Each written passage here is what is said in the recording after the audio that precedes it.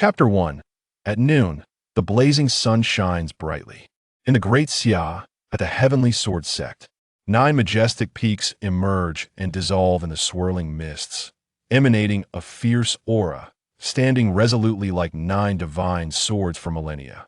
Surrounding the peaks, ethereal lights dance, showcasing an air of celestial grandeur. The 9th peak. A tall figure stands with hands clasped behind, clad in white robes with a sword suspended, black hair billowing in the wind, exuding an otherworldly demeanor. Name: Shen Nian. Identity: Chief of the 9th Peak, Ancient Shen Clan. Age: 19. Realm: Half-Step Golden Core. Cultivation Method: Heavenly Profound Heart, Sutra Minor Achievement Nascent Soul. Divine Ability: Heavenly Profound Sword Technique, Major Achievement Golden Core. Talent: Gifted with the potential for immortality gold. Fate: Destiny has run its course.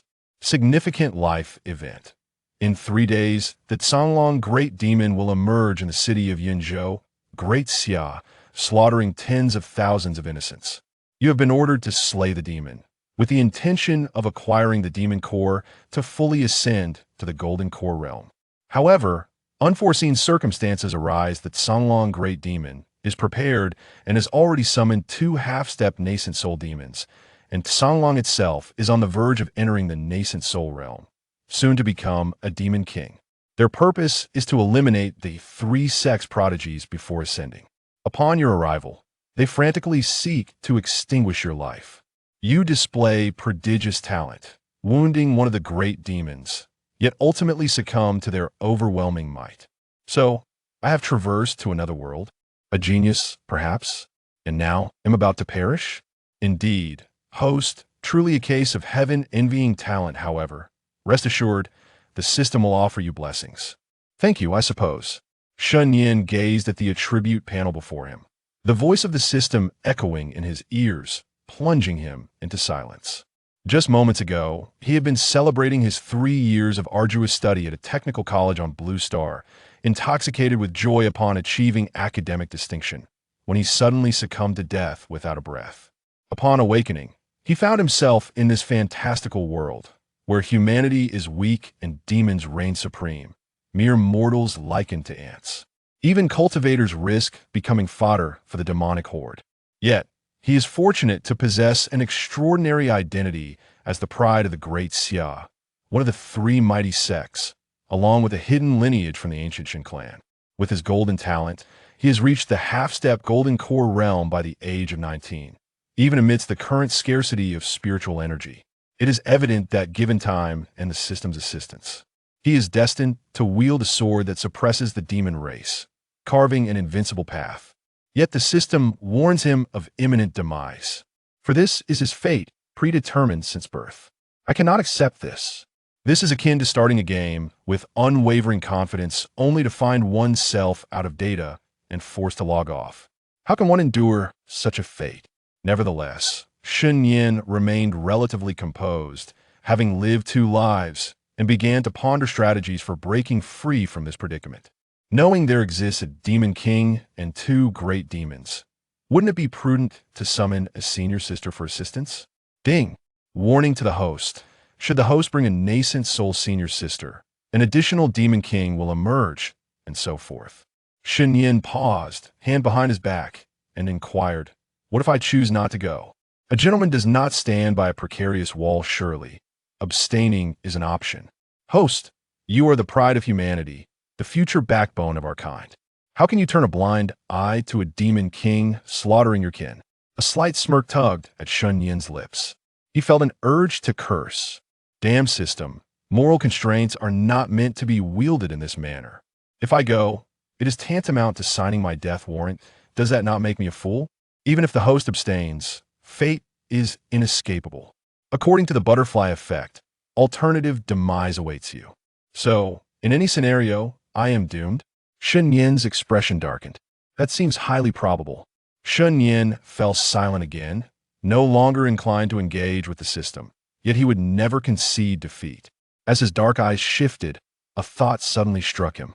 If abstaining would lead to the butterfly effect, altering the course of events while the outcome remains unchanged, then, system, What if I manage to slay the Demon King instead? Shen Nian posed this question to validate his hypothesis. Naturally, that would denote the host's exceptional prowess. Indeed, Shen Nian's eyes sparkled, aligning with his thoughts. This calamity could only be weathered through his own strength. Relying on others would yield no success. In the current circumstance, he must elevate his power to the point of vanquishing the Songlong Great Demon in order to forcibly alter his fate. Yet, only 3 days remain regardless of his innate talent. There is insufficient time for a breakthrough. Moreover, facing 3 half-step nascent soul great demons, even achieving the golden core would not guarantee victory. Furthermore, based on his recollections, the current Heavenly Sword Sect is not affluent, having fallen to the bottom among the 3 sects, making the likelihood of obtaining spiritual herbs negligible. What capabilities does the system possess? Shen Nian contemplated, realizing that the system likely offered more than mere attribute panels. It must have some hidden advantages. Ding! The Destiny Master Brother system is loading. Detecting that the host currently has no junior disciples, the system cannot activate. What on earth? Cannot activate? Are you jesting with me? I'm on the brink of death, and you expect me to embody the Destiny Master Brother? Shen Nian furrowed his brow, pondering another issue. His master has high standards, selecting disciples based solely on affinity rather than talent. Over the years, the 9th peak has had no other disciples but him. How can he claim the title of Destiny Master Brother? Taking disciples now? Without his master's command, he is merely the chief. He cannot take disciples on behalf of his master, especially with only 3 days remaining. Wait. Shen Nian paused, as if recalling something, and swiftly rummaged through his belt, retrieving a jade stone the size of a copper coin. This item, known as the Reflection Stone, is a product of the Sunset Solitary, one of the 3 sects used for communication between the sections. Due to its low grade, it is not even considered treasure. In the next moment, after infusing it with spiritual energy, with a whoosh, an exquisite figure materialized, obscured in appearance, yet radiating an unparalleled sword intent that emanated from her entire being. Even a mere illusion could instill immense pressure within Shen Nian. The master of the 9th peak, his revered teacher, one of the 9 swords of Heavenly Sword Mountain, Luo Li. Nianer, I encountered a delightful young girl by chance. Go and assess her character for me. If she proves satisfactory, take her as a disciple to keep you company.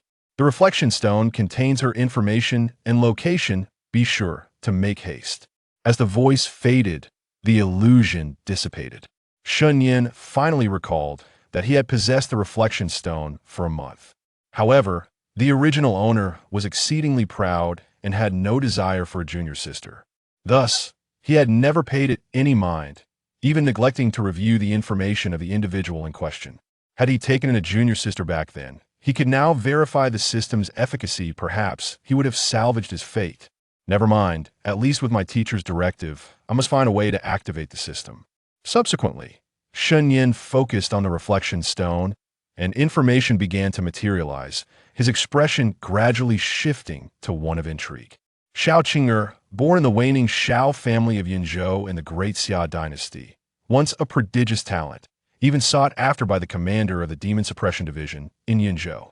Yet 6 months ago, she inexplicably lost all her cultivation, reduced to a mere waste. Furthermore, she was publicly jilted by her fiancé from one of the 3 sects, enduring humiliation and bound by a notorious 3-year agreement. This is quite the flavor. Destiny Master Brother. So, that is the implication. Shen Nian gradually tucked away the Reflection Stone, resolutely making a decision. Perfect. The Songlong Great Demon is also in Yinzhou. Since escape is impossible, it would be wise to confront it sooner rather than later. Even preparing ahead is beneficial. However, just then, a figure emerged from the forest, stepping into Shen Nian's view. Senior Brother Shen, there is a young lady outside the sect claiming to be Xiao Qing'er, eager to meet you. The disciples stationed at the sect have repeatedly declined her requests. Yet this young girl is quite stubborn, having braved the sword aura and stood at the foot of the mountain for 3 days. The visitor, a disciple clad in white from the Heavenly Sword Sect, appeared significantly older than Shen Nian, yet exhibited profound respect. his eyes reflecting admiration tinged with anxiety, his entire being taut with apprehension. It is no wonder. Who in the Heavenly Sword Sect does not know of the Ninth Peak's chief, Shen Nian? He entered the sect at 13, and in a mere 6 years, he has become a formidable half-step golden core powerhouse. Moreover, just a year prior, he had mastered the heavenly profound sword technique to perfection. This terrifying talent in the sword path marks him as a born swordsman. Such a figure, exhibiting a cold demeanor, is entirely reasonable ordinarily. No disciple would dare intrude upon his cultivation. Though Li Chang'an possessed a simple and unpretentious character, he had assisted Shen Nian on several occasions. This time, driven by a sense of compassion, he felt compelled to help the young girl, even at the risk of facing punishment. Before him, Shen Nian paused for a brief moment, then turned a glance around. Perhaps it was the innate air of aloofness that caused Li Chang'an to tremble slightly, compelling him to lower his head even further. With a tentative tone, he ventured, "If Shen Shixiang does not wish to meet, I shall take my leave." The aura of Shen Shixiang remained as formidable as ever. Yet, it was a pity for the young girl. "Alas, I have done my utmost." With that, he prepared to bow and depart. In the next instant, a gentle voice resonated in his ear. "Go and bring her here." At the entrance of the Tianjin sect, outside the stone tablet, the area was enveloped by the protective sword formation of the sect, where sword chi surged relentlessly. Only within the confines of the stone tablet could one remain unscathed by the sword energy. At this moment, merely 100 meters away, a young girl stood resolutely beside a large locust tree, her verdant skirt stained with blood, her exquisite face pale. Yet, her eyes remained steadfastly fixed upwards, her delicate hands clenched tightly, the fingertips digging into her flesh to ensure she remained conscious and did not succumb to faintness. The identity of the girl was unmistakable. She was Xiao Qing'er. However, her cultivation had notably recovered, and she had come to understand the reason for her previous loss of power, an ethereal remnant of a woman who called herself the Flame Empress residing within her. The people of the Tianjin sect are not entirely unkind. They have alleviated much of the sword chi's onslaught. Otherwise, you would not have been able to endure for so long, a languid feminine voice echoed in Xiao Qing'er's mind. Upon hearing this, Xiao Qing'er's resolve strengthened further. In this world, where mortal lives were as disposable as weeds, the Tianjin sect's willingness to act was a glimmer of hope, indicating she had indeed come to the right place. Over half a month prior, she had encountered a senior who informed her that if she could gain the recognition of their chief disciple, she might be able to join the sect. Yet, after waiting for a full fortnight, she still had not met the chief disciple the elder spoke of, and the Xiao family had reached a dead end. Now, hunted and with the 3-year deadline approaching, she had no choice but to take a gamble. Relying on the scant words of that elder, the name Shen Nian, and the mention of the Tianjin sect, she embarked upon her journey. Before her arrival, she had prepared herself for the possibility of not finding the sect or being captured by the wolf demon and meeting a grim fate. Yet she did not fear. Ultimately, the heavens rewarded her perseverance. She found the sect, but was without identity, and she could not directly mention the elder's promise of apprenticeship, only expressing her desire to meet Shen Shixiang. Even if the Tianjin sect valued human relations, it was unlikely they would grant her entry. With no other options, Xiao Qing'er had waited here for 3 long days. No matter what, I must see Shen Shixiang. Only with his approval can I enter the immortal gate and save the Xiao family. Xiao Qing'er clenched her silver teeth. Huh, what kind of immortal gate is this? Merely a frog at the bottom of a well. Yet now you are indeed being targeted by golden core wolf demon, which is rather unsettling. It seems the other party has no intention of meeting you. The voice of the Flame Empress echoed in her mind. Alas, I might still be able to intervene once more. If no one appears by the end of today, you should seek another sect. The Great Xia has 3 sects. Whichever you choose will be their fortune. They will regret not seizing the opportunity with the Tianjin sect in the future. Xiao Qing'er tightened her grip on her jade-like hands, remaining silent. Though there was an alternative, her intuition urged her to join the Tianjin sect. Meanwhile, at the stone tablet, several disciples of the Tianjin sect began to murmur among themselves. Alas, this young girl is quite stubborn. Does she not realize who Shen Nian is? He is the chief of the ninth peak of our Tianjin sect. How could he simply agree to meet her? Indeed, let alone her, even we outer disciples have never had the privilege of meeting him. Yet, this girl is undeniably beautiful. True, I almost wish to take her in for Shen Nian. Such beauty would make a splendid ornament. Nevertheless, she is impressive without a map, and possessing only a cultivation of the fourth layer of qi condensation, she managed to reach this point and withstand the sword qi for so long. Beautiful people tend to have good fortune, I suppose. Is that what you imply? That those who are less attractive should be doomed? A disciple of average appearance retorted, dissatisfied. The outspoken outer disciple replied candidly, "That is not the case. But I am certain that had she been less attractive, we would not have intervened to mitigate the sword qi's effects, and Li Chang'an would not have dared to approach Shen Nian." The average-looking disciple was left momentarily speechless. It indeed seemed quite reasonable, and he found himself unable to counter. By the way, Li Shixiang has been gone for quite some time. Why hasn't he returned yet?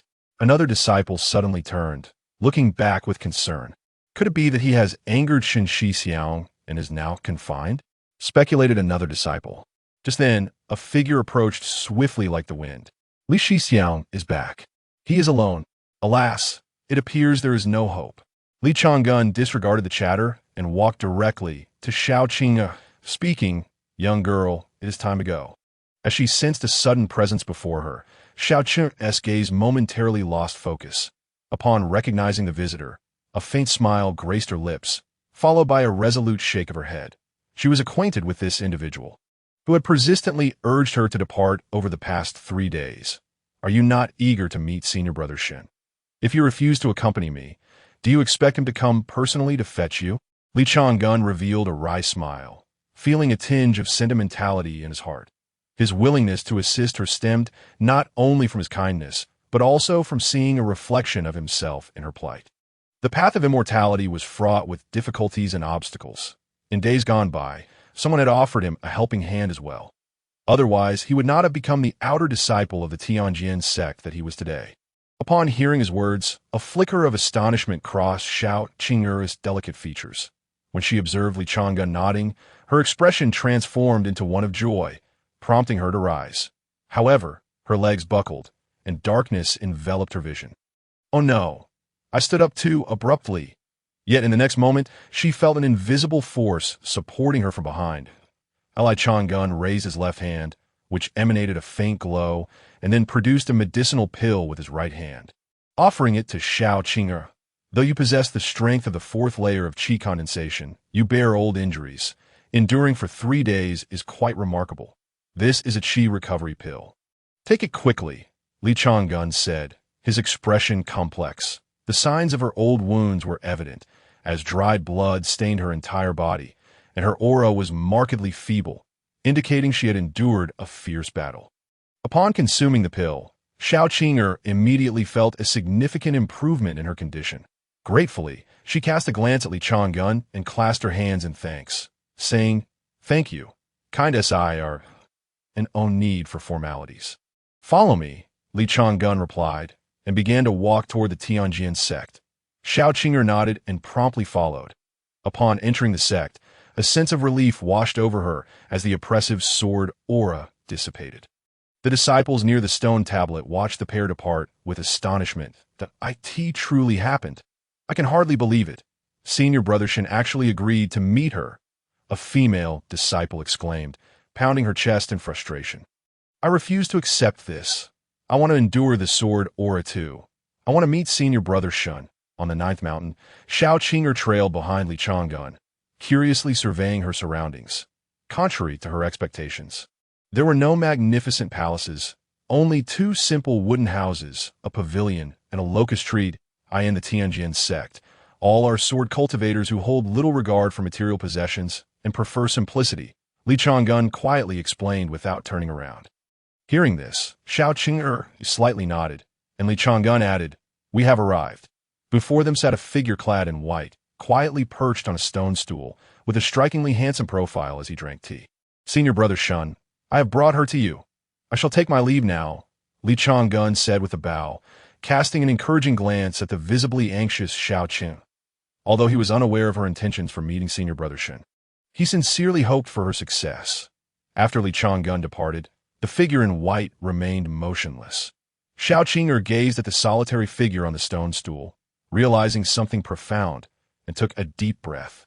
"I humbly request, senior brother Shen, to allow me to enter the sect." Xiao Qing'er earnestly bowed. She sensed that the elder had already informed him of her situation, which was why he had delayed meeting her. Perhaps this was a test? Shen Nian slowly turned, raising his gaze, detecting the presence of the destined female protagonist, reading her information. After a brief moment, the reading concluded. Name: Xiao Qing'er, age, 16, realm. Second layer of qi condensation, fallen, cultivation method, qi condensation method, perfected. Flame god method, not yet initiated, unknown techniques, none talent. Potential for immortality, gold, fate, immortal longevity, special physique. Divine phoenix, sacred body, not yet awakened. Shen Nian's gaze fixed intently upon her fate, and he fell silent, a wave of sourness inexplicably surging within him. She possesses the potential for immortality. Why is it that she is destined for eternal life?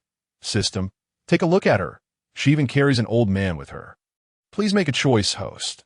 Will you accept her as a disciple? Do I have a choice in this matter? Isn't that your only function? After venting his frustrations at the system, Shen Nian scrutinized the anxious girl before him. Her features were exquisitely delicate, her figure graceful, and her skin flawless. Even her tattered green dress was rendered stunning against her beauty. Yet at this moment, he had no mind to contemplate such matters, with life hanging in the balance. He had no room for trivial thoughts. "Rise," he finally said.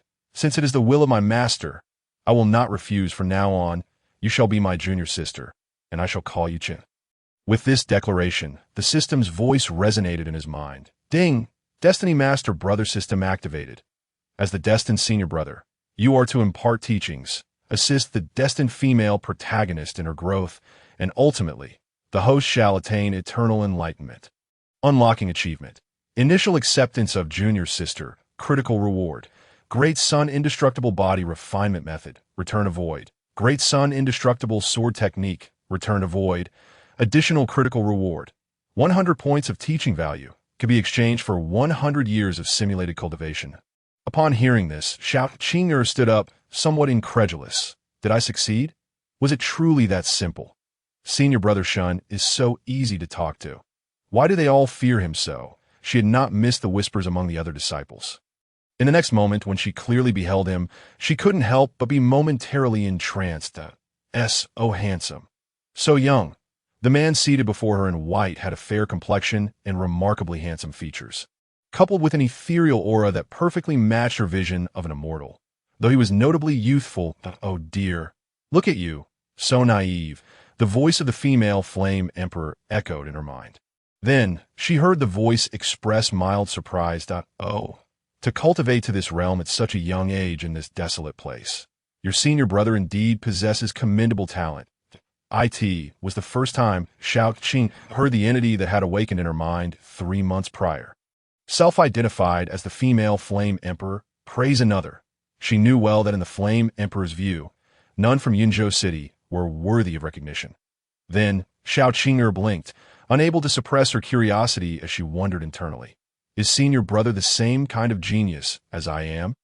The female Flame Emperor had previously informed her that she was exceptionally gifted, possessing a top-tier divine physique that, if awakened, would surely overshadow her peers. He is undoubtedly a prodigy.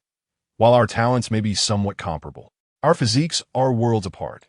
Moreover, your circumstances differ from his. Now that the path ahead is severed and without cultivation methods, no matter how gifted you are, it is futile. However, with my teachings, you are destined to ascend to the pinnacle of Baiyujing, which he cannot compare to. The female Flame Emperor casually remarked. There was one crucial point she did not mention. The path he practiced was the most arduous, the most lethal, the sword path. Among sword cultivators, the return to void techniques were possessed by only a few individuals, each of whom was among the strongest of humanity and had already taken on disciples, compared to those inheritors. He was far behind, though, Is that so? Xiao Qing'er gazed at the handsome face lost in thought. Feeling inexplicably delighted, IT seemed her talent indeed surpassed that of her senior brother, which meant she had every reason not to lose in their 3-year agreement. With the protection of the Tianjin sect, she need not worry about anything else. All she had to do was cultivate in peace. Silence enveloped them that a gentle breeze rustled the locust leaves and under the sunlight. Xiao Qing'er stood there, waiting for a response from him. Finally, unable to bear the silence any longer, she spoke up. Junior sister Chen respectfully greets senior brother. Meanwhile, the voice of the female flame emperor regarded Shen Nian with intrigue. Is he contemplating? Quite interesting to this moment. Shen Nian was wholly absorbed, oblivious to her presence. Suddenly, 2 cultivation methods appeared in his memory, feeling as though he had known them for years, without any sense of incongruity. Return to Void Great Sun Indestructible Body Refinement Method. Rare, a legacy from the ancient Great Sun Sect. When perfected, the physical body can traverse the cosmos, plucking stars and treading the moon. Invincible. Return to Void Great Sun Demon-Slaying Sword Technique. Rare, a legacy from the ancient Great Sun Sect. When perfected, it contains the power of 9 great suns, vanquishing all demons. Note, both techniques, when perfected, can shake the Tao. They are returned to void-level divine abilities. Shen Nian's eyes sparkled with excitement, especially upon seeing the designation of rare.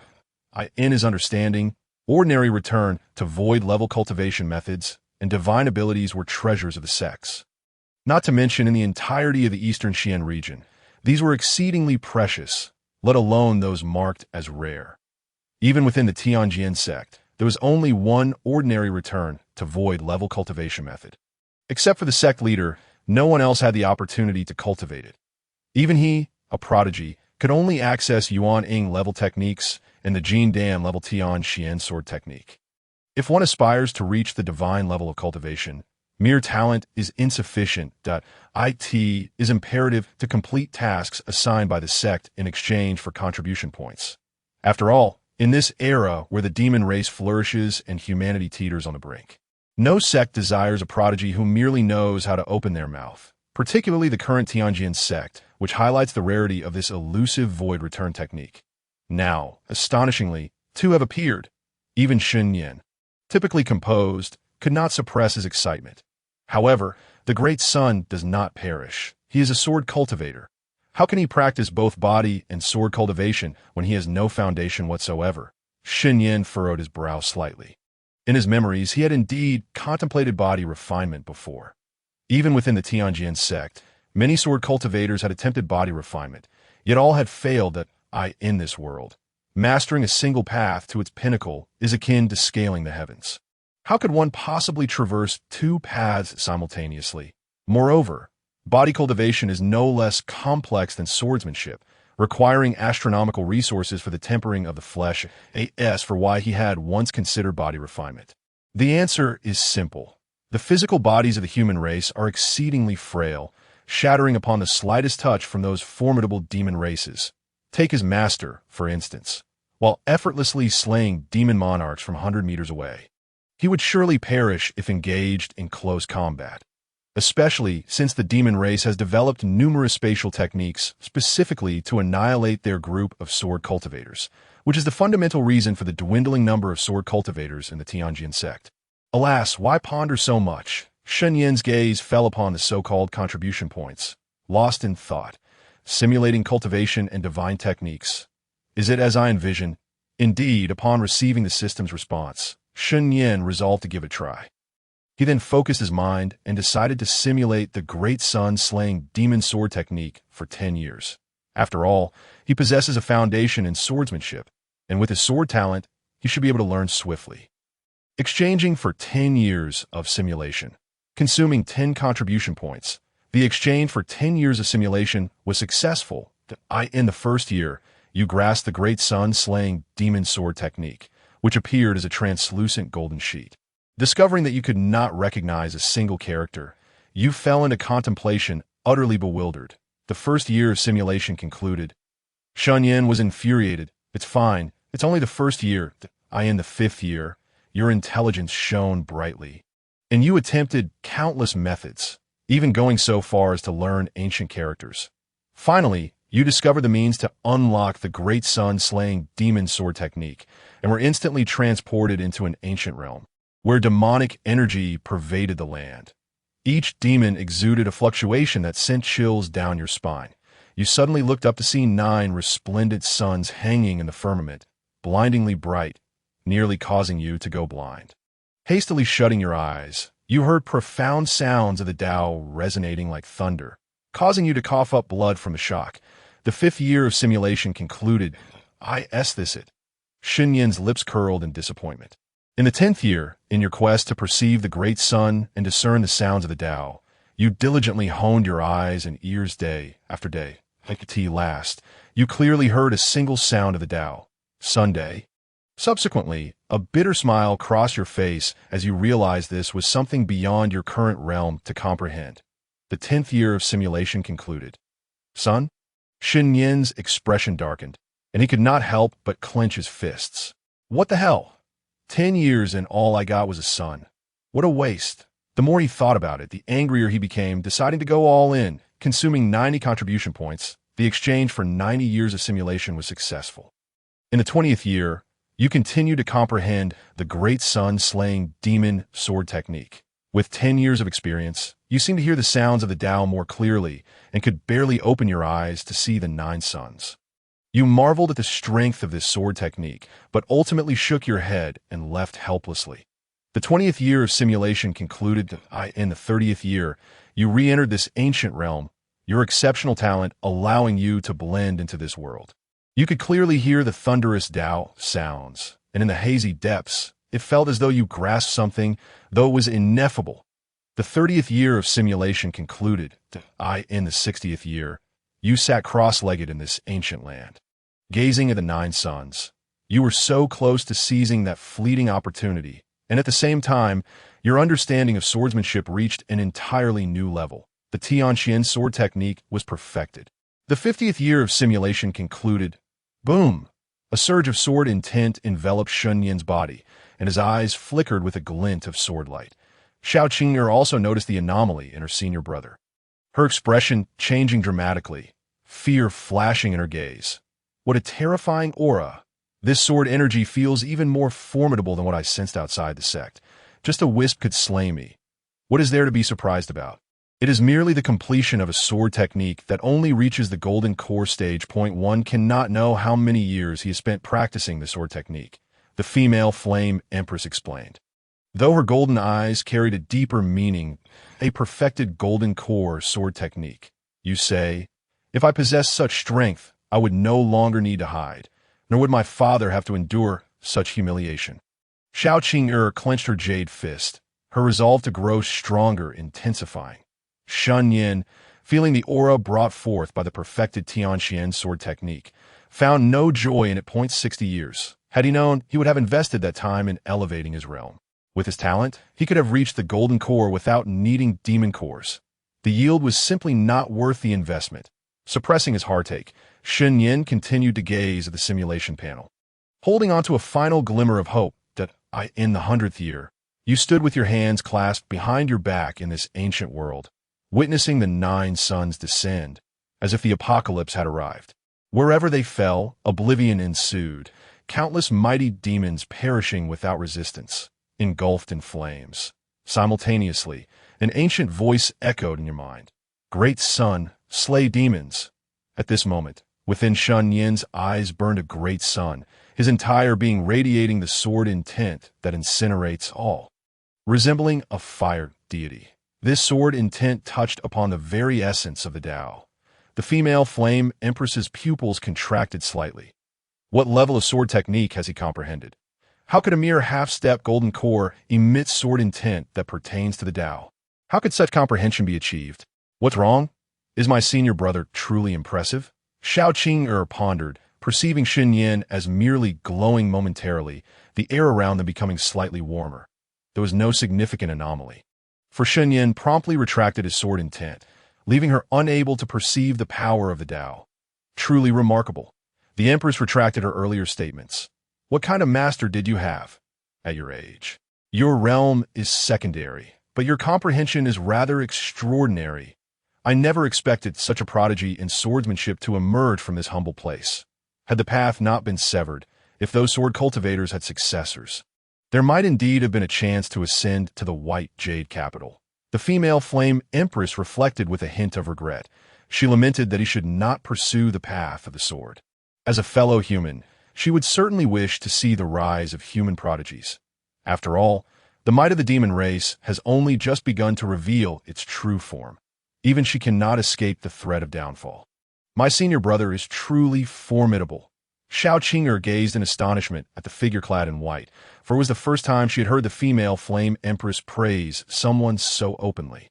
She held no doubt regarding the authenticity of his abilities, especially given his capacity to restore her meridians and casually produce the heaven-defying divine as the two conversed. Shen Nian retracted the extraordinary image brought forth by his understanding of the great sun-slaying demon technique. Above the nascent golden core in his sea of consciousness, a great sun had manifested, emanating radiant divine light. A small white sword, formed from the perfected Tianqian sword technique, trembled before him as if bowing in reverence to the king of swords. After a century of simulation, he had barely grasped the entry level, and this was predicated upon his status as a genius, highlighting the formidable difficulty of the void return level great sun slaying demon sword technique. Shen Nian sensed that with this great sun unleashed, even golden core level demons would be obliterated instantly. As for that Songlong great demon, considering the involvement of the nascent soul level for safety's sake, he should first elevate his cultivation to golden core before simulating the great sun imperishable body refinement method. Only then would it be secure. However, with his contribution points rapidly depleting, Shen Nian felt a sense of emptiness. System, how can I acquire more contribution points? Shen Nian inquired by imparting the destiny of her junior sister, enhancing her strength, and unlocking her life's achievements. You can earn contribution points, came the reply. Upon hearing this, Shen Nian's gaze shifted to Xiao Qing'er, a spark of fervor igniting within him, as if he perceived a continuous flow of contribution points surging forth. I understand now. The role of the fated disciple was originally such. Upon noticing the gaze of her senior brother, Xiao Qing'er immediately turned her head away, revealing a hint of shyness that made her appear even more enchanting. That look in my brother's eyes. Something seems amiss. Could it be that my brother harbors feelings for me? However, in the ensuing dialogue, Xiao Qing'er soon realized that she was merely overthinking that I was comprehending a particular divine ability earlier and couldn't respond to you. Please don't take it to heart. Shen Nian began to explain, having overheard the other party refer to him as he. Xiao Qing'er, somewhat flattered, immediately clasped her hands and said, "Senior brother, you flatter me. Truly, my senior brother possesses quite the courtesy." Shen Nian nodded slightly, slowly rising to his feet, and strolled towards the forest, contemplating what teachings to impart. Techniques? The Heavenly Heart Sutra had previously issued a soul vow forbidding any unauthorized dissemination, and disciples could only retrieve cultivation methods from the Hall of Techniques. Divine abilities? The Heavenly Sword Art could not be cultivated without foundational training and required a swordsmanship talent. This girl evidently practiced a different path. With that thought, he realized he had nothing to share with her at the moment. Well, let us be straightforward. Your situation was conveyed to me by the Master, although he consented to your entry into the Ninth Mountain. It does not imply you may relax. My expectations are quite high. The emphasis on the word expectations was notably heavy. Haha, a mere Heavenly Sword Sect. How high can their demands truly be? With my guidance, you can cultivate freely and still astonish them. The Empress of Flames mocked. Rest assured, senior brother. Qing'er replied with unwavering confidence. She held a degree of belief in her own talents, and with the assistance of the Empress of Flames, what requirement could she not fulfill? Upon hearing her resolute assurance, Shen Nian smiled faintly. It appears she possesses great faith in her grandfather. However, the greater the pressure, the swifter the fated one's cultivation speed. She would require some intense motivation, as long as you are confident. Here's the plan. You will accompany me down the mountain, and your task will be to slay the golden core stage monster. Shen Nian pondered for a moment. For one endowed with protagonist halo, like Xiao Qing'er, greater pressure would expedite her advancement. Moreover, he needed to head to Yunzhou to ascertain the situation regarding the Songlong Great Demon, while simultaneously providing Xiao Qing'er with the opportunity for enlightenment. An ideal solution. The Empress of Flames raised an eyebrow. Xiao Qing'er gaped, momentarily taken aback. Did I hear incorrectly? Senior brother wants me to kill a golden core stage monster? I'm only at the 4th layer of chi condensation. If I had such capability, I would not be in such a predicament, nor would I have made a 3-year pact. What's wrong? Is there an issue? Shen Nian glanced sideways. Xiao Qing'er managed a wry smile. Senior brother, I have just begun my training. Could you grant me some time?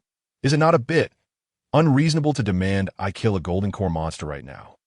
Haha, this lad is probably just trying to scare you, testing your courage to IKTS, an old trick from the sect.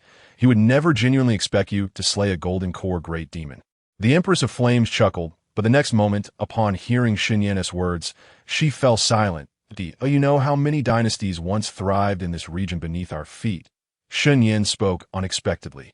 Xiao Qing'er bit her lip in contemplation. She truly did not know.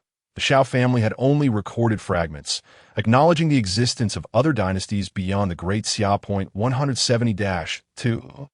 So many. Xiao Qing'er exclaimed in shock.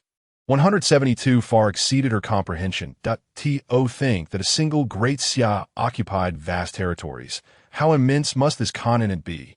Yet, what followed from Shen Nian's lips was even more shocking, as even the Empress of Flames fell into reflective silence. However, now, in the entire eastern Xian region, only the Great Xia remains as a mortal dynasty. Shen Nian spoke softly, having gleaned much from ancient history within his family. Eastern Xian region. Xiao Qing'er paused momentarily after noting this term. What about the other dynasties? Her pupils constricted as she murmured, the demon race. Precisely. Shen Nian gravely nodded, raising 3 slender fingers. 3 years. In just 3 years. 171 dynasties, along with countless human powerhouses, were utterly annihilated. Though the Great Xia evaded this calamity by being situated at the edge of the eastern Xian region, who can predict when the demon race will strike once more? You speak of time. When the demon race launches its assaults, when they slaughter our kin, do they grant us any time?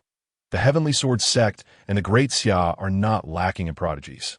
What we lack is time, the ability to slay demons beyond our level, and emerging from the inferno of trials. Furthermore, I do not expect you to be capable of slaying a golden core demon right now.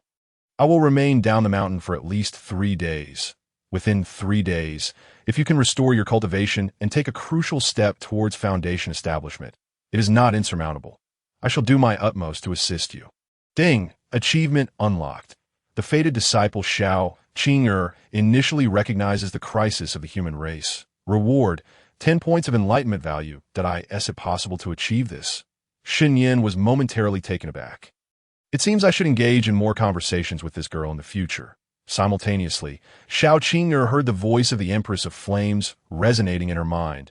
I never expected your senior brother, at such a young age, to harbor thoughts for the safety of the entire human race. Truly rare that he speaks rightly. What the human race lacks most is indeed time. Let it be. Let us take a leap of faith. With my imperial support, coupled with the resources garnered from slaying that wolf cub and the experience gained from the chi condensation stage, restoring your cultivation should not be difficult. Agree to his terms. Then follow him down the mountain in search of Phoenix clan blood. Once you awaken your divine body, condensing divine blood, establishing a perfect foundation, slaying a golden core early-stage demon will not be entirely impossible. Xiao Qing'er's expression shifted to one of determination as she clasped her hands and said, Senior brother, I understand. Shen Nian nodded in satisfaction. This is more like it. Just as he had, who afforded him the luxury of time. Half a step into golden core, yet he had to contend with a great demon on the brink of entering the nascent soul stage, and there were 3 of them. Where could he voice his grievances? He still lacked a grandfather. You may first go with Li Chang'an to obtain your identity token and some resources, including my portion that I will await you at the foot of the mountain.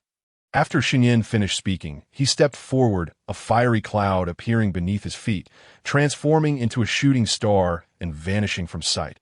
Understood. Senior brother, Xiao Qing'er gazed solemnly at the sky where his figure had disappeared before turning to descend the mountain.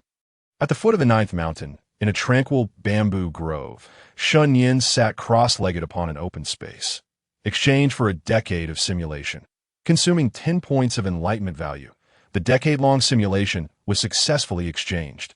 Adhering to the principle of maximizing resources without waste, Shen Nian immediately commenced the simulation. However, he did not opt for the everlasting sun body refinement method. Having experienced the last endeavor, he understood that without at least 100 years of preparation, it was unwise to act hastily. Thus, he chose to focus on enhancing his cultivation. His innate talent was unquestionable. 10 years was more than sufficient to reach the golden core stage in the first year. As the prodigy of destiny, you absorb the essence of heaven and earth, and within a year, the spiritual liquid in your 272 acupoints reach perfection, gradually coalescing with the yet-to-be-formed white core. The first year of simulation concluded. Shen Nian distinctly felt the spiritual power within his acupoints surging towards his dantian, his gaze fixated on the simulation panel. In the 5th year, it must be said, genius is indeed genius. Not only did you successfully condense your golden core, but you also entered the golden core stage, becoming a golden core cultivator. However, your obsessive nature left you rather dissatisfied, for the color of your golden core was somewhat mottled and not entirely pure.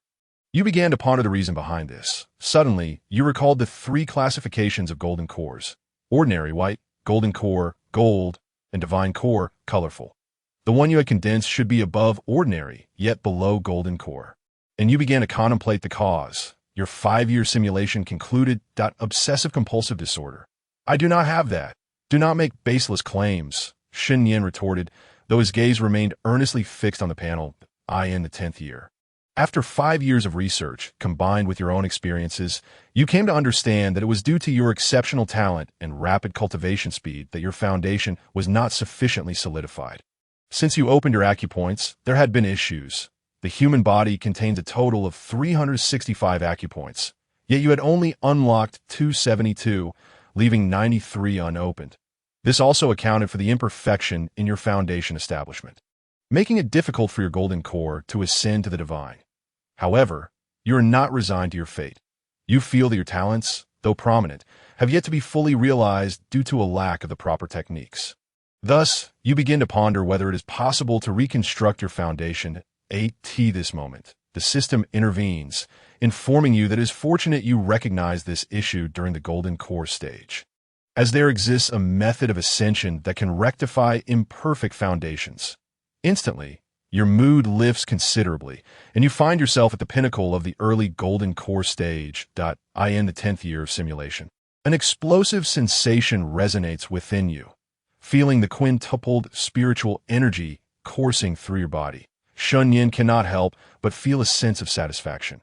Yet, thinking of the wasted century spent in simulation, a wry smile tugs at his lips.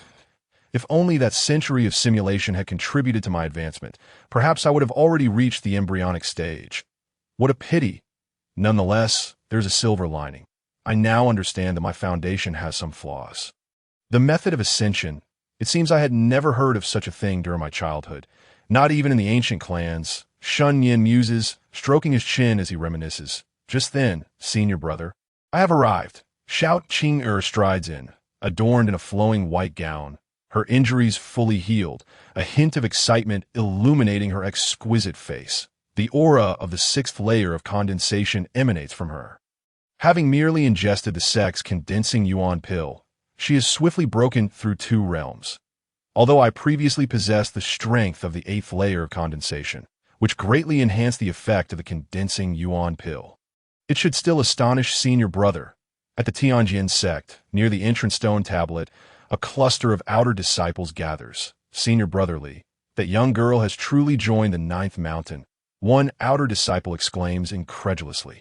Smack! Li Changgun delivers a sharp reprimand, stating with seriousness, "What young girl? From now on, she shall be called Senior Sister Xiao." The disciple cradles his head in pain, yet his eyes are filled with astonishment. Shen Nian has actually taken on a junior sister. If word of this spreads, the other mountain leaders will surely be astonished. The other disciples murmur among themselves, their faces reflecting disbelief. Such a rapid pace of advancement. Indeed, she is a prodigy. No wonder senior brother Shen has taken a fancy to her. Li Chang'un stand by the stone tablet, gazing at the vanishing silhouette ahead, silently marveling. Just moments ago, even he was taken aback. Firstly, at the fact that she could join the ninth mountain, and secondly, witnessing Xiao Qing'er break through 2 realms instantly after consuming the condensing yuan pill. Such talent speaks for itself. Given time, the ninth mountain may very well give rise to another cultivation genius rivaling senior brother Shen. With this thought, a faint smile graces Li Chang'un's lips. The Tianjin sect currently has few disciples, and witnessing the emergence of a talent brings him genuine joy. Meanwhile, over 100 miles from the Tianjin sect, within an ancient forest, ding! Due to your influence, your destined junior sister has promptly broken through to the second layer of condensation after receiving sect pills, rewarding you with 20 points of preaching value. So swift. It appears her earlier setback was the cause.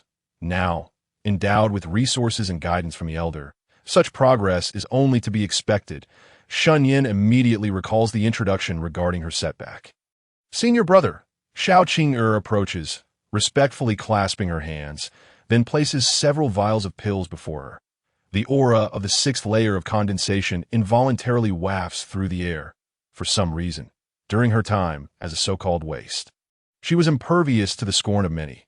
Yet, in the presence of her senior brother, she feels an earnest desire to prove herself, a true genius who will not hold him back. Shen Nian glances at Xiao Qing'er, noticing a glimmer of expectation in her beautiful eyes, and cannot help but smile at awe. So this little girl has come to show off. Have you broken through? Shen Nian feigns ignorance, casually inquiring, while his mind initiates the simulation. After a moment's contemplation, he consumes a vial of the cultivating yuan pill, savoring it in his mouth. Since he is already in the golden core stage, it would be best to push to the peak before seeking ascension. This scene leaves Xiao Qing'er somewhat perplexed. What is senior brother eating? Shen Nian pays her thoughts no mind, intently listening to the system's simulated voice. Simulation begins that in the first year, you continue to absorb the spiritual energy of heaven and earth, enhancing your golden core. After consuming a vial of cultivating yuan pill, your speed has increased. This truly works. Shen Nian is astonished. He had previously suspected that if the simulation reflected his actual cultivation, then the pill should offer some assistance. Indeed, his conjecture proves correct. However, the effect of the cultivating yuan pill is rather minimal. Simulation continues that in the 10th year, you encounter a barrier and successfully break through, stepping into the mid-golden core stage. Yet, you do not feel particularly elated, as this speed is merely what a genius ought to possess. In the 20th year, you seamlessly enter the late golden core stage. However, you grow increasingly troubled, for the golden core is not perfect. Should you reach the embryonic stage, there will be no further opportunity to rectify your foundation. Your pride leads you to choose not to cultivate any longer. Am I truly that proud? When did I become so unaware? Shen Nian muses silently, yet he remains immensely satisfied with the boundless spiritual energy within him. He is now nearing the strength of the Songlong Great Demon. With the potential for a counterattack within reach, Xiao Qing'er beams with delight, replying, "Yes, I was fortunate to break through to the 6th layer of condensation. Achieving 2 layers of advancement in a single day, albeit with some external factors, should still be regarded as commendable. Generally, one must strive diligently." Shen Nian responds casually. "Yes, senior brother." Xiao Qing'er replies calmly, though she cannot help but feel somewhat disheartened. Do not overthink it. Your senior brother may not be at a high level, but he possesses great vision. Achieving 2 layers in a day is already quite rapid. Surely he cannot match your pace. Once your divine body awakens, surpassing him will be a matter of course, the female flame empress reassures. Upon hearing this, Xiao Qing'er's eyes gleam with determination, and she clenches her delicate fist. In the next moment, Shen Nian casts a glance at the several vials of pills before him, sweeping away all but one with a wave of his hand, leaving the rest behind. His reason for not giving all the pills to Xiao Qing'er is simply to test another conjecture that resides within him. If it proves unfounded, then he has no qualms about bestowing all the resources upon her. You may keep these cultivating yuan pills. They can still be utilized during the condensation phase, offering tenfold the effect of the condensing yuan pill. Ah, senior brother, wouldn't that be too wasteful? Xiao Qing'er exclaims in surprise. She had not anticipated such generosity from him. This is a cultivating yuan pill. Coming from the Xiao family, she is certainly familiar with the reputation of this pill. Specifically crafted for foundational cultivators, she had seen Senior Brother-S realm when she went to collect resources. Just 10 days prior, he had only reached the half-step golden core stage. Shen Nian pays her no mind and rises to brush off the dust from his clothing. Xiao Qing'er, gazing at the cultivating yuan pill, feels a twinge of embarrassment and says, Senior brother, honestly, I only need the condensing yuan pill. Take it if you wish, Shen Nian replies, glancing at Xiao Qing'er before adding, this cultivating yuan pill is no longer of significant value to me. Xiao Qing'er is momentarily taken aback. What does senior brother mean by this? Nevertheless, she quietly accepts it, her ears ringing with the voice of the female flame empress. With this vial of cultivating yuan pill, your rate of advancement can increase significantly. If it were not for your current low realm, causing slow absorption, you should immediately seek out Phoenix blood to awaken your constitution, thus resolving this issue. At that point, who will be hindering whom is still uncertain. Boom! A surge of late golden core spiritual pressure suddenly envelopes the surroundings, causing the trees to tremble violently. Xiao Qing'er's complexion pales instantly. What a terrifying aura! Having sensed this, she promptly steps into the late golden core stage. If nothing else, she should take her leave, Shen Nian quietly remarks before walking away with his hands clasped behind his back. Silence, without a word, to have stepped into the late golden core stage. Xiao Qing'er swallows hard. When did breaking through become so effortless? As simple as eating and drinking. In such a brief time, her senior brother has transitioned from half-step golden core to late golden core. Remaining so composed, I merely advance 2 layers and dare to show off in his presence that I am utterly humiliated compared to senior brother's talents. I truly.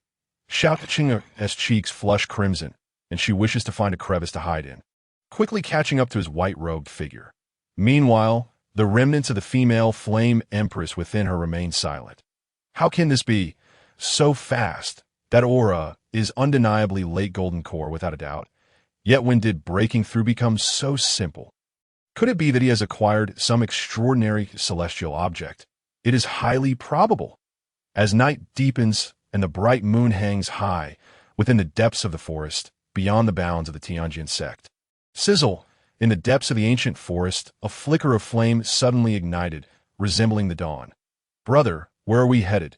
Xiao Qing'er, seated cross-legged beside the fire, halted her cultivation and could not help but inquire. After a day of mundane experiences, she had temporarily grasped the disparity between herself and her senior brother. Even while on the road, she was incessantly engaged in her practice, consuming her cultivation pills. Remarkably, the female flame empress refrained from interrupting her. Yinzhou, Shen Nian replied, sitting upright, his dark eyes reflecting the firelight. Yinzhou, Xiao Qing'er's eyes brightened. Tea was perfect. She could finally return home to see her father. Suddenly, Shen Nian's expression shifted to one of peculiar intrigue as he gazed into the pitch-black expanse ahead. This was the 9th level of qi condensation. It was understandable, considering the protagonist of destiny. Possessing a certain aura that dulled intellect. In the next instant, a tall and burly man emerged, a cold smirk playing upon his lips as he fixed his gaze upon Xiao Qing'er. Miss Xiao, I never expected to encounter you here. Young Master Huang has been searching for you for quite a while. It's you. Xiao Qing'er instantly recognized the man's identity, her expression turning frigid. Yet the next moment his words left her utterly confounded. The burly man noticed Shen Nian beside her, instantly revealing a burning gaze, licking his lips as he remarked, What a handsome, pretty boy. I do fancy this type. Miss Xiao, just wait a moment. Once I've had my fun, I'll take you back to young Master Huang. This Xiao Qing'er glanced at her brother, whose expression had grown increasingly somber, then at the distant man, who regarded her as if she were a fool. How dare he to flirt with her senior brother? Is he aiming for me? Shen Nian found himself momentarily stunned, then a smirk tugged at the corners of his mouth, realizing he had underestimated this man. However, he truly admired the protagonist's innate aura that dulled intelligence. Logically speaking, in this era where demon tribes ran rampant, which pretty boy would dare to rest in such a secluded forest and even light a fire?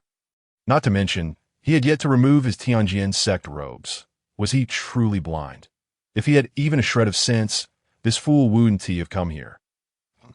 The burly man caught sight of Xiao Qing'er's gaze and furrowed his brow. Still not leaving? Miss Xiao, do not think. In the next heartbeat, Shen Nian slightly raised his hand, and a streak of sword light shot forth, carrying with it a formidable aura as it cleaved through the air. Its speed incomprehensible to anyone below the golden core stage. Initially, he had no intention of engaging, feeling that killing such a fool would diminish his own intellect. He had hoped Xiao Qing'er would handle it herself, perhaps enhancing her own abilities. Yet, the man's words had succeeded in irking Shen Nian as the sword light surged forth, big. The burly man's pupils constricted sharply, his body cleaved in two the moment the sword energy manifested. He realized he had kicked the hornet's nest, yet he failed to utter a single plea for mercy.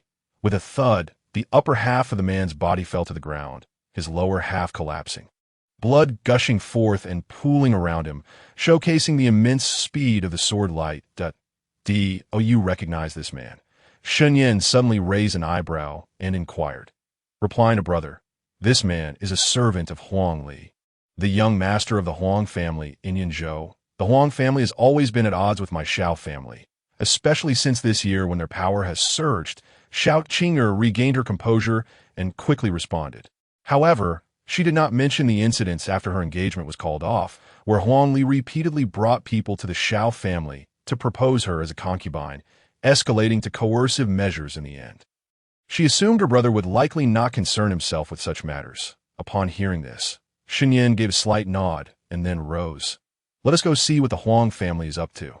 You can handle matters below the foundation establishment stage on your own. Xiao Qing'er was taken aback by Shen Nian's seemingly arbitrary statement. You mean to kill them? Do you truly believe he came out solely to find you? The voice of the female flame empress echoed once more. I understand now. Xiao Qing'er quickly followed, her mind racing. She was not foolish. The realization dawned upon her swiftly. The distance to Yunzhou City was still 1,000 miles. How could a low-tier practitioner in the qi condensation stage dare to risk becoming fodder for the demon tribes by venturing here? Although his servants sought to claim credit, he would not risk his life. So why did he dare come here? The answer was simple. He was not alone. In the dense, dark woods, after catching up to Shen Nian, Xiao Qing'er whispered, Brother, what is the Huang family doing here? Shen Nian turned back, regarding her as if she were a simpleton, then continued walking forward. Xiao Qing'er felt a wave of embarrassment wash over her and fell silent. What was she thinking? How could her brother possibly know the Huang family's intentions? She truly was growing increasingly foolish at this moment. Within a desolate ancient temple, putrid flesh and entrails were strewn about, a foul stench permeating the air, inducing nausea. Quiet sobs emanated, akin to the sound of a mosquito's whine. Before the temple's entrance, a once mighty camphor tree had been uprooted, replaced by an iron cage in the sparse soil, within which dozens of young maidens were imprisoned. Some covered their mouths, stifling their cries, trying to remain silent. Others appeared pallid, as if they had witnessed something terrifying that had left them stunned, and some trembled uncontrollably, curled up in the corners of the cage, burying their heads in their knees. Too frightened to look. Outside the iron cage stood two men with dark expressions, silently surveying their surroundings. This ancient temple had once been built by practitioners of Buddhism, but was now occupied by a bird demon, who claimed to possess Phoenix bloodline. This demon was no trivial foe, boasting a cultivation level of early golden core, self-styled as Yun Tianshang Run, and took great pleasure in the blood of innocent maidens, reveling in their torment. Though a golden core demon was formidable, it was still insufficient to dominate this ancient temple under the watchful eyes of the Demon Suppression Division and the Shuangguang Cave. The reason for this was the strong demonic clan, the Songlong family, whose ancestor was the demon's uncle. While the connection between a bird and a wolf demon was unclear, it mattered little to AT this moment. Within the temple, Another world unfolded. The once revered statues of Buddha had long since vanished, replaced by a wide golden silk bed draped with ornate canopies. The figure reclined languidly against the soft pillows, one hand propping up its black feathered head while the other casually gnawed on a human leg. Lord Yin Tian, my Huang family has prepared 16 maidens for you this time. You can enjoy them thoroughly. A young man stood before the bed, a sycophantic smile on his face, wielding a wooden fan.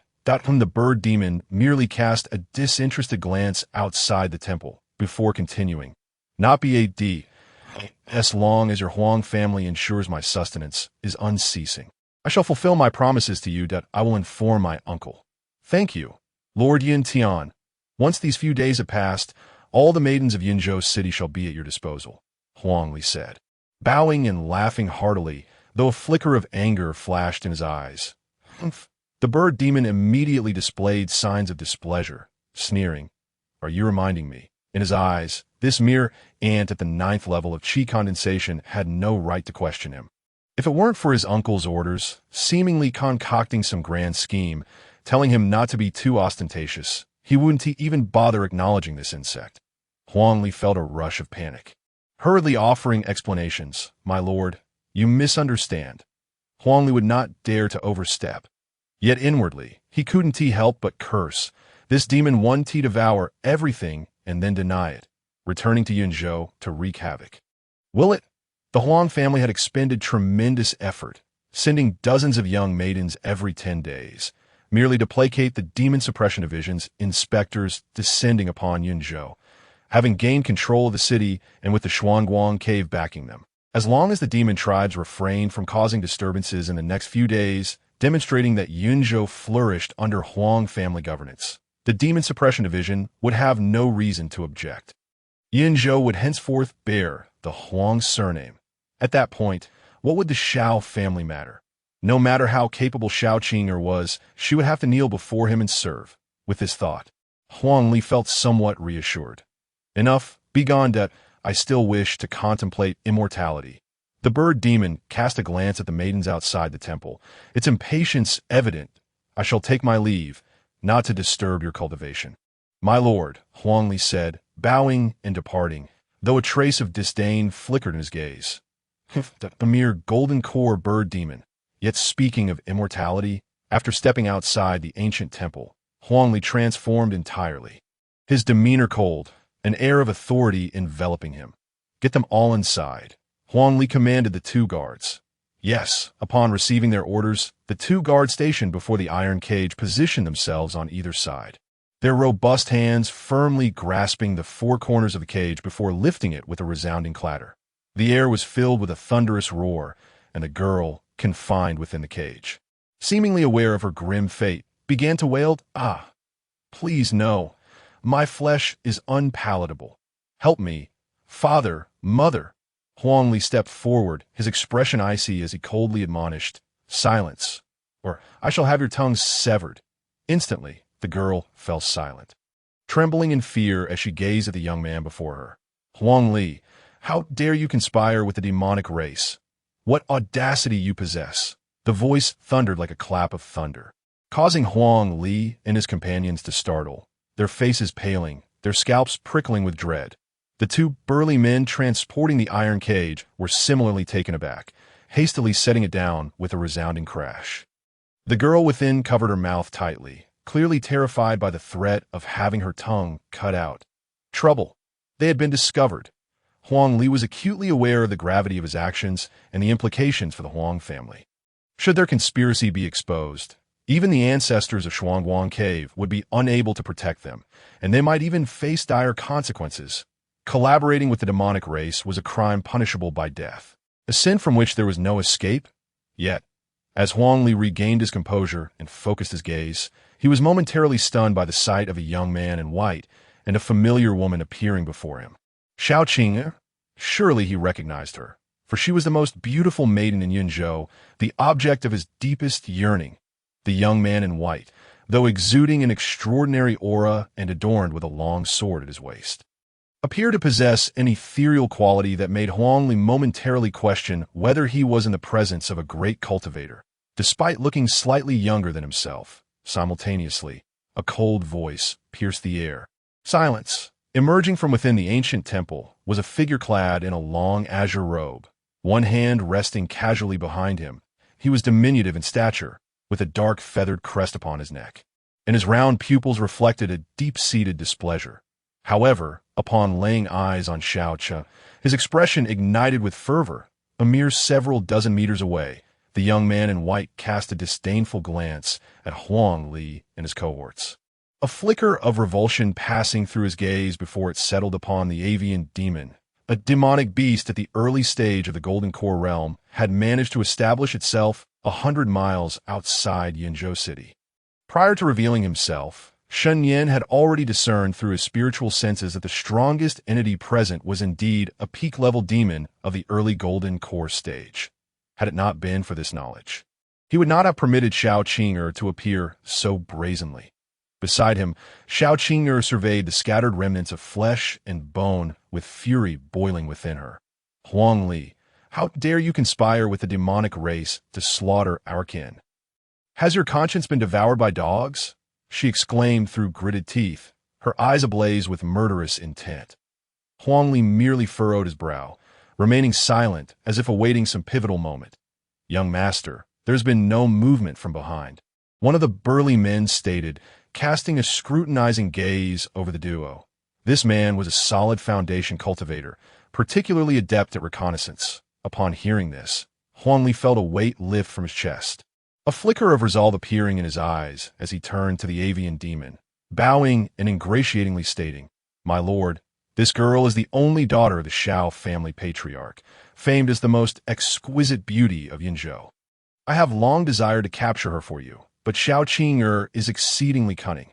Today I devised a scheme to draw her here." "Oh," the demon queried, "is she from the Xiao family that has slain many of my kin?"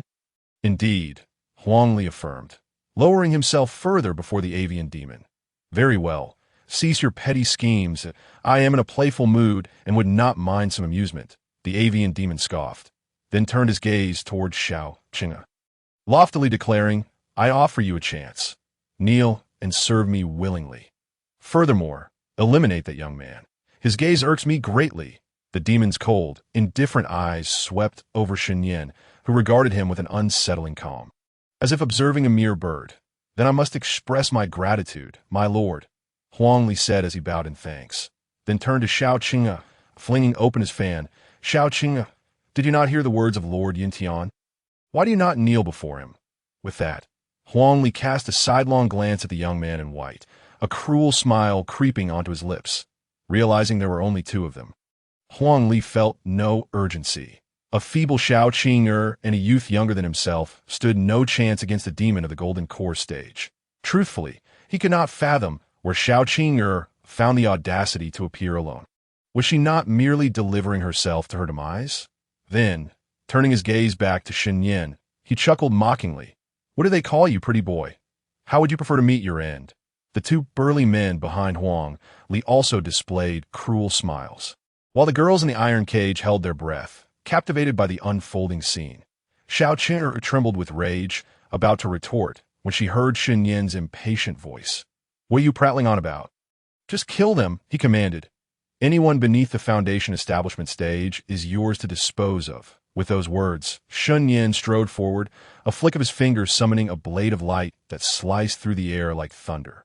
Late-stage Golden Core, a prodigy of the human race, the avian demon's pupils narrowed slightly, his form flickering like a ghost as he retreated to evade the strike. Yet, the blade of light shifted direction, aiming toward Huang Li's two Foundation establishment servants. They had no time to dodge. Their speed could not match that of the avian demon. They felt a sudden chill at their necks, followed by the gurgling sound of blood as their smiles faded into expressions of horror, their pupils dilating in disbelief as they beheld the advancing figure in white. Before the ancient temple, Huang Li felt his legs weaken, especially upon realizing the insignia 9th engraved upon the hilt of the sword at Shen Nian's waist. His heart plummeted to the depths of despair, and he turned to flee. The Sword Sect, 9th Mountain. It dawned on Xiao Qing'er that she was not there to deliver herself. This white-clad figure was a prodigy of the human race. She also snapped back to her senses, marveling at her senior's incredible speed, which had already driven back the avian demon and felled two Foundation establishment foes. She immediately pursued Huang Li's fleeing form, swallowing a cultivation-enhancing pill to boost her spiritual energy and accelerate her pace. The intent of her senior was clear. Huang Li was to be dealt with by her own hand, though he was 3 levels above her. Xiao Qing'er felt no fear. Within the ancient temple, the avian demon retrieved his weapon, a black long knife adorned with intricate golden patterns, unmistakably a treasure of significance. Clutching it tightly, he gazed fervently at the young man who had entered this domain. For the demon race, slaying a prodigy of the human race was a monumental achievement. Moreover, the flesh of such an individual was an immense temptation, akin to a rare elixir, even if the opponent surpassed him by a minor cultivation level. He felt no fear, bolstered by the innate strength of the demon race. Furthermore, he was renowned for his speed as a gray sparrow. Boy, remember this before your demise. I am from the heavenly demon cave. Without uttering a word, Shen Nian's form surged forward. With a resounding clang, the sword named Ninth was drawn, its aura slicing through the atmosphere as he unleashed the formidable Tian Shu sword technique against the avian demon. Do you truly believe in introductions before a battle? How absurd! The avian demon, seeing the unwavering determination in Shen Nian, was instantly enraged. Yet confronted with such a terrifying sword strike, he felt a flicker of trepidation, unwilling to face it head-on. Crimson demonic energy enveloped him as wings sprouted from his back, tearing through his robe. With a swift motion, the avian demon narrowly evaded the strike, yet his beloved bed and the ancient temple were cleaved asunder. With a thunderous roar, the temple fractured, a cloud of dust and debris billowing forth in the night sky. The avian demon, consumed by rage, shrieked, "You have enraged me, you uncouth human!" He had always regarded himself as superior to the likes of Yun Tian. Priding himself on etiquette, his eating and cultivation habits attested to this. The avian demon insisted on exchanging identities before engaging in battle, so that his foes would know precisely who had claimed their lives. Yet this individual disregarded all decorum, destroying his cherished bed. He could hardly contain his fury. Barbaric human, prepare to die. Amidst the piercing shrieks, the gray wings of the sparrow demon trembled as it wielded a black blade, striking towards Shen Nian with lethal intent, each slash imbued with a terrifying spiritual pressure. Yet despite the harsh words exchanged, the sparrow demon had not succumbed to madness. The earlier sword strike had indeed instilled a profound sense of life and death crisis within him. His gaze grew increasingly grave, and he dared not conceal his prowess. Boom! Boom! Boom! The sound of colossal strikes reverberated above the ancient temple, each blow from the sparrow demon causing violent upheaval, uprooting ancient trees in droves. Meanwhile, the girl trapped within the iron cage could only stare in stupefaction at the unfolding scene, her face drained of color. However, just as the fallen trees threatened to crush the iron cage, an unseen force hurled them away that a perceptive young woman immediately glanced towards the figure clad in white suspended in mid-air. I could see this moment. Facing the frenzied assault of the sparrow demon, Shen Nian remained unperturbed. The spiritual energy of the late golden core stage forming a protective barrier to fend off the demon's attacks, exuding an air of calm composure. This was not his first encounter with demonkind. During his years on the Ninth Mountain, he had rarely descended to slay demons, and this was his first true engagement with a golden core demon. The reason he had not swiftly subdued his opponent was not only to gauge the capabilities of the golden core demon, but also to test a technique. However, Shen Nian was somewhat taken aback by the corrosive potency of the black blade, combined with the demon's uncanny speed and occasional unexpected tactics. It was evident that this sparrow demon was not a native creature. Its speed was simply too extraordinary. Enough of this delay. It was time to begin in earnest. With this thought, a radiant sun began to rise within his gaze. Though the Heavenly Sword Sect's Heavenly Xian sword technique is formidable, isn't it rather distressing that it cannot touch me? As the sparrow demon swung its long blade, a mocking smile graced its lips, while internally it felt a thrill, weighing the pros and cons of whether to fully unleash its hidden cards to eliminate its opponent. This young man, despite his youth, had reached the late Golden Core stage, fully mastering a Golden Core divine ability and being a sword cultivator. He was undoubtedly one of the most gifted prodigies of the Heavenly Sword Sect. If I were to slay him, the rewards would significantly enhance my own strength. Yet, the source blood was limited to a single drop. If lost, the possibility of reverting to ancestral traits would be irrevocably severed. Should I notify my uncle now? Suddenly, the temperature in the space surged dramatically, and the sparrow demon ceased its onslaught, gazing in terror at the white-robed youth now engulfed in flames, alongside the grand sun rising behind him. Momentarily forgetting to think. Slash! A soft command resounded. The great sun abruptly cleaved forth. Though its speed appeared slow, the oppressive aura it emanated rendered the sparrow demon utterly immobilized, completely subdued. How could such a prodigy arise in a backwater like Yinzhou? The sparrow demon could only curse inwardly, glancing upward and catching a hint of astonishment in Shen Nian's eyes. Why the surprise? Was it not obvious why I refrained from countering earlier? Was it amusing to toy with me until now? In the next instant, the demon's form was consumed by the great sun, vanishing without a trace. As the air gradually settled, a hint of joy appeared on Shen Nian's face. His earlier astonishment stemmed from the domain aspect of the great sun slaying demon sword technique, which he had not fully unleashed. Although the range was minuscule, merely a few meters, it was indeed a domain. No wonder this technique bore the character for precious, as it possessed the capacity for domain manipulation. Shen Nian mused, recalling that such a skill could only be wielded by those who had reached a state of ethereal existence in his childhood memories.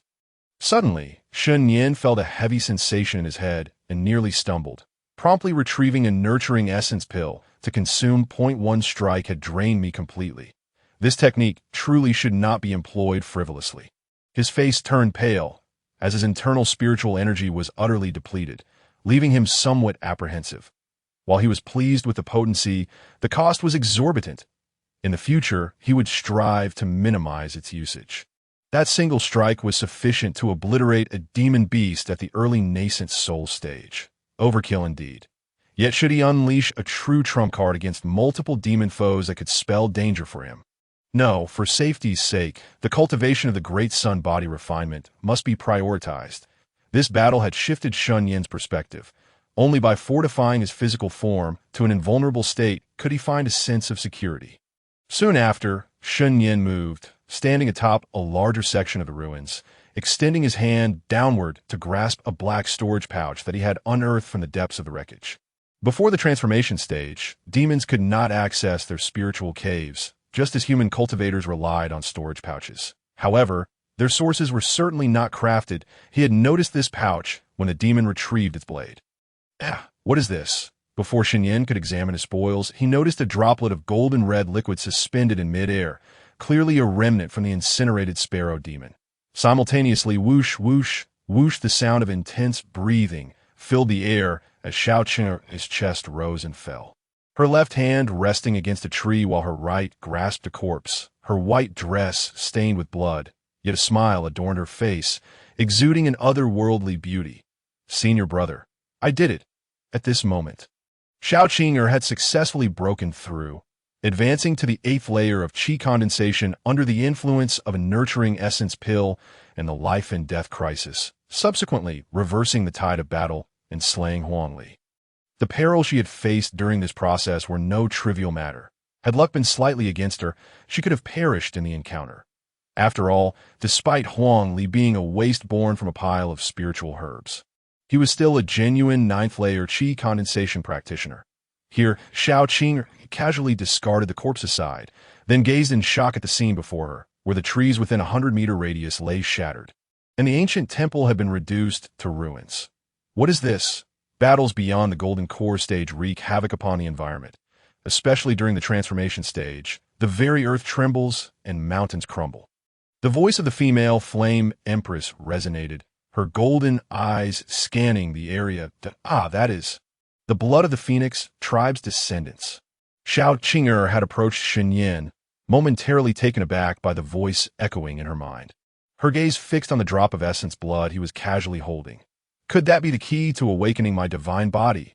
Ding, due to your command, destined disciple Xiao Qing'er has avenged Huang Li, overcoming 2 layers in the face of life and death and successfully advancing to the 8th layer of qi condensation. Reward, 20 points of transmission value. At this moment, Shen Nian had also noticed Xiao Qing'er's return, and upon seeing her expression, he surmised something, inquiring about the essence blood he held. Do you recognize this? Yes, Xiao Qing'er nodded. Following the female flame empress's explanation, she elaborated, the sparrow demon's ancestor must have had a blood relation to the phoenix tribe, and it was fortunate enough to revert its bloodline, condensing this single drop of essence blood. What use does it have? Shen Nian continued to inquire, realizing that the sparrow demon was indeed not a local. Any connection to the demon overlords of the phoenix tribe signified a formidable existence. Disregarding the female flame empress's intent, Xiao Qing'er spoke candidly. It is immensely beneficial for alchemy, artifact forging, and refining fire-based divine abilities. With a stroke of luck, it may even yield phoenix spirits in terms of rarity. It rivals a nascent soul-level pill, and for certain individuals, it may even surpass that. Upon finishing her explanation, Xiao Qing'er heard the female flame empress's resigned voice. Sigh, if you say that, would he still give it to you? This item is indeed rare. It matters not. Senior brother has treated me well. How could I deceive him? Xiao Qing'er thought to herself, feeling no guilt whatsoever. The female flame empress refrained from further comment, as she merely mentioned the drop of essence blood casually. It was not of significant concern to warrant calculation. After hearing Xiao Qing'er's explanation, Shen Nian pondered for a moment before asking, is this item useful to you? Well, Xiao Qing'er hesitated, a touch of shyness evident. Speak honestly, Shen Nian reiterated, his tone leaving no room for doubt.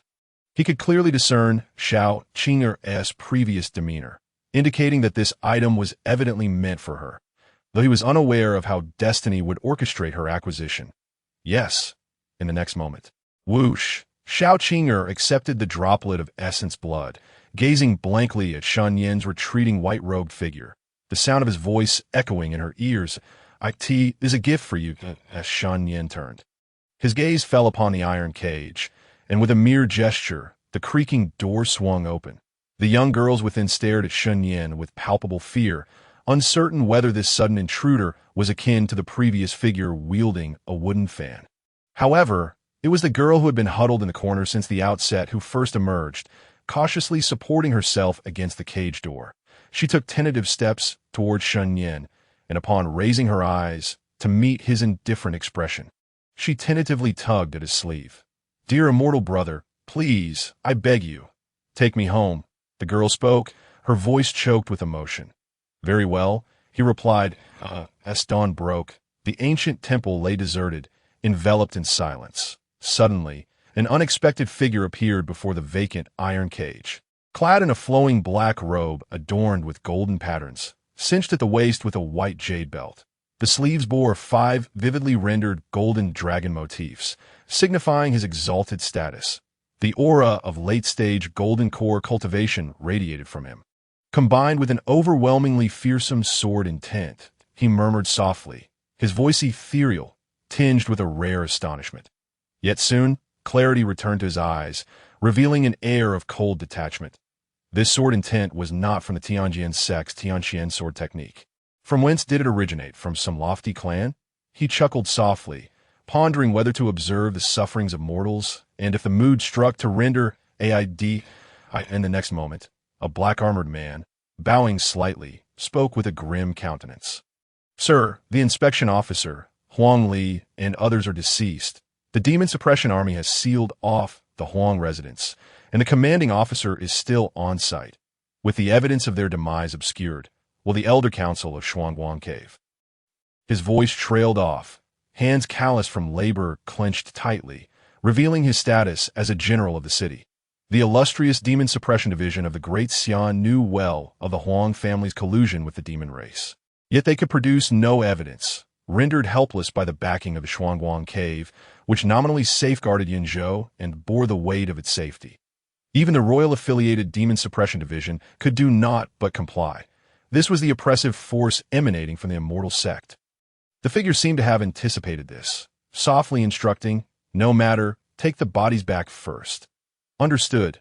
The black-armored man then turned his gaze toward the iron cage, surveying the surroundings that bore the scars of battle. Sir, should we investigate who intervened to save? Where is the sir? Simultaneously, outside a village nearing Yinzhou City, a multitude of figures materialized. Shen Nian lingered at the rear, allowing Xiao Qing'er to lead a procession of tattered girls forward. The girls were silent, their eyes still betraying traces of fear, a reaction not surprising given their harrowing experiences at such a tender age. Soon, they reached the village, where Shen Nian observed the dilapidated wooden structures and the emaciated farmers. Their expressions vacant, in his memory. Yinzhou was once prosperous. This village, though not within the city, should not have succumbed to such poverty. He pondered why the girls were dressed so simply. Was it due to the demon threat? Some villagers, appearing to recognize the girls, trembled with excitement. Wife, look, our daughter has returned.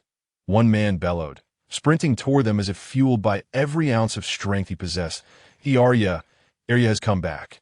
In an instant, word spread like wildfire, and figures emerged.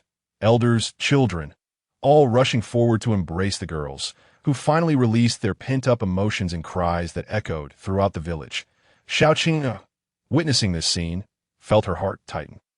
Her delicate fists clenching, she softly explained, in the past, when the sun set over the ancient town guarding Yinzhou, things were still bearable. Though the Huang family was powerful, they were restrained by various concerns. However, ever since the cultivators from Shuangguang Cave arrived, her words were directed towards Shen Nian, who remained silent, observing intently, a flicker of murderous intent gleaming in his eyes. Though he was no altruist, he could not abide the grotesque, which made him nauseous. As he journeyed to Yinzhou, he harbored no reservations about slaying more members of Shuangguang Cave and the Huang family. In the next moment, a middle-aged farmer, wearing a conical hat, suddenly knelt before Shen Nian, bowing repeatedly while producing a crumpled piece of yellowed paper, reverently placing it before him. "My lord, I was mistaken. I no longer wish for that silver. Please, spare my daughter, my lord." "We don't want it either." One by one, more farmers knelt in desperation, tears streaming down their faces. "Uncle, you have misunderstood." Xiao Qing'er patiently attempted to clarify, but the farmers seemed deaf to her words. Continuing their pleas, frustration washed over her. Just then, the girl who had first tugged at Shen Nian's sleeve approached, leading a comically oversized and torn doll, stumbling towards him. "Dear immortal brother, thank you for saving my sister," she said in a childish voice, holding out a bowl of murky water, which was chipped and cracked. This scene caused the farmers to halt their actions. Among them, a woman covered her mouth, trembling uncontrollably. Yet, Shen Nian merely patted the girl's head and drank from the bowl in one swift motion, then turned away nonchalantly. "Let us depart." Xiao Qing'er silently followed, leaving the farmers in a state of disbelief. Meanwhile, perched on a branch 100 meters away, a figure clad in a dark robe stood still, her jade hand trembling slightly. As daylight brightened, the road leading closer to Yinzhou echoed with the system's notification in Shen Nian's mind, his expression darkening at the realization of being surveilled without his knowledge. Ding! Detecting the presence of the destined daughter. Retrieving information. Retrieval complete. Name: Xiao Qing'er. Age: 21. Realm: Late stage golden core technique. Holy dragon technique, great accomplishment. Divine ability. Dragon cutting technique, great accomplishment. Concealment technique, perfection. Jade liquid body refinement, minor accomplishment. Innate talent. Rare throughout history, color, destiny bonus. Celestial grade control bottle fate. Eternal existence, additional information. Xiao Qing'er, the last princess of the great Xia dynasty and royal heir, was born amidst extraordinary phenomena, possessing innate supreme bones, a natural prodigy. Yet her fortune took a turn when, at the tender age of 5, she fell victim to the demon emperor's treachery in the demon abyss, resulting in her brother's death and her supreme bones being extracted. Her father, the great Xia emperor, became a cripple while rescuing her.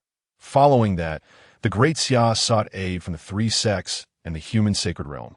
But none came to their aid, leaving her heartbroken.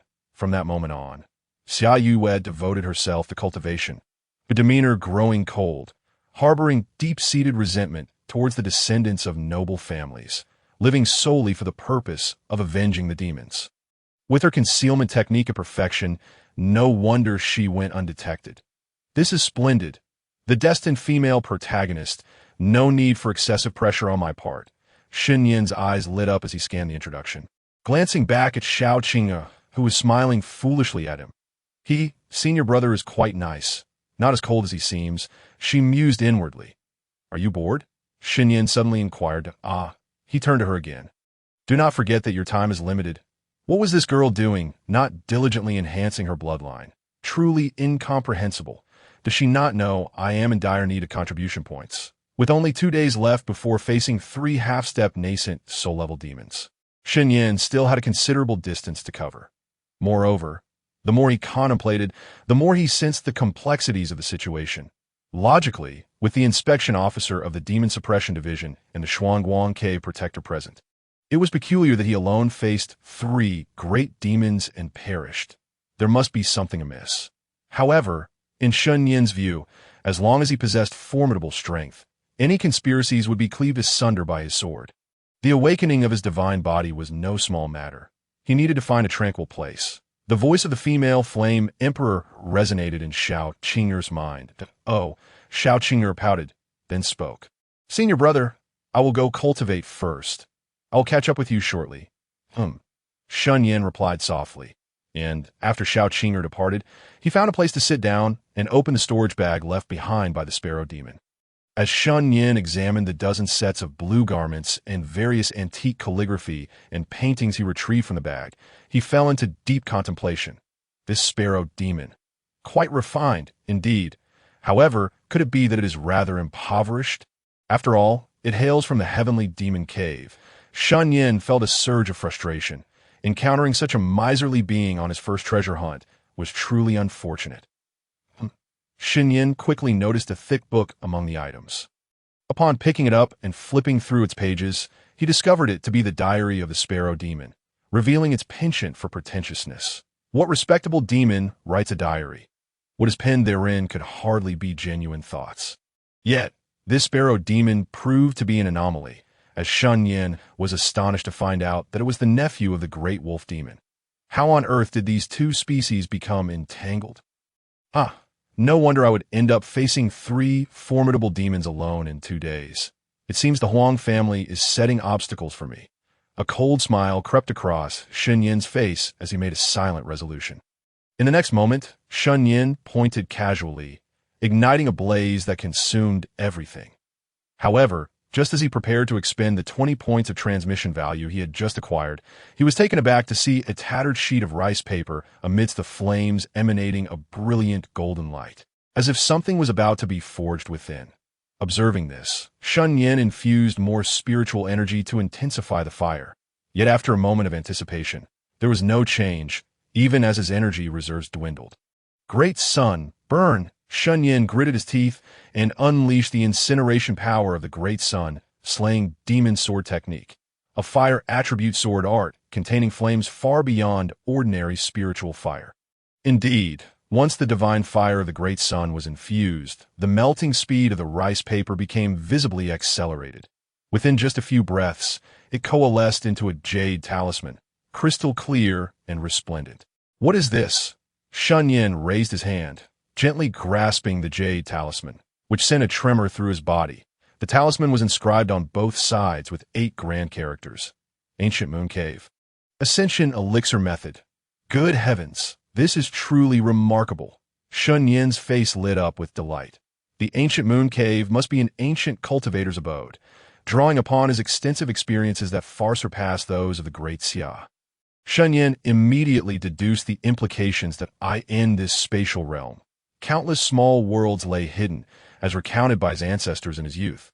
These were realms opened by ancient cultivators, serving as their sanctuaries for cultivation. And at certain times, these abodes would manifest once more in the mortal realm. During such occurrences, not only human cultivators, but even demonkind would venture in to seize opportunities. Each abode varied significantly. Some had no restrictions, while others were protected by formidable formations, requiring a token for entry. Clearly, this jade talisman serves as the token, The Sparrow Demon could never have imagined that it was guarding such a tremendous opportunity. After securing the Jade Talisman, Shen Nian settled down in a meditative posture. Glancing at the still, early sky, he resolved to simulate his cultivation at that moment. The digitized nature of transmission values was far less reassuring than converting them into tangible strength. Although he had advanced in realm, a mere 20 years had likely left the Great Sun body refinement technique still beyond his grasp. Shen Nian felt a pang of melancholy, though the return to void-level powers were admirable. The cost in transmission values was equally significant. Just as he pondered whether to directly confront the challenges of ascension, the system's voice rang out. Ding! Due to the host bestowing Phoenix clan blood upon the destined daughter, resulting in her successful awakening of the divine Phoenix sacred body. Her realm has returned to peak condition at the 9th layer of Qi condensation. This heralds the achievement of initial awakening of the divine body, granting the reward. 1 drop of chaotic blood can be simulated of the ancient realm, and 100 points of transmission value. Note: chaotic blood is refined from the first divine body of the 3,000 realms, the chaotic body, whose perfected form renders one invincible in the ancient realm. In the next instant, a drop of silvery blood began to coalesce within Shen Nian's dantian, exuding a chaotic aura that caused the previously exalted Great Sun to descend, prostrating itself before the drop, yielding its supreme position to the chaotic blood. Simultaneously, Shen Nian felt an inexplicable surge of strength coursing through his body, a mysterious silver light flashing in his eyes. What a treasure, Shen Nian marveled, unable to suppress a rush of excitement. Truly, ascending to a higher level was the correct path, the ancient realm. After rifling through his memories, he realized he had never even heard of this realm. It undoubtedly transcended the existence of this current world. Yet, to simulate it would likely require astronomical amounts of transmission value. Thus, Shen Nian dismissed thoughts of simulating the chaotic blood, opting instead to directly commence his training in the Great Sun body refinement technique. System: exchange for 120 points of transmission value. Exchange successful, remaining 120 years of simulation. Please select simulation target. All in, simulate the Great Sun eternal body refinement technique, Shen Nian decisively declared. Following his previous battle, nothing was more vital than possessing a robust physique. Simulation commenced in the first year. You opened the golden ancient tome that had been stored in your mind as a phantom. This time, armed with prior learning experiences, you swiftly comprehended the text. However, you discovered that the requirements for this body refinement method were exceedingly stringent, necessitating the search for a 9 suns location to undergo the trials of heavenly lightning and earthly fire for 99 days to purify the body of impurities before commencing the first chapter of training. This year you pondered deeply, poring over various maps, but alas, such a place did not exist in the Eastern Xian domain. The first year of simulation concluded. Shen Nian took this in stride. After all, it was merely 1 year. He could accept it in the second year. Your exceptional aptitude led you to conceive an alternative method to achieve a perfect physique by refining yourself with the essence of heaven and earth. Though the progress was slow, it bore some fruit, prompting a hearty laugh from you. Just as expected of me. Shen Nian's lips curled into a confident smile. In the 20th year, after spending 18 years refining your body with the essence of heaven and earth, you found the progress pitifully slow, leading your proud heart to shatter. You cursed the foolish technique, declaring, "I shall not cultivate it any longer." Shen Nian distinctly felt that his physique had indeed strengthened considerably. Yet attaining perfection remained a distant dream. However, was it truly so easy to break down? Was this simulation truly a farce? In the 30th year, you refrained from further body refinement, instead delving into texts regarding the flawless body. Over the decade, you reaped abundant insights, discovering another method of body refinement. You began seeking sturdy objects to collide against with your own body, hoping to enhance your physical strength through this means. Though each collision resulted in spitting blood, you remained undaunted, and within just 1 year, you shattered 97 mountain peaks, 167 pieces of fine iron, and numerous veins of granite spirit stones. Yet, you began to sense something amiss. It seemed that instead of enhancing your physique, you had incurred internal injuries, with your organs suffering ailments, especially your kidneys. This year, you felt weakened. Damn, Am I an idiot? Who in their right mind would go crashing into mountains? Shen Nian couldn't help but curse. But just as the words escaped his lips, he felt something was off, that I did not curse. In the 31st year, one morning, after recuperating, you were astonished to find your body had grown significantly stronger, seemingly improving day by day.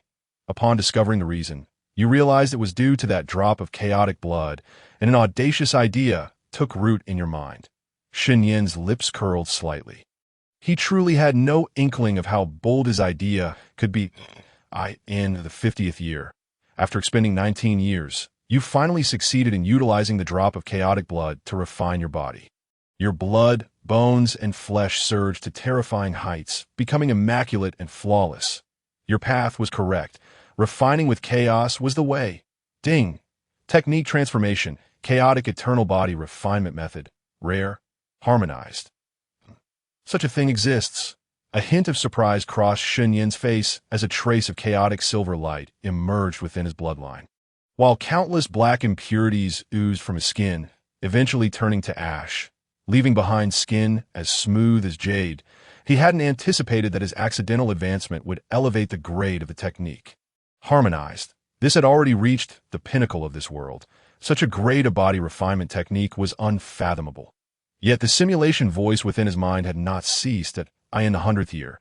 You spent 50 years refining your body's acupoints with chaotic blood, achieving a leap in all aspects, blood, bones, flesh, culminating in an immaculate physique, now imbued with a trace of innate chaotic energy, making you feel terrifyingly powerful. In the 110th year, you entered the realm of the chaotic eternal body refinement method. In the 120th year, you continued to refine your body, only to discover that the effects had diminished significantly. The progress had slowed to a maddening crawl. Aware that you required either more chaotic blood or true substances capable of refining the body to make any real progress, you opted to abandon the simulation. Simulation concluded. Boom! In an instant, Shen Nian's pupils constricted, and silver light filled his eyes. His upper garment shattered under the force, revealing his flawless physique. The ground beneath him began to crack rapidly, stretching for miles in a terrifying display. Gradually, the silver light in Shen Nian's eyes faded, and his demeanor underwent a dramatic transformation. He seemed to have grown taller. He could sense the terrifying power contained within his physical form. Yet he was unaware of the extent to which it could reach. A flicker of madness flashed in his eyes as he drew forth his spiritual sword, extending his arm, and, without a hint of hesitation, struck down decisively. Crack. The sword, which could easily pierce through Xianjin, shattered upon impact, leaving only a faint scar on his arm that vanished in the blink of an eye. This astonishing regenerative ability was merely the beginning. Shen Nian gazed at his arm in astonishment, feeling no sorrow for the spiritual sword named Ninth. He finally understood why body cultivators never relied on magical artifacts. Their physical forms were the ultimate treasures. Indestructible. If he were to stand still now, even the sparrow demon would be unable to harm him in the next moment. Hiss! Shen Nian suddenly felt a searing heat in his chest. Upon closer inspection, he noticed an incomprehensibly profound silver-white rune circulating before merging into his flesh. What is this? Shen Nian pondered, the rune resembling not a character, but rather a star. Never mind, at least he could ascertain it was beneficial rather than harmful. He needed to prepare adequately in Yinzhou as soon as possible.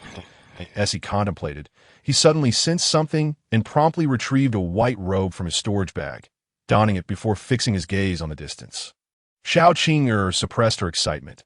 Hastening towards him this moment, she radiated an aura of peak qi condensation, her white dress flowing elegantly the center of her brow. A vivid golden flame rune flickered, exuding an innate pressure that manifested since the awakening of her divine body, transforming her entire presence.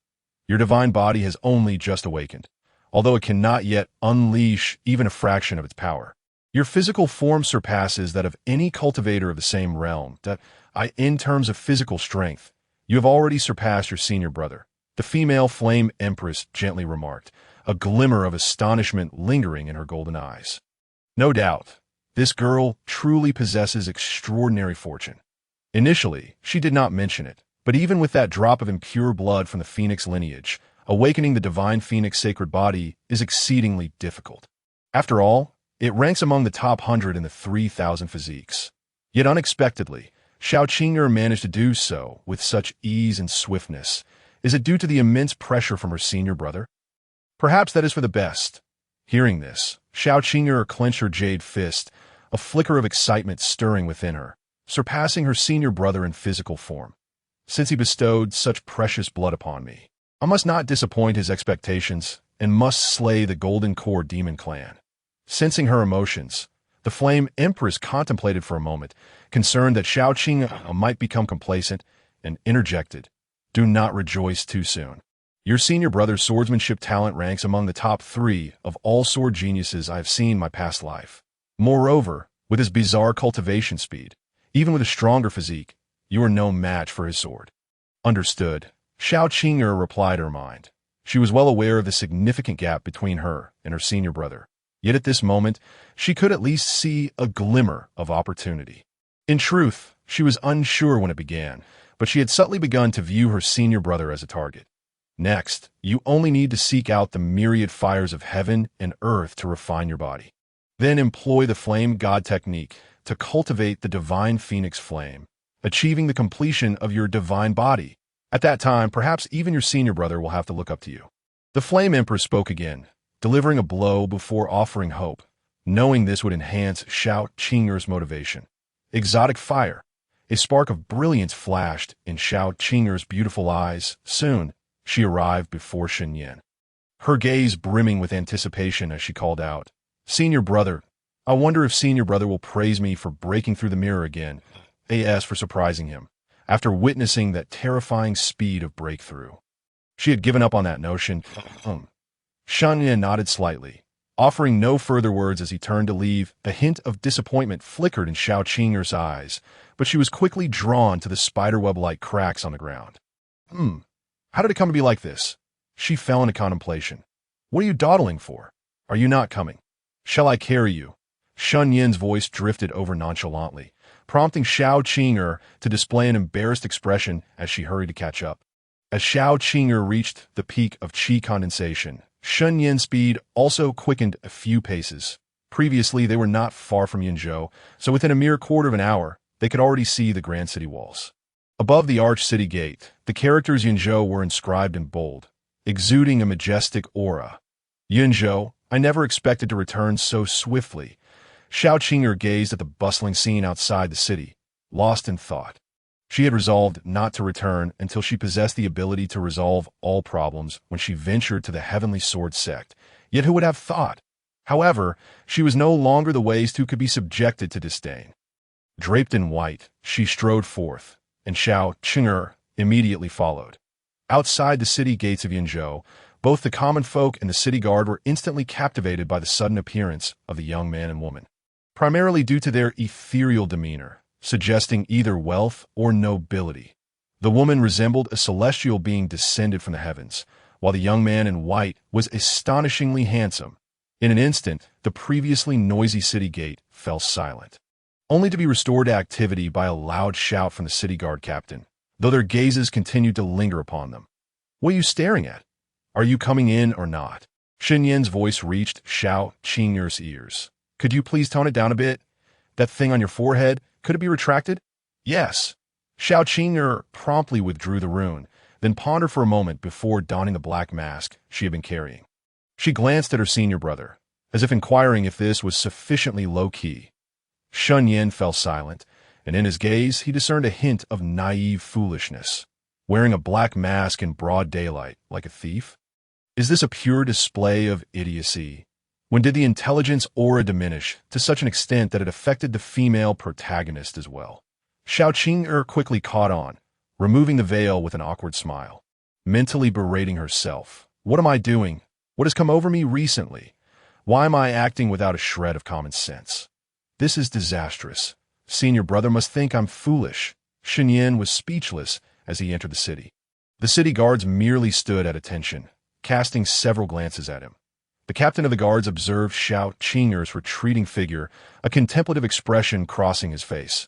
"This woman seems familiar. Never mind, I must remain vigilant.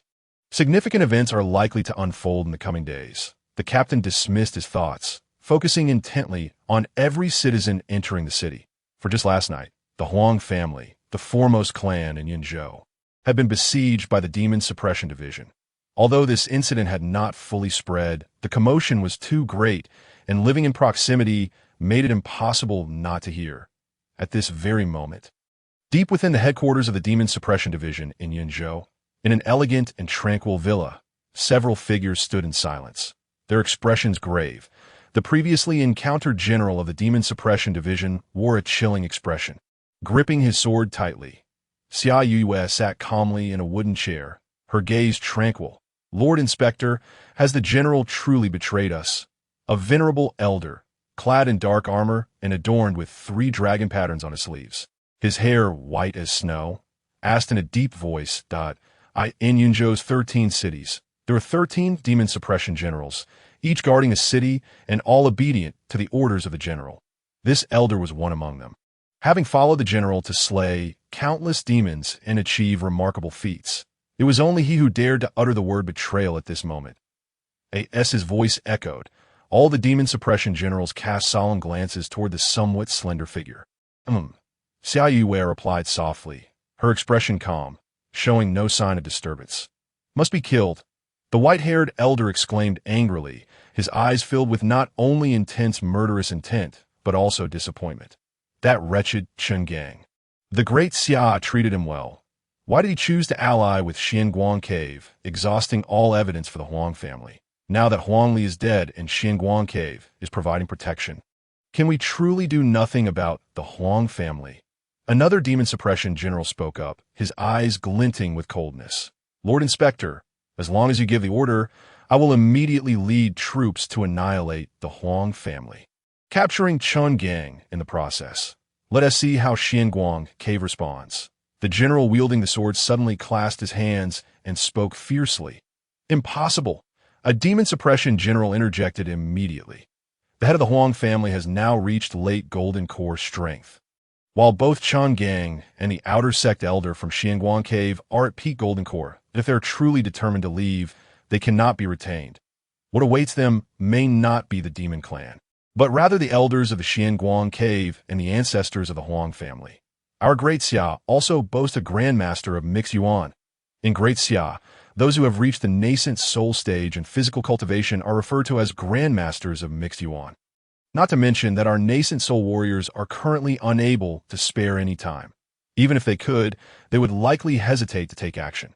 After all, the strength of Xianguang Cave is not something our Great Xia can confront head-on. I understand the thoughts of everyone here. As fellow sects, the Sunset Ancient Sect is not adept at warfare, focusing instead on alchemy and artifact forging. The Heavenly Sword Sect, although powerful, is severely undermanned, with all 9 mountain lords occupied in fending off the Demon Emperor. Furthermore, there has been an agreement among the 3 sects to refrain from interfering in each other's territories unless assistance is requested. Therefore, it is nearly impossible to expect the other 2 sects to intervene. Even if they were aware of the situation, it is unlikely they would risk offending the mightiest Xianguang Cave over a mere Yunzhou. Upon these words, a profound silence enveloped the gathering.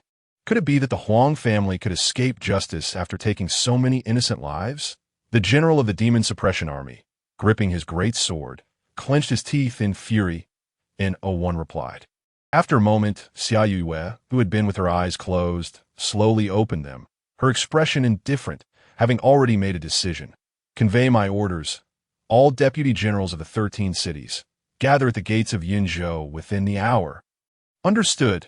The general with the sword immediately displayed his battle intent and clasped his hands, while those who had remained silent also revealed resolute expressions. When no decision has been made, suggestions can be entertained. But once an order is given, the Demon Suppression Army will obey unconditionally. Even if it means storming the Xianguang Cave, they would not flinch. However, just then, bang! Report, a figure rushed into the courtyard, kneeling on one knee. Shock evident on his face. Just moments ago, a young man in white entered the Huang family, wreaking havoc and leaving no one alive.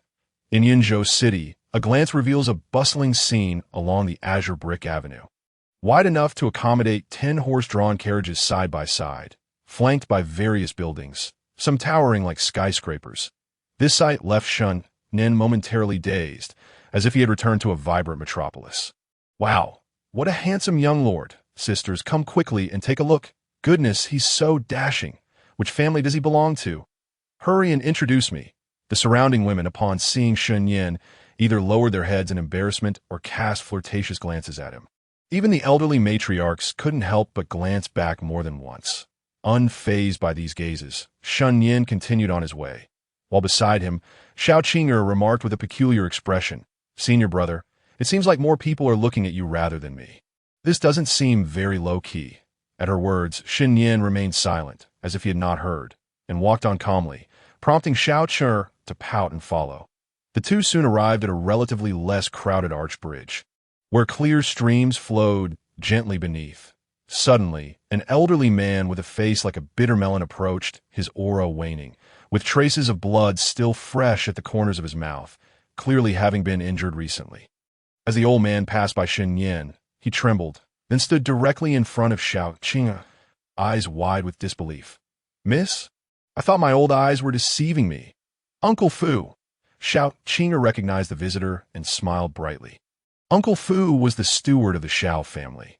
Though a servant, he was no different from a senior in Xiao Qing'er's eyes, especially during the time she had lost her cultivation, when he had offered her much comfort.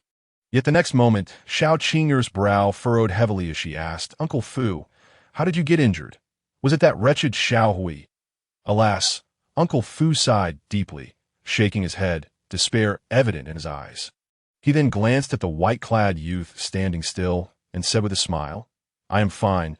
This is not the place for conversation. Miss, please look." Xiao Qing'er immediately moved to Shen Nian's side and introduced, "Do not be afraid, Uncle Fu. Just speak freely. This is my senior brother, one of you." Her words. Uncle Fu was momentarily taken aback. "Senior brother? The miss has truly entered the immortal sect. Splendid. This is truly wonderful. At least the miss need not worry about the Huang family's retaliation anymore. Within the immortal sect, there are various ranks, and Uncle Fu did not believe this young senior brother could change anything. Considering the Xianguang cave was backed by the elders, he then respectfully bowed to Shen Nian, saying, "I am Lin Fu, the steward of the Xiao family. You may call me Ah Fu." Shen Nian nodded slightly, gesturing for them to continue. Although he was pressed for time, he did not mind this brief interlude. The next moment, he waved his hand gently, and a transparent barrier enveloped the three of them, ensuring that the surrounding citizens could not overhear their conversation. "Speak freely. They cannot hear us." Seeing this miraculous technique, Uncle Fu felt more at ease and began to explain, "It turned out that last night, the general of Yinzhou had suddenly surrounded the Huang family and sent orders to the Xiao family for assistance, which they obviously complied with. After all, their ancestors had served in the Demon Suppression Division for generations, and only recently had they shifted to business. However, when the family head of the Xiao family, armed with their finest warriors, arrived, they discovered the general of Yinzhou, Chang'an, had allied himself with the Xianguang cave and become one of them. Uncle Fu gritted his teeth as he recounted this, leaving Xiao Qing'er momentarily stunned, unable to believe it. The cultured elder with whom she had conversed a few times had actually committed such an act. Uncle Fu continued, "Following this, upon seeing the Xiao family's arrival, Lord Huang laughed and asked the general what the Xiao family was planning. Were they attempting to rebel? The general was furious, rebuking the Xiao family and intending to imprison them all. Some members of the Xiao family protested, questioning why they had become the jesters when they had merely followed the general's orders. Yet, unexpectedly, the Huang family members started attacking, and the so-called elite of the Xiao family were no match for them, resulting in severe injuries. Had it not been for the arrival of the inspecting officer, they might have even lost their lives. What followed, the dialogue between the inspecting officer and the head of the Huang family, left the Xiao family in shock. The general had betrayed the Demon Suppression Division to join the Xianguang cave and was now a vassal of the Huang family, while the inspecting officer accused the Huang family of colluding with the demon clan. Presenting the corpse of Huang Li as evidence at that moment, the head of the Huang family went berserk, leading to a fierce battle. The inspecting officer fought valiantly against 3 opponents, single-handedly contending with the elder of the Xianguang cave, Lord Huang IV, and General Chen Gang. Though he seemed to be losing ground, in the end, it was still a case of one man against many, and he was ultimately forced to retreat, during which time the Demon Suppression Army safely escorted the Xiao family members back. However, the Xiao family understood that a storm was brewing in Yunzhou. The general's betrayal, the Huang family's collusion with the Demon Clan, and the backing of the Xianguang cave. The Xiao family had always been at odds with the Huang family and was already planning to leave Yunzhou. Uncle Fu had come out this time to make arrangements for their departure. Upon hearing this, Xiao Qing'er's expression changed dramatically. "Uncle Fu, what about my father?" Uncle Fu immediately reassured her, "Miss, do not fret. The clan head's life is not in danger."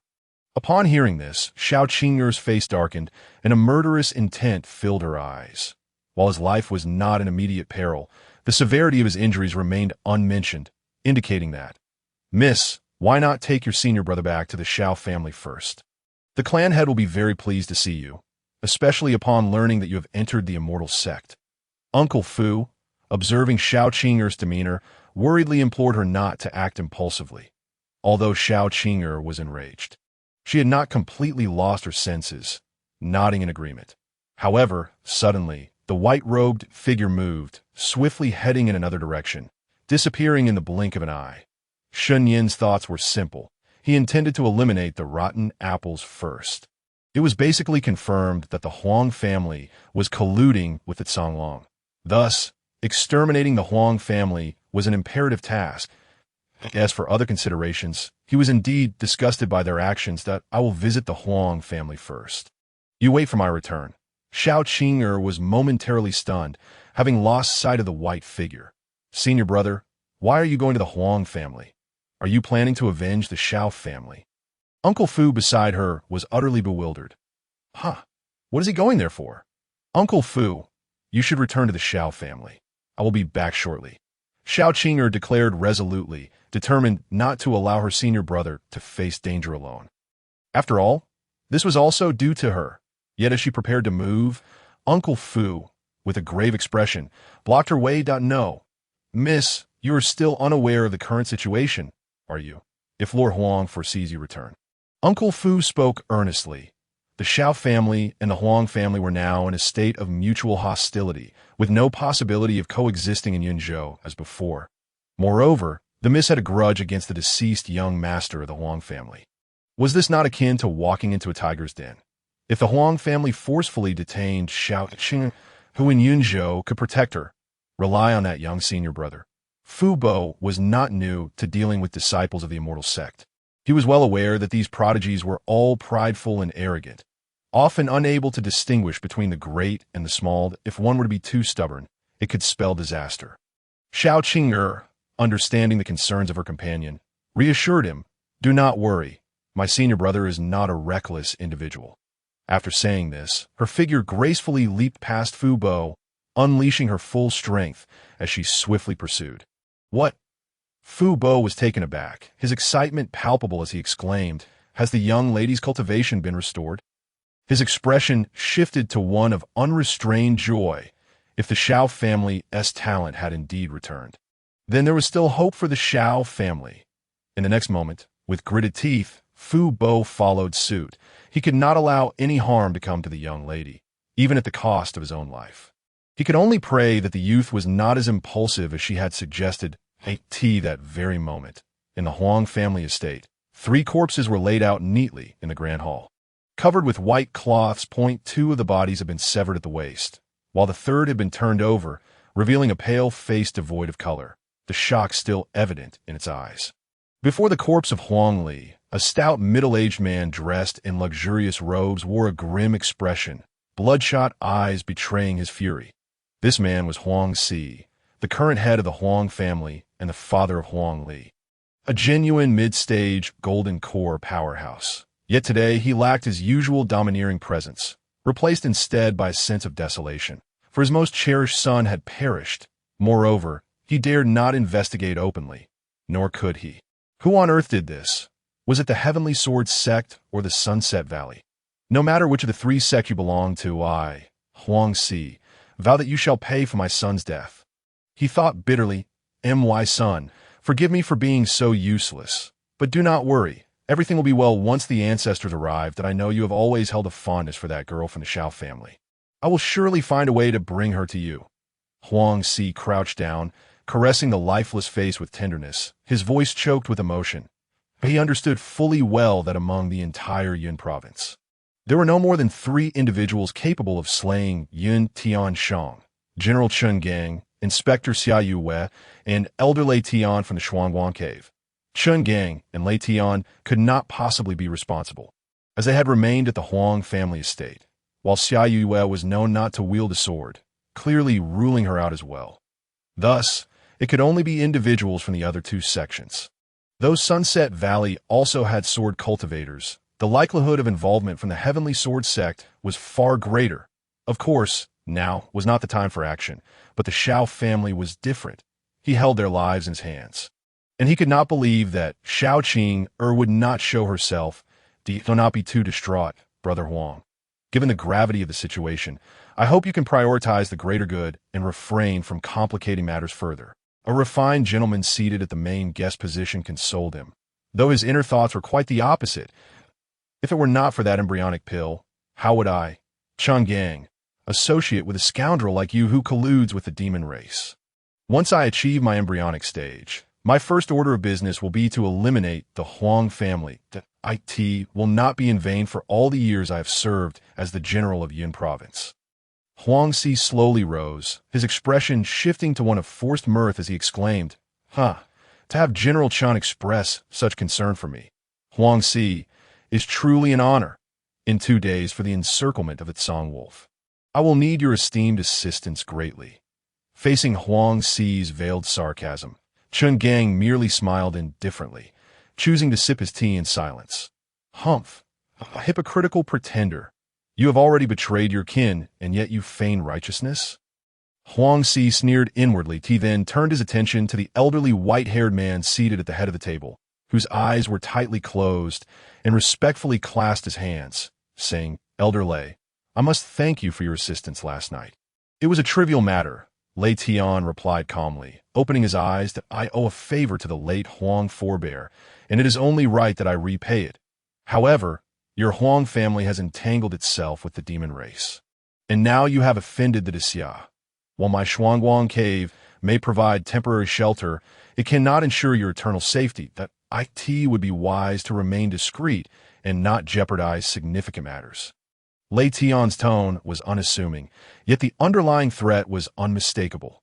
Huang Si understands, he replied solemnly, though inwardly he was mocking. How convincingly you play your part. You Shuangguang Cave wish to exploit the demon race incident to weaken the Sunset Valley and the Heavenly Sword Sect. Then claim the rewards for yourself.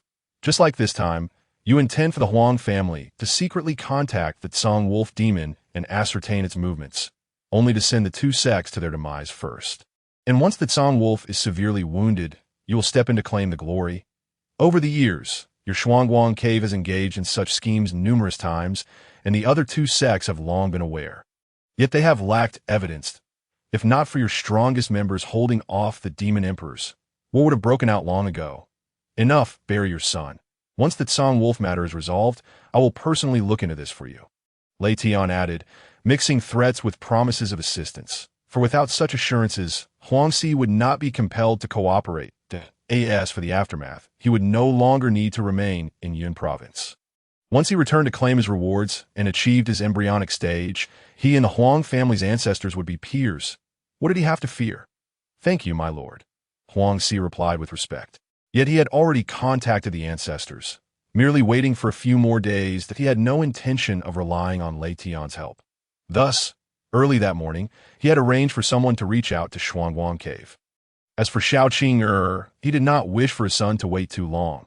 He planned to take action tonight. What was a mere Xiao family to him? However, just then, a thunderous sound erupted. Bang! Both Lei Tian and Chen Gang instinctively turned their gazes outward, abruptly rising to their feet. Lei Tian raised an eyebrow, while Chen Gang's expression grew serious. Only Huang Si looked momentarily stunned before his expression shifted to one of delight. Before the Huang residence, two white jadestone lions stood silently, exuding an aura of menace, and not a single soul dared to approach within 100 meters.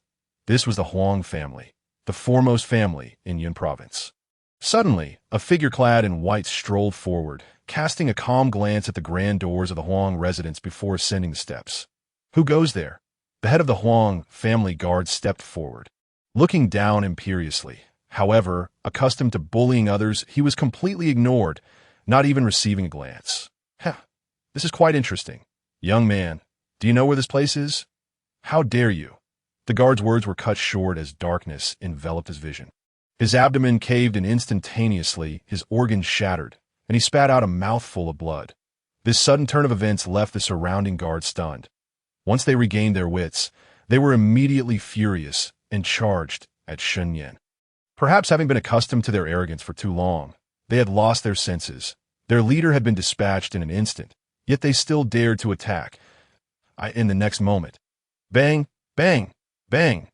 The scent of blood filled the air as Shen Nian kicked open the grand doors of the Huang residence. Stepping inside calmly to that very moment, Xiao Qing'er and Fu Bo finally arrived, and upon witnessing this scene, both were rendered speechless. "Miss, is this what you call not being reckless?" Fu Bo gulped, his face stricken with horror. "Senior brother." Xiao Qing'er did not respond, instead biting down on her silver teeth and following him inside. "I will not allow you to bear this alone," she thought to herself, calling out in her heart to the Empress. "Why the rush? Does your senior brother strike you as an impulsive fool? If it truly comes to that, I can merely fall into slumber once more. At that time, you can entrust your body to me." The Empress replied helplessly, "It's over, it's over." Fu Bo's scalp tingled with dread. How could he not know how many formidable figures currently resided within the Huang family? Entering here was akin to walking into the jaws of death. "Ah, how incredibly impulsive," he lamented, stamping his feet anxiously. Yet he could not simply stand by and do nothing. He had to follow suit. He hoped that her senior brother could be somewhat reliable, at the very least, a disciple of the inner sect, and prayed that Huang Si and the others were not present. Inside the grand hall of the Huang family, dozens of figures suddenly materialized, weapons in hand, surrounding Shen Nian and Xiao Qing'er completely. The weakest among the Huang family's servants possessed the cultivation of the 8th layer of qi condensation, with the leader holding foundational strength. Upon seeing Xiao Qing'er, Huang Si grinned broadly. "Xiao Qing'er, you truly share a fateful connection with my son." His gaze then fell upon Shen Nian. "This young master possesses remarkable bearing. From which sect do you hail? If you withdraw today, I, Huang Si, will personally bring my ancestors to express my gratitude to your sect." His eyes were sharp and discerning, for he was an old hand at this game. With just one glance, he could surmise that Shen Nian was of extraordinary origin. Such a young cultivator exuding formidable pressure could only come from the 3 sects of the Xia. However, while his words were directed at Shen Nian, they were equally meant for the two behind him. Today, Huang Si intended to keep Xiao Qing'er. No one would stand in his way. As soon as these words left her lips, Chun Gang behind her furrowed his brow slightly, displaying a hint of displeasure, yet ultimately chose to remain silent. Alas, such was her fate. Meanwhile, Lei Tian at the forefront fixed his gaze upon Shen Nian, making no move whatsoever. However, Shen Nian could hardly be bothered to respond, merely uttering softly, "Close the door." Although Xiao Qing'er was unaware of her senior brother's intentions, she obediently approached and firmly shut the door. All the while Mr. Fu at the entrance gestured frantically to it seemed her senior brother was a fool. Did he not see the general of Yinzhou, the elder of Xingong Cave, and Huang Si all present?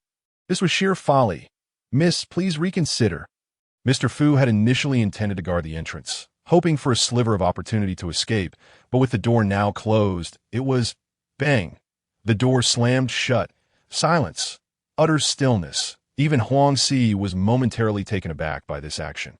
However, his expression quickly darkened, and the aura of a golden core cultivator began to surge. There was no turning back now. Since you were so intent on courting death, Huang Si could only escort you on your final journey. As Huang Si's words fell, his figure vanished like a specter, transforming into a fleeting shadow. Boom! The oppressive spiritual pressure of a golden core cultivator instantly enveloped the space. Huangzi appeared before Shen Nian, his hand shaped like a tiger's claw, terrifying spiritual power enveloping it, while a massive phantom of a tiger loomed behind him, its roar shaking the heavens. Once the intent to kill arose, he unleashed his full strength, granting no opportunity for the opponent to evade. Huangzi acted with such swiftness that even Xiao Qing'er had yet to react. Why was your senior brother dazed? Why is he not utilizing his spiritual power? Has he lost his mind? The voice of the Empress of Flames questioned in confusion. This strike, while not as powerful as the full-force blow of that sparrow demon, was by no means something a mere cultivator's body could withstand. Not only the Empress of Flames, but even Chun Gang and Lei Tian were perplexed. Did he intend to withstand it with mere flesh? This junior is insane. Suddenly, Shen Nian raised his fist towards the tiger's claw. Devoid of any spiritual fluctuations, plain and unadorned, from where did this fool emerge? Huangzi could not suppress a cold sneer in his heart, but the next moment, the smile on his face froze. Twisting into a look of horror, blood erupted forth in an instant. Huangzi's claw, fortified with golden core's spiritual power and deemed indestructible, was shattered by that seemingly ordinary punch, along with his chest being pierced through. Yet, the agony of his body and the scent of death were far overshadowed by the shock within his heart. You are a Hunyuan master. How could your senior brother's physical body be so formidable? Is he a dual cultivator of body and sword? How is this possible? He does not possess a divine body. The voice of the Empress of Flames reverberated in Xiao Qing'er's mind. Even she, a supreme being who once ascended to Baiyu Jing, felt a twinge of astonishment. Dual cultivation of body and path was not impossible, but rather seldom undertaken. Those with talent in cultivation typically focused on their own path, rarely willing to squander time on the more arduous task of body refinement, which not only consumed excessive time, but could ultimately lead to little progress in both pursuits. A poor bargain indeed. After all, the time and resources required for body refinement were staggering. Unless one was a prodigy born favored by heaven, endowed with an extraordinary divine body. For instance, Xiao Qing'er, whose physical strength naturally followed her divine body awakening. But now, a youth, scarcely 20 years of age, without a divine body. Not only had he attained the Golden Core realm, but he had also comprehended sword intent that touched upon the realm of returning to emptiness. And even his physical strength had reached the level of a nascent soul. How had he cultivated to this point? At this moment, Xiao Qing'er felt somewhat dazed, as did the Huang family guard surrounding her. All rendered speechless in shock that, in the blink of an eye, their master had been dispatched. How were they to fight now? At the entrance, Mr. Fu, who had been anxious, was rendered petrified, staring blankly at the white-clad figure before him. The next second, bang, Huangzi, in a state of utter terror, collapsed to the ground, his face frozen in disbelief until his last breath. He could not fathom how such a young Hunyuan master could exist. How such cultivation was achieved, in the entire Great Xia. There were perhaps 7 or 8 such figures, each having undergone at least centuries of tempering, and all possessing immense will and extraordinary talent. How old could this white-clad youth possibly be? Yet all of this was now irrelevant to the deceased. Shen Nian felt the frailty of Huangzi's body, akin to paper, as he slowly withdrew his arm. Bloodless and thoroughly satisfied with the formidable prowess of the chaos indestructible body refinement technique, him, a golden core attack was nothing more than an insect bite. His physical body could likely withstand the divine abilities of a nascent soul cultivator. At this moment, he mused that those great demons, as long as they were not of the nascent soul stage, could be torn apart by him. With this thought, Shen Nian felt a sense of relief in his heart. Yet he knew he could not afford to let his guard down. Prudence was of utmost importance that, in the Huang family great hall, Lei Tian abruptly rose, staring blankly at the fallen Huangzi. Then shifting his gaze to the white-clad youth, the moment their eyes met, a chilling sensation coursed through Lei Tian's mind. In an instant, the white figure had arrived at the great hall. Even Shen Gang was taken aback, his body twisting and turning with the speed of lightning. Well, it is no wonder you are a prodigy of the human race. At such a young age, you have refined your physical form to this extent. Young friend, your future will surely echo throughout Dongxian. Lei Tian remarked with a smile of admiration. Though outwardly calm, his heart raced with trepidation. What the hell? Where did this prodigy emerge from? In the Sunset Valley. There is no record of such a prodigy in the Tianjin sect. Could it be that Chu Yuan had transitioned to body cultivation? In the blink of an eye, the white figure stood before Lei Tian. I am Lei Tian, an outer elder of Xiangong Cave, tasked with guarding Yinzhou. May I inquire your esteemed name? Young friend? Lei Tian feigned calm as he spoke, while preparing a deadly strike within it was a golden talisman capable of severely injuring a nascent soul cultivator. This was Lei Tian's strongest trump card. He understood that facing a Hunyuan master, any hint of leniency could lead to his demise, potentially making him the next Huang Si. However, what awaited him was yet another unembellished punch. Lei Tian's heart raced. He had not anticipated such a direct response from his opponent and immediately activated the talisman within him. Boom!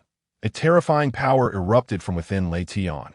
This force rapidly coalesced, ultimately forming a divine spear radiating with brilliant golden light. The surface of this spear was etched with golden runes, each exuding boundless majesty and sanctity, concentrating all destructive force at its tip, as if harboring the most potent destructive energy in the universe. Meanwhile, Chun Gang, who had been observing from the sidelines, promptly summoned his spiritual power to erect a defensive barrier, shielding himself from the impending onslaught while scanning for an opportunity to escape amidst the chaos. This suddenly appearing white-clad youth was far too terrifying. He was not someone Chun Gang could contend with. He needed to flee at once. Suddenly, Chun Gang found himself paralyzed, a sword intent locking him in place. A sword cultivator. He is indeed a sword cultivator. Chun Gang gazed at the white figure in horror. He was even more shocked that this individual was a dual cultivator of body and sword. Furthermore, the aura of the sword intent was exceedingly fearsome. He had no doubt that should he make any move, it would spell his doom. At the moment the spear materialized, everyone present felt an unprecedented sense of oppression. Merely a hint of its aura was sufficient to threaten the very foundation of the Huang family Great Hall, reducing it to ruins. A thunderous sound reverberated through the air, akin to a clap of thunder, shaking the entirety of Yinzhou. Countless citizens flocked from every direction, witnessing the billowing dust rising above the Huang family estate, a sight that left them in awe. Amidst the ruins, two figures stood resolute. Lei Tian radiated a blue spiritual light, while the divine spear shot forth towards Shen Nian. Since you seek death, then perish. Lei Tian chanted incantations with both hands, his teeth clenched in determination, an expression of pain flickering in his eyes. This talisman had required immense effort for him to exchange within the sect. He had intended to reserve it for use in a fabled realm, never anticipating it would be deployed now. However, this youth, so young yet possessing such formidable physicality, must have an extraordinary background, surely bearing powerful treasures for protection. He must seize the chance to flee. But the next moment, his body halted, surprise dawning upon his face as he stared at Shen Nian. Is he truly planning to resist with mere flesh? Yet an overwhelming sense of regret washed over Lei Tian's features. Even at this juncture, he remained curious. Shen Nian's expression sharpened, revealing a hint of caution, as countless silver runes enveloped his fist. When his fist collided with the divine spear, an earth-shattering explosion ensued.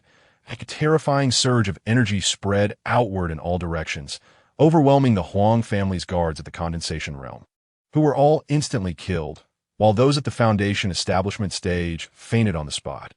Only Xiao Qing'er was shielded by the power of the female Flame Empress, yet her complexion remained pallid as she gazed intently ahead. It shattered. The female Flame Empress murmured. The surface of the divine spear, forged from the essence of nascent soul power, was immediately covered in a myriad of cracks. Crack. The divine spear shattered in an instant, dissolving into nothingness as the fist pierced through, striking down the stunned Lei Tian. Boom! Lei Tian's physical form was instantly reduced to a mist of blood, shattered completely. All of this transpired in the blink of an eye. Shen Nian turned and approached the terrified Chen Gang, silently looking down upon him. Why?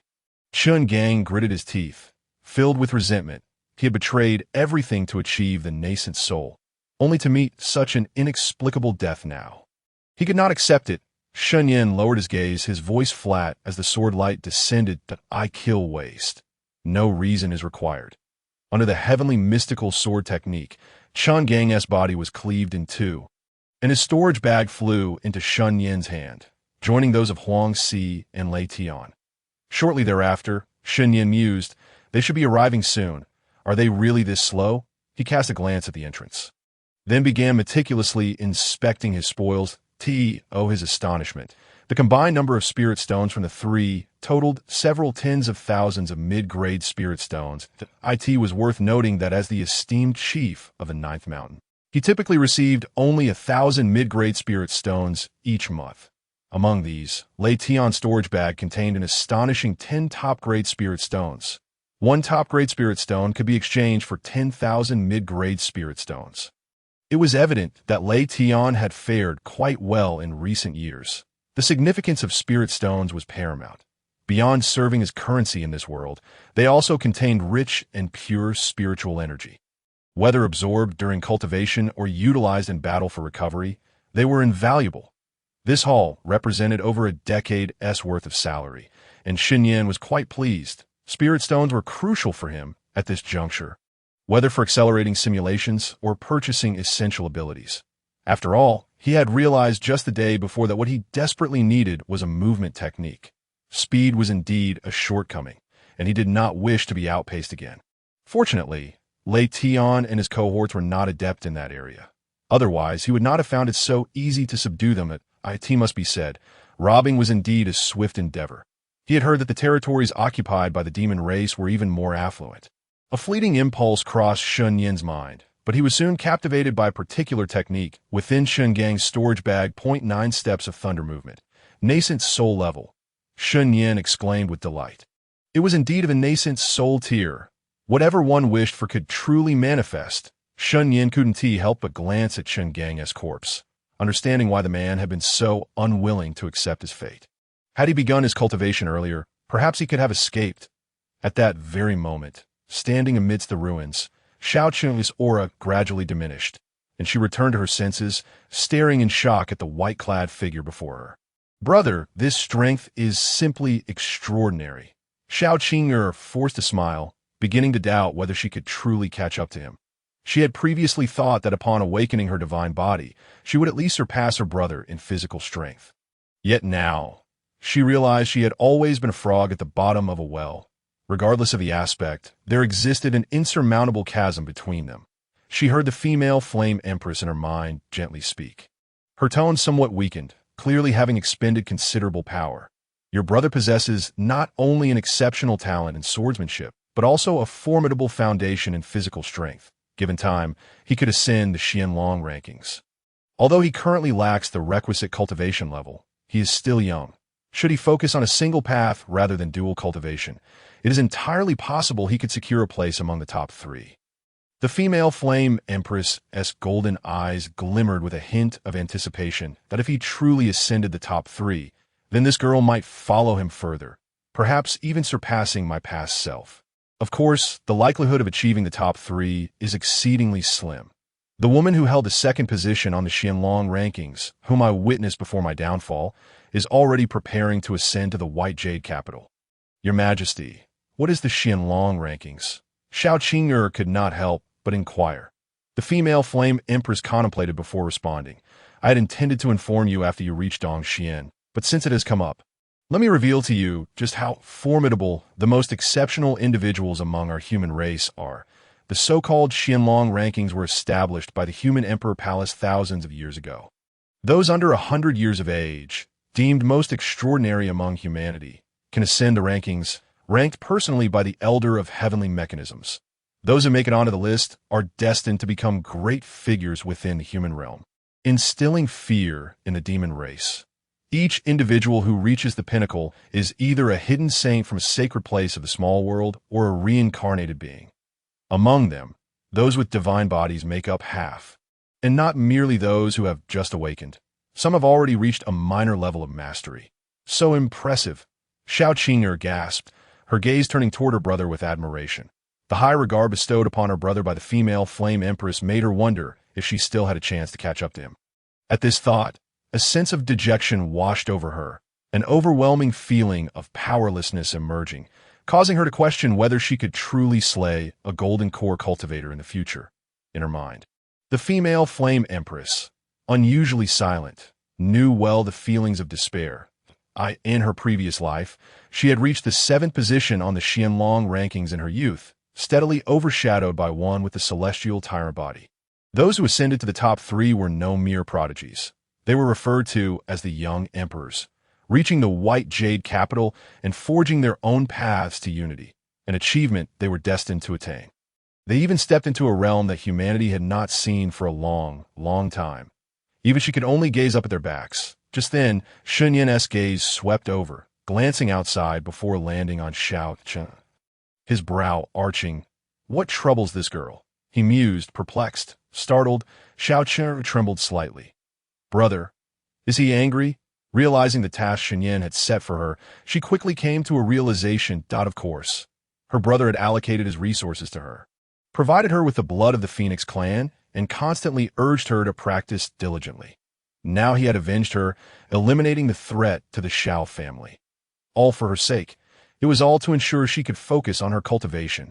Her brother held such high expectations for her, yet she had entertained thoughts of giving up. How could she let her brother down? No. Qing'er shall never yield. Brother, I shall go and cultivate now, with determination shining in her eyes. Xiao Qing'er bowed deeply to Shen Nian before turning to leave. She now possessed elixirs and resources. Why waste time instead of cultivating? Your Majesty, if I strive with all my might, is it possible for me to ascend the rankings? Xiao Qing'er asked calmly. You possess a divine body, and with my assistance, alongside your brother as a goal to pursue, as long as your resolve remains unbroken and you cultivate with determination, you will surely enter the top 10. The female flame empress replied earnestly. Excellent. A brilliant light flickered in Xiao Qing'er's eyes that I shall not disappoint my brother. Her actions left Shen Nian momentarily stunned. What was happening with her at the entrance? Uncle Fu had long been left dumbfounded, heavily slapping his forehead. After confirming that he was not dreaming, he gazed at the extraordinary young man in white, swallowing hard. Where on earth did the young lady find such an extraordinary brother? Uncle Fu asked, his voice trembling. Xiao Qing'er simply responded with a calm demeanor. Uncle Fu, let us return to the Xiao family. I need to cultivate, at the same time 100 meters away from the Huang residence. Whispers erupted, having witnessed the recent commotion. What happened? Did the Huang family's building collapse? Collapse? It was clearly shattered by some force. I just arrived, so I'm not sure. Hundreds of onlookers, all local townsfolk, murmured amongst themselves. Their voices hushed due to the Huang family's notorious reputation, merely standing by to observe. Just then, a commanding voice rang out, "Clear the way." Instantly, the townsfolk parted to make way, their gazes filled with reverence and astonishment as several figures approached. 5 dragon patterns. That young lady is actually the Inspector General. My heavens, even the Demon Suppression General of Yinzhou has arrived. Something significant must be happening at the Huang family today. Fu Bo, let us return to the Xiao family. Xiao Qing'er glanced back and said to the bewildered Fu Bo she had already resolved to enter seclusion and strive for foundational cultivation as soon as they returned. Miss, will the elder not accompany us? Fu Bo could not help but inquire, a wave of concern rising within him. Given the recent upheavals, the death of the elder at the Xianguang cave, coupled with the earlier news of the Huang family ancestors' impending arrival, a legendary figure in Yinzhou, it was indeed alarming. A century ago, this person had reached the pinnacle of the Golden Core stage, and now he had likely ascended to the nascent soul level. Returning together would allow the Mrs. Senior Brother to take charge. Addressing the matters concerning the Xianguang cave and the Huang family's ancestor was of utmost importance. Why must they depart first? Fu Bo expressed his confusion. Senior Brother will have his own decisions to make. You need not worry, Fu Bo, Xiao Qing'er reassured him, aware of his concerns. Before stepping out the door, Fu Bo furrowed his brow in contemplation, a self-deprecating smile gracing his lips as he followed her. What business did a mere steward have in such weighty matters? How could such a terrifying entity as the Xianguang cave be offended merely due to an outer sect elder? How foolish of him not to grasp even this simple truth. As Xiao Qing'er exited the door, she fortuitously encountered Xia Yue, adorned in a flowing dark robe. The two women exchanged a glance before passing each other by. TSK, I never anticipated that even such a small kingdom as the Great Xia would harbor such hidden talents. Yet another exceptional beauty. It seems the prophecy of the old man of heavenly secrets was not erroneous. A prosperous era approaches, and a great calamity is not far off. The Empress of Flames mused inwardly, a shadow of solemnity flickering in her eyes as she spoke of the impending calamity. In ordinary circumstances, encountering someone under 30 who had reached the golden core stage would be an extraordinary occurrence. Yet here in Yinzhou, she had encountered two. In the next moment, Fu Bo followed out. Recognizing the newcomer, his body instantly tensing as he bowed respectfully. Your Excellency, the inspecting envoy. Xia Yue inclined her head slightly, but the formidable general behind her, wielding a blade meant for subduing demons, expressed surprise as he inquired. Is that girl Xiao Qing'er indeed? It is, Fu Bo replied with utmost respect. Wang Yuan nodded thoughtfully that it seems this girl has restored her cultivation, just as the rumor suggested, and has successfully joined a celestial sect. To recover to her peak in such a brief time, she must not be an ordinary disciple. Which sect's transformation master has she joined? If so, could the downfall of the Huang family be attributed to the actions of some great figure? Understanding dawned upon him. All is connected. Wang Yuan felt a surge of excitement, his fellow generals sharing the same incredulous gaze, exchanging looks of profound astonishment as the group entered the Huang family estate. They were taken aback by the scene before them. The acrid scent of blood filled the air as the once magnificent hall of the Huang family lay in ruins, strewn with the bodies of their guards. Not far away, Huang Si, who had shouted at her the day prior, lay lifeless on the ground, a gaping wound in his left chest. Having heard the news earlier, the shock of witnessing it firsthand was overwhelming. Nearby, the head of the Yinzhou general lay quietly on the ground, while beside his corpse stood a figure clad in white, exuding an air of calm detachment, as if he had foreseen these events. So young, is that a transformation technique? Wang Yuan blinked in surprise, his demeanor shifting to one of reverence, involuntarily tightening his grip on his weapon. Not just he, but all the demon-subduing generals shared this sentiment. The being capable of effortlessly annihilating Lei Tian and then standing there, as if on a leisurely outing, with someone they could only look up to that it truly is him. Xia Yue recognized him at once. She had previously chased after him, witnessing his actions of returning those girls to their village. His gestures had indeed earned him some of her goodwill, but that was the extent of it. Great Xia Yue, she introduced, her voice ethereal and calm. Wang Yuan smirked at her cold demeanor, noting that she treated everyone with the same chill. Across from them, a notification chimed in Shen Nian's mind, identifying the fated female protagonist.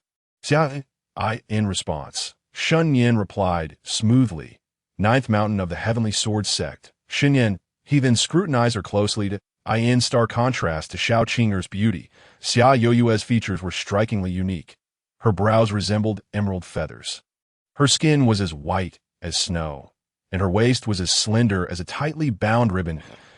An air of perpetual severity lingered around her, and her eyes held a depth of icy indifference that seemed to repel all. Another stunning beauty. Am I destined to only take in female disciples in the future? The Heavenly Sword Sect. A flicker of surprise crossed Xia Yue's beautiful eyes. She had not expected him to hail from the now dwindling sword sect.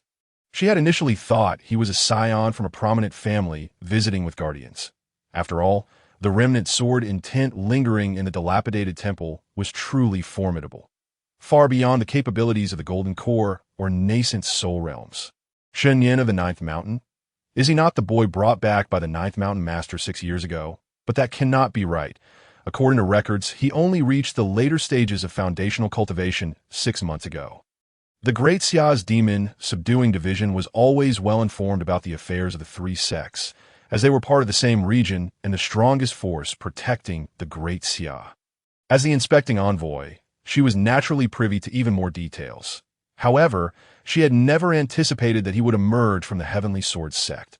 While she held a sense of gratitude towards the Sword Sect for their dedication to slaying demons, the sword intent he exuded was not the heavenly profound sword art, and it was impossible for someone at the later stages of foundational cultivation to wield such power. The surrounding demon-subduing generals were left in stunned silence. Huh? Wang Yuan's eyes widened in disbelief. The chief disciple of the Ninth Mountain? Isn't that the Mountain Master? How could he allow Xiao Qing'er to recover her strength so swiftly? Furthermore, this doesn't add up. The strongest sword cultivator in the Ninth Mountain is only at the later stages of the Golden Core level in one-on-one encounter. Neither Chen Gang nor Lei Tian would stand a chance. But in a joint effort, the outcome would be uncertain, especially with the formidable Huang Si in the mix. How did the chief disciple of the Ninth Mountain manage to eliminate so many so effortlessly? The atmosphere became peculiar as the demon-subduing generals stared agape at Shen Nian. May I ask, young hero Shen, has the Ninth Mountain Master come to Yinzhou? Wang Tian ventured cautiously, while scouts reported that a figure in white had decimated the Huang family. They did not clarify whether that individual was male or female, as the situation had likely been too urgent. As soon as his words left his mouth, a contingent of black-armored, demon-subduing soldiers entered, and the leader promptly approached Wang Tian that he cast a reverent glance at Shen Nian and whispered, "General, this young master single-handedly obliterated the elder of the Xinguang cave with a single punch." Wang Tian's pupils constricted in disbelief as he gazed at Shen Nian. What? A single punch? Meanwhile, at the Xiao family estate, in the council hall, a heavy atmosphere weighed down the air. Heh, I warned you not to offend the Huang family. But you refused to listen. And now, look where we are, a robust woman remarked coldly. Her words plunged the wounded elders of the Xiao family into silence. Noticing their reticence, the woman continued, her words dripping with scorn. One person's erroneous decision has led to the suffering of hundreds of our Xiao family members. Now we must leave our homeland. It is truly laughable and shameful. Seated at the head of the table, a distinguished middle-aged man with graying temples darkened in response to her words, the weight of his injuries causing him further pain.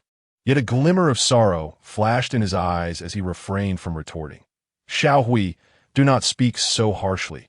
The clan leader could not have anticipated the general's betrayal. An elderly man with white hair interjected. His brow furrowed. He was the second elder of the Xiao family and held significant influence. That cannot be entirely true. Had Xiao Qing'er not insisted on establishing a 3-year agreement and distancing herself from the Yun family? How could the Huang family have dared to act so audaciously? The speaker was the only elder in scathe, the grand elder, Xiao Zheng, who was second only to the clan leader in authority. My father spoke wisely. The tides of fortune change, and her lofty ideals are of little worth now. What good will 300 years do for her?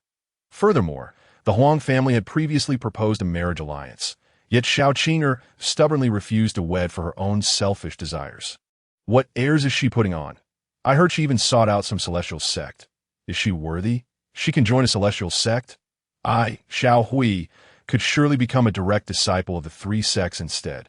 The middle-aged woman beside, Xiao Zheng scoffed. Enough, the second elder bellowed. Xiao Hui, Qing'er treated you as if you were her own sister back in the day, granting you countless resources for your use. After her cultivation was lost, I need not elaborate on how you treated her. Yet now, your words are still so venomous. Does your conscience not ache? Xiao Hui merely responded with a cold laugh. Weren't those resources from my Xiao family? They belonged to her, Xiao Qing'er. After all, indeed, with a father as the clan leader and a second grandfather who dotes on her, how could she ever lack resources? It is a pity she has become a waste. The second elder's veins bulged, his face turning ashen. This moment. Xiao Zheng also frowned slightly, feigning anger as he said, Huier, that is a bit excessive.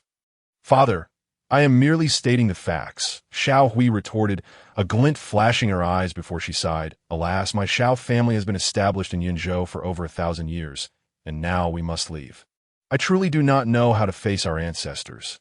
At that moment, the patriarch Xiao Zhan finally spoke up, his voice hoarse. Xiao Hui, if you have something to say, then speak plainly. Xiao Hui remained silent, but a nearby elder from the Xiao family stepped forward, saying, "Actually, resolving this matter is not difficult. The Huang family has stated that as long as the Xiao family is willing to enter into a marriage alliance, and we remove the eyesore, they are willing to coexist peacefully with us. In this way, our Xiao family would still remain the Xiao family of Yinzhou City, and we would even have the backing of the general's office. Third brother, have you lost your mind? A marriage alliance with the Huang family is akin to courting disaster. They are suspected of colluding with the demon clan." The second elder roared in fury, suddenly rising at the sight of the figure standing out. He understood perfectly well what the other meant. This was an attempt to force the patriarch to step down, and the questioning from the demon-suppressing general last night was still fresh in his memory. However, when he saw the surrounding elders remaining silent, seemingly unsurprised by the third elder's words, as if they had been informed beforehand, he was momentarily taken aback. Good. The second elder, with reddened eyes, clenched his fists and declared somberly, "Truly, what a pack of ingrates. Our Xiao family in Yunzhou has always been united. How could it have become this way?" The second elder's anguished wail caused some elders to display a hint of difficulty, while others wished to speak but were interrupted by Xiao Zheng's voice. "Second brother, your words are overly dramatic. This is merely a temporary measure. Otherwise, could our Xiao family really conceal such a large-scale migration? Not to mention the perils of the demon clan along the way. Would the Huang family truly do nothing? How many of our Xiao family's young men would perish in assassinations? Let's not forget, our relatives are all mere low-level cultivators at the qi condensation stage." His words instantly restored the indifferent expressions of the moved elders, and the second elder found himself momentarily speechless. Indeed, they had already anticipated that this would inevitably result in significant losses to the head of the table. Xiao Zhan's face was devoid of expression, yet his eyes reflected profound disappointment, mingled with a trace of relief. Thankfully, Qing'er did not return. It would be best if she never returned. Following this, Xiao Zhan, suppressing the excruciating pain, slowly rose with the aid of the armrest and spoke. "Since the esteemed elders have agreed, I, Xiao Zhan, shall not say much more. However, there are certain rules that cannot be altered that if you defeat me, I shall naturally relinquish my position as patriarch. As for my daughter's engagement, I stand by my statement. Her life is hers to decide. If any of you choose to disregard the bonds of blood and press me, then all these years I, Xiao Zhan, have not merely been idle." The second elder immediately panicked. "Patriarch, you have sustained such severe injuries. How can you?" "It is nothing." Xiao Zhan waved his hand dismissively and then looked at the gathered elders, softly asking, "Who wishes to battle?" Finally, that awaited question had arrived. The eldest elder, Xiao Zheng, felt a surge of excitement. He had waited far too long for this day. Yet just then, a cold voice echoed through the assembly hall. "Who dares to challenge my father must first pass through me." All present were astonished as they turned to see the familiar figure of a young girl approaching. Xiao Zhan's body trembled. "Father, second grandfather." Xiao Qing'er entered the hall with Fu Bo, cheerfully greeting them. "It is good to be back," but the second elder's face betrayed a hint of difficulty. In the current situation, her return was hardly advantageous. How had Xiao Qing'er returned? Good. It is wonderful that you have returned." Xiao Zheng felt elated, while Xiao Hui, initially taken aback, soon approached Xiao Qing'er with a mocking smile. "Oh, I thought who it was. Turns out it is the esteemed Miss Xiao." Truly. In the next moment, her pupils constricted, for a slap was already at her face. Her qi condensation, 7th layer strength, unable to react in time. My senior brother says, "Stop the chatter." Slap. A resounding slap echoed as Xiao Hui was sent flying, crashing heavily into a corner of the hall, knocked unconscious, with a vivid blood-red handprint on her cheek. Peak qi condensation. Xiao Qing'er had regained her cultivation. Everyone was taken aback. Even the patriarch, Xiao Zhan, stood in stunned disbelief, gazing incredulously at Xiao Qing'er. It was known that before her stealthy departure, she possessed no cultivation whatsoever. How long had it been? Even Xiao Zheng, who stood nearby with half-step golden core strength, could not react in time, primarily because he had never anticipated her recovery of strength, or that she would strike directly. "You audacious girl! Xiao Qing'er, how dare you strike against your kin?"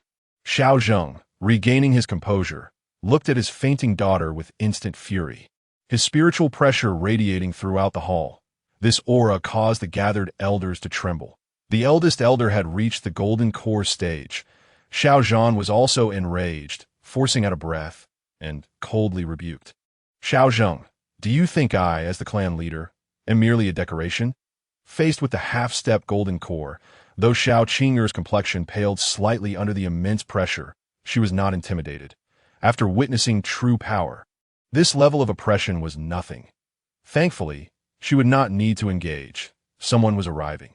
The female Flame Emperor initially thought she would have to expend her spiritual energy again, feeling somewhat helpless, but upon sensing the aura outside the hall, she instantly felt at ease. Outside the hall, a loud series of footsteps echoed, and soon dozens of figures burst into the assembly hall, with the leader being the demon-suppressing general, Wang Yuan. "Xiao Zheng, have you eaten Dragon Gall? How dare you bully the younger sister of Lord Shen?" Wang Yuan's golden core spiritual energy erupted, targeting none other than Xiao Zheng. Boom! Xiao Zheng was no match for the formidable golden core, demon-suppressing general, and staggered back repeatedly. His face paling instantly, blood spilling from the corner of his mouth, his internal organs in turmoil.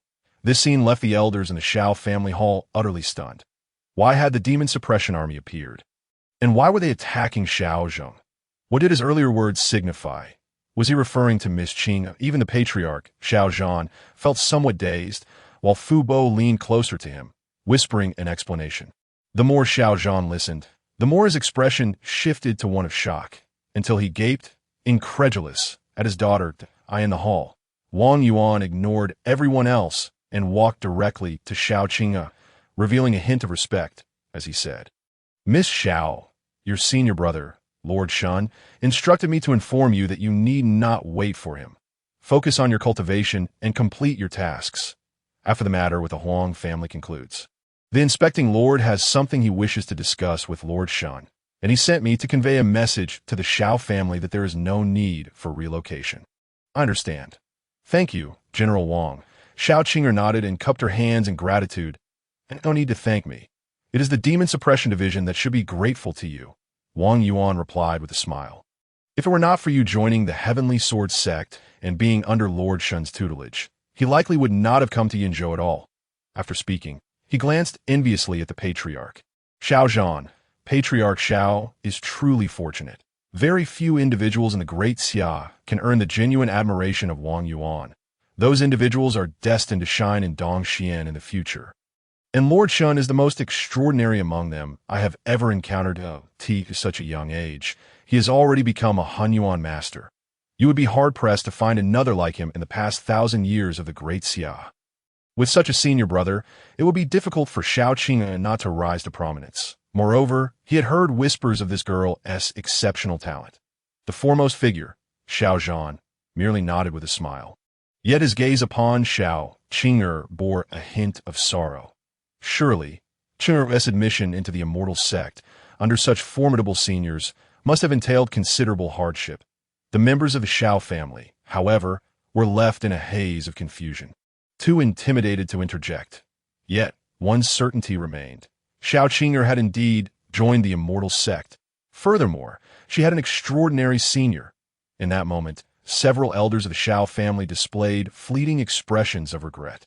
Only the second elder, after a moment of stupor, was overtaken by exuberance, his joy almost ineffable. Magnificent! Magnificent! Ch, you have truly not disappointed your second granduncle. Xiao Qing'er shyly smiled at the second elder, yet inwardly, she felt no sense of superiority. After all, this was not a result of her own prowess, but entirely due to her senior. At that moment, Xiao Zheng's voice resounded. "General Wang, when has my Xiao family ever offended the Demon Suppression Army? How dare you brazenly intrude upon my family's great hall and even lay hands upon me? Do not forget that Yinzhou is not solely under the dominion of the Demon Suppression Division." Xiao Zhang swallowed a mouthful of blood, casting a grim glance at the surrounding members of the Demon Suppression Army. His expression darkened to the extreme, laced with a hint of menace. He could not fathom why the demon suppression army would suddenly descend upon the Xiao family. Yet he could glean some understanding from their words. Xiao Qing'er must have joined the immortal sect and become one of its disciples. However, with the Huang family backing him, he felt no fear, for he had long since made a pact with Huang Si. He only desired the position of the Xiao family head, as for whom Huang Si wished to eliminate or possess, he would comply with all his might. The Huang family had the support of the Shuangguang cave, and even if Xiao Qing'er had fortuitously joined one of the other two sects, what of it? Not to mention, the Shuangguang cave was the foremost among the three sects, and the ancestors of the Huang family were not entities that the disciples of the three sects could hope to rival. Upon hearing Xiao Zheng's words, Wang Yuan revealed a hint of mockery in his smile. The next moment, boom! His actions were executed with such swiftness that no one could discern them. With a piercing sound, Xiao Zheng's pupils constricted as he felt an immense force strike his chest, causing him to spout blood and be flung into a corner, landing right next to his daughter. Have I been crippled? Xiao Zheng lay on the floor, gazing at the beams above, murmuring in disbelief as he struggled to comprehend the destruction of all his acupoints. Wang Yuan turned to the foremost Xiao Zhang, clasping his hands in salute, and said with a smile, "Patriarch Xiao, do not blame Wang Yuan for being overly zealous. The Huang family has been eradicated by Lord Shen, and the traitor Qin Gang from Shuangguang Cave has also met his end. The patriarch must promptly resolve the internal strife within the family while also preparing for what lies ahead." The foremost Xiao Zhan nodded and replied. Xiao Zhan understands. He knew that the difficulties ahead would be even more daunting. The vengeance from Shuangguang Cave and the Huang family's ancestors was beyond what Yunzhou could bear. Patriarch Xiao need not worry excessively. Lord Shen is truly a prodigy, a Hunyuan master under 20 years of age. Shuangguang Cave would not dare act against him unless they have lost their wits. Otherwise, they would not only face the wrath of the Tianjin sect. Upon hearing this, the entire Xiao family fell into silence. The second elder wore an expression of disbelief, his eyes wide with astonishment. Hunyuan master, under 20. Is that true? Where did Qing'er find such an extraordinary senior? The father and daughter, lying there, seemed to have received some harrowing news, with Xiao Zheng's lips trembling, utterly numbed by the revelation. The seemingly lifeless Xiao Hui stirred her fingers, her heart surging with boundless jealousy and resentment. How could this be? How could Xiao Qing'er join the immortal sect? What could such a terrifying prodigy see in her? She is but a useless being. I, Xiao Hui, refuse to accept this. One after another, several elders of the Xiao family knelt down. Patriarch, I was deceived by Xiao Zheng and his daughter and committed a grave error. I implore the Patriarch to show mercy. Patriarch. Wang Yuan, witnessing this scene, understood that the Xiao family's fate was effectively sealed and that the remaining matters would be handled by Xiao Zhan himself. After his departure, Xiao Zhan merely cast a glance at the crowd, his voice cold as he commanded, "Bring them in." By this time, it was already afternoon. Deep within the Yunzhou General's mansion, in that same secluded courtyard. In the pavilion, Xia Yue, with a serene demeanor, poured tea from a kettle, then pushed the filled teacup before the white-clad man across from her, her movements evidently a bit unpracticed. Shen Nian lowered his gaze to sip the tea, remaining silent, awaiting her to speak. "I have summoned young Master Shen here, because the Yunzhou Demon Suppression Division has a matter to request of you, and the reward upon its completion will surely satisfy you." Xia Yue spoke softly. "What is it?" Shen Nian casually placed his teacup down. Were it anyone else, he would have hardly bothered to change venues for a conversation, but given that she was the destined heroine, it was only proper to extend her this courtesy. Of course, Shen Yan's inherently aloof nature would never permit him to proactively suggest that she join the Ninth Mountain if fate did not align. Then so be it. Enter Yu Mountain, slay the Songlong ancestor, and resolve the crisis in Yunzhou. Slay the Songlong ancestor. Good heavens, is that not in line with my own objectives? After verifying his strength with the Huang family, he had shifted his mindset. Why should he wait for the Songlong ancestor to arrive fully equipped to attack Yunzhou? Could he not take the initiative and catch him off guard? There was no need to remain passive. And each time he witnessed that destined figure nearing his end, it irked him immensely. Moreover, that was the lair of the Songlong, where countless spirit stones and treasures might be hidden. However, I must inform young Master Shen in advance that the current Yu Mountain harbors more than just its Songlong ancestor. There are also 3 other great demons, and they are not at the Golden Core stage, but rather half a step into the Yuan infant stage, Xiao Qing'er stated coolly. She held some affection for Shen Nian, be it due to his actions or his affiliation with the Tianjin sect, hence she did not wish to deceive him, although she was aware that his physical form might possess extraordinary strength, likely reaching the initial stages of a Hunyuan master. She also knew that there were currently 3 great demons at the half-step Yuan infant stage in Yu Mountain, whose physical prowess could rival that of a Hunyuan master. This was precisely why she had remained patient and inactive. After all, she had more pressing matters to attend to in Yinzhou and needed to traverse Yu Mountain. The Shuangguang cave could send someone at any moment, and the Huang family's ancestors were already en route. This matter needed to be expedited.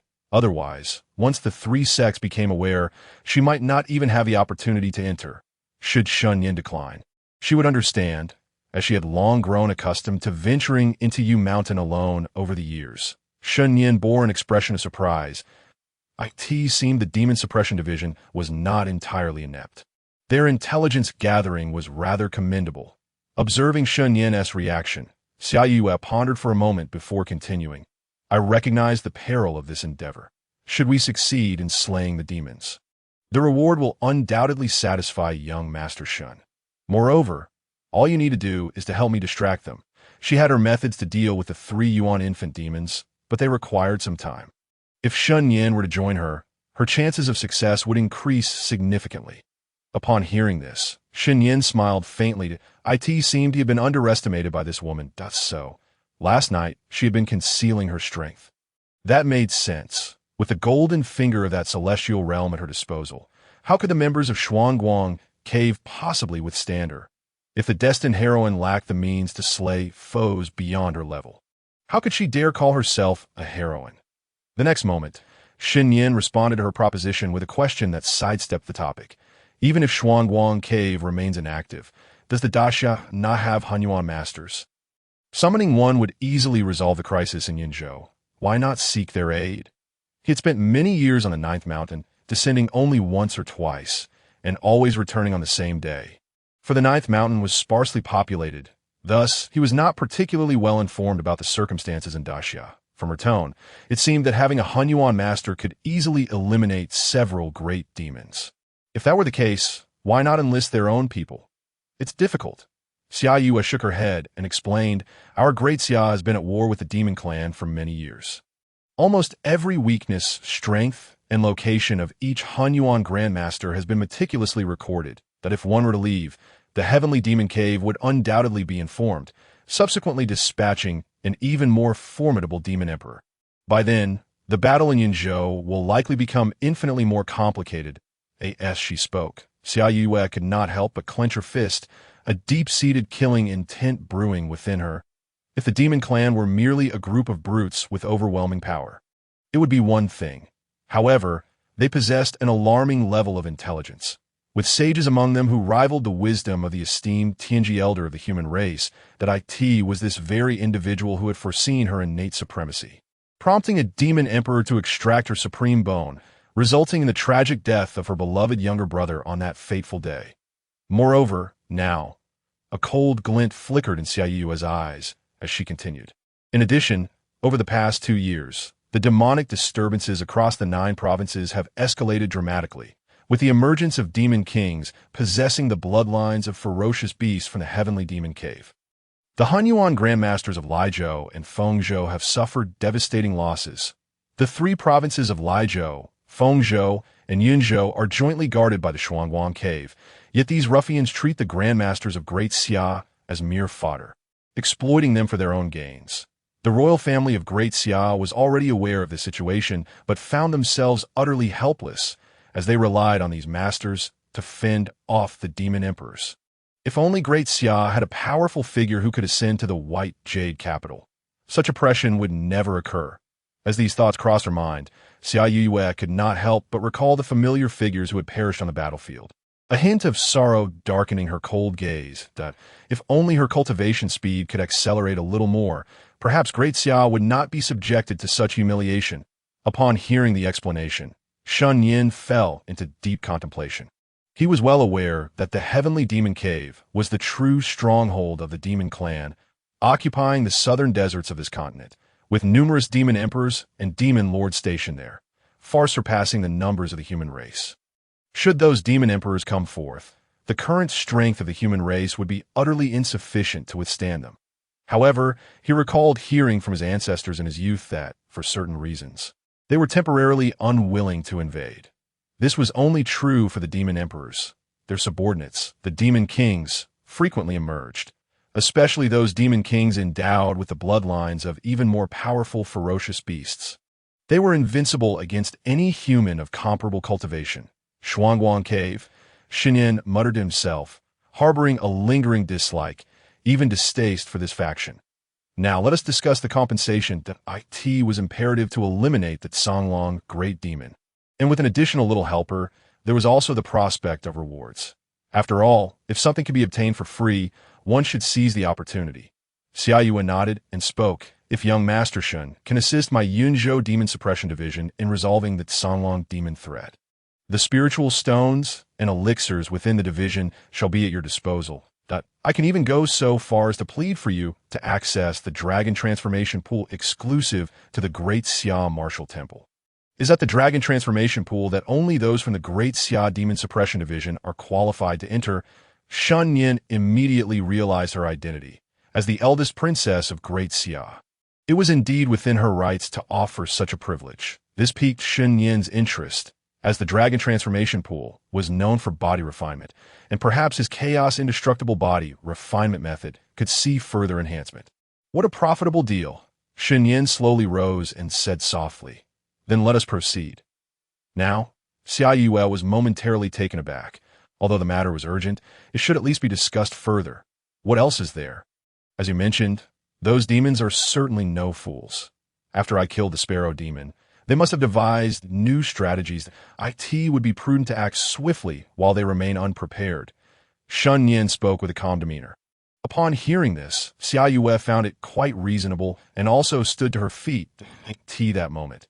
As the two departed from Yunzhou, outside Yunzhou, in the Yushan Mountains, a magnificent structure towered, emanating a demonic aura that soared into the heavens. Surrounded by thousands of wolf demons kneeling in reverence, their gazes fervently fixed ahead, this moment. Deep within the palace, 9 grotesque demon figures stood at the sides of the grand hall, exuding a domineering demonic power, not weaker than the golden core stage. Yet upon the throne sat an elder clad in coarse linen garments, his neck adorned with a wolf's head, with white whiskers and brows. He was none other than the Songlong ancestor. Young Master Yun Tian has perished, slain by sword intent, in the vicinity of Yunzhou. The only one with such power is the chief of the second mountain, Lin Qingwei. Ancestor, should we not capture her first? A young wolf demon clad in purple robes reported respectfully from below the throne, a cruel smile playing at the corners of his mouth, his demeanor brimming with eagerness. The Songlong ancestor merely cast a dispassionate glance his way, causing the young wolf demon to tremble involuntarily. Put away those thoughts. Yes, ancestor, the young wolf demon replied, bowing his head in deference. Within the Songlong ancestor's weathered wolf eyes lay a hint of disdain. Were it not for the fact that this young wolf demon was the most gifted among his descendants, he would have likely devoured him whole to capture the chief of the second mountain.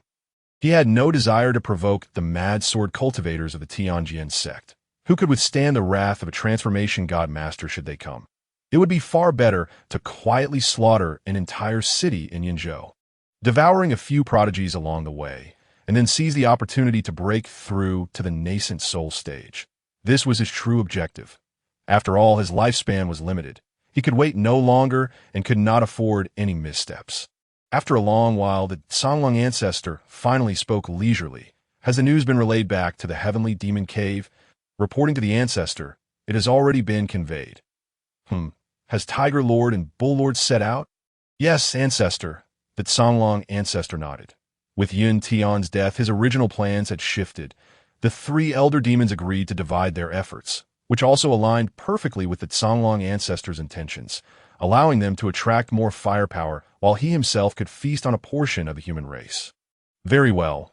Inform them to set forth shortly. They shall head to Yunzhou and avenge my nephew. Upon hearing this, the young wolf demon bowed and then departed, preparing to notify the 3,000 wolf clan members to invade Yunzhou. Once he had left, the Songlong ancestor slowly rose, his form somewhat stooped, resembling a true eldered my nephew. Had you not perished, my brother-in-law would never have come to Yunzhou to assist me. Alas, it is solely the fault of your uncle for lacking sufficient lifespan. A trace of sorrow flickered in the Songlong ancestor's eyes. The death of Yin Tian, the sparrow demon, had always been a part of his plan. He had simply not anticipated such an early demise. As he had envisioned, the Demon Suppression Division would require 3 days to uncover the matters of the Huang family. Even if those humans could endure, they would never tolerate witnessing demons devouring their kin right under their noses. He understood this all too well. Hence Yin Tian was destined to perish within the ancient temple. Yet plans are forever subject to change. He had intended to act the day after tomorrow. But it seemed heaven was aiding him. He had long considered that after the slaughter of Yunzhou, the human race would be driven to fury and pursue him relentlessly. He did not trust that Bull Lord and Tiger Lord would truly risk their lives for him. Moreover, humans are cunning. Who could say whether there were any true nascent soul masters stationed near Yunzhou? For safety's sake, he must enlist the aid of his powerful brother Dash in Dashlaw. At least it was beyond doubt that Yun Tian perished at the hands of the cultivators of Yunzhou.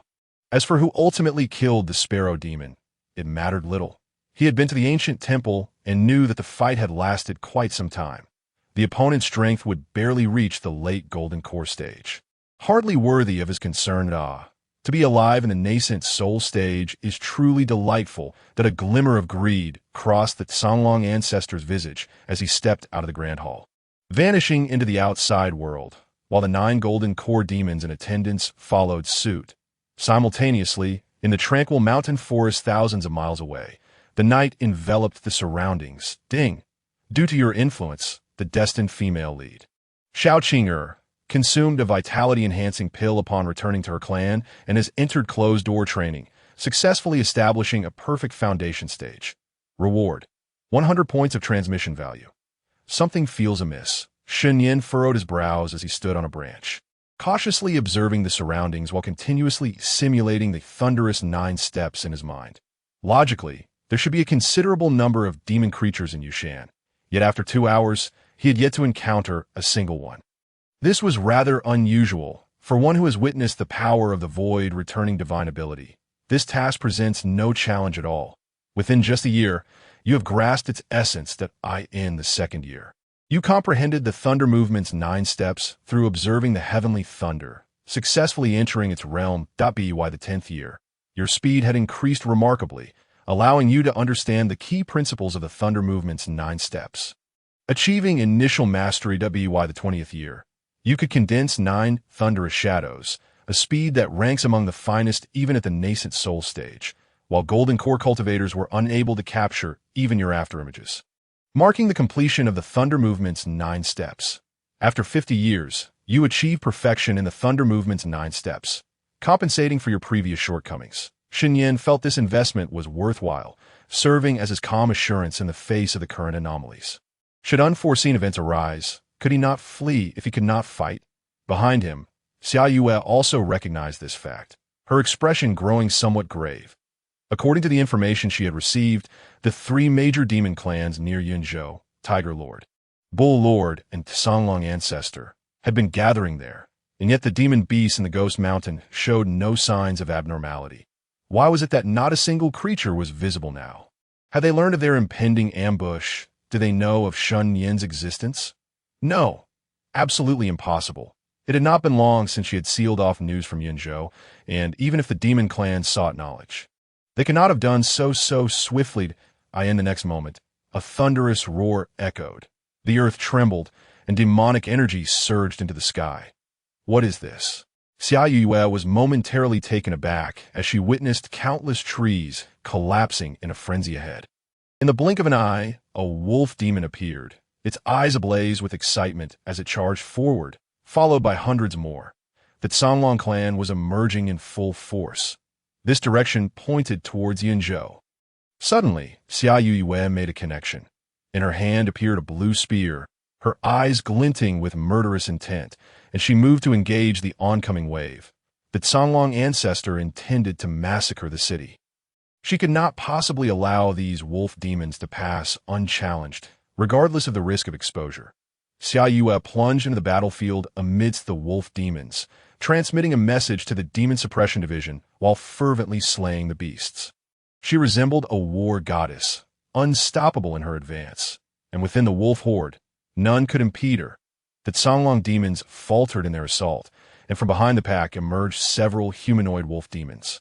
All at the Foundation establishment stage, followed by Golden Core cultivators and that young wolf demon in a purple robe. The Demon Suppression Division, the young wolf demon, was initially startled. How could the human race know of their grand scheme? Was there a trap? Yet, the next instant, upon glancing around and noticing that it was only this woman, he couldn't help but be momentarily stunned. Just you alone. The young wolf demon's expression shifted to one of mockery as he licked his lips. It seemed this woman had stumbled upon them by coincidence. Were he to encounter this peak Golden Core female cultivator alone, he would have fled without hesitation. But now, with a wolf demon army behind him and 9 formidable demons to protect him, that female cultivator posed no threat. Moreover, the ancestor was right behind him. Well then, he would not hold back. How?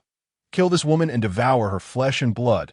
The young wolf demon howled frantically. The wolf horde surged forward like a frenzy, encircling Xiao Qing'er, leaving her no chance of escape.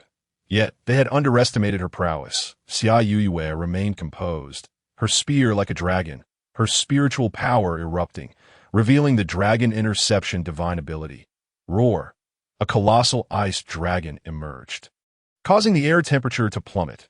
The dragon's roar echoed through the heavens as it spiraled towards the demon horde. In mere moments, hundreds of wolf demons perished, including many at the Foundation establishment stage, while those at the Golden Core level spat blood and retreated. A human prodigy. You are the newly appointed inspector of the Great Xia. The young wolf demon instantly recognized her identity, but instead of fear, he felt even more exhilarated. The Heavenly Demon Cave had recently released a bounty list for hunting, and Xiao Qing'er was on it, though not among the top ranks. However, the rewards were staggering. Not only he, but even his ancestor would likely go mad for them. Yet before he could issue further orders, his pupils suddenly constricted as a flash of lightning illuminated the scene, and his head was severed from his body. The young wolf demon perished without ever discovering who had killed him or when the assailant had arrived. Shen Nian stood aloft amidst the wolf demons, lightning swirling at his feet, calmly holding a massive wolf head in his hand. This scene instantly captivated the attention of all the wolf demons, leaving them in a state of bewilderment. Even Xiao Qing'er was momentarily stunned. When had he made his move? The next second, she witnessed the familiar figure in white deftly extract the wolf demon's demon core and place it into his storage pouch, then casually discard the wolf head as if it were refuse, turning his gaze upon the 9 great demons with the predatory gaze of a hunter. The 9 Golden Core demons erupted in fury at this sight, their hearts gripped with panic. The slain demon had been their clan's prodigy, deeply favored by their ancestor. The moment they had entered Yinzhou, their ancestor had nearly entrusted all power to him. Yet he vanished before they had even left home. If they failed to provide an explanation, they would face their ancestor's wrath upon his arrival. Humans are so audacious. Die! Boom! The aura of the 9 Golden Core wolf demons enveloped the entire forest, their terrifying power sending shockwaves through the surroundings. Though they were filled with rage, they were not foolish. The opponent's methods were far too strange. Although he was merely a Golden Core cultivator, they could easily deduce that this young man was undoubtedly another human prodigy. His strength could not be compared to ordinary Golden Cores, and they did not genuinely wish to engage in a life-or-death battle. They only sought to buy a little more time until their ancestor arrived. For even the most terrifying of foes would stir up no trouble if their ancestor intervened. Yet they had greatly underestimated this young human, as fear flickered in the eyes of the 9 wolf demons. Their bodies were already severed. Crack! Thunder roared as a brilliant flash of lightning illuminated the night, resembling a dragon of thunder in its ferocity. As the lightning dissipated, the bodies of the 9 golden core demons softened. Plummeting from the sky, having merely taken a breath of time, that so fast. Below, Xiao Qing'er, still engaged in slaying wolf demons, was astonished. For the first time, she had barely caught a glimpse of Shen Nian in action. Yet, with her strength, she could only see a fleeting shadow of lightning. Wait, this movement technique, the thunder movement's 9 steps? Xiao Qing'er's pupils constricted sharply. Years ago, she had attempted to practice this movement technique but spent months without success, ultimately choosing to abandon it despite being hailed as the first in comprehension among the great Xia. But now, a peer her age had mastered it. The Thunder Movement's 9 steps was one of the most precious divine abilities of the great Xia's Demon Suppression Division, and only one person in Yunzhou had accumulated enough merit to exchange for it, General Chen Gang. It was not difficult for her to surmise that Shen Nian had obtained this technique after killing Chen Gang. She had refrained from mentioning it earlier, as she still possessed some pride. But how had he cultivated it? This was a movement technique of a nascent soul level, and he was merely at the golden core stage. Moreover, it was evidently at the level of perfection. Could it be that he had been cultivating the Thunder Movement's 9 steps all along? If so, how could he have dedicated himself entirely to body refinement? For the first time, Xiao Qing'er was left in shock by a contemporary. She could not fathom how, at such a young age, he had honed his physique to the level of a primordial master while concurrently perfecting a nascent soul divine ability. Amid her astonishment, the wolf demons ceased their siege upon her. Their eyes filled with fear as they gazed at the figure in white above, causing the inherently fierce wolf demons to waver in their resolve. Suddenly, a suffocating sensation spread through the air. Silue's gaze was cold as she fixed it upon the old wolf slowly emerging, the green jade bottle within her dantian beginning to emanate purple energy. Her aura transitioning from hurried to tranquil. She needed to fully concentrate to unleash her killing strike. Below the nascent soul, all may be slain. However, this killing move had one significant drawback. It required an extended preparation time and could not be interrupted. Shen Nian, you hold him off. I will deliver the fatal blow.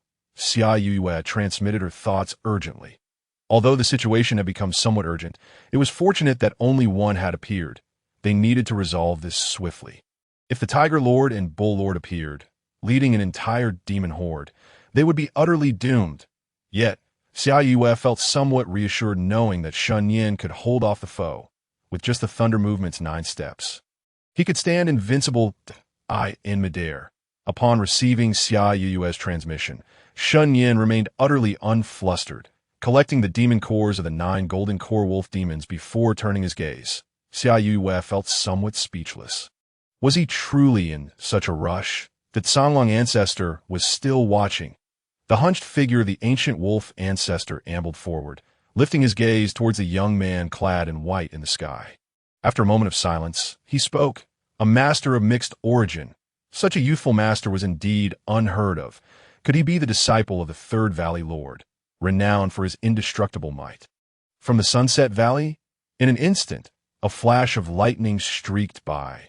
The ancient wolf ancestor's expression shifted, and in his eyes reflected a colossal fist. His body swelled dramatically, his gray robe shattering instantaneously, while 4 demonic symbols emerged on his limbs. Boom!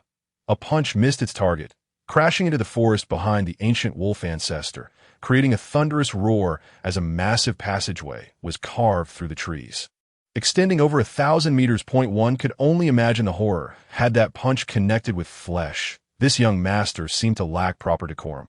The ancient wolf ancestor's large wolf-like eyes brimmed with surging fury. As his towering form materialized, rippling with explosive muscles, his black fur as unyielding as steel needles. Were it not for the white whiskers at the corners of his mouth and eyes, no one would dare believe this was a wolf demon nearing the end of its lifespan. From a distance, Xiao Qing'er's expression grew solemn upon witnessing the ancient wolf ancestor wielding demonic symbols. The ancient wolf ancestor had ties to the celestial demon abyss. Typically, demons who delight in slaughtering the populace are rogue demons or clans without affiliations. Their strengths varied, with the strongest merely reaching the pinnacle of the golden core stage, which the Demon Suppression Division could handle. However, Once the celestial demon abyss was involved, the situation was entirely different.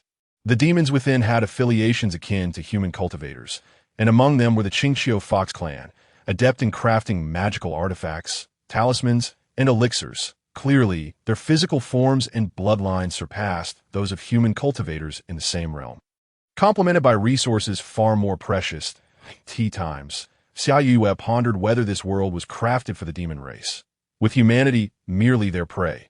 Feeling the intensity of the situation, Shen Nian's heart brimmed with murderous intent as he gazed at the ancient wolf ancestor.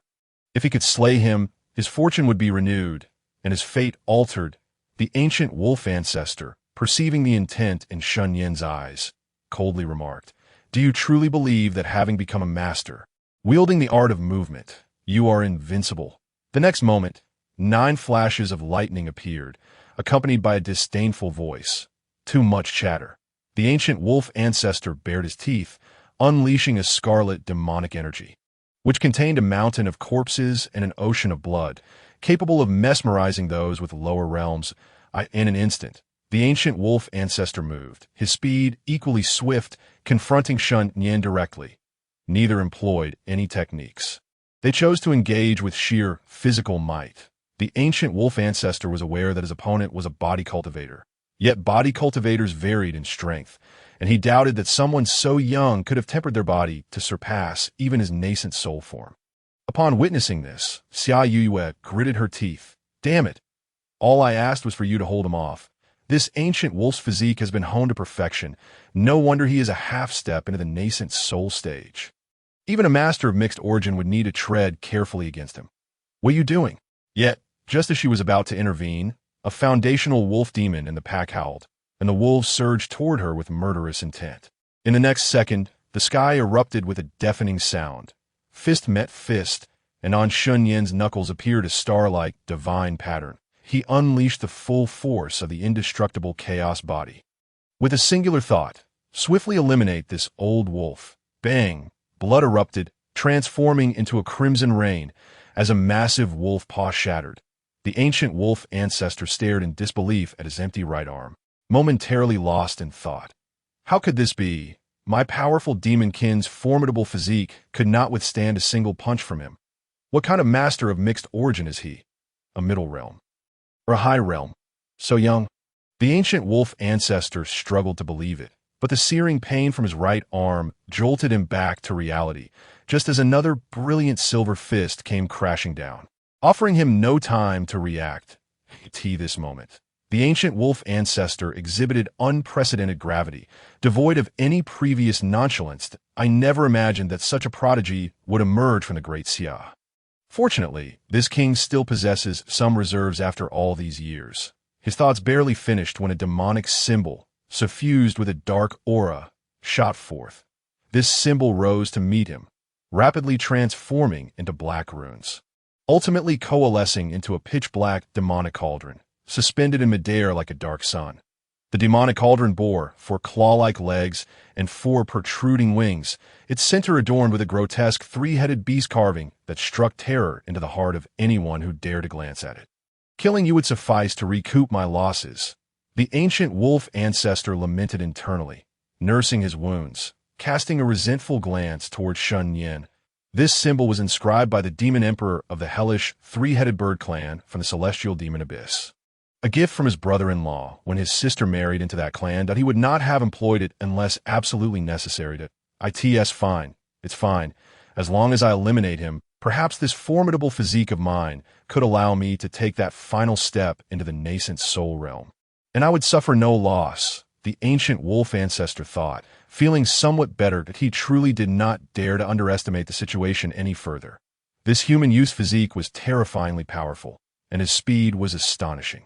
Moreover, he had yet to employ any techniques, indicating he still held hidden cards. Boom! A bizarre chime resonated through the skies, meeting Shen Nian's resplendent punch. Bang! The earth cracked, the surrounding area collapsing chaotically around them, as countless wolf demons perished in a mist of blood, forcing Xiao Qing'er to retreat repeatedly. How terrifying is this demonic symbol? What exactly is this old wolf's background? Shen Nian, Xiao Qing'er gritted her silver teeth.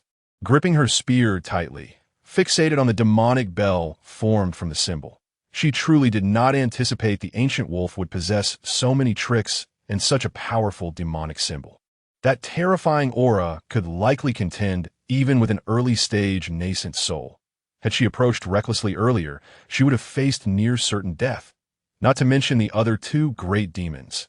And the lethal move she was brewing within her had yet to fully coalesce. She had not expected Shen Nian to force the ancient wolf ancestor to reveal his trump cards so swiftly. This battle was unfolding too rapidly. Never mind. I cannot just stand by and watch him fight alone. A resolute glint flashed in Xiao Yue's beautiful eyes, and her spear erupted with astonishing momentum, causing the temperature around them to plummet dramatically as icy blossoms began to fall. However, at that moment, Xiao Yue's expression froze. In midair, after Shen Nian's punch struck the demonic cauldron, he extended his long hand, his pupils gleaming silver, his black hair whipping wildly, fingers gripping the protruding wings of the cauldron as it shook violently. Yet that massive hand seemed imbued with boundless power, ultimately stabilizing the cauldron completely. Finally, Shen Nian directly stored the demonic cauldron into his storage pouch, consumed a vitality-boosting pill, and exhaled a heavy breath of turbid air. At this moment, his body was adorned with fine cracks, yet they rapidly healed at a visible rate. The entry-level indestructible chaos body nearly could not withstand the cauldron. It appeared to be quite a remarkable item, worth the effort to claim. The ancient wolf ancestor, witnessing this scene, felt utterly crushed. Monster! A high realm master of mixed origin. What the hell? The ancient wolf ancestor could not restrain his expletives, turning to flee without a shred of desire to fight. He had already braved the demonic symbol inscribed by Demon Emperor. Even among masters of mixed origin, this youth was among the pinnacle of existence. Was this even a fight? Escape, at this moment? The ancient wolf ancestor could think of nothing else, thoroughly terrified. Yet Shen Nian merely cast a sidelong glance, having restored a significant amount of spiritual power as lightning surged anew beneath his feet. With a bang, he vanished from his position. When he reappeared, it was directly in front of the ancient wolf ancestor, and without a moment's hesitation, he unleashed his formidable strength. His solid arm pressed down upon the ancient wolf ancestor's head, and Shen Nian raised an eyebrow. The gargantuan wolf, under the weight of tremendous power, was instantly forced to the ground. The ancient wolf ancestor's eyes widened with fear as he attempted to speak, only to be met with a punch to his face. Bang! A cloud of blood mist erupted, and the massive wolf body crumpled, its neck void of life, save for a dark blood hole. Shen Nian reached in and retrieved a demon core.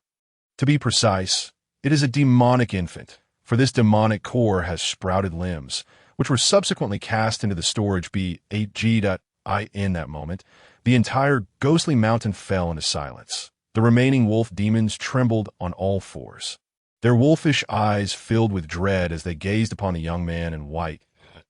In all the years in Yinzhou, they had never encountered such a terrifying figure among the human race. Xiao Yue too was frozen in astonishment. It was the first time she felt such an overwhelming pressure emanating from a peer.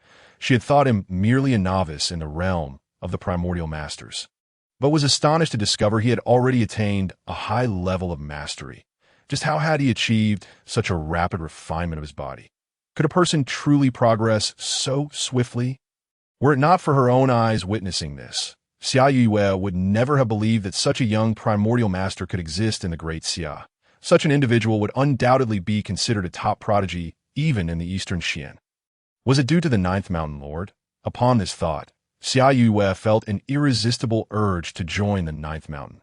All she desired was strength to prevent the Great Xia from enduring the humiliation of the Xianguang Cave, and to seek revenge.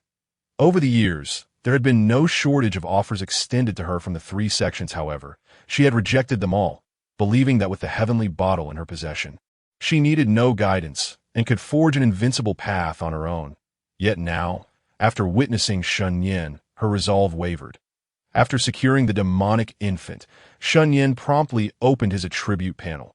His foremost concern was not these matters, but rather his own fate. Name: Shen Nian identity. chief of the 9th mountain of the Heavenly Sword Mountain, ancient Shun clan, hidden age, 19 realm, late golden core cultivation technique, Heavenly Xian Heart Sutra, minor achievement, divine abilities, Heavenly Xian Sword Technique, perfection, golden core, thunderous 9 steps, perfection, nascent soul, great sun demon, slaying sword technique, entry level, void return, indestructible chaos body refinement technique, entry level, harmonized path talent, immortal potential, gold, destiny. Chi has run its course significant life events. 3 days hence, the Canlong Great Demon will appear in Yunzhou city of the Great Xia, slaughtering tens of thousands of citizens. You are commanded to proceed to Yunzhou city to slay the demon and, if possible, obtain the Canlong Great Demon-S core to fully step into the Golden Core stage. However, the unpredictability of the world awaits. The Canlong Great Demon has prepared for this, having already allied with 2 half-step nascent soul Great Demons. And the Canlong itself is on the verge of entering the nascent soul realm to become a demon king.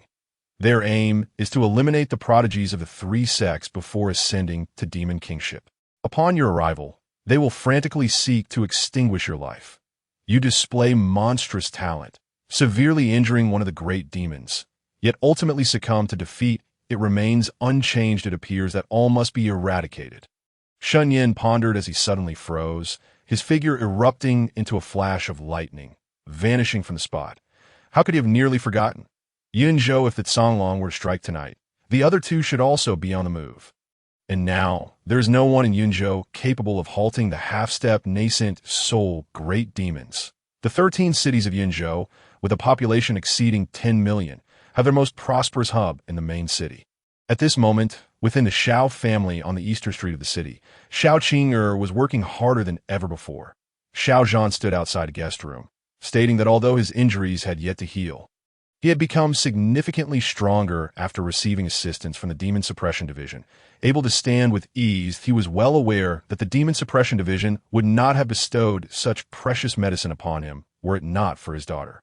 After resolving matters concerning the Xiao family, Xiao Qing'er had barely exchanged a few words with him before she immediately began her secluded cultivation. Xiao Zhan understood well the pressures that drove her, the Huang family, the Xin Guang cave, and that 3-year agreement all weighed heavily upon her. However, one cannot hasten the process of cultivation. It had only been a short time since he had begun to recover his abilities, and to hope for a sudden leap into the foundation establishment stage was unrealistic. Just as Xiao Zhan was musing on this, he was astonished to detect a wave of foundation establishment energy emanating from the room. The spiritual energy almost palpable. Inside, Xiao Qing'er sat cross-legged upon her bed, surrounded by a searing spiritual energy. The fire divine pattern at her brow flickered into view, and all 300 of her acupoints had awakened, filled with spiritual energy that flowed like a stream towards her dantian, forming her sea of consciousness. Within it stood a foundation of spirit, flawless and without a single crack. Yes, she felt the rich spiritual energy within her body, a strength far exceeding that of mere qi condensation. Xiao Qing'er was suddenly filled with excitement, her tightly shut eyes fluttering open. I did it, Xiao Qing'er beamed, her beautiful eyes sparkling with delight. She had succeeded. Foundation establishment, the realm she had once only dreamed of, had been achieved. Moreover, it was the flawless foundation that the Empress had spoken of. Xiao Qing'er could scarcely believe that she had truly accomplished this. A newfound confidence gracing her exquisite features, she resolved to fulfill her senior brother's request. There was still one day left. Clenching her jade fist, her gaze firm. Even with a perfect foundation, the prospect of slaying a golden core demon, even one of the weakest relying on devouring humans to attain their power, remained exceedingly slim. She must not become overly confident. The Empress of Flames, perceiving Xiao Qing'er's thoughts, spoke slowly, her golden eyes still reflecting a hint of astonishment. This girl, she truly fears nothing. Achieving consecutive breakthroughs in such a short time could impact her foundation, and striving for a perfect foundation could be perilous. Even the success rate was unknown, reliant entirely on luck. Yet, she has persevered, and remarkably, she has forged a perfect foundation. This is nothing short of miraculous. Had that young man exerted such pressure in just a few days, The Empress contemplated, suddenly realizing that Xiao Qing'er's apprenticeship under Shen Nian was indeed a fortuitous event. Previously, while Xiao Qing'er had been diligent, she would not have risked her life at every turn. This rate of advancement left even her in awe. Yet, given her initial foundation establishment strength, even with the divine body's enhancement, slaying a golden core demon, even the weakest among them, would still be an improbable feat. Moreover, the divine abilities she currently possessed were woefully inadequate, and she could not learn the technique she had mastered. Upon hearing the Empress's words, Xiao Qing'er offered a wry smile in response. I understand, but it is certainly better than having no possibility at all after witnessing true heights. How could I be arrogant about this minor breakthrough? I still have a long way to go. Yes, it is good that you understand. The Empress of Flames replied with a nod of approval, then continued, if you could advance to the mid-foundation establishment stage and learn a golden core level divine ability, your chances would increase significantly. However, the Empress merely spoke offhandedly. To achieve such progress in a day and a half was nearly impossible. Currently, all the Peiyuan pills had been consumed, and even the divine body had completely digested that drop of phoenix lineage blood. She was now utterly destitute. Xiao Qing'er nodded slightly, her beautiful eyes reflecting a contemplative expression. Divine abilities, this aspect had indeed slipped her mind. If she could return this time, she must go to the scripture pavilion and acquire a few techniques. At that moment, the Empress of Flames suddenly raised an eyebrow, and Xiao Qing'er, sensing something, directed her gaze outside the room. So much demonic energy. The demon race is attacking. Xiao Zhan gazed at the dark, ominous spiritual energy swirling in the night sky, his expression grave. Meanwhile, within the Demon Suppression Division, Wang Yuanzheng was preparing to retire for the night when he seemed to sense something, closing his eyes and tightening his grip on the great blade. A dense aura of killing intent surged forth, and his figure transformed into a streak of light as he dashed out. Sound the war drums. All personnel of the Demon Suppression Division, head to the city gates immediately. A cry reverberated through the headquarters of the Demon Suppression Division, and those generals still present sprang into action. This time, outside Yinyang City. Although night had fallen, citizens were still entering the city from outside. Yinzhou City had no curfew. This was primarily because it was the main city of Yinzhou, the safest place in the region where the demon race hardly dared to cause trouble. Additionally, many citizens found opportunities to earn a living at night. Just 1,000 meters away, upon the verdant hills, a figure resembling an iron tower stood with hands clasped behind its back, a ferocious tiger head speaking human words, exuding a domineering presence. That old Songlong is so timid in his dealings. It's no wonder his lifespan is running out. Just a mere patrol envoy, and he dares not take the lead. I'll take charge. What is a little Yinzhou worth? What formidable individuals could possibly emerge from such a place? Beside him, an 8-foot-tall yellow bull sneered slightly. Does that old fellow truly believe us to be fools? Dividing forces to slaughter the city is merely to draw fire away from him. Brother Tiger, let us join forces to invade Yunzhou's main city, feast upon the cultivators, and once we step into the nascent soul realm, we can turn back and deal with that old wolf. The old yellow ox is none other than Yojun, one of the 3 great demons of Yinzhou. While he spoke with certainty, his heart was already set on devouring the cultivator first. Once they charged into Yunzhou, it would be a matter of luck. Hu Jun grinned widely, turning to gaze at the yellow ox, his eyes betraying a glimmer of greed. Very well. It is settled then. Once I step into the Yuaning stage and consume you, I shall break through to the mid-Yuan-ing stage. That is what I, Hu Jun, aspire to. In the next moment, 3 fierce tigers emerged from the shadows, licking their lips, their bodies exuding the scent of blood, clearly having just feasted. Whoever claims the head of a major demon hunter first shall be the prince of my Yunzhou tiger clan, Hu Jun declared coldly, raising his claw to point ahead. Roar! The sound of tiger roars echoed through the mountains, causing the yellow ox demons nearby to tremble with fear, a pressure stemming from their bloodlines. The 3 young tiger demons charged forward with incredible speed. Observing this, Niojun spoke, Go ahead, consume as much as you can. Once done, we must leave Yinzhou. In an instant, hundreds of ox demons surged forward, their potent demonic energy saturating the sky. Hu Jun, Leave the overall commander of Yunzhou to me. While you handle the inspecting envoy, how does that sound? Niu Jun proposed. Hu Jun cast him a glance, snorting in amusement. That works at T this very moment. Near the city gate, the commander wore a shocked expression. Still discussing the recent news that, it's true, the Huang family has been entirely wiped out, and the one from Shuangguang Cave has perished as well, all at the hands of that white-clad youth who entered the city today. My heavens, that white-clad youth is remarkably powerful. Indeed, I could tell he was extraordinary at first glance. His aura could not possibly belong to an ordinary person. Exactly. In the next moment, a soldier's head was swiftly engulfed by a massive blood-soaked maw. Leaving the commander, who had held a gun, momentarily stunned, he had never encountered such audacious demons in all his years, daring to invade Yunzhou so brazenly. But then his pupils constricted as he saw a fierce tiger mockingly observing him. Accompanied by the wails of the townsfolk, demons are attacking. Sound the drums. Meanwhile, within a pawn shop in the city, the owner casually remarked, this sword can only be pawned for 10 taels of silver at most.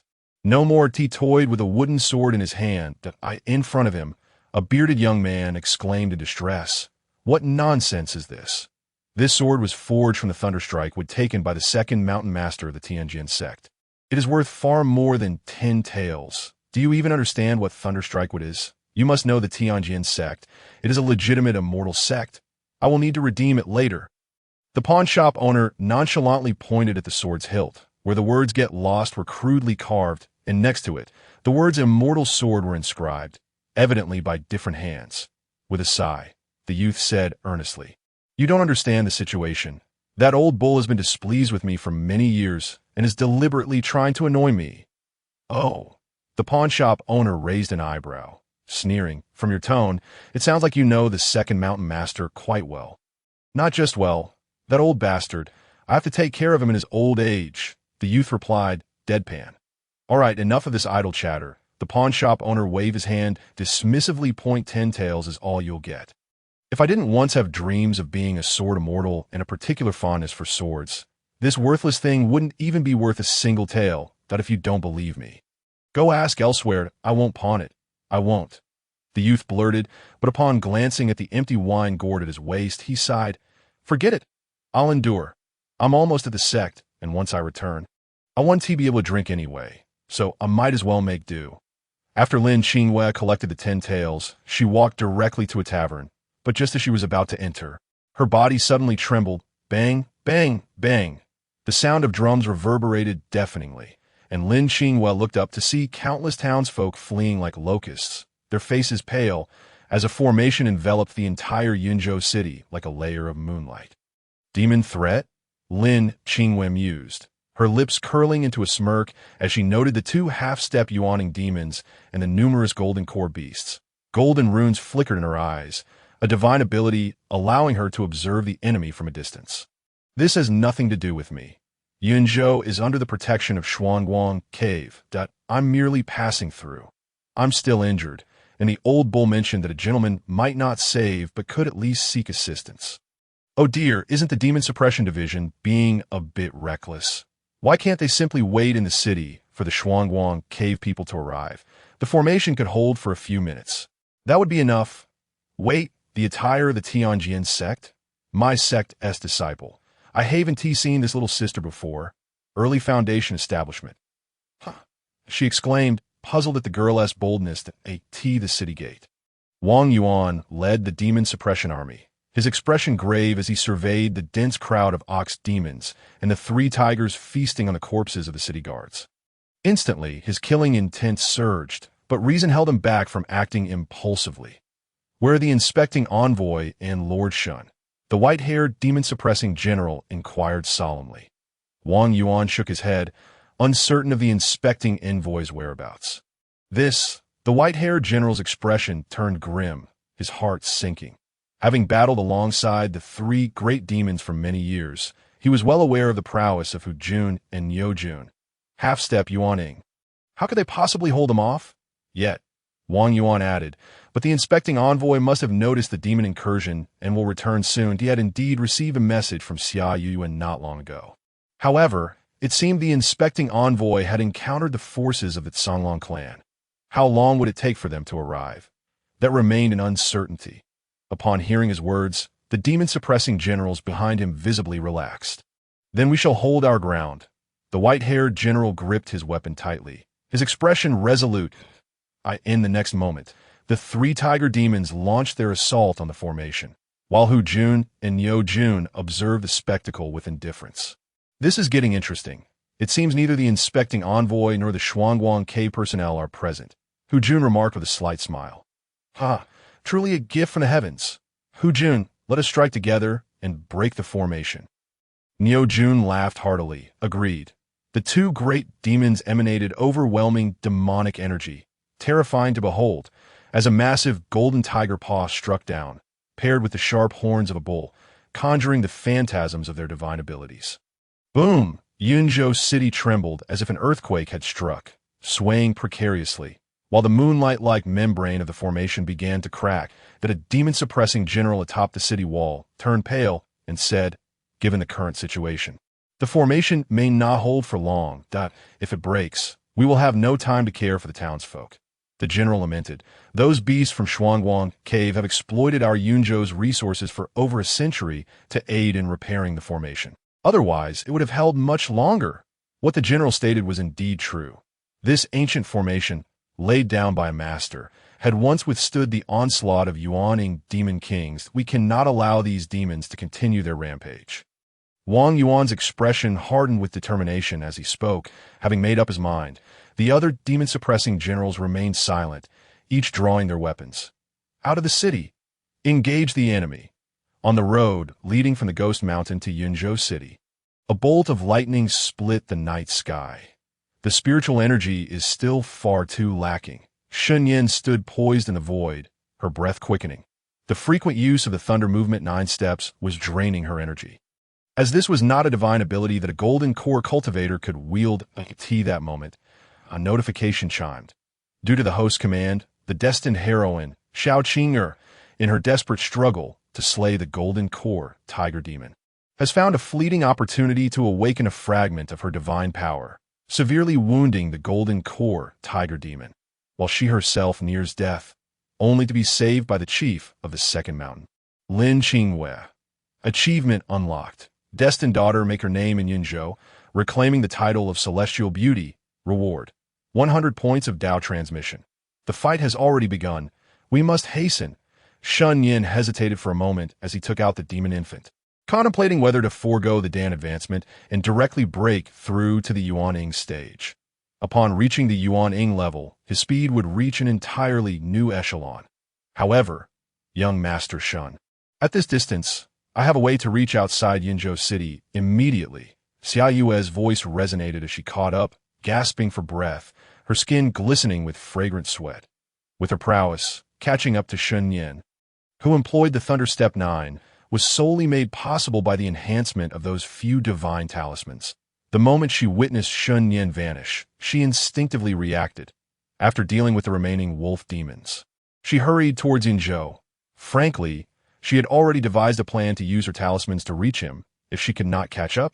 After all, a conflict in Yunzhou seemed imminent. There was no time to delay. Upon hearing her, Shen Nian instantly appeared beside Xiao Yue. Without uttering a single word, let's go. Xiao Yue nodded, a yellow talisman appearing in her jade-like hand, exuding an ancient aura. Young Master Shen. This talisman was forged in the Valley of the Setting Sun. It possesses the ability to traverse space at this distance. It will suffice to transport us outside Yunzhou City. Xiao Yue elucidated. Shen Nian nodded in agreement. What must I do? Talismans. That old wolf ancestor also possessed demon talismans. They seemed quite useful, and I should acquire more if the opportunity arises. Yet, why do I feel a sense of aversion towards such things in my memories? Young Master Shen, please hold me tightly. Shen Nian inclined his head slightly, taking a swift step forward, bending slightly as he effortlessly lifted her into his arms. Xiao Yue felt light. Had it not been for the stunning visage she could see by lowering her gaze and the soft sensation in his embrace, Shen Nian would have felt as if he were holding air. Let us proceed, he said. Xiao Yue found herself at a loss for words. pressed against his chest, an unprecedented sensation washing over her. In truth, she didn't need to be held like this. Yet, she was not one to be overly concerned with trivialities, and she composed herself to activate the transportation talisman in the next moment. A gentle breeze swept by, and dense golden runes coalesced around them. Shen Nian noticed the ground beneath his feet beginning to fade, as if they were enveloped in nothingness, the power of space. He speculated. Although he retained some memories from his childhood, most were mere conversations with his ancestors, and beyond that, he could not recall. He realized this only after breaking through to the golden dance stage. It was as if there were a layer of seal in his mind, though not particularly strong.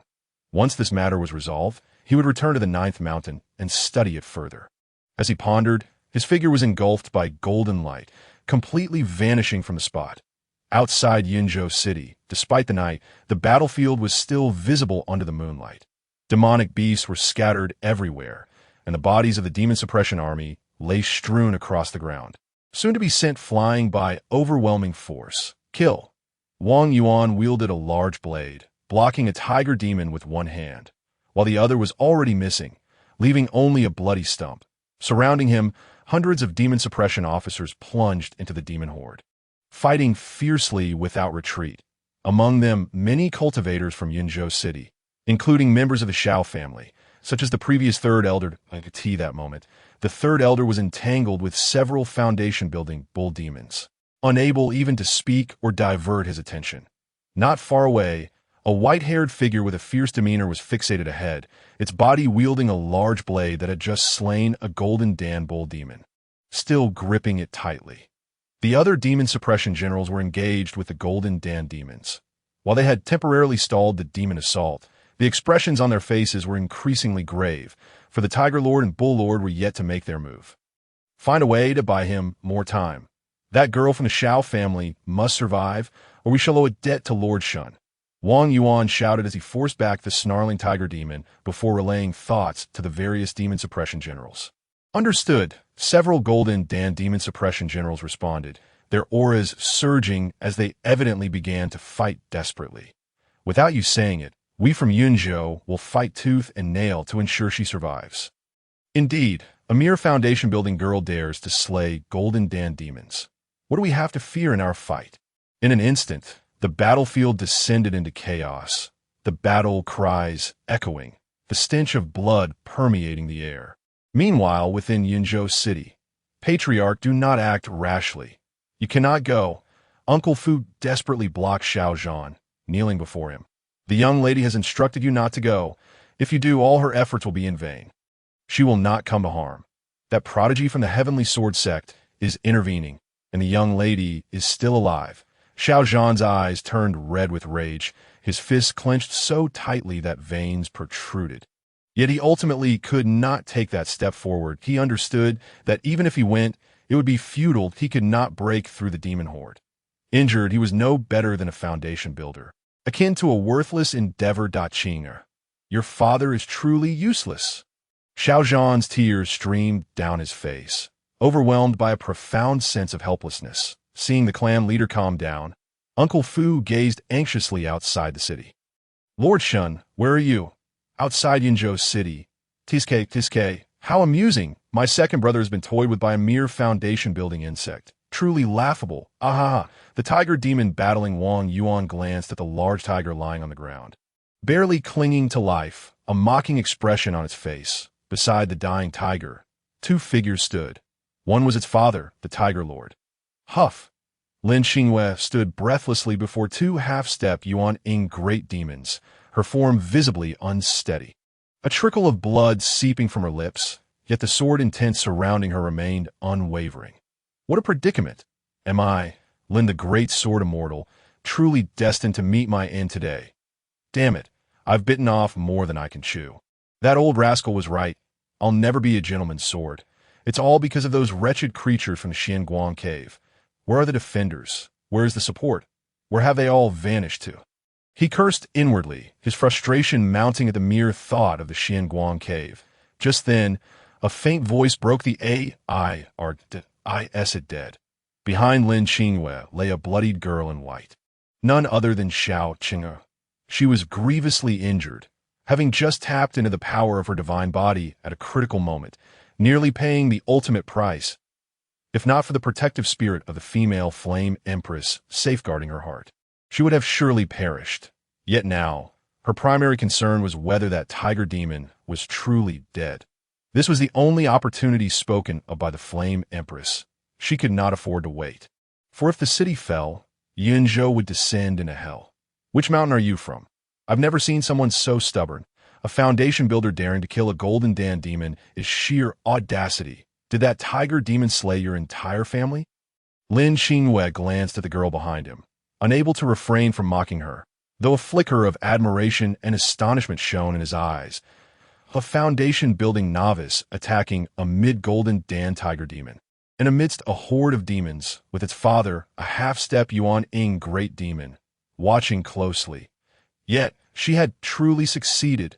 Remarkable, had it not been for the girl's sudden surge of strength far exceeding that of a foundation builder. He would have been unable to rescue her, as he was genuinely curious which mountain of the Heavenly Sword Sect had taken in such a disciple. With such talent and combat prowess, she could not possibly be an outer sect disciple. Is it dead? Xiao Qing'er gritted her silver teeth, forcing herself to speak despite the excruciating pain. Sigh. Lin Qingwei, seeing her fixation, glanced at the demon swarm not far away and helplessly replied, just a breath away.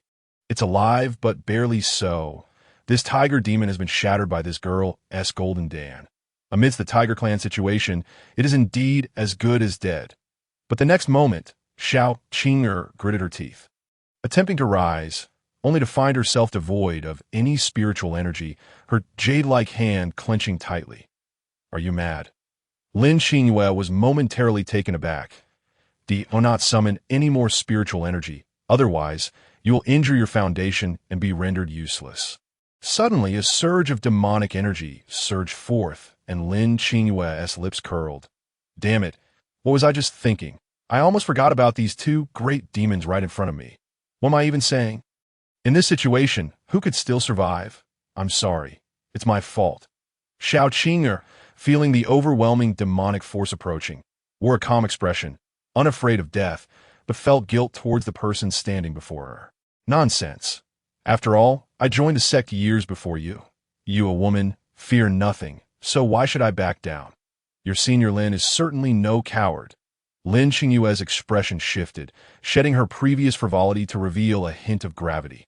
Her eyes suffused with the ethereal intent of the heavenly sword. Alas, the sword is absent. Were it present, I would fiercely rend a layer of skin from you. The Tiger Lord glanced at the dying tiger demon, his demeanor indifferent, showing no inclination to offer aid. Is it from the Heavenly Sword Sect? Or perhaps two? A sinister chuckle escaped. Who would have thought such fortune would grace us? A double delight indeed. The bold demon remarked, a flicker of excitement evident in his large eyes. Word had traveled from the demon cave that a sword cultivator of the Killing Clan at the Golden Core stage could achieve merits equivalent to slaying a nascent soul. This could procure numerous valuable items. Tiger Lord, shall we split it evenly? The bold demon ventured again, only to be struck dumb the following moment, for he recognized a trace of solemnity on the Tiger Lord's face as he followed the latter's gaze. Who is he? Why does he exude such an oppressive aura? The blood upon him resembles that of the old wolf. The Tiger Lord regarded the suddenly appeared youth with increasing seriousness, refraining from any rash actions. Heavenly Sword Sect, the second mountain. Within a tastefully adorned chamber, candlelight flickered, casting shadows on a table laid with a sumptuous feast. After toiling for an extended period, Guidu finally returned to his humble abode. Gazing upon the familiar surroundings with a sense of nostalgia, 3 years had flown by in a blink, and this was indeed the longest he had been away. Subsequently, he shed the imposing demeanor of a mountain lord, kicked off his cloth shoes, and settled down on a wooden chair. With utmost caution, he retrieved a tome from his storage pouch, taking a deep breath that I must see what this young lad has been so engrossed in. Clutching this book day after day, just from the title, I can tell it is no good, yet he dares to claim that the essence of Tao is contained within, the way of feat and techniques. Is it? Great ancestor above, my intention is not to indulge my own curiosity, but rather to aid my dear disciple. I must risk myself for the sake of steering him away from the path of folly. After fortifying his resolve, Guidu slowly opened the book titled The Risku Tales of the Tao, his expression tranquil. Then came the exclamations of, Ah, is it really like this? This is rather scandalous. Oh my. Just then, a resounding thud echoed as a jade hand pushed open the door, sending a shiver through Guidu. Mountain Lord, something has happened to junior sister Qing'er, a voluptuous middle-aged beauty clad in a purple gown entered. Her countenance grave as she clasped her hands respectfully. Ahem, Elder Jia. Guidu's complexion flushed, yet he remained unhurried as he closed the book, softly inquiring, Isn't she in Lijiao? What could possibly befall her with Lungling Shuang there? How rude! Does she not understand the concept of knocking? Though internally he raged, his exterior remained composed. Lungling Shuang is the chief disciple of the First Mountain and the pillar of this generation of the Heavenly Sword Sect. Elder Jia promptly produced a communication stone, through which Lin Qingyue's anxious voice soon emanated. There are demons wreaking havoc in Yunzhou. 2 half-step nascent soul demons are leading a horde to besiege the city. And the guardian of Shuangguang Cave is missing. We urgently require assistance. Guidu's brow furrowed, a glimmer of murderous intent flashing in his eyes as he snorted. Humph, those useless fools at Shuangguang Cave. Send some disciples to Yunzhou to deal with the demon threat. Mountain Lord Elder Jia hesitated, for she had other tasks to attend to. The situation in the 3 regions under the Heavenly Sword Sect's protection was growing increasingly dire. Especially with the Demon Cave's monarch tearing open several portals. She was already ordered to handle that ditto, and need to go to Qingzhou as well. Never mind, I shall go personally, Guidu recalled the orders and added. Elder Jia paused. You, personally? Just 2 half-step nascent souls. Yet the Mountain Lord also must attend to the Demon Monarch. If news of his presence in Yunzhou were to leak, that Demon Monarch would be left unchecked. And an unrestrained transformation stage Demon Monarch could spell disaster. Fear not, that foolish bird has already been ensnared by me. Currently, it is trapped in a cave and cannot escape. Guidu understood Elder Jia's concerns. Hence he clarified, were it not for this, he would not have the time to return to the Heavenly Sword Sect. Elder Jia's eyes shone with reverence as she respectfully clasped her hands. Mountain Lord, your might is unparalleled. She understood all too well just how fearsome the foolish birdwa to refer to truly was. The ancestral being of the 3-headed hellbird, a mid-transformation stage demon monarch. Moments later, at the 9th mountain, in the tranquil glade before a wooden cabin, Guidu stood with a spark of interest as he grasped a piece of paper left upon a stone stool. Shen Nian dared to descend the mountain alone. Guidu stared at the 4 characters inscribed on the paper, already gone to slay demons, somewhat astonished he had intended to take that child, who had joined his junior sister 6 years ago, to see the world before heading to Yunzhou. After all, he was his uncle, and he maintained a close relationship with Luo Li, who was currently occupied in the Demon Cave. Previously, they had met, and she had entrusted him to guide Shen Nian should he return to the sect. Yet Guidu was caught off guard to discover that the lad had stealthily set off on his own. Slaying demons? That sounds rather grand, but according to junior sister Luo Li, he had only recently reached the Foundation establishment stage. What demons could he possibly slay? With such limited power, a talented sword cultivator would merely be offering merits to the demon clan. He was yet another headstrong youth, recklessly charging forth, oblivious to the current severity of the demon crisis. Lacking experience, the dangers of the mountain below were manifold. He must not find himself in peril. Guidu swiftly turned, taking a step that tore through the fabric of space, his expression heavy. Junior sister Luo cherished this child dearly.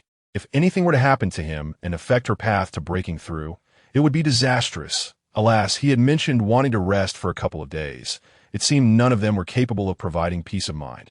Guidu sighed helplessly, stepping into the void and vanishing entirely. Outside Yunzhou City, Xiao Qing'er surveyed the scene before her, her gaze icy as she fixed her stare on the 2 half-step nascent soul demons. A murderous intent flaring as she gripped the long spear that had materialized in her hand. Yet, she made no move, instead focusing on the white-robed youth before her. He slowly approached the fallen girl on the ground and knelt beside her.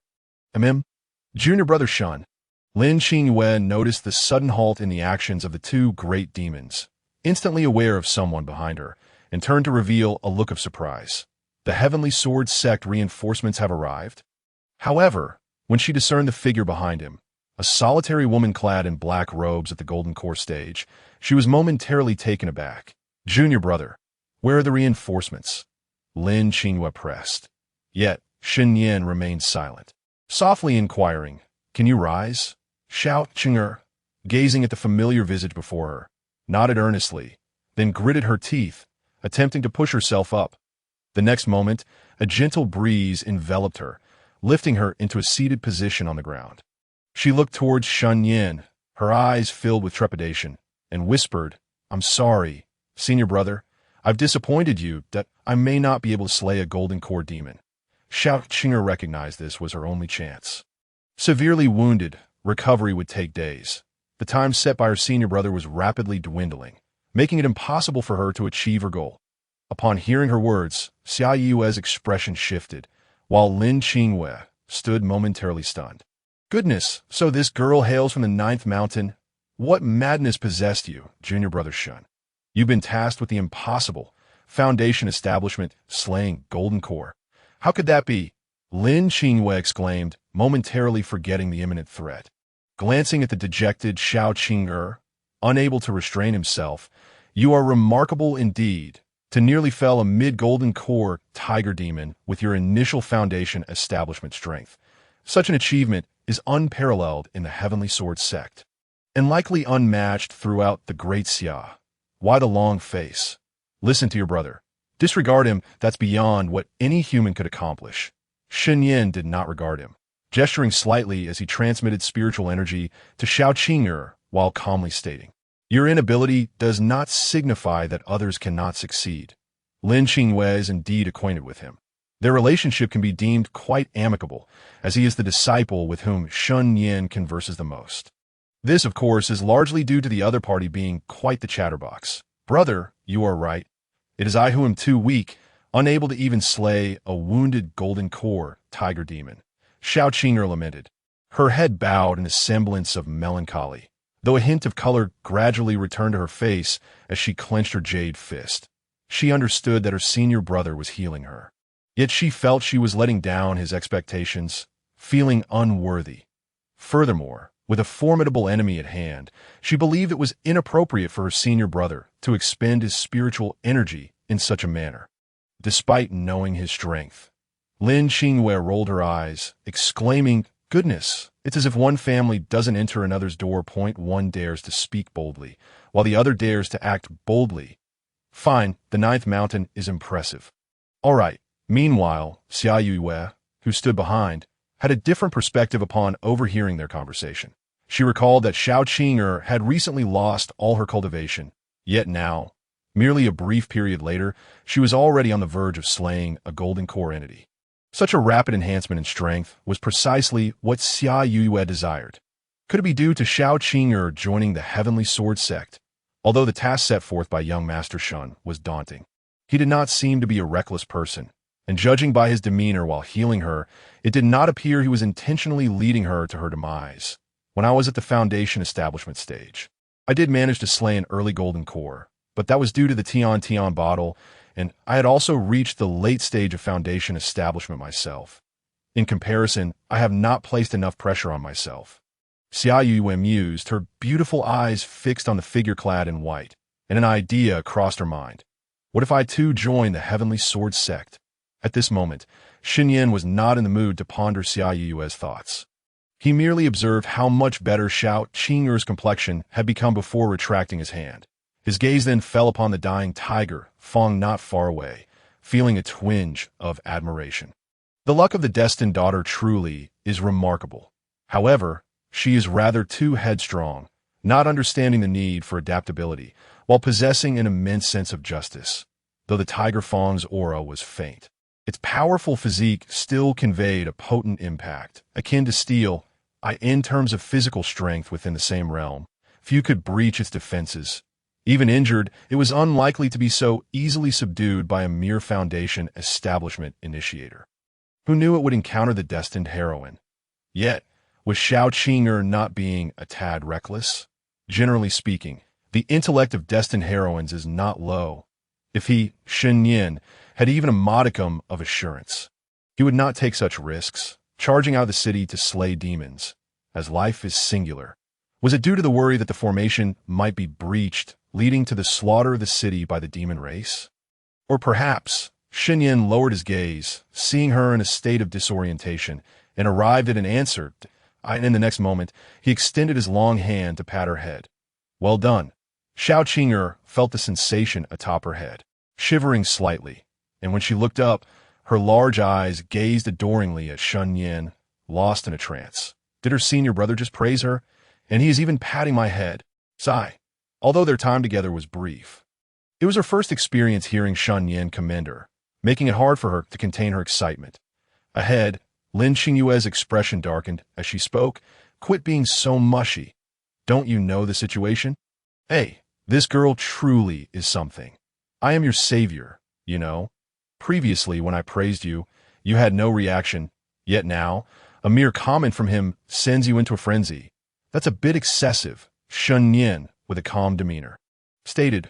Rest well, Inspector Xiao. I entrust my junior sister and my utterly useless fellow disciple to your care. Xiao Yue clasped her hands and replied, Rest assured, young Master Shen. Lin Xingyue, however, appeared utterly bewildered. What?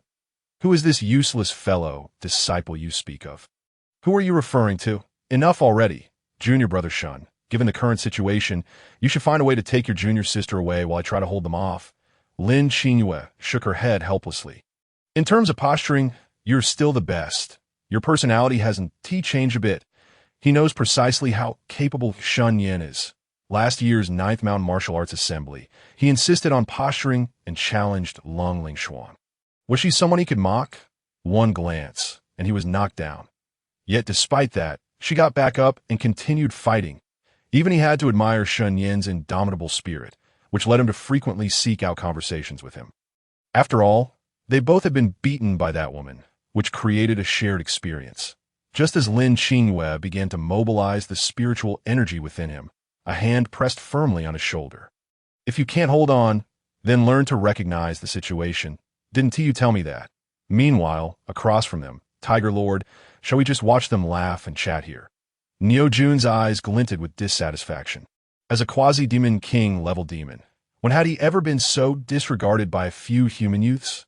However, at that moment, Tiger Lord was drenched in cold sweat, possessing the innate divine ability of insight. He had always been a king of hunters.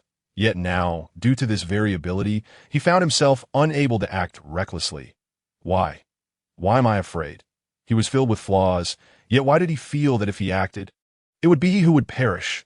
Tiger Lord remained silent, his gaze fixed intently on the movements of the young man in white. Since his appearance, and even as he crouched down to heal the young girl, his sight had never wavered this distance. His speed could easily sever the head of his opponent in an instant. Meanwhile, within Yinzhou City, Lord Shen, Old Fu, upon seeing the young man in white, was instantly overwhelmed with excitement. Having witnessed that invincible figure annihilate the Huang family, Shen Nian was akin to a deity in his eyes. There's hope. There's hope. The clan leader's young lady's senior brother has returned. Everything will be fine. Yinzhou is safe? Old Fu hurriedly exclaimed. Xiao Zhan gazed at the suddenly appearing young man in white, his brows furrowing slightly. Only a golden core, clan leader, thunder has struck. Old Fu suddenly noticed a flash of lightning outside Yinzhou City. Exclaiming, Xiao Zhan lifted his eyes, and his pupils dilated sharply. On this day, he witnessed what it meant to be invincible within the same realm, what it meant to be a prodigy of the human race. Lin Xingyue was about to retort when she suddenly felt her scalp tingle. Her pupils constricting, a bolt of lightning streaked across, so fast.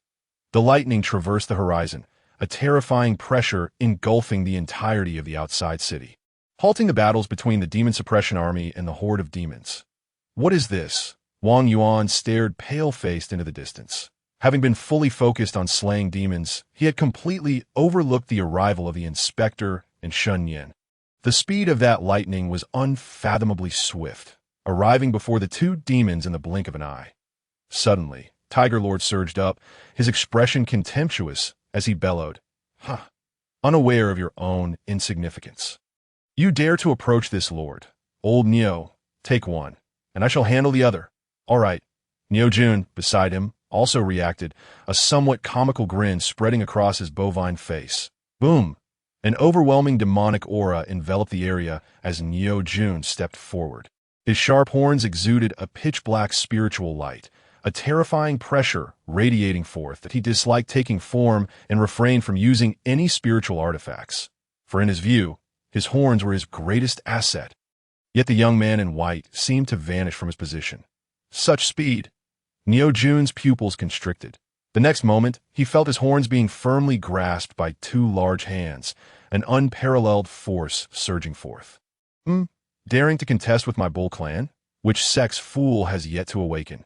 In the next instant, Neo Jun felt the world spin around him, vaguely catching sight of Tiger Lord's fleeing silhouette. I am being lifted? Neo Jun's expression morphed into one of disbelief. What terrifying power was this? The destructive force emanating from his horns made him tighten up and combined with Tiger Lord's nonchalant retreat. He came to a realization. This was no mere fool. This was a high-level primordial master, a super prodigy he had never even heard of. Damn it, Tiger Lord, you've betrayed me. Neo Jun roared his last moments, his eyes nearly popping out. The furious curses of the bull demon instantly drew the attention of everyone present, especially the two sons of the Tiger Lord, still engaged in fierce battle on the battlefield, gazed in bewilderment at their usually exalted father, who had vanished in the blink of an eye. Meanwhile, Wang Yuan and his companions were nearly wide-eyed in shock. What terrifying power this was, to effortlessly lift the mighty bull lord in a contest of strength. Wang Yuan inhaled sharply, and the other demon suppression generals were equally astonished. They had battled the three great demon clans of Yinzhou for over a century, and the bull demons were renowned for their terrifying brute force and the lethal power concentrated within their horns. In their realm, no one dared to withstand a single strike from the bull clan savage charge, let alone confront it directly. Lord Shen's physical prowess was simply astonishing. Such strength was beyond that of an initial stage Han Yuan practitioner. The demon suppression soldiers and the golden core cultivators of Yinzhou City were equally transfixed, their mouths agape. Good heavens, where did that girl Qing find such a monstrous senior brother? This truly is a blessing for the Xiao family. The third elder exclaimed, unable to contain his excitement. Within Yinzhou City, Xiao Zhan was in a state of shock, rendered speechless, while beside him, Uncle Fu mirrored his astonishment. The nearby citizens, who had initially scattered, quickly gathered once more, with some women peeking through windows and tavern owners observing from doorways. Captivated by the scene, at the same time, atop the city walls, an enigmatic figure appeared, an elderly man with an ethereal demeanor, clad in dark robes, exuding an inexplicable aura of Tao with every gesture. My goodness, could it be Shen Nian? Has he grown this powerful in just 3 years? What on earth has he been consuming? Guidu, upon arrival, was met with this astonishing sight. In the next moment, a heart-wrenching scream echoed across the sky as the seemingly indestructible body of the bull demon was torn apart by Shen Nian's long arms, splitting it in two, with the stench of blood pervading the air, causing everyone present to gasp in shock. Yet Shen Nian was enveloped in a faint ethereal glow, his white robe pristine and free of dust. After extracting the bull demon's demon core, he transformed into a streak of lightning, vanishing without a trace, leaving only the sound of wind and thunder in his wake. That moment, the Tiger Lord, having escaped 1,000 meters away, turned pale and began to ignite his demon core to flee so fast. The feeble bull didn't even last a breath. The tiger demon cursed the bull lord in his heart, but was even more terrified. This human youth was too formidable, and deep down, he felt an overwhelming sense of unwillingness. Why should such a prodigy of the human race not challenge their eastern Xian and confront the demon beast royal clan, but instead come to Yunzhou to bully demons? Run, run. However, no matter how fast he was, he could not outrun the 9 thunder steps. In the blink of an eye, the figure in white stood before the Tiger Lord. My lord, could you spare me? I can be your servant. Panic flickered in the Tiger Lord's eyes as he pleaded for mercy, recalling that the Songlong had mentioned that many demon clans did not perish at the hands of humans, but merely changed their way of life. They asked for what kind of life it entailed. There were various fates. Some became enslaved spirits bound by restrictions. Others were refined into artifacts. And the most tragic of all ended up on the dining table. For a demon clan already stronger than humans, any of these fates would be a disgrace. Yet under the shadow of death, who could care about dignity? What good is dignity to a dead demon? In the next moment, the Tiger Lord's pupils constricted as a fist radiating silver light struck him down. He hadn't anticipated such a direct approach, with not a single word wasted. Boom! The Tiger Lord's body was pulverized by a single punch, transforming into a mist of blood that filled the air. All were half a step into the nascent soul stage, yet the disparity was evident. The most difficult to kill was still that old wolf. Shen Nian contemplated the demon core in his hand, which bore only a small protrusion resembling a tiger's head. It was clear that the Songlong's demon core was closest to a human form, followed by the Tiger Lord, while the weakest was the bull demon, whose core showed no signs of condensing, merely possessing a denser aura than that of an ordinary golden core demon. However, uttering these thoughts would surely provoke laughter. If the old wolf had not had some hidden cards, it likely wouldn't have lasted long either. Was this truly difficult to kill? In the next moment, Shen Nian moved, adhering to the principle of not wasting a single opportunity, beginning to reap the golden core demons on the battlefield like a harbinger of death. The Tiger Lord's two sons had not even registered what was happening before their heads fell to the ground. Their cores extracted. Once finished, their fates must have changed, Shen Nian mused, opening his attribute panel once more, momentarily stunned. Instantly, the Bull Demon clan erupted in chaos. Flee! Run for your lives! Countless demons scattered in all directions.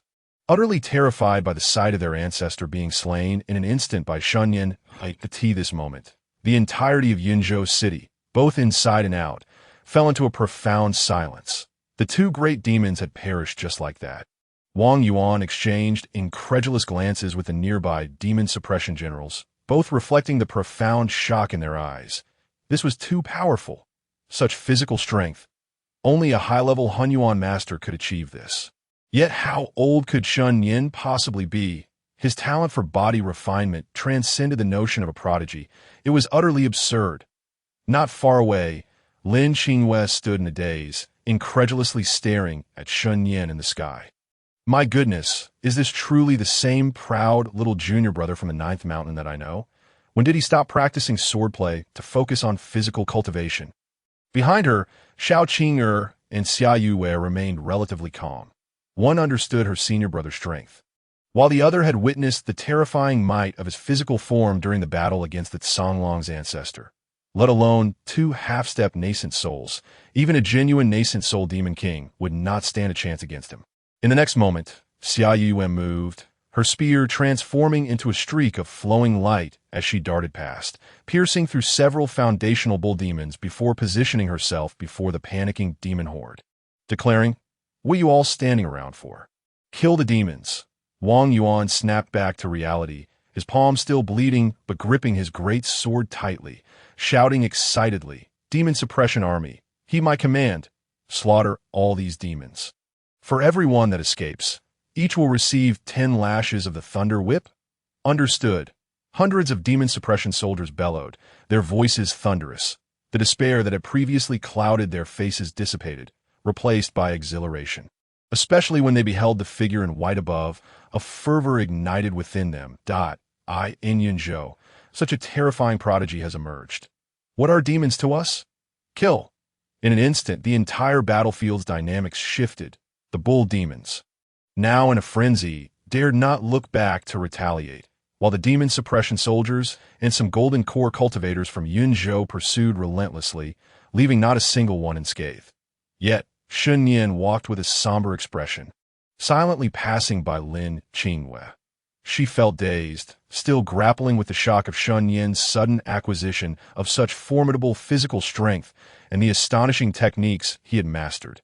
Unable to resist her curiosity, she inquired, "Junior brother Shen, what's wrong?" As the first rays of morning light descended, Yunzhou City bustled with life.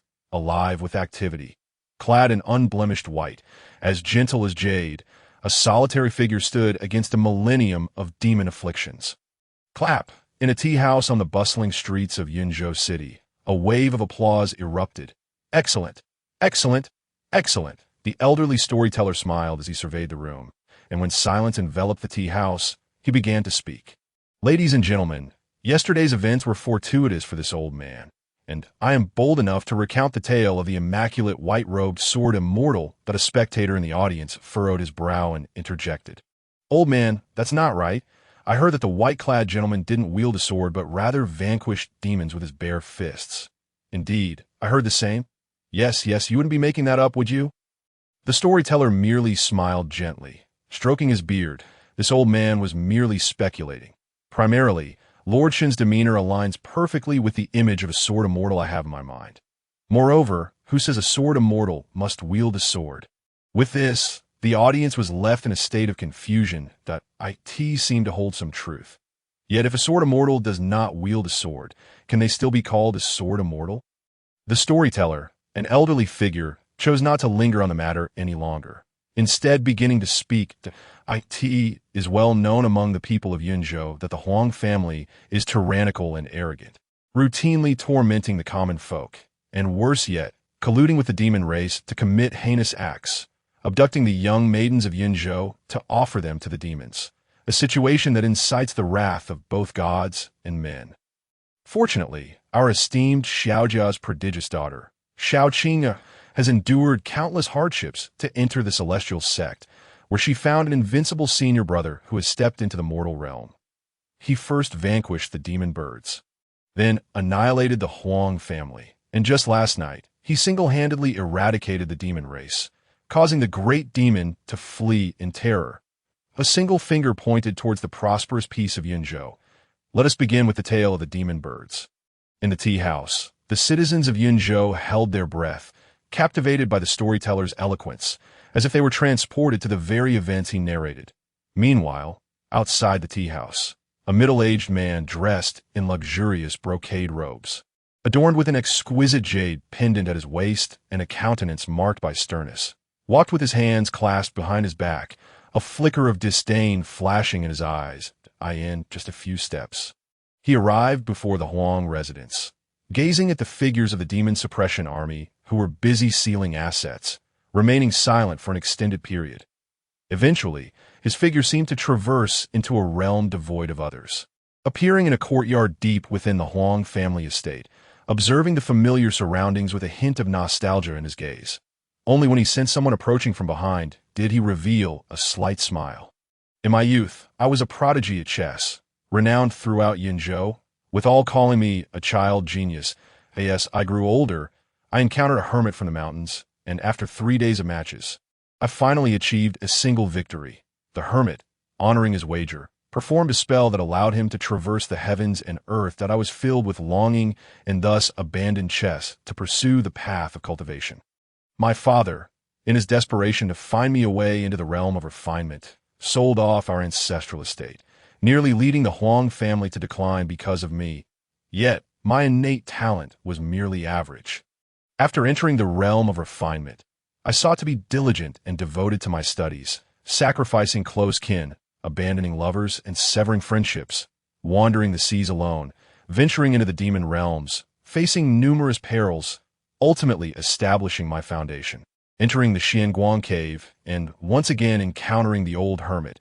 It was then that I learned he was one of the 13 lords of Xianguang cave, after entering my master's tutelage.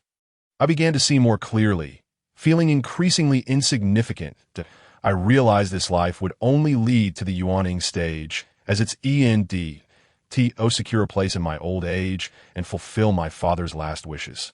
I have assisted the Huang family over the years, yet, alas, I could not protect them in the end. The figure of this stern man now appeared somewhat desolate, akin to an elder without a home to return to.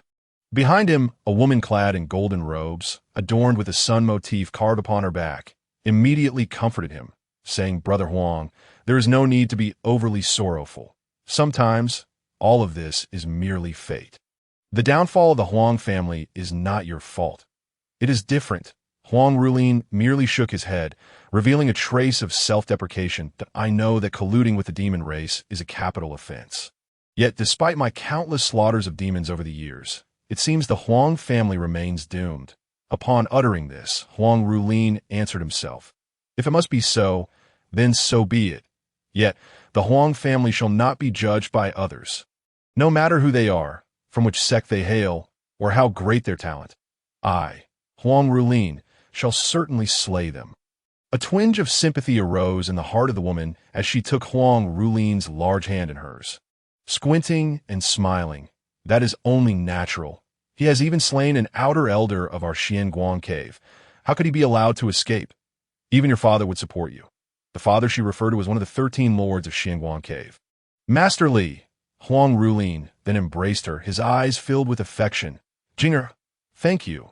Li Jing trembled slightly, a blush creeping on her cheeks as she shyly lowered her gaze. Seeing this, Huang Rulin's lips curled into a meaningful smile. Yet at that moment, a frivolous laugh rang out. Well now, such bravado over a mere celery. You think you can kill with a mere word because you belong to the Tianjin sect? Come, if you claim to be in Yinzhou.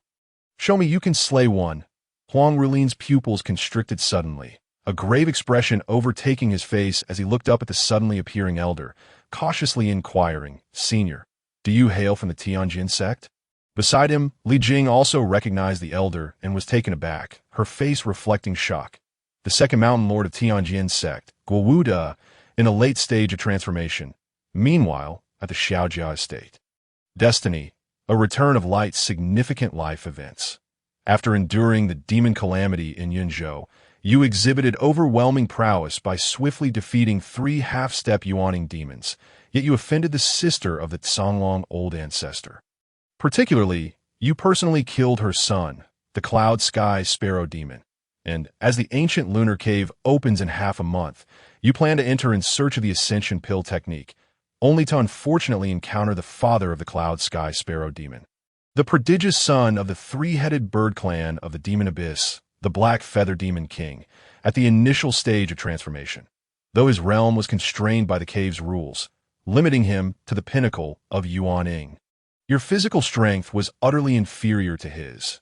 Even when employing every possible means, it proved futile. Ultimately, although you managed to injure him with the Great Sun indestructible slaying demon sword technique, you could not escape the fate of death. Remaining Dao value. 50 points. Shen Nian sat in the Xiaojia's annex, unable to suppress a sigh of resignation. He had known this destiny was not so simple, having killed both the young and the old. It seemed he was destined for complete annihilation. Simultaneously, Shen Nian altered his previous thoughts regarding the quota for the dragon transformation pool. He now intended to bestow it upon Xiao Qing'er. After all, his own improvement with these resources had been painfully slow, and the Dao value was of utmost importance. Thus, Xiao Qing'er's advancement became paramount. With only half a month remaining, time was of the essence. Having formulated his plans, Shen Nian furrowed his brow and could no longer resist asking, Are you unwell? Opposite him sat Lin Qingwei, her expression earnest. Having scrutinized Shen Nian for half an hour, I'm not ill. I simply find it hard to believe. Shun Shitty, have you perhaps fallen from a cliff or saved a little fox or something similar? Then, upon the cliff, received the legacy of a great being. With the little fox sacrificing itself to enhance your physical being, Shen Nian's lips twitched slightly. Isn't that so? Lin Qingwei's face donned a contemplative look, her eyes sparkling with insight. You are not Shen Nian, but a reincarnated celestial being, aren't you? This would explain your rapid physical cultivation speed. It makes perfect sense. Lin Qingwei revealed a confident smile, feeling a sense of relief. Subsequently, she took a few swigs from the wine jug beside her. At least this theory was acceptable to her. Otherwise, it would be too extraordinary in such a short time. Not only had he broken through to the late stage of Golden Core, but his physical body had also reached such a level. Had she not witnessed it with her own eyes, she would not have believed it in the slightest. The reason she was so concerned about Shen Nian's situation was that she felt an inexplicable sense of discomfort, akin to a scenario where everyone was equally impoverished, and suddenly, your friend reveals that he is indeed quite wealthy. Such feelings were utterly distressing. Shen Nian looked at Lin Qingwei with a complex expression. This drunkard is quite perceptive. Meanwhile, the ever-curious Xiao Qing'er, who had remained, also cast her inquisitive gaze upon Shen Nian. She had not previously considered this possibility, but with Lin Qingyue's words, it seemed plausible, and not a low possibility at that. Having grown up in the royal palace, she was more familiar than most with the terrifying powers of human beings, and many of the super geniuses within were indeed reincarnated beings. Burp, Lin Qingyue hiccuped, seeing Shen Nian's silence only further solidifying her conjecture. She leaned closer to Shen Nian, covering her mouth and whispering, "Am I correct, Shen Shitty? Rest assured, I will keep this secret for you. Which great being were you in your past life?" In the next moment, a slender hand intercepted her advance, pushing her away. "Keep your distance if you have breath to spare." Shen Nian arched an eyebrow at Huam. Lin Qingyue, undeterred by embarrassment, smacked her lips, then covered her mouth and exhaled a breath. Sniffing her hand, there a smell? Shen Shitty, just tell me. I'm dying to know how you became so formidable so suddenly. Weren't we supposed to remember to grow strong and not forget each other?" Seeing Lin Qingyue's eager expression, Shen Nian asked solemnly, "Do you truly wish to know?" Xiao Qing'er instantly perked up, her heart racing with excitement. Lin Qingyue earnestly nodded. Truth be told, I am the reincarnation of your great ancestor. Had you not been so lackluster, I would not have thought to awaken." Shen Nian feigned helplessness and remarked. Lin Qingyue's expression darkened, her desire to curse suppressed as she recalled the terrifying physical presence. Prompting her to sit up straight, take a swig of her drink, and quietly mutter to herself, the content of her murmurs a mystery. Beside her, Xiao Qing'er could not help but chuckle softly, her beautiful eyes fixed on the seemingly indifferent Shen Nian. Taken aback by his unexpected sense of humor, the tea was rather pleasant, as it fostered a sense of familiarity. Meanwhile, Xiao Qing'er approached, having recovered significantly after a night of rest and several precious elixirs provided by the demon subduing division. Although she still could not summon her spiritual power, she was now able to move about like an ordinary person, thanks in part to the formidable regenerative ability of her divine body. "Senior brother," Xiao Qing'er addressed Shen Nian, glancing at the ashen-faced Lin Qingyue and then at the smiling Xiao Qing'er, feeling somewhat perplexed. What on earth had transpired? Shen Nian nodded slightly, noticing the improvement in Xiao Qing'er's complexion. He turned his gaze to Xiao Qing'er and inquired, "I shall refrain from mentioning the matter of the elixirs you spoke of earlier, as my junior sister has consumed quite a few. However, regarding the cultivation method and the dragon transformation pool," Xiao Qing'er immediately responded with a smile. "Whenever you wish for the cultivation method or to enter the dragon transformation pool, young Master Shen, it can be arranged. Since it is a promise, I, Xiao Qing'er, shall undoubtedly fulfill it. Moreover, for someone of Shen Nian's caliber, even the great Xia would be eager to curry favor. Just a single quota for the dragon transformation pool. After all, what was that? Is it feasible at present?" Shen Nian inquired, unwilling to squander time, for enhancing his strength was paramount. After all, he was soon to embark on a mission to alter fate. Present. Xiao Yue's brow furrowed slightly.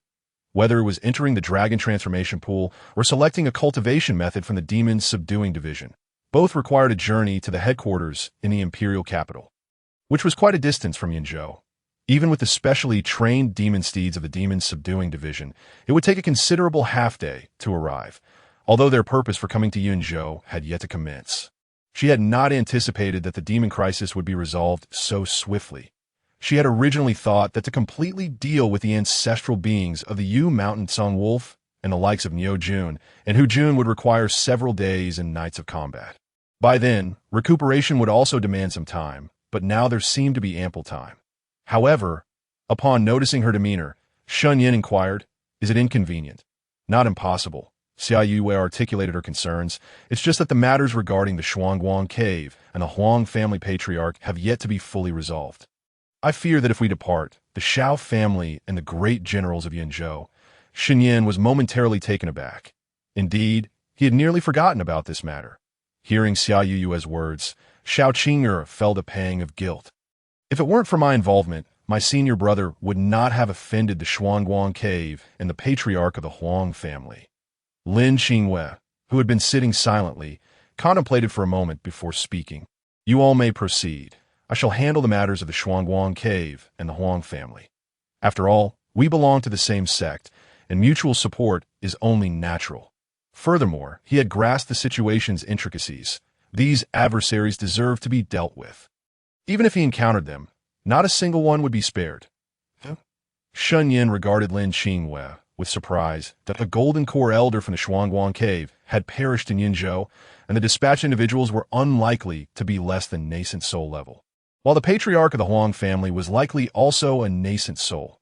Thus, Shen Nian harbored doubts regarding Lin Qing'er's capability to resolve this.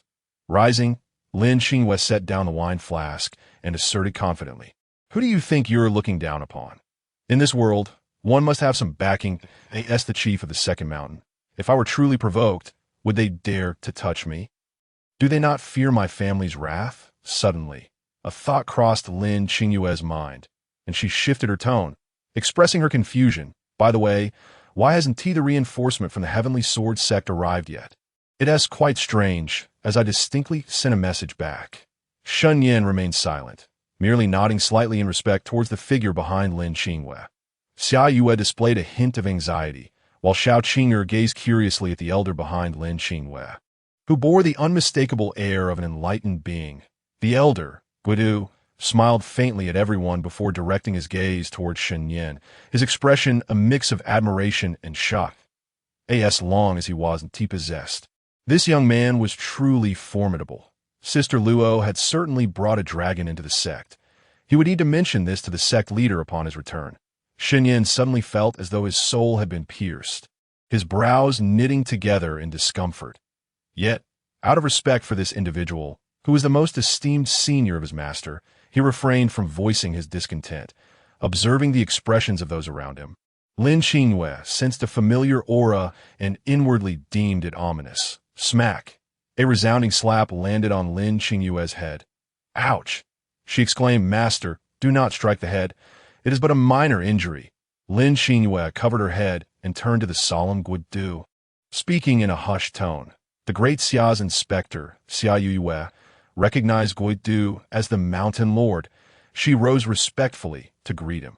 The great Xia had documented the prominent figures of the three sects to prevent any reckless intrusions. These individuals represented the pinnacle of the three sects' power. Moreover, this Mountain Lord of the Second Mountain was among the foremost in the Heavenly Sword Sect. Xiao Qing'er, a disciple of the Ninth Mountain, had also encountered him. She bowed respectfully, unsure of how to address him. "Master Gua," Shen Nian prompted from the side. "Disciple Xiao Qing'er pays her respects to Master Gua." Xiao Qing'er bowed with reverence. Guidu first nodded at Xiao Qing'er, then offered a slight smile to Xiao Qing'er as a form of acknowledgement. He then cast a cold glance at Lin Qing'er, sneering, "Do you still possess any sense? If you had any sense, would you dare to pawn your sword for a mere 10 taels of silver? How could one be so woefully miserable with a sword in hand, being pressed down by 2 demon creatures barely at the nascent soul threshold? Do not attribute such foolishness to me," Lin Qing'er retorted. "If you insist on this line of conversation, I could very well respond with something of my own." As she spoke, her eyes widened and a large hand clamped over her mouth. Just moments ago, the amiable Guidu's expression darkened. Shedding his wise demeanor, one hand covered Lin Qing'er's mouth as he leaned down to whisper at her ear, "You little rascal, if you dare to utter a word, I shall send you to the heavenly demon abyss for 2 years of training." Lin Qing'er protested silently. After the two masters reached a harmonious understanding, Guidu casually tossed the unconscious Lin Qing'er onto the ground and brushed off his hands. "Senior brother Lin." Xiao Qing'er gazed in astonishment at this scene. "He is fine, merely intoxicated. That's the way it is with drink, easily getting carried away," Guidu explained with a light chuckle. "Is that so?" Xiao Qing'er replied, somewhat skeptical. Then Guidu turned to Shen Nian with a quiet sigh. "Ah." Shen Nian furrowed his brows. Beside him, Xiao's expression darkened immediately. Was the Mountain Lord of the Second Mountain here to seek retribution against young Master Shen? It was a possibility, as the three sects were indeed allied. In their eyes, unless absolutely necessary, they would not act for the sake of the common people. Furthermore, the Heavenly Sword Sect was currently considerably weakened, and the Shuangguang cave held significant power. It would be unreasonable to offend the Shuangguang cave over a trivial Huang family. Upon hearing Guidu's tone, Xiao Qing'er felt a weight in her heart. She shared similar thoughts with Xia Yue and was about to speak up to defend her senior brother when Guidu spoke with righteous indignation. You still seem inexperienced if you intend to take lives. Do not reveal your identity. It only invites trouble. Look, with just a flick of my hand, that wretch from the Shuangguang cave is dead, and I still need to return the body for a reward. As he spoke, Guidu produced two nascent soul figures, revealing two dazed faces. These two nascent souls were none other than Li Jing and Huang Rulin, whose souls had already been shattered. Faced with an experienced figure like Guidu, attempting to kill them would be childish play, their methods rendered utterly ineffective. Especially Huang Rulin, who before dying could not comprehend why the Mountain Lord of the Heavenly Sword Sect dared to act against him merely for harboring murderous intent. Did he not care for the bonds of humanity? Did he not fear the retribution of his master? Of course, Guidu had no intention of explaining himself to them, given Shen Nian's exposed talents. It's not just the two of you. Even if his master were to arrive, Guidu Wu would still strike without hesitation. Shen Nian must not have the slightest mishap. At this moment, what is this? Xia Yue was so astonished that she could not utter a word, then turned to the smiling Guoshanju, momentarily bewildered by the Tianjin sect. Aren't the three sects supposed to be allies? Although she was aware of the considerable undercurrents of conflict behind the scenes, she never imagined it would escalate to the point of a divine transformation master committing murder. At this level, such confrontations would be difficult to conclude, and infighting among the human race is certainly not a favorable circumstance. Furthermore, wasn't it said that the second mountain master is amiable and cultured? How can he just kill without a second thought? Meanwhile, Xiao Qing'er stood there with her cherry lips slightly parted, a look of shock on her face, momentarily at a loss for words. Well, how do you like that? Surprised, aren't you? Your master uncle handles matters quite well. Doesn't he? Guidu Wu, noticing the astonished expressions on both women's faces, felt a sense of satisfaction, then turned to Shen Nian with a grin. Shen Nian, his expression unchanging, replied calmly. In truth, even if you didn't intervene, I could have slain them myself. The Yuanying would still belong to me. To be honest, he felt somewhat displeased. After all, these were two Yuanying stage cultivators, and their storage bags might contain valuable treasures. Just like that, they were gone, leaving him with a sense of emptiness. Guidu Wu was momentarily speechless. How could this kid not discern good from bad? Am I not your master uncle? Can't you at least say something nice? Fine, fine, take them. After all, these things are of no use to me. Guidu Wu tossed the two Yuanying and their storage bags to Shen Nian with evident displeasure. Thank you, master uncle, Shen Nian said, accepting them and placing them into his own storage bag, his tone indifferent. Guidu Wu's mouth twitched. Oh, now you're calling me master uncle? Suddenly, he turned to look, his expression somewhat peculiar. Is there more to come? At this moment, outside the Songlong Palace in the Yu Mountain, a towering figure, as sturdy as an iron tower, stood quietly. His eyes emitted a fierce light, his upper body covered in black demonic feathers. Exuding a thick aura of demonic energy, his demeanor indifferent. Madam, please accept my condolences. I in front of him. Amidst the corpses of wolves, a woman clad in a white long robe, her black hair elegantly tied with a golden hairpin.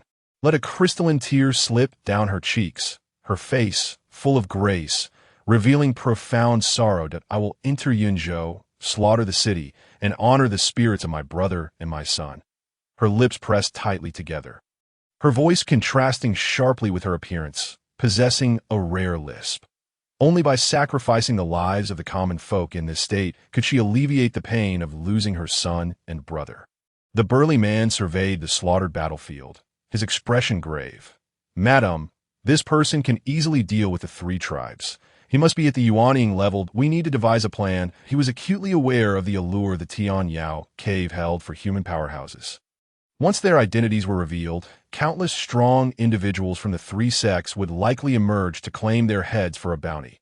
Moreover, considering the current unknown circumstances, recklessly storming into a human city would be madness.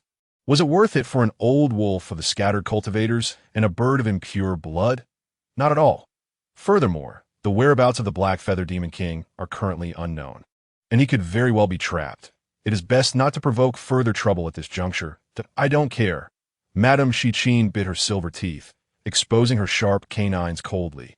I must slaughter Yunzhou. A group of our demon kin dares to lay hands on my brother. Is that not deserving of death? Ever since she married into the Tian Yao cave and became the most beloved concubine of the Black Feather, when had she ever suffered indignities? The burly man felt utterly speechless but patiently explained, Madam is correct, but the human race is not without the power to retaliate. Recklessly heading to Yunzhou without knowing the enemy's strength is not a wise move. As a general under the Black Feather Demon King, he had faced countless storms, but he truly feared accompanying this reckless and troublesome Madame Qing'er. If he had not fortuitously encountered her, he would never have come at all. However, Madame Qing'er paid no heed, turning on her heel and vanishing from sight. If you won't go, then so be it. After all, one cannot trouble the general for every little matter. Qing'er revealed a hint of grievance as she continued. The burly man fell silent for a moment before speaking. Madam, that is not my intention. Sigh, General, you should return. I refuse to believe I cannot annihilate a mere Yunzhou. If something were to happen, then so be it. At least I would die alongside my brother and son, and that would provide some company. A look of determination crossed Madame Qing'er's face as she stepped forward, tears shimmering in her eyes. The burly man, seeing this, sighed helplessly and followed after her as if he did not accompany her, and something went awry, although the Black Feather Demon King would not kill him. Punishment was inevitable. As an outsider among the demon kin, he was already ostracized by the three-headed bird clan and could not afford to lose the Black Feather Demon King's favor. In Yunzhou. On the main street, Madame Qing'er strode forward, unnoticed by anyone regarding her demonic identity. With each step, she covered several zhang. Humph! This group of human meat-eaters dares to gaze upon my beauty. They all deserve death. Several patrolling Demon Suppression Army members exchanged bewildered glances, rubbing their eyes. How strange. Did I just see something flash by? I think I saw it too. Perhaps I'm just seeing things. Yes, I must be exhausted from these past few days. Let's just focus on the patrol. With Shen to sitting in Yunzhou, what could possibly go wrong? In the distance, Madame Qing'er wore a cold smile as she regarded these demon suppression soldiers as if they were mere corpses. A bunch of meat-eaters, Tiske. Soon after, she sensed the presence of the burly man and smiled in satisfaction. Closing her eyes, she began to search for something. The aura of my son. Found it. In the next moment, her figure appeared directly in front of the Xiao family's gate, stepping inside and heading straight into the courtyard. Upon seeing the figure seated within, she paused momentarily before coldly sneering. Who killed my son? Step forward and admit it, and I, this madam, may show mercy and lessen your suffering. Behind her, the burly man was struck as if by lightning, utterly stunned. Guoda Wu. The burly man immediately recognized the ethereal elder. As a general of the Black Feather, how could he not recognize this human powerhouse who had pursued their demon king for decades? In that instant, the burly man was thoroughly flabbergasted. He had mentally cursed the foolish woman, Qing'er, 1,000 times. I'm truly doomed because of this wretched woman. At that moment, Lin Qingyue, lying on the ground, suddenly sat up, brushed off the dust from her clothes, and looked at Madame Qing'er with a smirk. Oh, what a feast, so extravagant. Shen Nian, taken aback by the sudden appearance of the two demons, couldn't help but stare, regarding Madame Qing'er with a look of bemusement. The aura she exuded was overwhelmingly powerful. The most terrifying demon he had encountered thus far. Especially the burly man. Shen Nian could sense a hint of danger. Yet now, weren't they here to deliver their heads? The strength of the second mountain master of the Tianjin sect was beyond what a few demon kings could provoke. As this thought crossed his mind, Shen Nian glanced at the side where Xiao Qing'er and Xiao Qing'er stood, both astonished by the unexpected arrival of the two great demons. However, Xiao Qing'er reacted swiftly, already beginning to gather her spiritual energy in preparation to strike. Perhaps the presence of the destined female protagonist has multiplied the dim-witted aura. Madame Qing'er also caught Shen Nian's gaze and instantly erupted in rage. You two little human wretches. Especially you. How dare you look at this palace with such disdain? Do you even know who I am? Beside her, Yuan trembled.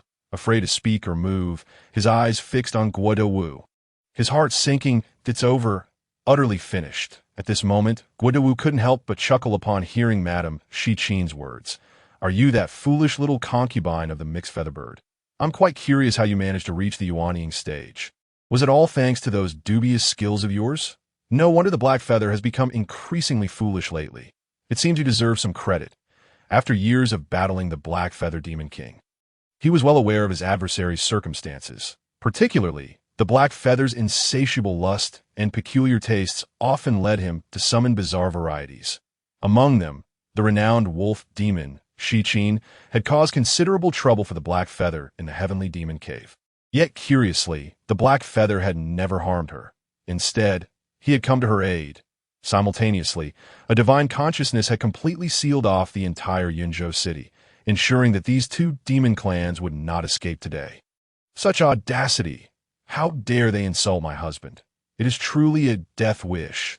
Lady Shi Qing trembled with rage, nearly succumbing to her fury. In her eyes, her greatest admiration was reserved for her husband, and she could not tolerate anyone's insult, especially not from a member of the human race. Just as she was about to take action, a burly man intervened behind her. "Bai Yuan, why do you restrain me if you won't strike?" Lady Shi Qing seethed. "My lady. This individual is the second mountain lord of the Heavenly Sword Sect, a god in the late stage of transformation, and a sworn enemy of Lord Black Feather." Upon hearing Bai Yuan's transmission, Lady Shi Qing momentarily froze, then glared fiercely at Guo Wu. "Is it you who has trapped my husband? Then Bai Yuan, what are you waiting for? Strike him down, and that insolent wretch who just dared to glance at me." At her words, Bai Yuan nearly spat out a mouthful of blood. "What an imbecilic woman! Do you even comprehend what it means to be in the late stage of transformation? I truly cannot fathom why Lord Blackfeather would be interested in such a dim-witted woman." Bai Yuan had encountered Mountain Lord Guo before. Although his face was twisted in discomfort, he still clasped his hands in a gesture of respect, acknowledging that lowering his stance now might not guarantee survival. But at least it could buy some time. He had already shattered the life-saving Jade Slip. The powerful Hell Three-Headed Bird Clan should be able to sense it. Simultaneously, a thought crossed his mind. Perhaps it was the only way to survive. Guo Wu seemed to sense something, casting a casual glance in his direction, and an overwhelming aura of authority descended upon him, as if the heavens themselves had collapsed. Boom! Bai Yuan's legs buckled under the immense pressure. Gritting his teeth against the terrifying weight, his true form revealed itself. A white-furred ape, 3 zhang tall, resembling a small mountain with a red face and rear, its chest adorned with a black giant bird that emitted a dark, ominous glow, somehow resisting that piercing gaze of Guo Wu exclaimed in surprise, then spoke. "You are the white ape under that mixed feather bird?" "Indeed," Bai Yuan snarled, baring his sharp teeth in response. However, Lady Shi Qing interjected furiously. "What are you discussing with him? Aren't you supposed to be capable of shaking the very foundations of the divine with your physical form? Why are you so useless? Humph. I cannot fathom why my husband put such trust in you. You are utterly worthless." Bai Yuan's blood-red eyes flicked toward Lady Shi Qing, and a murderous intent began to brew within him. I could see that moment. Shen Nian also took note of Bai Yuan's formidable physique, her eyes narrowing slightly. This aura of bloodlust was enough to make even her heart race.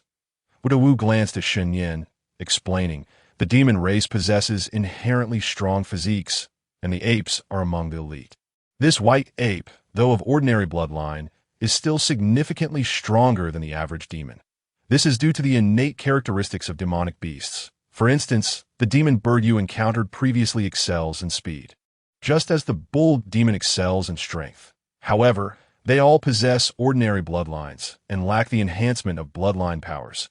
Thus, while strong, they are still limited, but should you encounter those with bloodline legacies, be cautious. Their innate advantages will be exponentially amplified, and the bloodline powers they wield are terrifying, making them nearly unmatched in their realm. Therefore, avoid any demon race you encounter. Well, you are different. You'll be fine. You few should keep your distance. That fool is still drinking. Did you hear?" As he spoke, Guo Wu couldn't help but feel a twinge of envy for those demon races. Their bloodline powers not only perfectly complemented their beings, but also elevated with their cultivation levels, granting them significant advantages over the human race. Listening to Guodao Wu's explanations and warnings, Shen Nian pondered something and calmly inquired, "What about the royal family?" Upon hearing this, Guodao Wu's expression turned grave. "Only those unmatched in the same realm as the human race can contend with them." Xiao Yue and Xiao Qing'er listened intently, especially Xiao Qing'er, who was particularly serious. This information was new to her. At that moment, Lady Shiqin scoffed, "How dare you treat me like a mere decoration while you chat? First, I shall capture this insolent wretch." With a look of disgust, she transformed into a streak of flowing light, appearing before Shen Nian in an instant. This sudden turn of events caused everyone to change their expressions, each revealing different emotions. Xiao Yue frowned. Xiao Qing'er looked anxious. Guodao Wu contemplated intervening, but hesitated. And Lin Qingwei continued to drink without a care, feeling quite displeased. What a foolish woman! To attempt to strike in front of a being in the transformation stage, she truly does not understand the consequences. Bai Yuan continued to observe, enduring the pressure while coldly mocking her. Throughout, Guodao Wu remained steadfastly by his side, indicating that this young man in white was of utmost importance, surpassing all others. Initially, Bai Yuan had considered capturing the opponent as leverage, but he was quickly thwarted by Guodao Wu, nearly brought to his knees under the weight of the divine consciousness. What level of power does Lady Shiqin possess? A mere initial stage of nascent soul, nourished by pills, truly does not measure up against such an established being in transformation. How could she possibly succeed? Yet the next moment, as Lady Shiqin gripped the shoulder of the young man in white, Bai Yuan was momentarily stunned and filled with excitement. He could not comprehend why Guodao Wu did not act, but it seemed as if success was at hand. However, that excitement faded quickly, replaced by disbelief. Such a young master of the mixed origin, the pinnacle of human talent. The instant Lady Shiqin made contact with Shen Nian, the proximity allowed her to sense the essence of her son and brother's demon cores radiating from him. Instantly, a fierce, killing intent surged within her, and a tear streaked down her cheek. "It is this boy. He is the one who killed my son and brother." Her mind could not process how this youthful human had managed to slay her half-step nascent soul brother. All she could think of was avenging them by slaughtering this human youth. "I will have you." Before she could finish, Shen Nian remained unfazed, swiftly yanking her hair and delivering a devastating knee strike directly to her face. "How dare you!" Shouting like a lunatic before a fight. Thud! Lady Shiqin's beautiful face was instantly marred, several teeth shattered and flung about, although she had just begun to practice the indestructible body refinement technique. This was a method of the harmonization level, infused with the power of a drop of chaotic blood, far beyond what this pill-peddling wolf mother could withstand. "You." Lady Shiqin struggled to form words. Her speech slurred, but the terror and pain were evident on her contorted face. Yet, Shen Nian had no intention of wasting words on such a fool. He hammered down several more blows, deeming any further conversation with this dimwit a waste of time. Shen Nian's fists possessed the might to shatter mountains, his strength akin to that of a mighty dragon.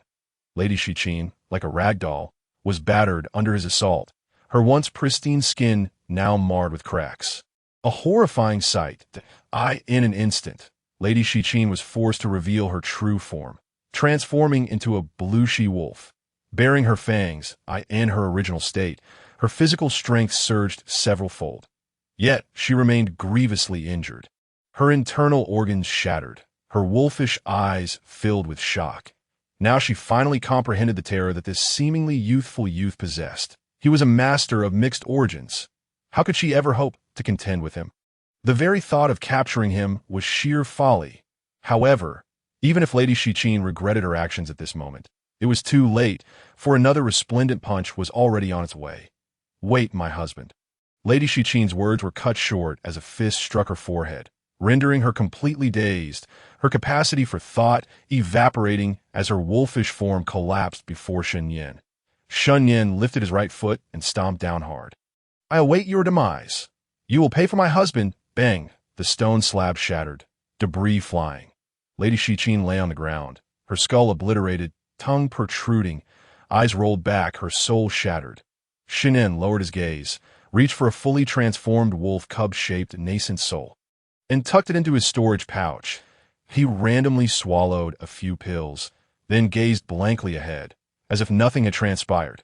However, internally, he had formed a considerable estimation of the physical prowess of the demon race. This mother wolf, at the initial stage of the nascent soul, may be an imbecile, yet it must be said that she was indeed more resilient than her predecessors.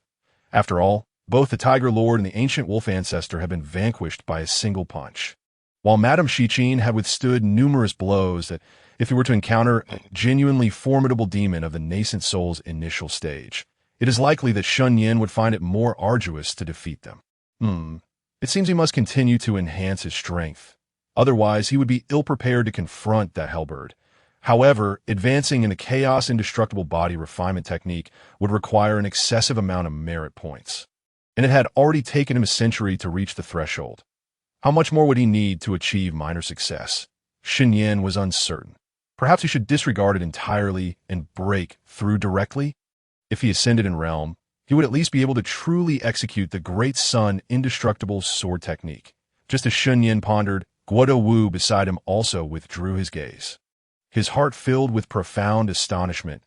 I have indeed underestimated this lad. His physique is now infinitely close to that of a high-level chaos master. At just 19, he has reached such heights. If the master of the refining body valley, who is reputed to be the most gifted in the great Xia in millennia, were to learn of this, would he not feel embarrassed to step outside? Guoda Wu refrained from taking action, contemplating Shen Nian's terrifying physicality, while also wishing to observe how far he could go when faced with a demon of the nascent soul level. Although he had sensed during the earlier battle that Shen Nian's physique had indeed attained the level of a chaos master, there are still distinctions among the low, mid, high, and great perfection stages within that realm, corresponding to the initial, mid, late, and great perfection stages of the nascent soul. The gaps between each stage were immense, particularly in body refinement, where progressing to the next level demanded years of rigorous training and forging. Even the most gifted must rely on time. Unless he possessed a divine body by birth, that would be a different matter. Yet, Shen Nian's physique was rather ordinary. He was not a divine body. How on earth has this lad managed to cultivate to such an astonishing level? Could it be that senior sister Luo discovered some celestial body refinement technique in that cave, enabling him to directly augment his physical power? Or has he consumed something extraordinary? Beside them, Xiao Yue's eyes flickered with shock. Even a demon of the initial stage of the nascent soul was being effortlessly toyed with by him, granting her a renewed understanding of Shen Nian's strength. Xiao Qing'er fell into silence, realizing that her senior brother's physical power surpassed even her divine body. How could she possibly catch up? Gulp. What a freak. Lin Qingwei remarked, swallowing a mouthful of wine, her eyes fixed on the earlier display of brute force. Meanwhile, Bai Yuan, whose heart had sunk to the depths of despair, had completely lost hope for survival. The white ape hung his head, occasionally casting a glance at Shen Nian. His expression one of profound silence that a true prodigy had emerged from the great Xia. Not killing him? Shen Nian looked at Guoda Wu with confusion as he knocked Bai Yuan unconscious with a palm and then stored him in his spatial pouch. Slightly perplexed, Guoda Wu nodded with a smile, saying, I was just lamenting my lack of an excuse to exchange rewards at the Xianguang cave. Bai Yuan's strength is just right for the role. He can bear the blame. And when I receive the rewards, how about I share some with you? Upon hearing this, Lin Qingwei, standing at a distance, felt a pang in her heart as she turned her back to the crowd. Drinking alone like an orphan, in response, Shen Nian nodded, finding this reasoning plausible. Even if the people from the Xianguang cave came to investigate, they would be able to detect the presence of the white ape in Yinzhou. As for any flaws or details in the process, he believed Guoda Wu, being an experienced veteran, would have already thought of solutions. Thus, Shen Nian turned his attention to Xiao Yue, with matters resolved. Now, before he could finish his sentence, Xiao Zhan rushed into the courtyard, flinging open the door.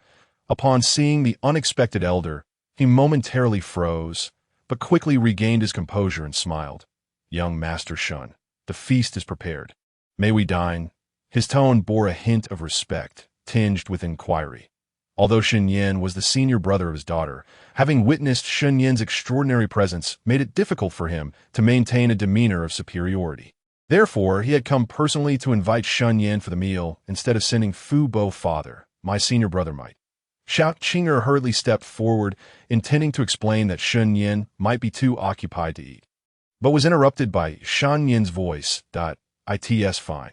Since that's the case, let us eat first. Xiao Qing'er gazed at Shen Nian with confusion. Wasn't her senior brother in a hurry? How had he suddenly changed his mind? However, Shen Nian's subsequent words left Xiao Qing'er deeply moved, yet utterly bewildered. After eating, I will take you to the scripture pavilion to select your techniques. Then you can enter the transformation dragon pool. And afterward, we shall return directly to the sect. It may be rare for you to have a meal with your father in the future, so cherish this time with him. Select techniques? Transformation dragon pool? Me. Xiao Qing'er was left in a daze. Meanwhile, Xiao Yue was momentarily stunned, then turned to look at Xiao Qing. He was doing all this for his junior sister. What kind of divine senior brother is this? So kind to his junior sister?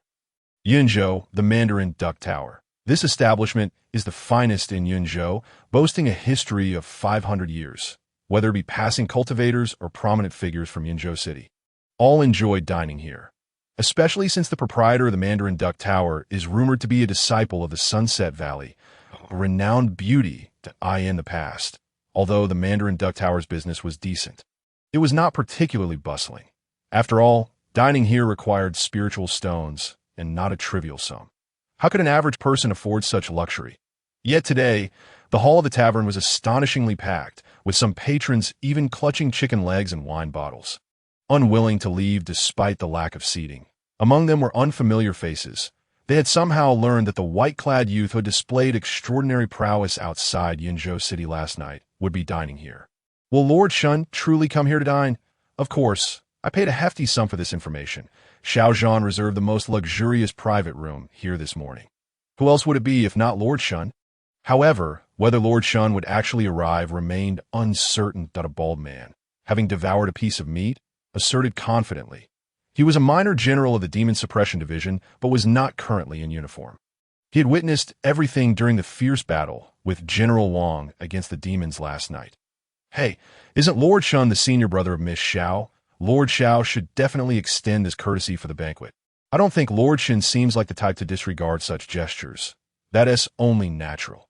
If Lord Shen were that kind of person, how could he stand up for the common folk of Yunzhou?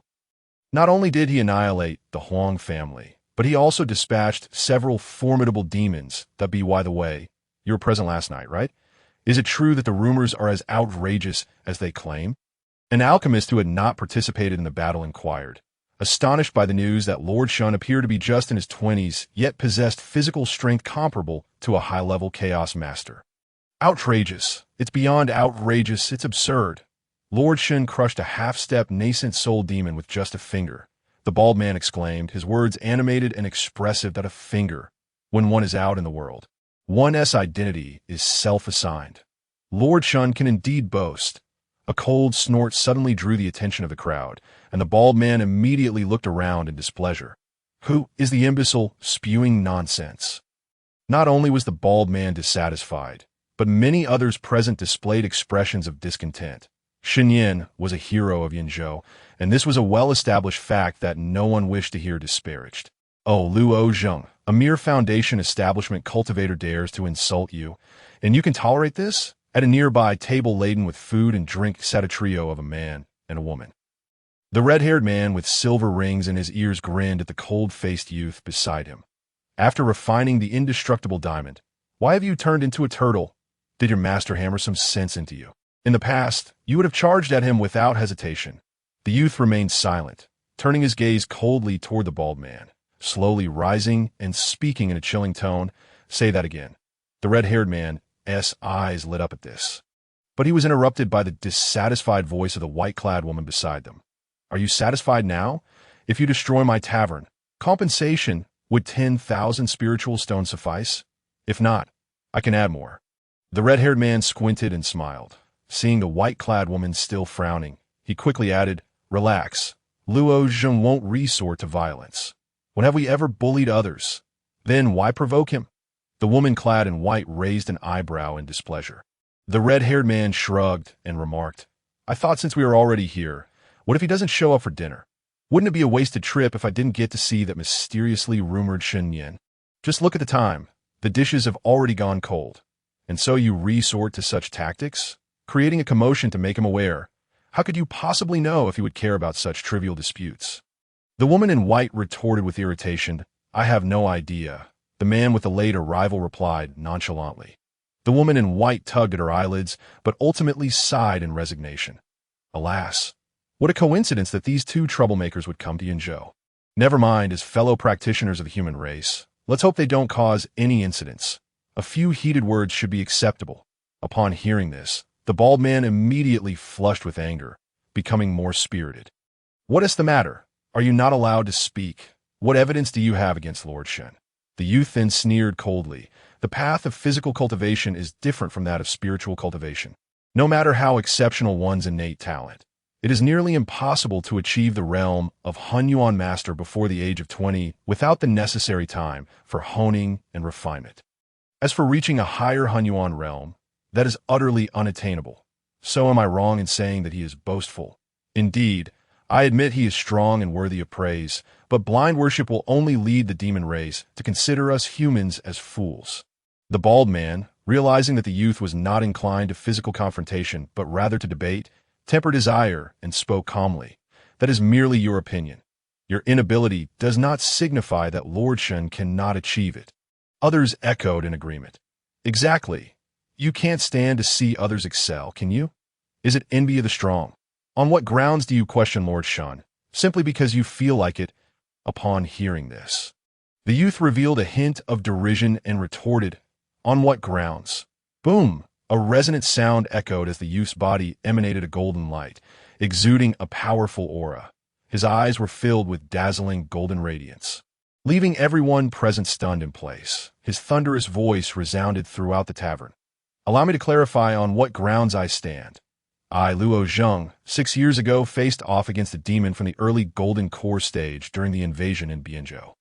I was grievously injured. While he perished 3 years ago, I confronted my senior brother, the artilleryman of the Sunsetting Valley, Lei Long, and emerged victorious. In the subsequent 3 years, I continuously defeated all physical cultivation experts at the Sunsetting Valley's martial arts competition, ultimately claiming the championship, earning the title of the second most formidable physical cultivator, second only to my master, the Valley Master Gue Wang Kong, known as the Little Diamond, Luo Zheng. So I ask again, on what grounds do you question me? At that moment, countless expressions of shock illuminated the faces of those present. Some cultivators, upon recognizing his esteemed name, gasped in disbelief. Isn't Luo Zheng the eldest son of the Luo family, the foremost family of the great Xia? The madman who enjoyed banging stones against his own head as a child?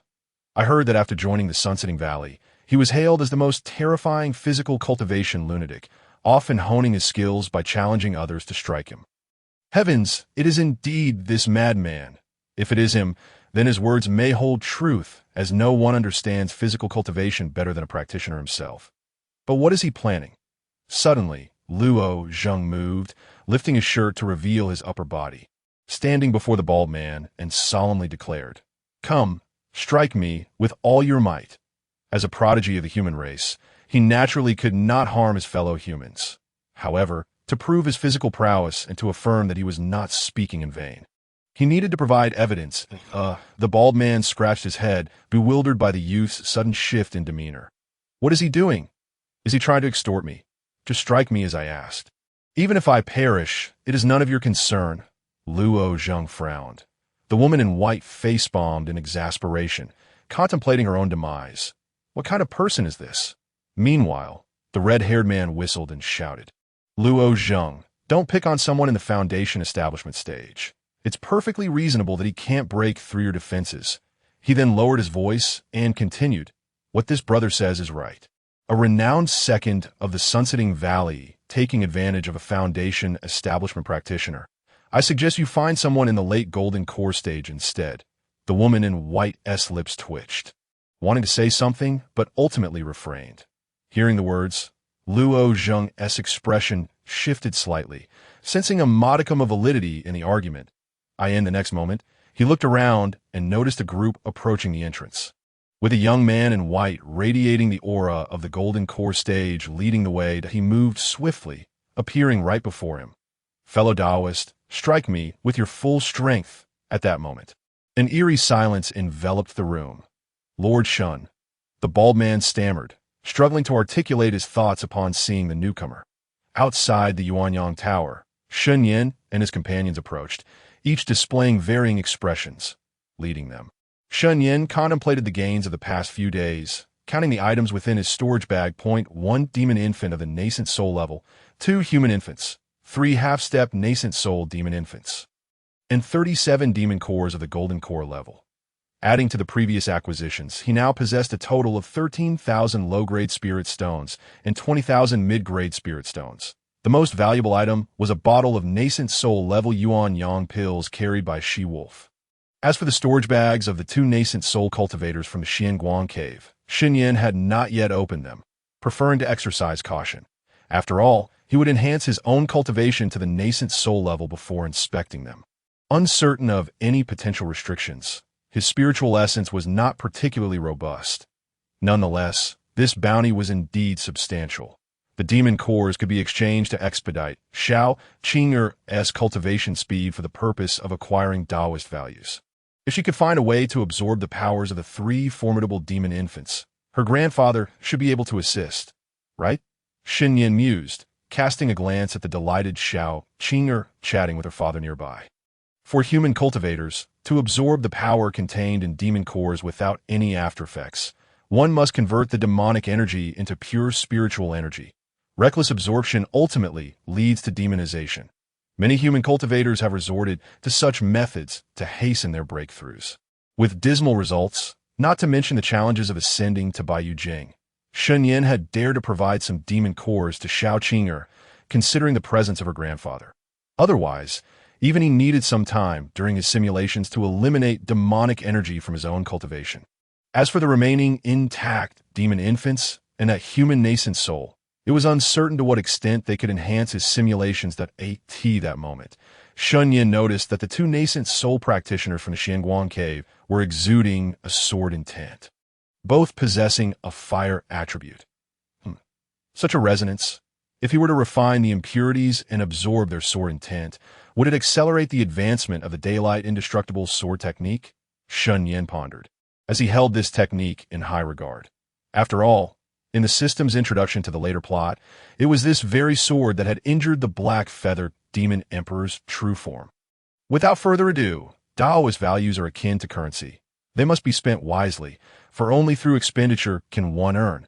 Shen Nian promptly began to exchange the remaining 50 Taoist values in his mind to initiate the simulation. Ding! In the first year, you hold 2 nascent soul entities and begin to expel the impurities within using your own spiritual energy, aiming for perfect integration.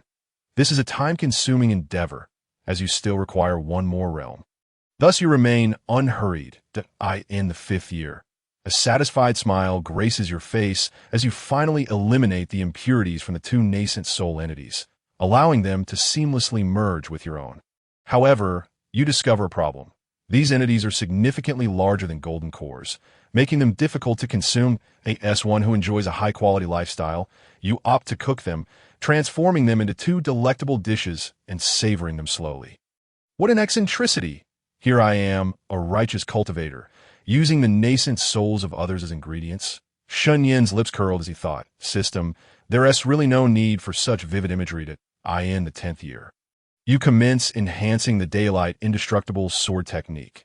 Simultaneously, you notice 2 figures forming within the sun at your dantian, one resembling a cultured man, and the other a beautiful woman, both manifestations of the nascent souls you consumed. They sit cross-legged, drenched in sweat, each exerting their sword techniques and divine abilities to assist you in your advancement. You're taken aback, as this phenomenon surpasses your understanding. Only after receiving an explanation from the system do you comprehend that this is a function of the simulation system. However, their realms are too low.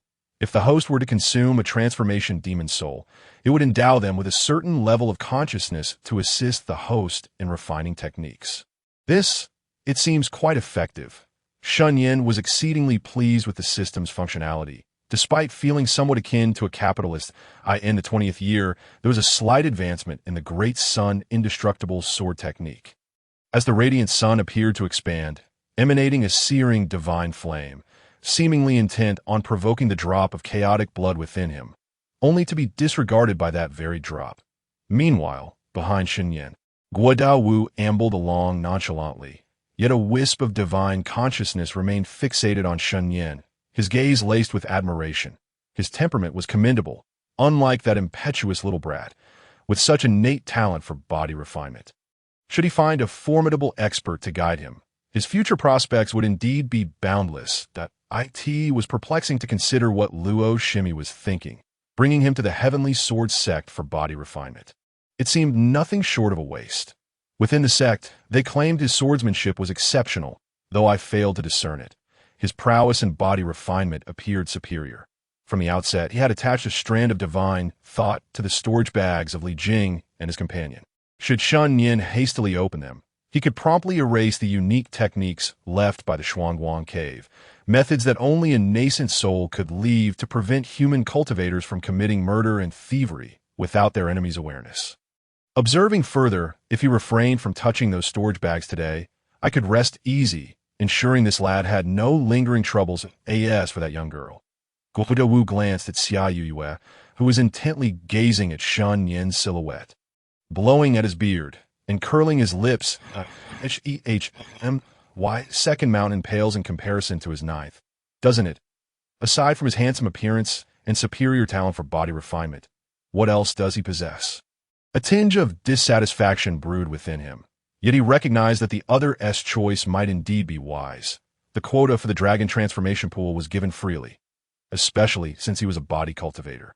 There were few opportunities within the Great Xiao realm to enhance such abilities. The dragon transformation pool was one, and it was surprising he would relinquish it. This indicated that at least this lad treated Shimi rather well. Far superior to that drunken little brat who knew nothing else. On the way here, he had conveyed to Xiao Qing'er that should she wish, she could join the second mountain and become his direct disciple. Besides recalling the guilt over the Demon Emperor's actions when the Heavenly Sword Sect was constrained, while the other two sects dare not act, there was also the fact that Xiao Qing'er was indeed a hidden dragon. Even without that supreme bone of talent, she had reached the pinnacle of Golden Dan at such a young age, surpassing even Lin Qing'er's realm. This truly sparked his desire to take her as a disciple. However, it was evident that her thoughts were entirely on Shen Nian, likely wishing to be his junior sister. Suddenly, Guodao Wu's expression jolted, his pupils narrowing slightly as he regarded Shen Nian's figure in disbelief. This sword intent, is it emanating from within him? Only he at the god transformation stage could perceive that wisp of sword intent infused with the essence of the Tao. Guodao Wu stood dumbfounded. At this moment, Xiao Qing'er merely gazed at Shen Nian's silhouette, her expression indifferent, yet her heart harbored a flicker of wavering. She understood a fundamental truth. To grow stronger, one circle was crucial. Among her peers in Great Xia, none had ever made her feel pressure until she encountered Shen Nian. Having an object of pursuit was the only way to instill in her the drive to continuously improve. She feared that over time, her resentment would wane, leading to compromise. Qing, you truly have found a commendable senior brother. I must remind you not to become an ungrateful wolf. Today's kindness should be repaid 100-fold in the future. Xiao Zhan spoke earnestly, casting a glance at the white-clad figure before respectfully regarding the ethereal elder. Toby valued so highly by the mountain master of the Heavenly Sword Sect, even to the extent of slaying the nascent soul of Shuangguang cave to eliminate future troubles. And treating his daughter so well, the Xiao family could not afford to disappoint him. Otherwise, their conscience would be troubled, and they could not bear the repercussions. Father, I understand. Xiao Qing'er clenched her jade fist, her beautiful eyes radiating determination.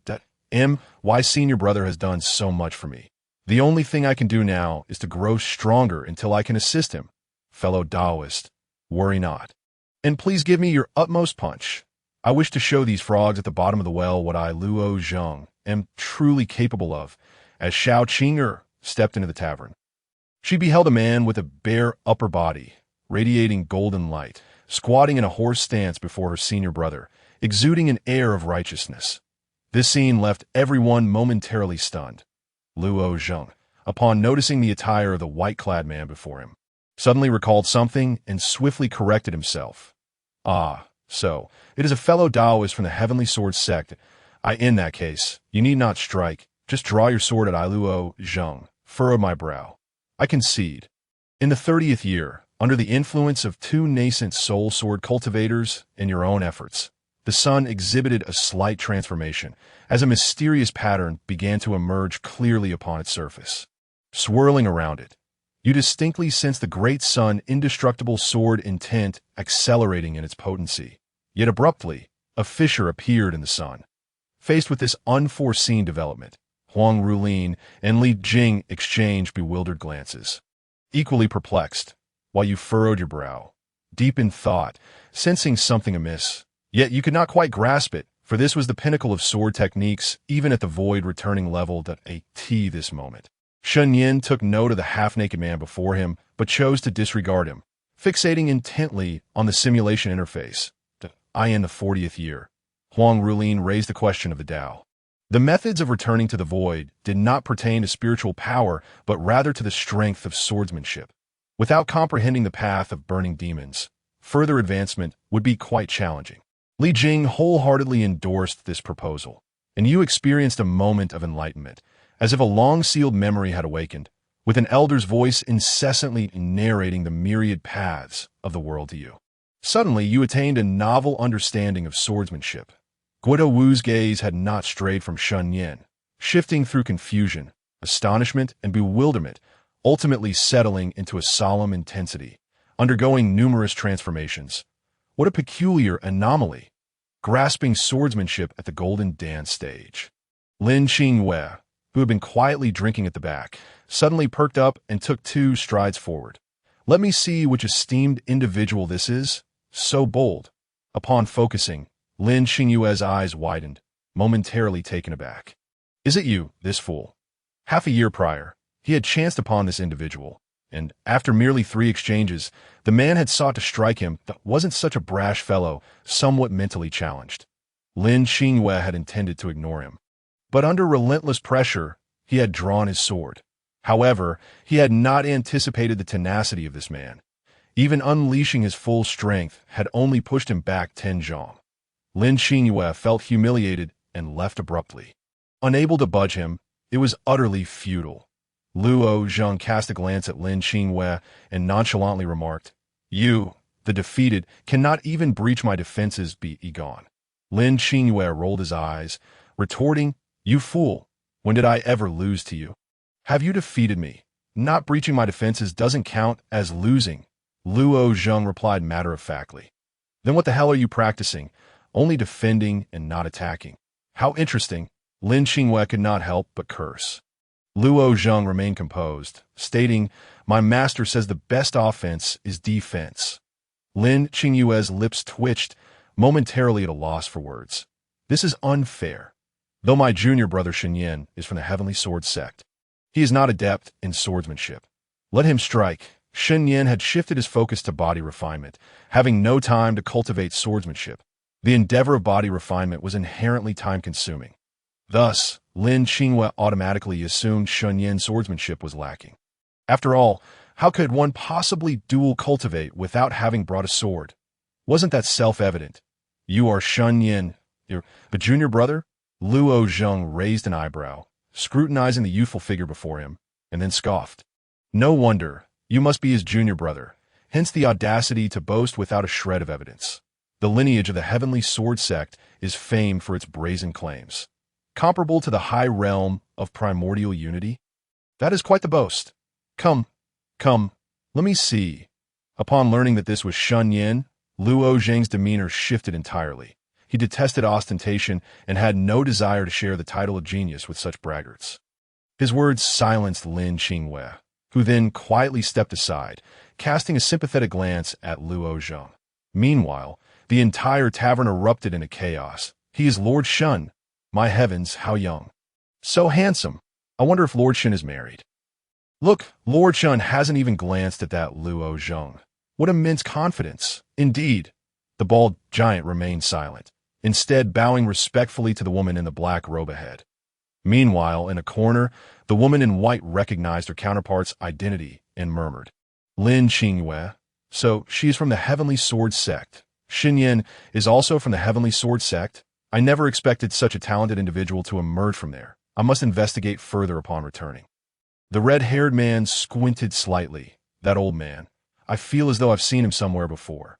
Suddenly, his expression changed drastically, and he swallowed hard. It's the master of the second mountain. Junzi, Sword Guidu. The white-clad woman also displayed a look of astonishment. The master of the second mountain of the Heavenly Sword Sect? How could he appear in Yinzhou, and why is he following Shen Nian? Ah, to protect during the late stage of the transformation god. Such a grand undertaking? Quickly, bring Luo Zheng back. The white-clad woman urged, a bead of cold sweat forming on her cheek. Even with the formidable background in Sunset Valley, she would not dare to offend a late-stage transformation god swordsman, let alone the notoriously unreasonable Junzi sword. This time, the red-haired man ceased his jesting, preparing to take action when a woman in a black robe appeared beside Luo Zheng. Luo Zheng, what madness are you indulging in? Step back at once. Young Master Shun is not someone you can challenge. Xiao Qing'er admonished coldly, glancing at Shen Nian's silent demeanor, feeling increasingly anxious. The Luo family maintained a very good relationship with the great Xia, and she had once studied in the same academy as Luo Zheng during her childhood, where he had been very close to her younger brother. She understood Shen Nian's power was far beyond Luo Zheng's capabilities. If a fight were to break out, what if she accidentally caused Luo Zheng's death? Sister Yue. Luo Zheng paused upon seeing her, but quickly waved his hand. It's all right. I merely wish to witness the prowess of the so-called youngest high-level mixed origin master.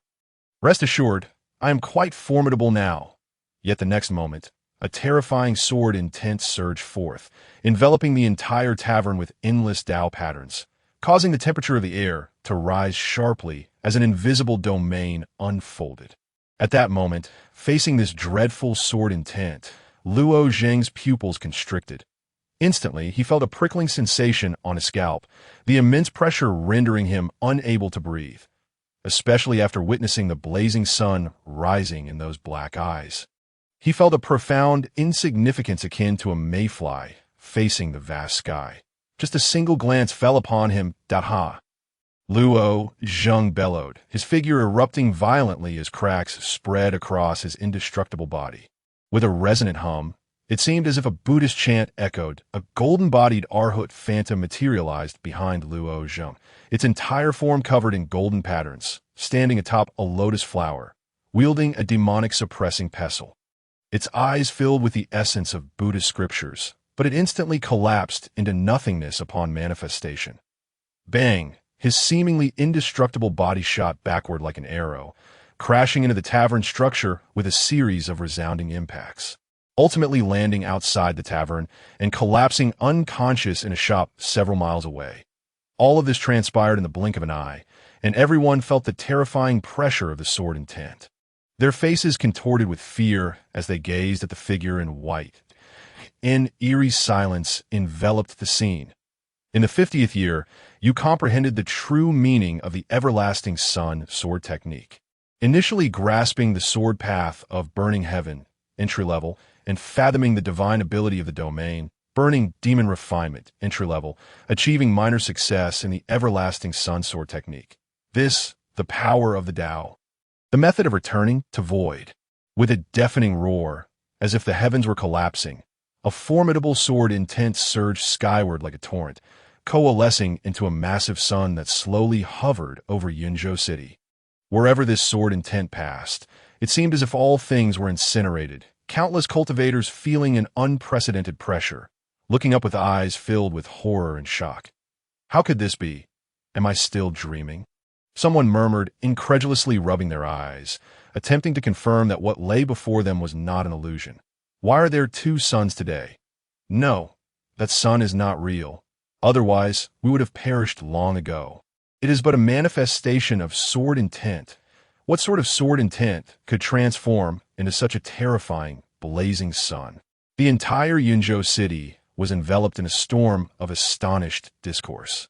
Simultaneously, at the Heavenly Sword Sect in the Reward Exchange Hall, Sister Lung is truly remarkable. This time, she actually slew a mid-stage nascent soul demon and comprehended a new sword intent. This talent indeed justifies her being the foremost among the younger generation of our Heavenly Sword Sect. The upcoming Zhishan martial meet is undoubtedly hers for the taking. This should be Sister Lung's final participation, right? Isn't senior brother Shen going to face another beating? How tragic, ever since offending Sister Lung. He has been hammered year after year. Don't forget that there's also senior brother Lin. No worries, next year he won't be beaten, then he must call her Aunt Lung. I recall Sister Lung is only 38. Such speed is truly astonishing, especially since she is so beautiful, albeit a tad cold. Being a genius, it's normal to have some character flaws. A group of disciples whispered among themselves, gazing at the white-clad figure emerging from the hall with eyes filled with admiration. The woman's expression remained indifferent as she took a broken mirror pill from the reward exchange and turned to leave, not uttering a single word throughout. Upon returning to the skies above the first mountain, she cast a glance at the ninth mountain, her brow slightly furrowing. Yet after a moment's thought, she said nothing, transforming into a streak of light and vanishing in the innermost depths of the sect. Amidst the tranquil green mountains, an elderly man with snow-white hair, as usual, carried 2 fishing rods, slowly making his way out. His steps were light yet contained astonishing power, each stride capable of traversing 1,000 meters. Arriving in just a few moments at a secluded place rarely trodden by others, before this desolate area lay a bottomless dark spring, exuding a chilling aura that could instill fear even in nascent soul cultivators. However, in the face of such terrifying power, the old man merely sniffed the air slightly, a look of uncontainable excitement spreading across his face. Hee, little fellow, this time I brought the flesh of the celestial spirit fish. I doubt you can escape my fishing hook. A smug smile crept across the old man's lips as he prepared to set up his fishing spot. Yet just then, his body suddenly trembled violently, and he looked up at the sky. His gaze became immensely shocked, with complex runes swirling in his pupils, as if the entire world had frozen in that moment. This is the aura of returning to void. The sword path of returning to void, which esteemed swordmaster has come from Dongxian. The old man recalled that among the 3 sects of Great Xia, he was the strongest swordsman, and he alone had reached the level of returning to void. Yet he had yet to grasp the sword path. Should I pay a visit? The old man furrowed his brow in contemplation, but upon glancing at the dark spring, he thought better of it. But if I don't visit, wouldn't that seem disrespectful to the Heavenly Sword Sect? Perhaps I should send someone in my stead, but with the master of the 9th mountain engaged in a struggle with the demon emperor. Who should I send? Should it be that kid Shen Nian? His level seems too low. I'm afraid that esteemed swordsman might think I look down upon him. But that girl Lung Ling Shuang has returned, and she has also broken through to the great perfection of the nascent soul. She is indeed the foremost among the young of our Heavenly Sword Sect. It seems reasonable for her to go. Having made his decision, the old man immediately sent a message. Deep in the northern perilous regions of Great Xia lies a palace named Shuangguang Cave. This palace features a unique architectural style, embodying the essence of heaven and earth, perpetually radiating a sacred divine light. Within the Shuangguang Palace, an elderly man clad in a dark robe sat quietly, his hair shimmering like gold, his eyes tightly shut as if in deep meditation, exuding a profound Tao aura that resonated with the universe with each breath. Suddenly, this golden-haired elder opened his eyes, and a dazzling golden light surged within his pupils, seemingly capable of piercing through all things and uncovering every secret. His deep voice echoed throughout the vast palace. The returning to void sword path is not from that old fellow of the Heavenly Sword Sect. Following that, he expressed astonishment. A visitor from Dongxian? Could it be that they have discovered my arrangements over there? Faced with such circumstances, the elderly man with golden hair merely furrowed his brow slightly, yet he displayed no sign of fear. Regardless, even if it were someone from Dongxian, what of it? The priority was to expedite the handling of all matters. After pondering for a moment, he once again closed his eyes, focusing on his cultivation. Within him, a demon flower resembling a human face was incessantly honing itself, its visage radiating an unparalleled excitement, particularly under the continuous infusion of human blood and flesh. In the Sunset Valley, isolated from the world. The inhabitants remained absorbed in their studies of alchemy and artifacts, as usual. In the luxurious private room of the attic, figures filled the round mahogany table, all eyes still wide with astonishment as they gazed upon the figure in white seated at the head.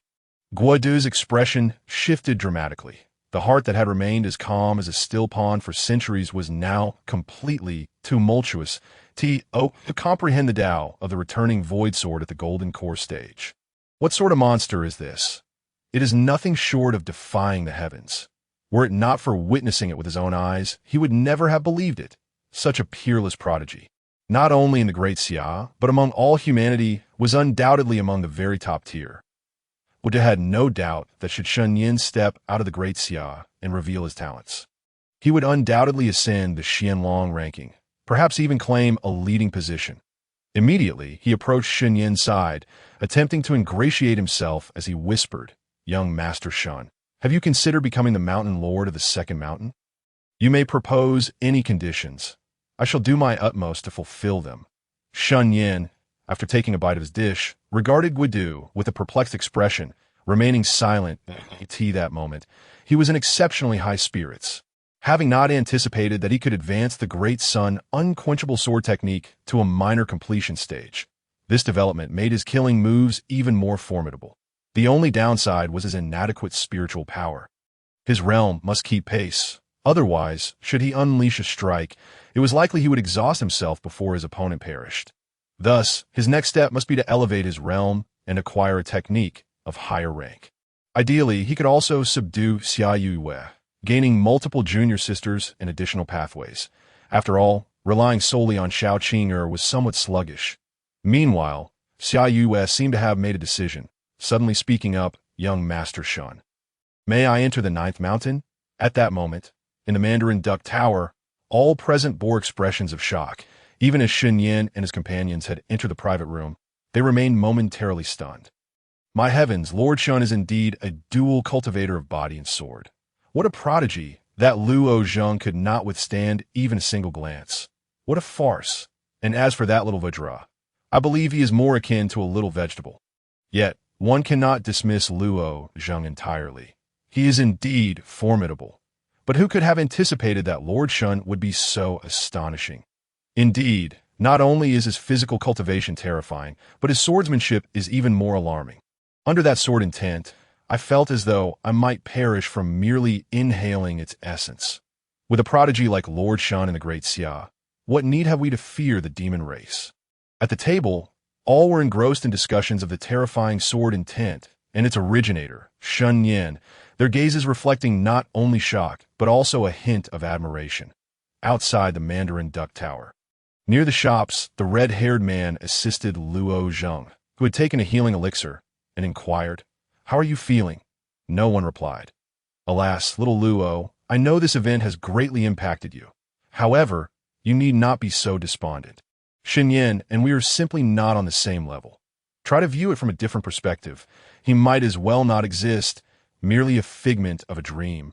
With his talent, he will inevitably leave the great Xia eventually."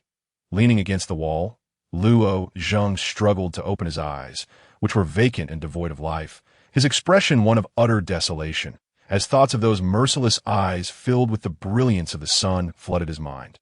Observing this, Murong Chan sighed helplessly. One must learn to face reality. There are countless prodigies in this world, not to mention those from Dongxian who have ascended the Xianlong ranking. Just look at my sister, Luya from the Xianlight Cavern, and Lung Ling Shuang from the Heavenly Sword Sect. They have always overshadowed us. Now, there's merely one more added to the mix. It is of little consequence if one were to collapse under pressure. What is the point of pursuing immortality? It would be better to simply perish. Murong Xixiang, your mindset is truly commendable, Luo Zheng replied with a bitter smile. Murong Chen scoffed, what mindset? If I had the ability, I would have captured them all and dealt with them myself. Beside him, the woman in white regarded Murong Chen with some surprise. She had not expected him to offer consolation. Luo Zheng's lips barely moved. His voice hoarse as he muttered, I cannot comprehend. He could not fathom why such a young prodigy had suddenly emerged. He could accept that the other three had achieved the nascent soul stage. But Shen Nian was merely at the golden core stage, at the same level as himself. What was the nature of that sword intent? He found it utterly incomprehensible. Ah! Murong Chan exclaimed, a look of melancholy on his face. Don't feel alone. I, too, cannot grasp it. How is it that Shen Nian is so extraordinarily gifted? Murong Shiji compared with him. Luo Zheng unexpectedly asked. Murong Chen pulled out an apple and took a bite, saying, she is a guaranteed victory. Luo Zheng's expression changed slightly, while Lu Huihui beside him revealed a hint of curiosity. Although she was a disciple of the Sunset Valley, her years spent outside meant she had only heard much about Murong Gokul, the foremost of their generation, but had seldom seen her. Guaranteed victory?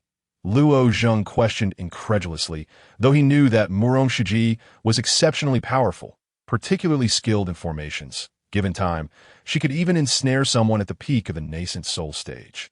Yet, Shen Nian was no ordinary golden core cultivator. He even doubted that someone at the nascent soul's pinnacle could withstand that sword strike. Not quite, Murong Chen casually replied while eating his apple. My sister is guaranteed to defeat him. Luo Zheng fell silent. Lu Huihui rolled her eyes, unwilling to continue listening. As long as that brash fellow remained alive, it was fine. Otherwise, the one from Sunset Valley would likely harbor murderous intent. If a feud with the Heavenly Sword Sect were to arise, the woman in white shivered involuntarily, recalling the terrifying sword intent emanating from that figure in white, if she was not mistaken. It was indeed the Tao of returning void sword recorded in the texts. To comprehend the Tao of returning void sword at the golden core stage, the era of the younger generation in the Great Xia was about to change. Such a person must never be offended. Then, Lu Huihui contemplated for a moment before stating, you stay here to watch over him. I will make a trip to the Mandarin Duck Tower. Murong Chen immediately interjected. No, Lu Shiji, let us wait for Luo Zheng to recover before we go together to apologize. He understood Lu Huihui's intentions. As the owner of the Mandarin Duck Tower, she could not let her junior brother's provocation of Shen Nian go unaddressed. You will apologize?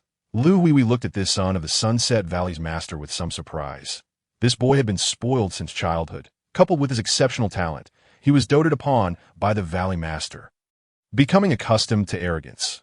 Yet, fortunately, he had not committed any truly detestable acts over the years, at most stirring up disputes among his junior brothers and sisters. I am merely arrogant, not foolish, with Shen Nian's extraordinary talent. How could I dare offend him? Murong Chen replied, exasperated after finishing his apple. Lu Huihui fell silent, realizing there was some merit to his words. Perhaps he was not as foolish as she had thought. Then, the next moment, Luo Zheng gritted his teeth, rising to his feet, declaring, I am fine now. Let us go. Within the private room, Shen Nian regarded Xiao's serious demeanor with astonishment. Can she read my thoughts? I just contemplated it. And she spoke up, surely she can't possess some bizarre ability. Meanwhile, Xiao gazed at Shen Nian with eager anticipation. If the former Xiao had hesitated, she had now come to a realization. Being in the presence of such a terrifying prodigy would continuously exert pressure on her, compelling her to improve relentlessly. Was not Xiao Qing'er the best example of this? She was a straightforward person, disinclined to be indirect. Once she made a decision, she preferred to state it plainly. Upon hearing Xiao's words, Xiao Qing'er, who had been eating, paused, her head snapping up in astonishment. The esteemed inspector wishes to join the ninth mountain? Simultaneously, the somewhat weakened voice of the female flame emperor resonated. It was entirely natural. When faced with a peer more powerful than oneself, one tends to think of surpassing them. However, when confronted with a towering mountain, one can only aspire to draw closer before attempting to scale it. Your Majesty, you have awakened, Xiao Qing'er exclaimed in her heart, astonished. The Empress had previously fallen into a slumber that typically lasted at least half a month. Yet this time, she had recovered so swiftly. This is all thanks to the elixir you consumed, which contained a faint essence for rejuvenating the spirit. The female flame emperor chuckled lightly, her tone shifting to seriousness as she added. However, it was still too impulsive. We must not act so recklessly again.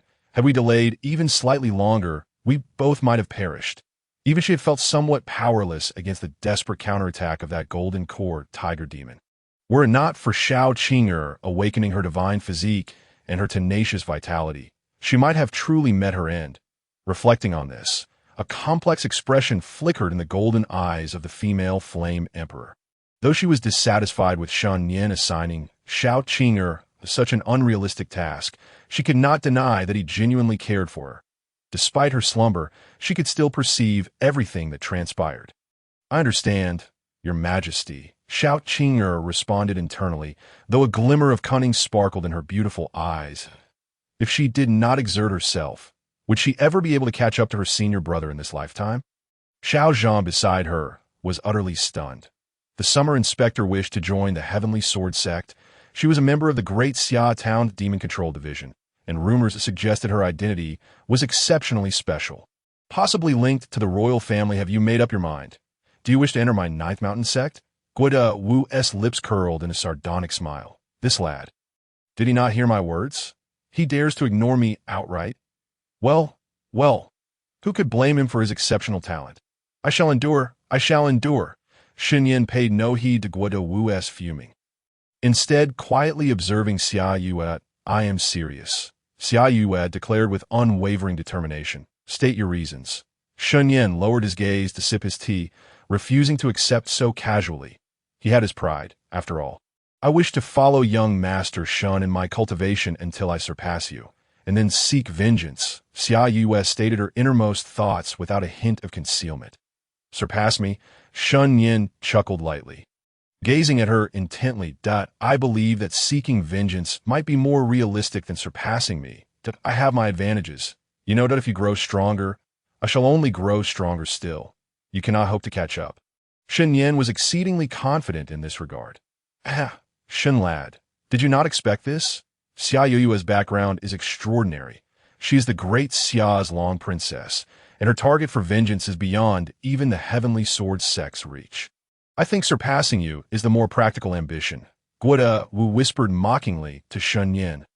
Guida Wu had longed for Xia Yue to join the Second Mountain, intending to gradually guide her, should she truly join. He hoped she would not entertain thoughts of seeking vengeance against the Demon Emperor. What level of existence was that? A mere gesture could obliterate an entire realm. While there might be some humans capable of slaying him, they would likely find themselves in dire straits, a scenario the human Emperor's Hall would never permit. Therefore, seeking vengeance was an impossibility. It would be better to sever such unrealistic aspirations early on. However, surpassing Shen Nian, while challenging, was not entirely out of reach. After all, Xia Yue possessed excellent talent, and had once been accompanied by a supreme bone, indicating her great fortune. The future truly harbored uncertainty regarding strength. It's just a demon emperor. What is there to counsel against? If my Ninth Mountain disciples cannot even kill a demon emperor, it would reflect poorly on my teachings, Shen Nian remarked calmly as he sipped his tea. Speaking aloud rather than through thought. Such an excellent pressure target, and you want me to dissuade her? Spare me, please. I want her to carry the heaviest burdens and advance in her cultivation. Besides, she is the destined heroine. Is it not her duty to deal with the antagonists? It is merely a matter of time. Shen Nian expressed his unwavering belief. His voice, though soft, resonated in the ears of everyone present in the private room. Xia Yue's pupils contracted as she stared blankly at Shen Nian. Xiao Zhan fell into contemplation. What realm was a demon emperor? Yet he could surmise that with the title emperor, it certainly was not a minor demon. Possibly even stronger than a demon sovereign. Xiao Qing'er, on the other hand, was perplexed by the might of a demon emperor, but the female flame emperor in her mind scoffed softly. Humph, truly, the audacity of youth knows no bounds.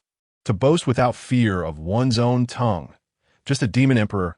Your Majesty, is a demon emperor truly so fearsome? Xiao Qing'er questioned in her heart, puzzled at the pinnacle. Do you think so? Xiao Qing'er was bewildered. Guida Wu was momentarily taken aback, gazing at Shen Nian's seemingly nonchalant demeanor, and then sighed, lad, you do not comprehend the terror of a demon emperor's level. this is not your fault.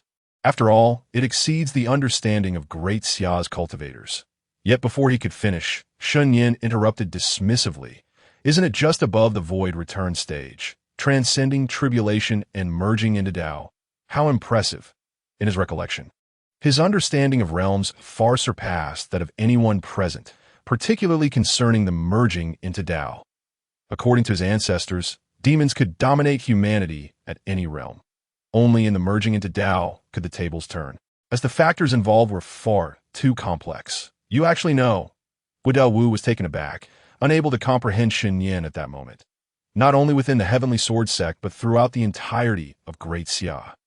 There is no information regarding merging into Tao. This realm could only be glimpsed in the Eastern Xian, where each individual was humanity's final trump card.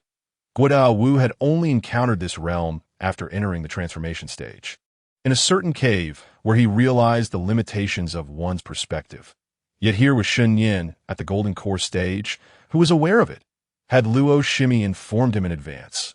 Nevertheless, what astonished Guodao Wu most was Shen Nian's attitude. If he knew of merging into Tao, he should comprehend just how difficult and terrifying that realm was to reach.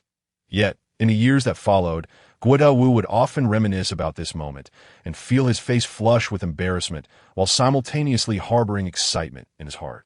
Marveling at life, for this he even composed a poem for Shen Nian in white attire.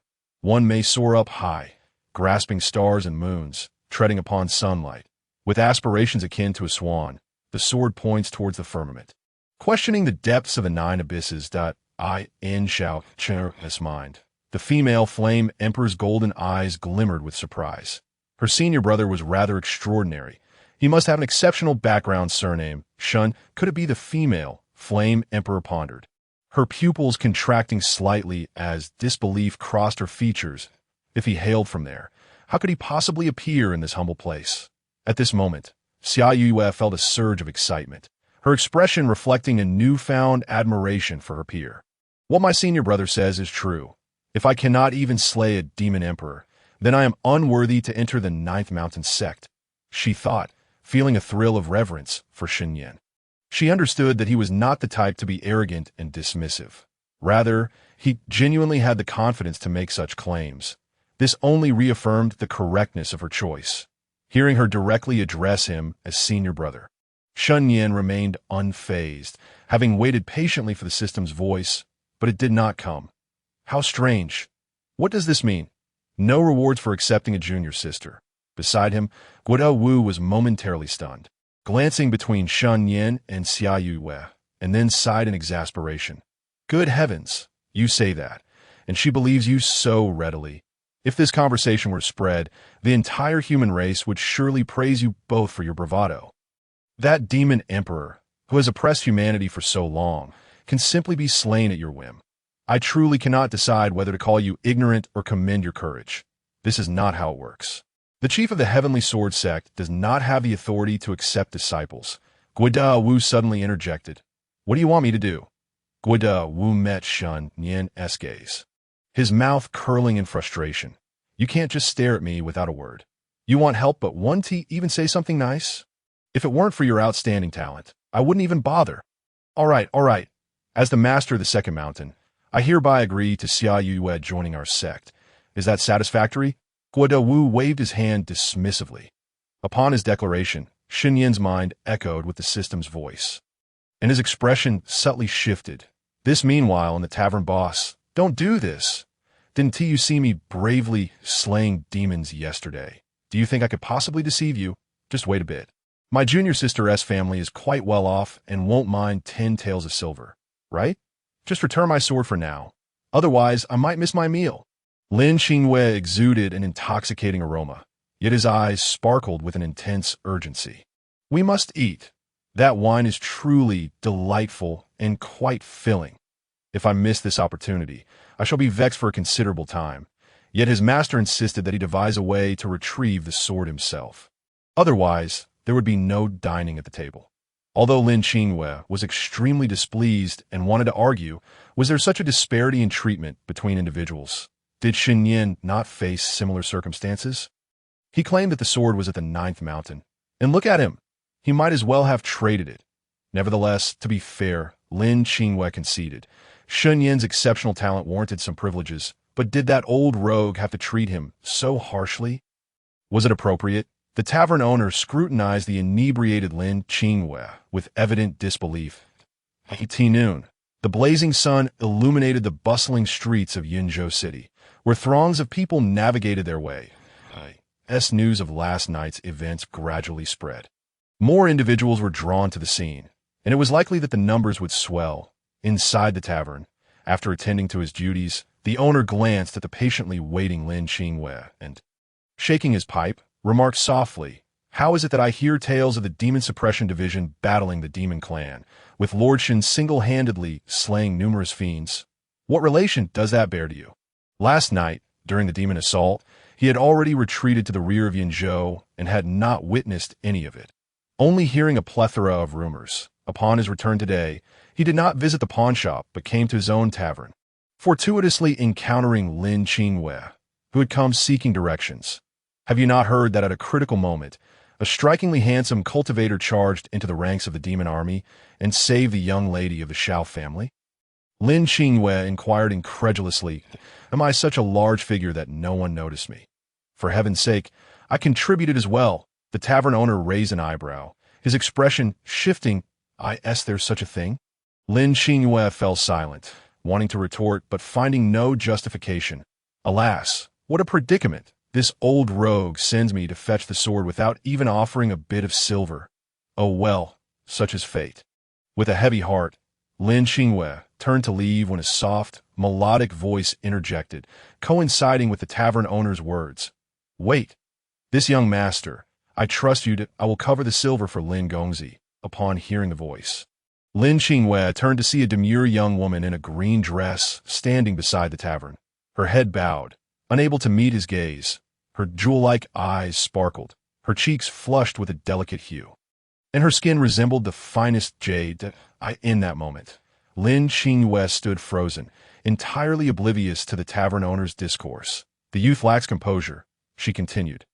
"While I may not believe your tale of slaying demons, I do not doubt that you will repay the debt. You may accompany me to retrieve your sword. Given the current peace in Yinzhou, I am pleased, even if you do not repay me. It matters not." Ding! Congratulations to the host for unlocking the achievement of acquiring a fated junior sister. Rewards: 9 transformations of Heaven's Merit. Rare. Transmission value: 200 points. Can be exchanged for 200 years of simulated cultivation. Additional task reward: Supreme Rebirth Technique. The Supreme Rebirth Technique is not merely a divine power or cultivation method, but a divine art tailored for those naturally endowed with supreme bone. Its purpose is to transform one's bones and blood into supreme bone and supreme blood. Upon reaching great mastery, one may attain the supreme divine body. Shen Nian took note of the system's rewards, his heart brimming with joy. Truly, what one lacks is what one receives. The Heavenly Sword Sect's Tianxian Heart Sutra he had been cultivating was utterly useless, only allowing him to reach the Yuaning stage. And further progress required new techniques. Now, with the 9 transformations of Heaven's Merit, it was as if he had been granted wings. Most importantly, the addition of 200 years of simulated cultivation was exceedingly generous. Compared to nurturing his junior sister, this was far more efficient. If only this fated female lead were a common occurrence. Otherwise, he would have intended to take in several hundred of them. That would surely lead to soaring success. As for the Supreme Rebirth Technique, he could simply state that it was prepared for Xiao Qing'er. It was rather obvious. Shen Nian finally set his gaze upon a golden scroll, bemused at this moment. Guo Dawu silently enjoyed his meal. Although he had abstained from solid food since establishing his foundation, many cultivators retain the habit of dining. There were 2 reasons for this. First, as one cultivated, their mortal body gradually faded, and upon reaching the God transformation stage, they could live for several thousand years. Over time, they would gradually lose their humanity, and eating and drinking serve as a constant reminder of their past as mortals.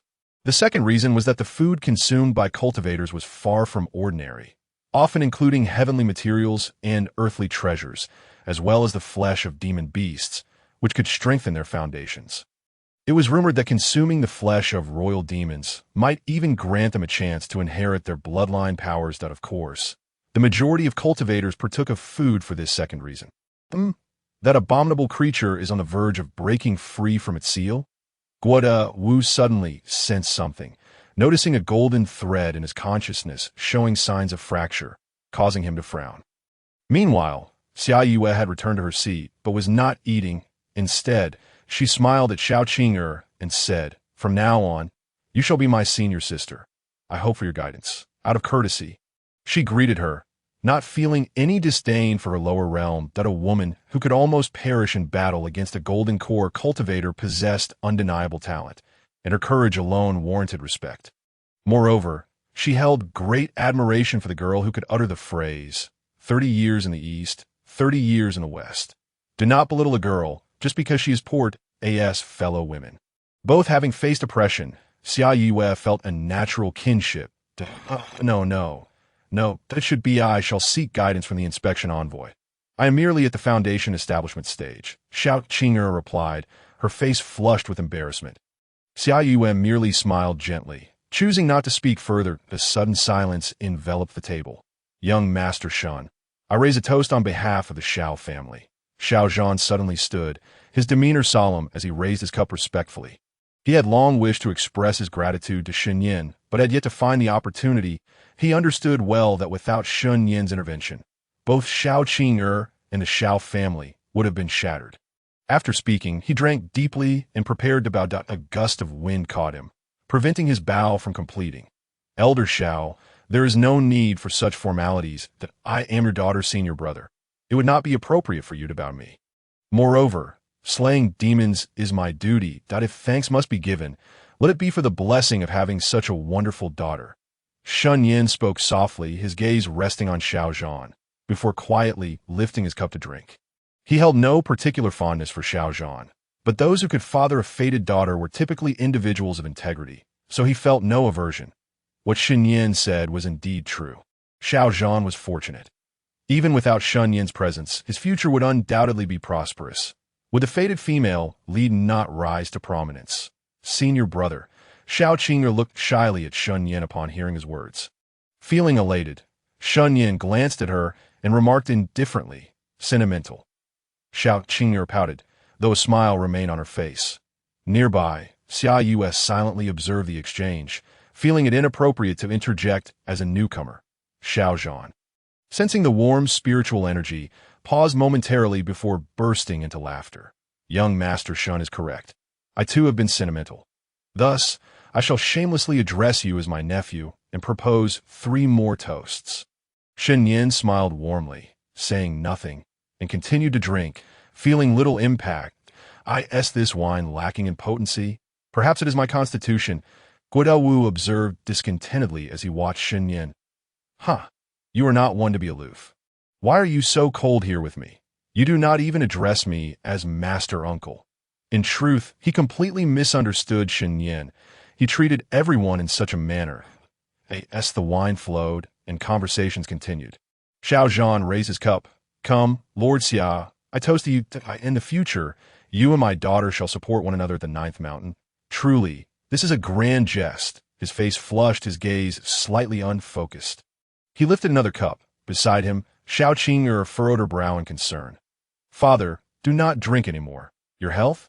It is nothing. Today I am joyful, Xiao Zhan declared, raising his cup and downing tea that moment. A series of knocks echoed through the room. Guoshan Master, young Master Shen, may we enter? Outside the private room, Lu Huihui approached, and the steward in charge of the 2nd floor immediately clasped his hands in greeting upon seeing her.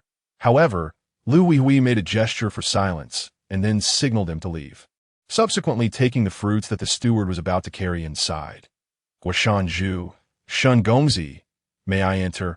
After gently knocking on the door and softly speaking, she patiently stood in place, feeling a newfound humility as the owner of the Mandarin Duck Tower in her own establishment for the very first time. Beside her, Morong Chun, with a smile on his face, supported the visibly distressed Luo Zheng. Don't wear such a long face, Xiao Luo. Come on, smile, Morong Chun softly reminded, glancing sideways. Luo Zheng remained sullen, his mind filled with the ridicule of the patrons he had encountered on his way here. Oh, isn't that the little golden bell? Why do you keep your head down? Raise it up, or your crown will fall to... In the end, it was that bald man whose voice silenced everyone else, preventing further taunts. Luo Zheng found it difficult to muster a good mood. Come on, it's just a few words from passers-by. Is it really that serious? Morong Chun said flippantly. Lu Huihui frowned and said, keep an eye on him. Don't let him cause any more trouble, or don't blame me for not giving you face. She had no intention of bringing along these two fools, one who spoke without thinking and the other utterly shameless. Offending the other party could lead to an undesirable outcome. Don't worry, I've got this, Morong Chun reassured, patting his chest. He then leaned closer to Luo Zheng's ear and whispered, once we go in, lower your profile a bit. I know you're not foolish. Just don't lose your composure. That moment, a voice from within the room called out. Come in. Lu Huihui gently pushed the door open and stepped inside. Luo Zheng forced a strained smile as he followed her in. Upon entering, the expressions of the people inside shifted slightly at the sight of the three figures entering. It's that iron-headed kid. What does he want now? Is he looking for trouble again? And he brought help? Both Xiao Qing'er and her father, Xiao Zhan, thought to themselves, somewhat surprised. Guodu remained unfazed, showing no concern for these younger generations, as he had already contemplated leaving. The black feather was about to break free. If he didn't act, a catastrophe could ensue, with countless human lives lost at his hands. Yet there were still matters he hadn't discussed with Shen Nian. The foremost Shen Nian lifted his gaze, assessing the three, finally recognizing the young man he had previously sent flying with his sword intent. There's something you need. Xia Yue's expression darkened slightly as she looked at Luo Zheng, shaking her head in resignation. She truly needed to rein in this reckless fool. Does he even dare to provoke my senior brother?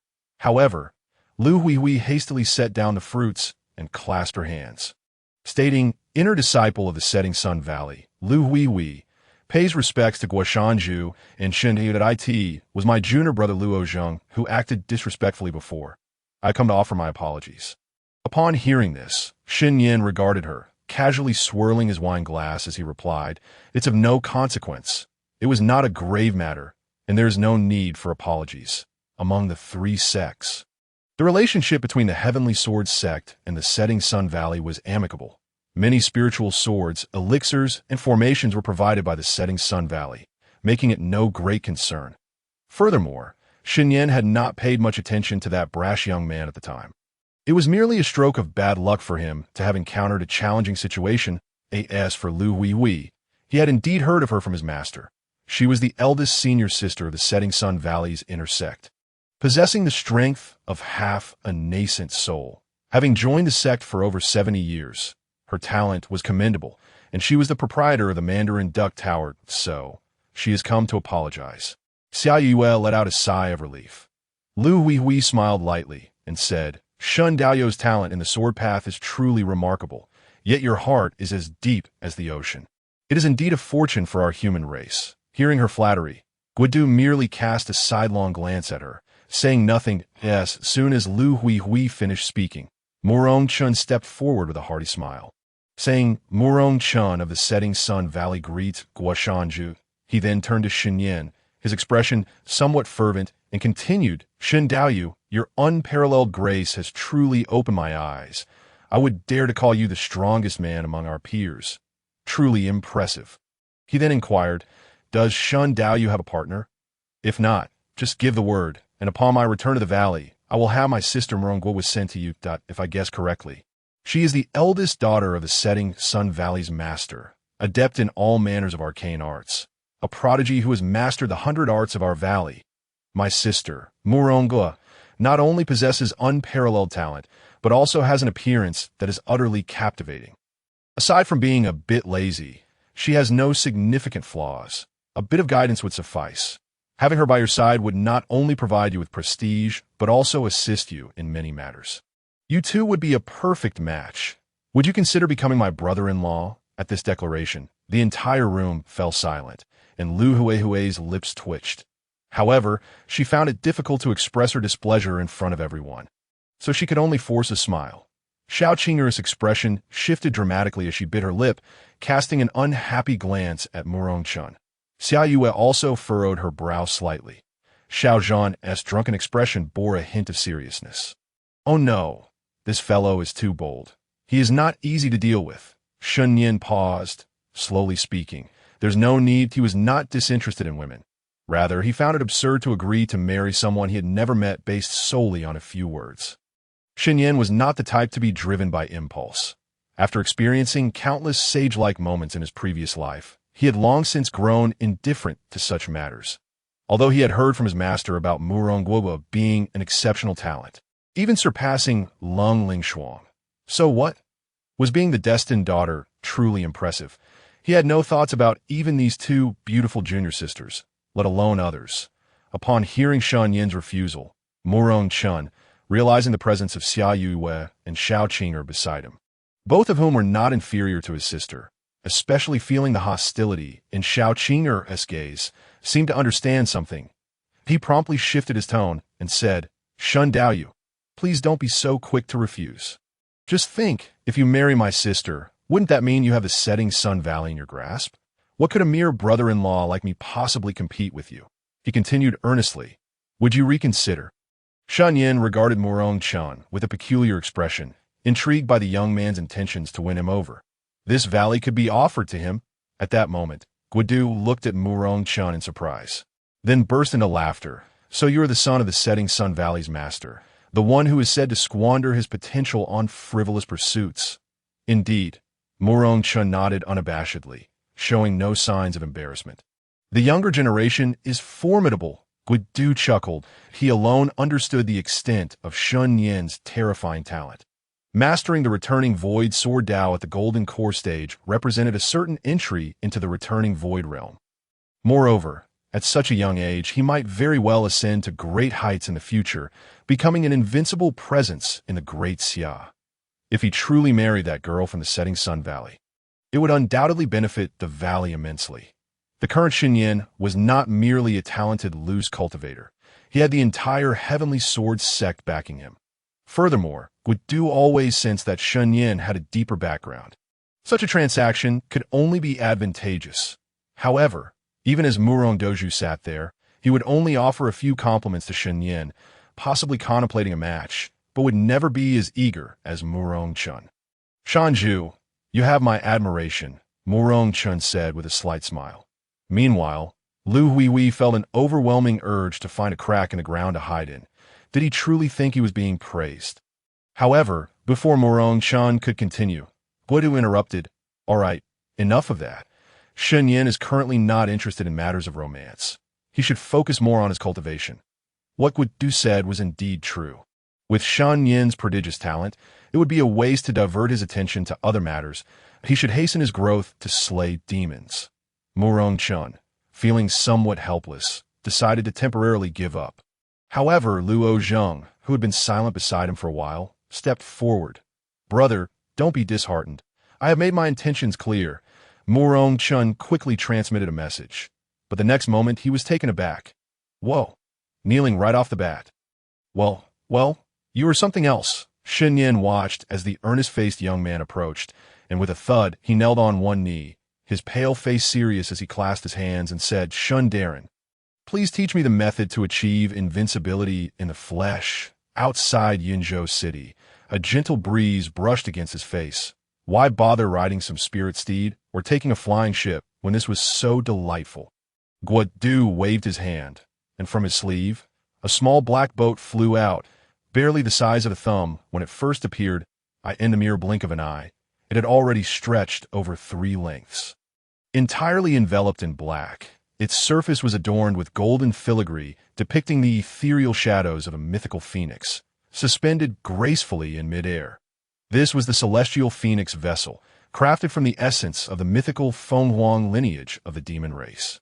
And it was acquired by me within a secluded paradise of cave heavens. It boasted a speed comparable to the latter stages of divine transformation, capable of breaching ordinary spatial barriers, allowing one to reach the imperial capital of the Great Xia in no more than half a stick of incense.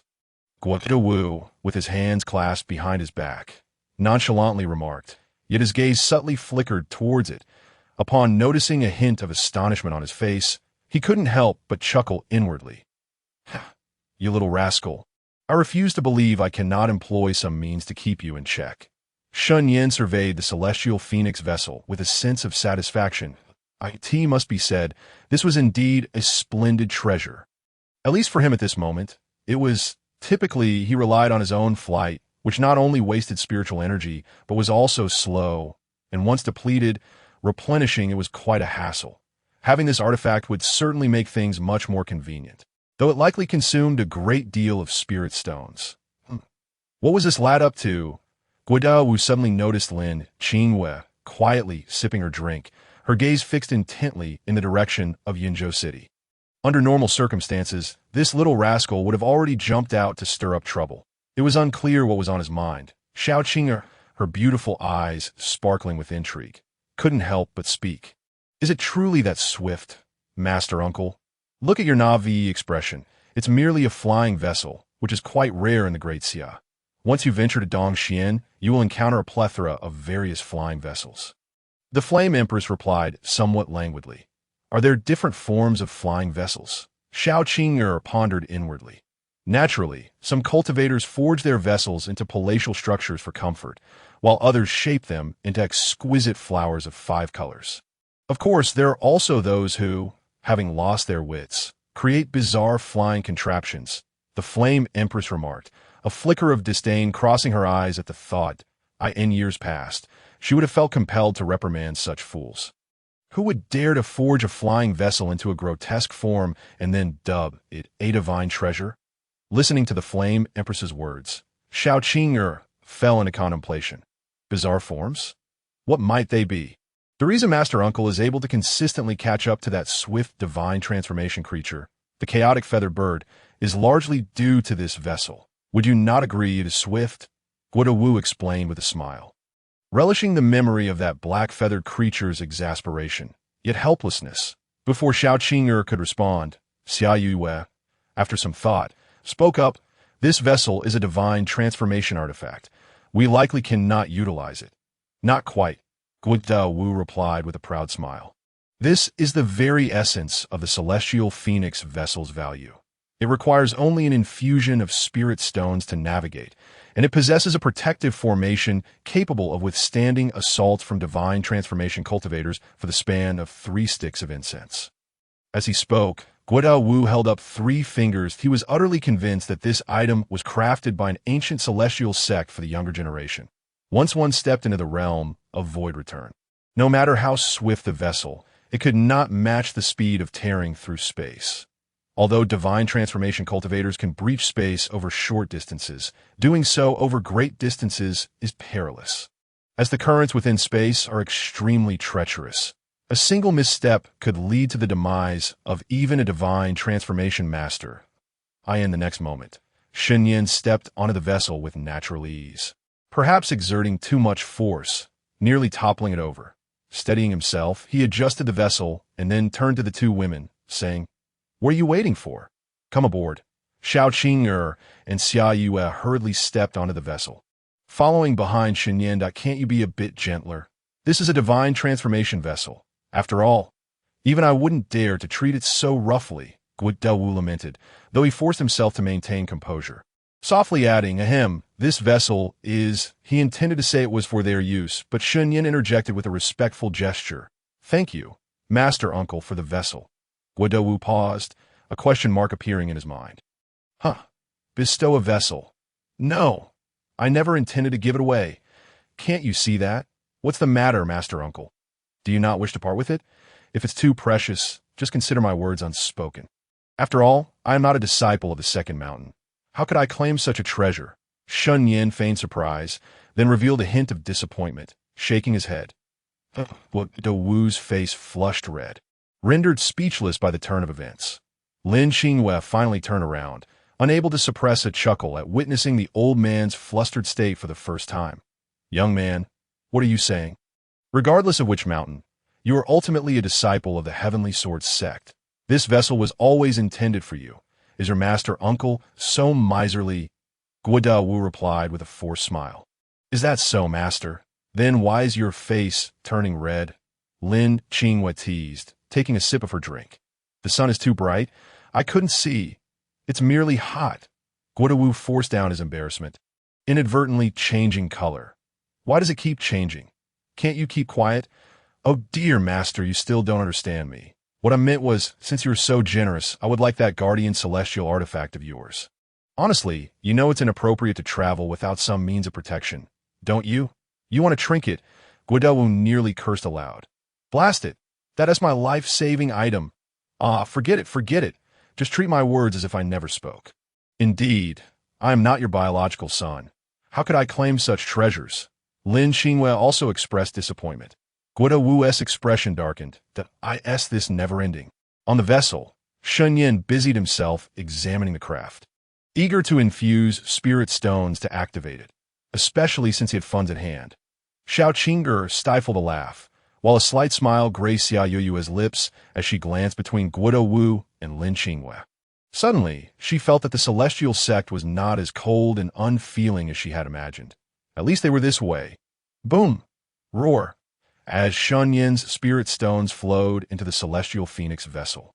It instantly soared into the sky, the powerful surge of spiritual energy nearly unbalancing the two women behind him. With a clarion cry of a phoenix, a faint green shield enveloped the vessel. Guodawu looked up, revealing a serious expression as he slowly transmitted his words. Shen Nian, you're the most gifted individual I have encountered in my lifetime. For the rise of humanity, cultivate diligently. On the celestial phoenix vessel, Shen Nian gazed down, offering a faint smile. How sentimental the wisp of light descended, landing gently upon Guodawu's shoulder. Boom! Guodawu's pupils constricted, his entire being trembling as he stared at the sky. Momentarily speechless. Master, what's wrong? Lin Xinhua inquired, puzzled by the scene. It's nothing. Guodawu averted his gaze, revealing a gentle smile, unexpectedly moved by this young man. The way is not meant to be passed down. This young man. Let us go. You shall accompany me to the heavenly demon cave. After all, as the chief of the second mountain, you must not appear too weak until you reach the nascent soul stage. You are not permitted to remain in the great Xia. Upon hearing this, Lin Xinhua paused for a moment, casting a reluctant glance back at Yinzhou City, yet silently followed suit shortly after their departure. A sword-bearing woman, exuding an air of cold arrogance, stepped into Yinzhou City. Shen Nian, a master of the high realm of mixed origin, the hero of Yinzhou City. Various murmurs reached Lung Lingshuang's ears, causing her brow to furrow slightly. Is it really him? At this moment, within the private room of the Yuanyang Tower, Murong Shan remarked while eating, who would have guessed? You have quite the audacity, showing some of my flair. He glanced at the silent Luo Zhang. His expression one of approval. Though the approach may be extreme, the idea is sound. Yet, you are perhaps too blunt. The way is not meant to be passed down. Who are you to him that he should teach you? Murong Chan observed Luo Zhang's silence, and continued, then shifted to a more serious tone. However, my brother-in-law speaks the truth. The path is one you must forge yourself. TSK. With such vision, you are bound to achieve greatness in the future. Shut up. Have you no sense of propriety? When did you become my brother-in-law? The stern-faced Lu Huihui interjected coldly, then turned her gaze to Luo Zhang, contemplating, it may indeed be inappropriate, yet I believe Shen's words are not without merit. His path is not one you can emulate.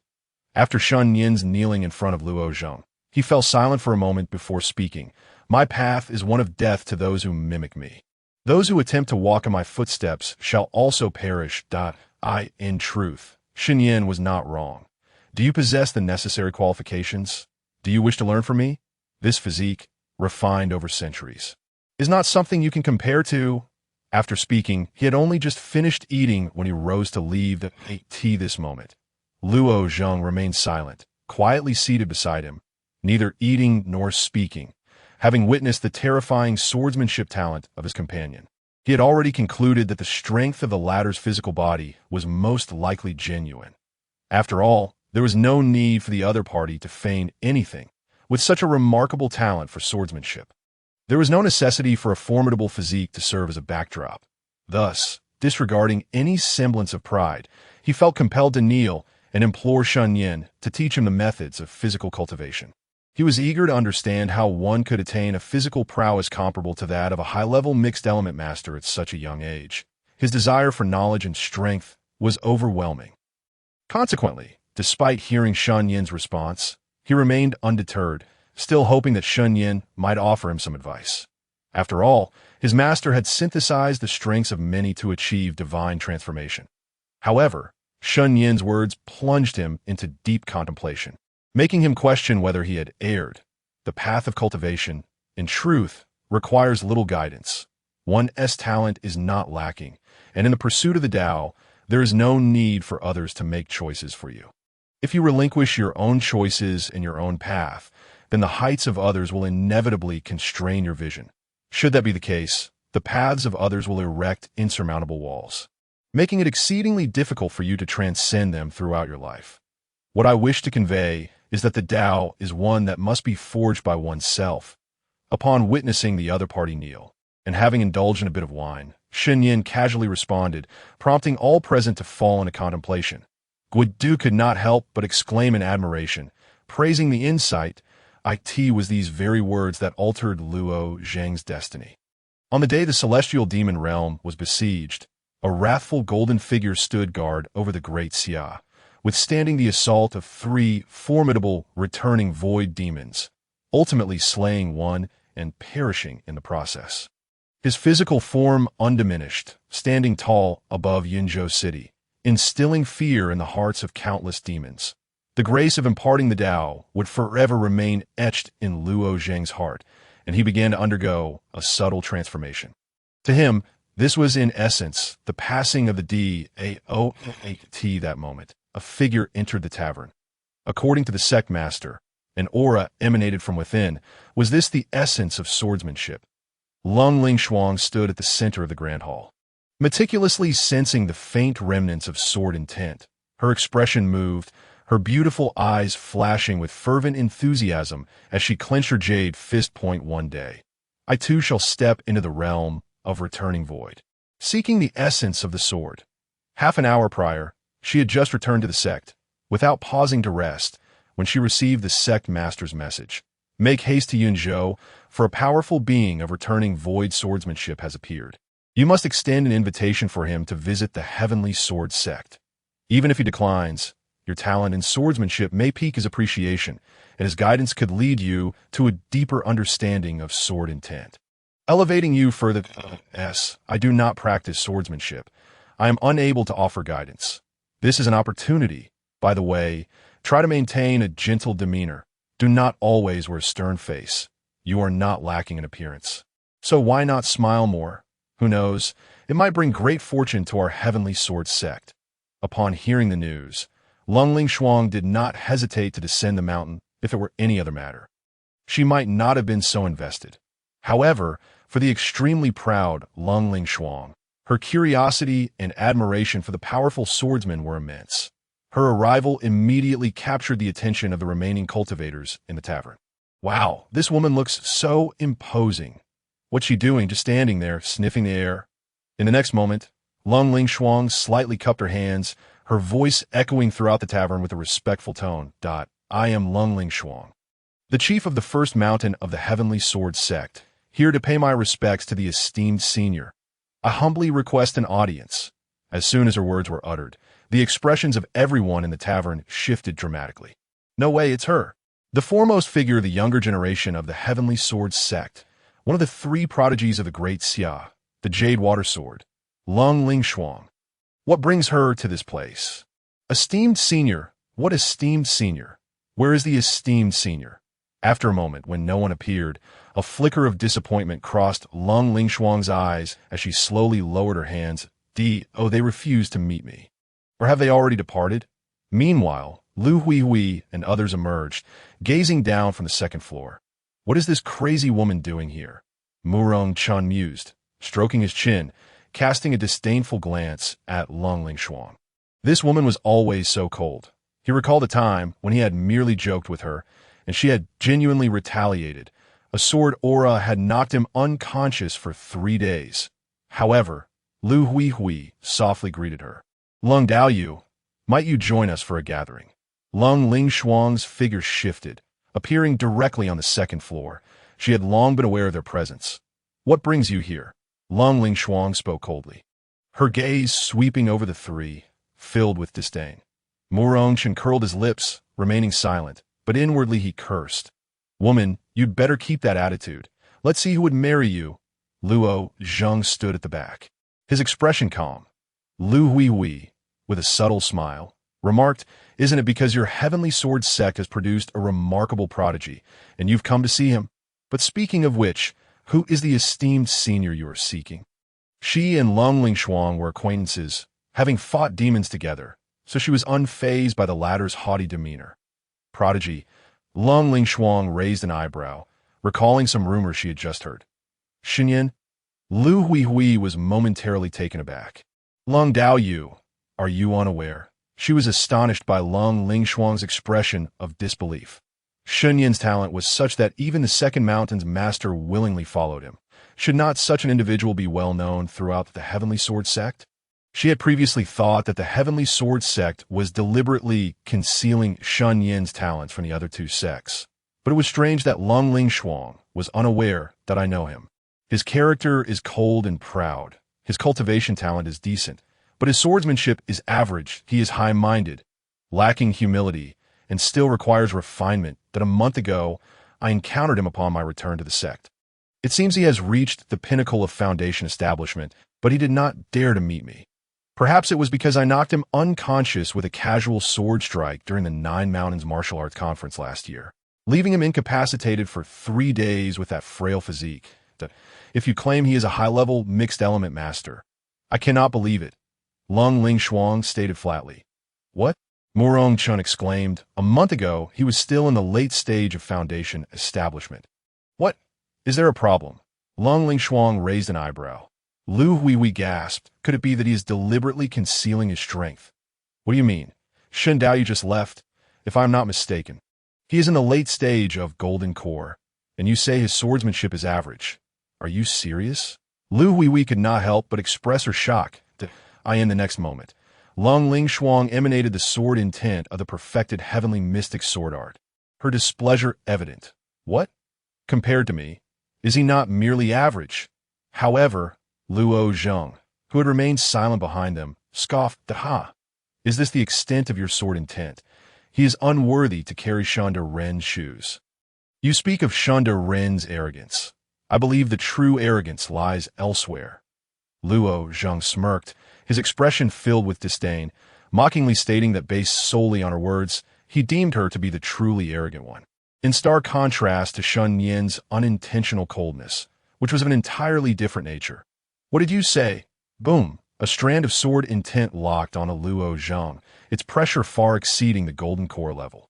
Luo Zheng felt it, involuntarily retreating several steps, his complexion paling further. He could not withstand this strike, especially since he was already injured, and it could very well lead to his demise. Yet Luo Zheng was unafraid, staring at Long Ling Shuang as he reiterated, "Every word I spoke is the truth." Long Ling Shuang's brow arched, a hint of frost in her gaze, given her proud nature, having always regarded herself as a prodigy of swordsmanship. No one had ever belittled her in that regard. It was difficult for her not to become enraged.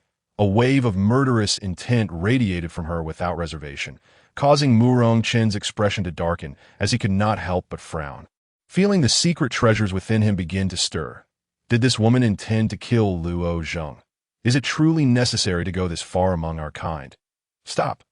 Lu Huihui swiftly positioned herself in front of Luo Zheng, her expression grave as she said, "Taoist Long, do not act impulsively. Although Luo Zheng's words may be harsh, he speaks no falsehood. Indeed, Taoist Shen's talent in swordsmanship surpasses yours by a considerable margin. Previously, Taoist Shen emanated a sword intent within this very establishment that soared into the heavens, akin to the sun blazing down upon the earth that, if I am not mistaken, that pertains to the level of Tao, comprehended through swordsmanship at the Golden Core stage. You should grasp the implications of such talent." At that moment, upon sensing the murderous intent radiating from Long Ling Shuang, Lu Huihui felt a twinge of dissatisfaction. Consequently, she saw no reason to show deference, stating plainly what needed to be said. while simultaneously grappling with her astonishment. Taoist Shen only established his foundation a month ago. How is such rapid advancement possible? To traverse an entire realm in just 1 month is simply unheard of, absolutely impossible. Lung Lingshuang retorted resolutely, retracting her sword intent with a frigid demeanor. You are all but frogs at the bottom of a well, wholly unaware of the terror that sword intent embodies. That sword intent was undoubtedly wielded by a formidable being of the void return stage. How could it possibly belong to Shen Nian? Having practiced swordsmanship since childhood, her comprehension of the sword far exceeded that of the 3 before her, even surpassing some at the initial stage of the god transformation. This was not her first encounter with the sword path of the void return level. Within many celestial realms, remnants of ancient sword cultivators infused with sword intent could be found. Yet, in comparison to the overwhelming aura of the sword path left in this tavern, they paled significantly, even causing her sword heart to tremble. This level of mastery was something she had never encountered before in her life. Could it truly be that the Shen Nian she had never regarded with any seriousness had attained such enlightenment? It was utterly inconceivable. Even if she had heard rumors of him being a high-ranking mixed yuan master or that he had reached the late golden core stage, she would merely dismiss it with a laugh. What of it? Could he withstand the sword in her hand? During the grand tournament, he would still find himself lying down for 3 days. Yet they claimed Shen Nian was the sword master sought by the sect leader, the very same individual she had once bested. She could not believe it. She would never accept such a notion. Furthermore, Lung Lingshuang continued, the essence of that sword technique contains the true meaning of the fire element, entirely distinct from our Heavenly Sword Sect's Heavenly Xian sword technique. How could Shen Nian have possibly mastered it? Need I elaborate? Who in the entirety of the great Xia possesses sword techniques or divine abilities at the void return level? Could he be one of those from the Eastern Xian, come to our great Xia for training? Ridiculous. Why would I waste my breath on you frogs at the bottom of a well?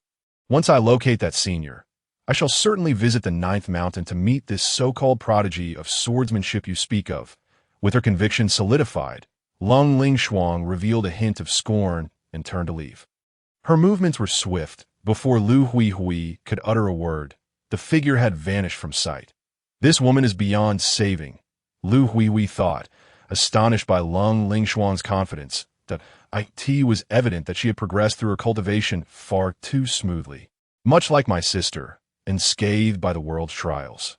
Murong Chan reverted to his usual flippant demeanor, a smile gracing his lips as he remarked, "At least my sister possesses one redeeming quality. She is willing to listen to advice. This woman, however, is likely a lost cause." Lu Huihui nodded in strong agreement that I truly wish to witness her expression upon meeting Lord Shen. Will she still maintain such arrogance? Luo Zheng chuckled, a glimmer of anticipation in his eyes. Murong Chen replied, "That's simple enough. The 9th Mountain Grand Tournament of the Heavenly Sword Sect is less than a month away. We can go and see for ourselves on the bustling streets of Yinzhou City." Lung Lingshuang strode purposefully, her figure weaving through the crowd, yet none dared to brush against her garments, nor did they pay her any heed. Humph! The current state of the Sunset Valley was becoming increasingly absurd. Lacking in both cultivation talent and common sense, that I should focus on locating that esteemed senior. After this matter is resolved, I must return to confront this so-called prodigy of swordsmanship. With a disdainful smile, Lung Lingshuang began to extend her senses, searching for sword intent akin to that which had been present in the tavern. Meanwhile, within a realm of chaotic space, a green meteor streaked across the void. Upon closer inspection revealing a flying vessel, Shen Nian stood with his hands clasped behind his back, gazing into the distance at the minuscule silver points of light, deep in thought. Those must be stars. The trace of void return intent he had left for Guadu upon his departure was not a legacy of swordsmanship, but rather a mere extraction of the power inherent in the void return Tao.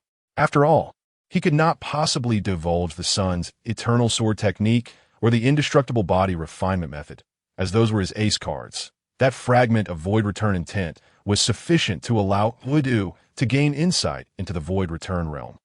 Whether he could elevate his understanding further would depend on his own fortune, wholly unrelated to Shen Nian. The reason Shen Nian had left it behind was his aversion to incurring debts of gratitude. Since he had utilized Guidu's vessel, he felt obliged to reciprocate in some manner. In the Yuanyang Tower, when Shen Nian had emanated the power of the Tao, he had clearly noticed the flicker of excitement in Guidu's eyes, though Shen Nian chose not to mention it. Should Guidu have actively requested the transmission of the Tao of Void Return, Shen Nian would have categorically refused, even foregoing his meal to depart immediately. Yet, Guidu had never broached the subject, and even as Shen Nian prepared to leave, he showed no intention of doing so, which fostered a modicum of goodwill in Shen Nian's heart. Thus, he imparted his teachings. This expenditure, when compared to the speed of travel, was indeed acceptable. Shen Nian observed the rapidly depleting spirit stones on the central spirit plate of the flying vessel, his expression unchanging in the blink of an eye. Over 100 low-grade spirit stones had been consumed. For Shen Nian, this was not a significant amount, as his primary concern was hastening to the dragon transformation pool to enhance Xiao Qing'er's strength. By the way, he suddenly recalled, now with an additional task of boosting Xiao Yu's strength as well, that he wondered if she had ever entered the dragon transformation pool. At this moment, Xiao Yu and Xiao Qing'er were curiously surveying their surroundings. The space around them shrouded in a hazy lang of colors. Even as a royal princess, it was Xiao Yu's first encounter with such a spectacle within the fabric of space. Despite the vibrant allure of these colors, even a touch from the god transformation stage would result in complete obliteration. The voice of the female flame empress echoed in Xiao Qing'er's ears. Your Majesty, when shall we no longer fear the chaotic currents of space? Only upon reaching the god transformation stage could one traverse the starry expanse. To ascend to the pinnacle of the white jade capital and attain unity would mean plucking stars and treading upon the moon, akin to an immortal descending into the mortal realm. Xiao Qing'er's eyes brimmed with awe, her heart filled with longing as she contemplated her insignificance. She had only just embarked upon her cultivation journey. Plucking stars and treading upon the moon, this must be the realm of immortals. As she pondered this, she cast her gaze upon Shen Nian's silhouette, thinking to herself, with my brother's talent, he will undoubtedly reach such heights. The female flame empress chose not to elaborate further, her golden eyes shifting towards the white-robed figure standing with hands clasped behind his back. If he hailed from the Shen family, it would not be surprising for him to possess the void return techniques. Yet, why would someone with his talent hide their identity to join the Heavenly Sword Sect as a mere chief disciple of the Ninth Mountain, enduring hardship? After all, from what could be observed, Shen Nian's swordsmanship and physical talent ranked among the top tier in all of Eastern Xian. Aside from a slight deficiency in realm, he exhibited no other flaws. However, one thing the female flame empress was acutely aware of was that Shen Nian's cultivation talent was alarmingly rapid. To progress from foundation establishment to late golden core stage in merely a few days was nothing short of extraordinary. Yet, the female flame empress began to speculate. Perhaps Shen Nian possessed a treasure that concealed his true realm, capable of deceiving others. Only in this manner could his identity, coupled with a treasure undetectable even to her, be deemed plausible. She then shifted her gaze to the cool, ink-clad woman seated in meditation. Beads of sweat trickling down her forehead as she immersed herself in her cultivation. Such diligence was commendable, the female flame empress thought with a hint of appreciation. At this very moment, Shen Nian had already commenced a new simulation. Exchange for transmission value, 200 points. Remaining simulation time, 200 years. Initiating simulation of the 9 transformations heavenly skill, void return, rare. Shen Nian's figure remained still, yet all his focus was directed towards the simulation. He intended to elevate the technique first, then directly enhance his realm. After all, if it was not a perfect golden core, then what was it? With the aid of external resources, he could simply invest more simulation time to advance his level. Whether or not he achieved a perfect golden core would not significantly impact his combat prowess. Ding! In the first year, you unroll the scroll of the 9 transformations heavenly skill and begin to comprehend the technique. As your understanding of the Tao deepens, you swiftly grasp the essence of the 9 transformations heavenly skill, attempting to immerse your mind in the world within the scroll, surrounded by a hazy divine light. Rendering the scenes obscured as if caught in a dream. A voice, resonant like the grand sound of the Tao, echoed in my ears. This technique was conceived by me, an old man, upon encountering a divine artifact in the fourth star sea. Though it may be slightly inferior to the original cultivation method, it is considerably easier to practice. Not only does it directly point towards the great path of returning to emptiness, but it also allows one to continuously refine their own shortcomings during the cultivation process. Naturally, to ensure that future practitioners of this method are not hindered, I have intentionally infused all my insights into it. If you possess confidence, you may further evolve this technique to reach new heights. If you can accomplish this, a day will surely come when we shall meet. Refining shortcomings, self-deriving, this is an open-source technique. The only word that came to Shen Nian's mind was this descriptor, quite intriguing indeed. In the 20th year, prideful as you were, how could you be willing to delve into a diluted version of the 9 transformation celestial art? You deemed the challenge too trivial and promptly opted to read the Elder's insights, aiming to elevate the 9 transformations technique to a higher plane. Over the years, relying on your innate talent, chaotic essence blood, the unfading sun sword technique, and the indestructible body refinement method, you found the difficulty of creating your own technique insurmountable. Looking up to the heavens, you let out a long sigh. How difficult. Having learned to brainwash yourself regarding the peculiarities of your simulated self, Shen Nian remained remarkably composed, thinking, this person is not me. In the 50th year, you had grasped the true meaning contained within the 9 transformations celestial art and had come to realize that the divine artifact the Elder once comprehended contained a trace of the heavenly Tao's aura, born of primordial essence. Yet, the path of self-creation remained shrouded in uncertainty as the 9 transformations celestial art took root in Shen Nian's tranquil spiritual sea. A glimmer of golden light ignited, rapidly spreading like wildfire to envelop the entire sea, transforming it into a golden expanse that resembled an ethereal ocean, exuding an aura of sanctity. Though the realm remained unchanged, his spiritual power had doubled. Shen Nian's expression shifted slightly, astonished. The 9 transformations technique was already commendable. Should he continue to push for further evolution, the self-created technique might not surpass the original. While he pondered, the simulation did not cease to in the 80th year. You gazed upward, struck by a thought, since all attempts to find that trace of the heavenly Tao had proven fruitless. Why not simply seize it? The moment this thought arose, you found yourself frozen in place, suddenly enlightened. Previously, you had been trapped in a dead end, obsessively focused on how to craft a technique that aligned with that divine artifact. Yet you had forgotten that the path of cultivation is inherently contrarian. Why must one conform to the heavenly Tao? Seize the creation, defy the heavens. This is the essence of transcending the heavens for the first time in your life. You achieved enlightenment, entering the realm of the 9 transformations creation, seizing heavenly technique. In that instant, your golden spiritual sea began to undergo a transformation. 9 figures, shrouded in a hazy divine light, suddenly appeared above the spiritual sea. They sat in perfect unison, each engaged in their clearly defined cultivation tasks. This, as Shen Nian sensed his realm continuously ascending, he was momentarily taken aback. These 9 golden figures replaced him, tirelessly absorbing the spiritual energy of heaven and earth. Meanwhile, his meridians, spiritual sea, body, and consciousness underwent relentless refinement. This meant that from this moment on, Shen Nian need not concern himself. They would cultivate on his behalf. Remarkable. This technique is truly extraordinary. Shen Nian noted that the 9 figures required neither food nor water, and he didn't even need to pay them. A feeling of superlative capitalism welled within him. This simulation was worth it. This technique is indeed defiant. Shen Nian was exceedingly pleased and intended to begin elevating his realm. However, his expression shifted the very next moment.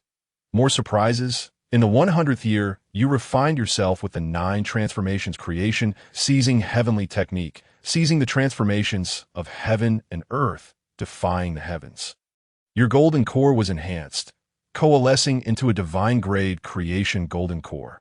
Shen Nian revealed a hint of astonishment as he felt the golden core within him vanish. The golden core, enveloped in 9 colors, slowly floated above his head, emanating an ancient aura, brimming with terrifying spiritual power that left him awestruck.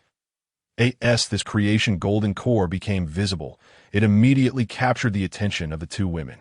Is this my senior brother's golden core? Xiao Yue gazed at the core, reminiscent of a celestial artifact, lost in thought. Xiao Qing'er, however, displayed no surprise, merely a sense of confusion. Why will my senior brother externalize his golden core? In her mind, the female flame empress's golden eyes bore a trace of shock. A divine-grade golden core? No wonder his cultivation speed was so slow. He actually condensed a divine-grade golden core. Truly worthy of his origins. Yet in the very next moment, the female flame empress was left dumbfounded, exclaiming, "What is he planning? Is he refining his core, birthing it into a being?" In the great Xia, a colossal city, grander than Yinzhou, stood tall, exuding an ancient aura. This was the imperial capital of Great Xia, the royal city that governed the 9 prefectures that in the western part of the city. The Qianwangfu, with its palatial structures, was resplendent, and before the majestic entrance stood 2 white jade lions, each holding a luminous pearl, exuding an air of grandeur. Here resided the younger brother of the great Xia emperor, a man who had been a high-level mixed origin master for centuries. Xiao Qing'er. He was also the individual with the most supporters for the current throne of Great Xia. At this moment, in the front courtyard, it was exceedingly tranquil. The bustling servants of you were nowhere to be seen. Only 3 figures casually traversed the jade stone path, engaging in conversation that, if overheard, would surely send shockwaves throughout all of Great Xia. Qin Wang, do you think it is appropriate for Xia girl to take this little disciple of mine as a concubine? A striking young man clad in a golden robe, with a purple bamboo flute at his waist, spoke with a smile, his enchanting vertical pupils revealing indifference, exuding an air of superiority with every gesture. With each step he took, lotus flowers bloomed in the rippling pond, an eerie sight. At his side stood a middle-aged man draped in a black python robe, his hair peppered with gray, who immediately donned a fawning smile, saying, to marry the disciple of the Qingwang cave master would surely be a blessing for that girl Yue. Behind the two, a cold and imposing figure clad in crimson armor, with a scarlet cloak billowing in the wind, wore a sardonic smile, disdainfully glancing at Xiao Qing'er, who appeared meek before his master. What nonsense about being a high-level mixed origin master. In front of my master, he is no better than a dog. How laughable. Only a fool would cultivate the physical body. You are quite perceptive. The Qingwang cave master glanced at Xiao Qing'er with a sidelong look, chuckling lightly. Very well. I shall leave this matter in your hands. What say you? Xiao Qing'er lowered his stature even further, smiling. I accept without reservation. Then it is settled. Once this matter is accomplished, I shall resolve those hidden dangers for you, ensuring your secure position as the last emperor of the human race. Upon hearing this, Xiao Qing'er's expression brimmed with excitement as he clasped his hands, a trace of fervor gleaming in his eyes. Thank you, Lord Qingwang. Immediately, Xiao Qing'er escorted the master and his disciple to a tranquil villa to rest before turning to leave. Master, I have no interest in her. Nalan Ming, with an air of arrogance, stood behind the Qingwang cave master, his tone dismissive. In his view, how could a princess of a mortal dynasty be worthy of him? A favored child of heaven. The Qingwang cave master smiled faintly. Is it that you are uninterested, or do you still harbor feelings for your betrothed from 3 years ago? Impossible. Nalan Ming's tone was resolute. Then he sneered, that Xiao Qing'er is nothing but a waste. How could she occupy my thoughts? The Qingwang cave master merely smiled indifferently, remaining silent for a long while before speaking again. The eldest princess of the Great Xia dynasty is not to be underestimated. Had it not been for that incident years ago, her talent would far surpass yours. Even the transcendent forces of Dongxian would extend an olive branch to her. Nalan Ming frowned slightly, feeling some displeasure. Yet he did not interrupt the Qingwang cave master's discourse. Moreover, marrying her is also your master's intention. Upon hearing this, Nalan Ming was momentarily stunned, exclaiming, Master! His master was none other than the ruler of the Shuangguang cave, the most powerful figure in Great Xia. Rumors had it that he had entered an unfathomable realm, hiding within the sacred grounds of Shuangguang cave for years. He never anticipated it would be his master's wish. Since it is the will of both my master and my master's uncle, I shall comply. Nailan Ming lowered his head, speaking solemnly. After all, it is merely marrying a concubine. It matters not. The Qingguang cave master sighed. Enough, do not wear such a gloomy expression. For what I gather, the princess of the Xia family is renowned as the most beautiful woman in the imperial capital. Do not let her beauty be a source of regret. Indeed, you should pay a visit to the Daxiao Wumiao and request them to allow you access to the transformation dragon pool. Master, is this not intended for body cultivators? Moreover, does Daxia not have a rule that only members of the Demon Suppression Division are qualified to enter the transformation dragon pool? Nailan Ming found himself somewhat baffled. As a pure cultivator, what purpose would he serve in the transformation dragon pool? Was it merely to indulge in a bath? You should simply go as instructed, without so much chatter. And as for those so-called rules, did I not teach you anything? In Daxia, my Shuangguang cave is the ultimate authority. The lord of the Qingguang cave spoke with a detached demeanor, exuding an undeniable aura of dominance at the same time. In the council hall, Xiao Qing'er summoned his trusted confidants and numerous ministers to deliberate on the matter of marrying Xia Yue into Shuangguang cave. Your Highness, it is indeed true that Princess has utilized royal resources for many years. It is time for her to contribute in return. Besides, marrying is hardly a difficult affair, following the approval of the ministers. Xiao Qing'er revealed a faint smirk. Where is the young prince? Your Highness, the prince departed for Yunzhou to exterminate demons a few days ago. Today, he sent word that he intends to bring someone into the transformation dragon pool and shall arrive in the imperial capital shortly. A figure knelt, replying respectfully, Is this person a member of the Demon Suppression Division? The princess's letter states otherwise. Humph, the audacity to bring an outsider into the transformation dragon pool. The young prince truly wields considerable authority. Xiao Qing'er's expression darkened, a cold glint flashing in his eyes. In his view, after the death of his brother, Daxiao was rightfully his. Nothing could be moved without his consent. While permitting one individual to use the transformation dragon pool might not have significant repercussions, doing so without his approval was utterly unacceptable. Then let us take a few people along, so that the princess understands her place. How can the treasures of the Daxia imperial family be bestowed upon outsiders? Understood. At this moment, only a few breaths away from the imperial capital, a flying vessel suddenly came to a halt, suspended in the air. On board, Shen Nian continued to feel the surge of his own advancement. His spiritual power had multiplied tenfold. Shen Nian's expression momentarily froze, particularly upon realizing that his spiritual awareness had astonishingly reached an astonishing 9,000 zhong. What a remarkable concept! Previously, he had only reached 2,000. Now he had multiplied that number by several times. This was a limit of spiritual awareness only attainable in the late stage of the nascent soul realm. No wonder he had seized the heavens. Shen Nian took a deep breath, suppressing his excitement, feeling an overwhelming sense of satisfaction. Initially, he had intended to abandon his ascension to the Dan stage, yet by sheer chance, he had ascended directly. You might say this. It makes sense. Perhaps I am indeed favored by fortune, which seems a tad extraordinary. Now, I can finally elevate my realm, in 100 years. To what heights can my talent reach? Shen Nian couldn't help but feel a sense of curiosity. Ding! 10th year, the infant takes form, the essence becomes spirit.